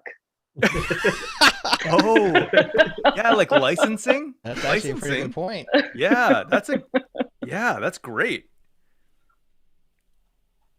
I mean, do React devs even argue that much? Is that really a thing? Never. No, They'll get along. not ever. I really do like the idea of governance. That is a really interesting concept. You know, like the Facebook relationship. You know, there's a bunch of licensing stuff. Ooh, that's tough. I don't know. I could go any one of these ways. Gut. What Go are you with our thinking, guts. Brandon? I mean, I think the licensing stuff is maybe not like a popular point of, contention for most people. And like when they relicensed years ago, it's kind of faded. I don't know. I could do linting. We could do, I think JSX is just very controversial. So I feel like there'll always be people who are talking about it, but gosh, I don't know. Jared has such a good poker face too. We're getting I will no remind hints you at all. that the game is on the No line. hints. God. Yeah, this is really I'm heavy. just enjoying Oh, this. man. Yeah, I'm just enjoying All the the drama. pressure. So now, I think Tara had guessed like file structure or something along that vein. Probably something close enough that, or someone on team one. She landed on naming conventions. Oh, naming conventions. Naming conventions. I really that's love right. how analytical you're being with the notes. It's Yeah, Michael literally has notes. He's got a whole flow chart over He's there. reading from. That's actually Crunching the very, he numbers. looks up our backgrounds. He has our whole red like, string connecting theories together. I do like it. If we think it's different enough, I do like the like file system organization. If we think it's different enough, than naming conventions. They feel close to me. They do feel close. Close. Yeah. You have any others? Well, I feel like that was a hint. No, I just want to know. Well, I did give Tara and Colby some pretty sweet hints throughout, so He just confirmed it's a hint. maybe a little bit of a bone there. Yeah, I think those two are pretty close together. Okay. Routing. I don't know. This Yeah. React route is pretty much the answer, but people still argue about it. I wonder. Testing library? Ways to test? Yeah. Yep. That could be in. Oh, that is.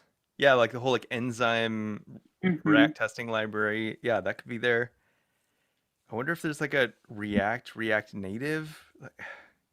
I don't know. I'm at a loss. The stakes are too high. I'm freaking They're out. so high. Our shout outs are on the line here.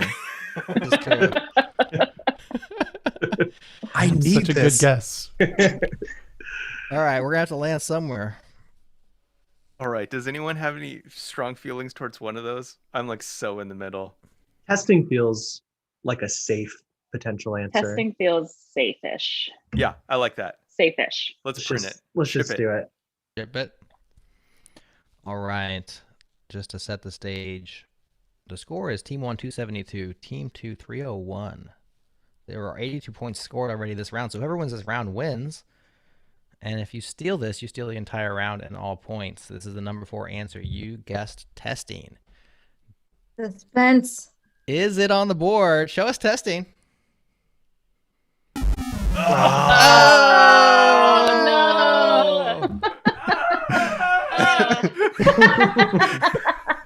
Wow. I feel so bad for heartbroken. your sound editor because my chair is really squeaky and I'm just been like, oh, buddy. Fortunately, It I'm hurts. also our sound editor, Wow. so appreciate your empathy. Well, Team 1, congratulations. After all that, you win with 354 points. The underdog. from behind. Wow. It starts with thievery. That's how you win it. That's So how you I get had ahead to in be life. I had to be Great a little bit developers tickled steal. as you guys were discussing these various steals because it turns out Tara had landed on it, smart Alex style, earlier on and then quickly dismissed it. The number 4 answer, tabs versus spaces. Oh, man. Oh no. My gosh, that's hilarious. ridiculous. Why is that still an argument? Classic. It's obviously spaces. Oh wow. Well, Oh, you went there. how much time do we have left? Might I introduce you to Nick Nisi? Wow. Fall on the other side of that, on the wrong You side of just the made it fence every personal. It was a time. joke before. and now Ouch. I mean, we hit us did with win. that. So, Team 1, you guys win. That means you get to do shout outs. So, all 3 of you each get an opportunity to shout out anything that you would like. It cannot be TypeScript. Nick, you are up. What would you like to shout out? Well, I already shouted out liquid aminos at the beginning, so I prefer mine solid, but whatever. let's see. I'm going to shout out the. Wants to come back? Yeah, please. All right. Colby, give us a shout out. How about Tara starts so I can hear what other people say first? Nobody even wants to shout out. Yeah, I'm gonna have to give this a team too. We'll take the Second, shout come outs. on. We'll take them. Like the worst prize ever. They're like, I can't think of anything. Sarah, do you have anything to shout out? It could be literally anything. I have lots of things to shout out, but I will limit it to something productive. And go with one of my favorite things in the world right now is our podcast for all you podcast fans out there called Remotely Interesting, remotelyinteresting.netlify.com. We basically make complete fools of ourselves and have a good time doing it and laugh a lot, and it's kind of ridiculous. But highly recommend checking it out for all you lazy devs out there. There you go. Good shout out. Remotely Interesting. Well, she stalled as long as she could. Does either of you have a shout out?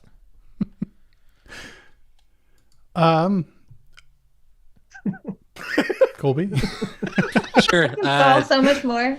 Check me out on YouTube at Colby Fayok. There you go. Nice. Thank you. And Nick would like to shout out Tabs as That's a way true. of indenting. Because State Management was the last, or the number one pick in the last round, I will say X State. I'm going to shout out X State. It's awesome. Go check it out. And I will add my amen to that by saying check out the episode that Nick did off JS Party on X State. It's called X Gonna State It To You. And That's Nick amazing. also came up with that name. You stick around at the end of that episode for a little bit of a Easter egg where you might get some DMX mixed in with some other interesting sounds. All right, so Gosh. piling on to the shout outs there. Well, I want to shout out to React Advance for inviting us to play this game as part of the after party. Hopefully all y'all had as much fun listening and participating as we had playing. Thank you to each and every person who took the survey. One of you will be receiving a free JS Party t-shirt, so we'll follow up via email with that person. That means 99 of you will not win a JS Party t-shirt, but have no fear. You can always head to jsparty.fm/merch and just pick one up for yourself. They are very comfy, and you can rep our podcast out there in IRL, in the meet spaces. So definitely we'll submit that to you. Also just wanted to thank everybody for playing the game. This has been Front End Feud. I have been Jared Santo, and we'll talk to you all next time. Thank you. Thanks, y'all. Thank you. Bye. Yeah. I lost my outro song. I was going to play an outro song, and it's nowhere. So I'll play You the want intro. us to do one for you? Play the intro instead. All right. That was fun, y'all.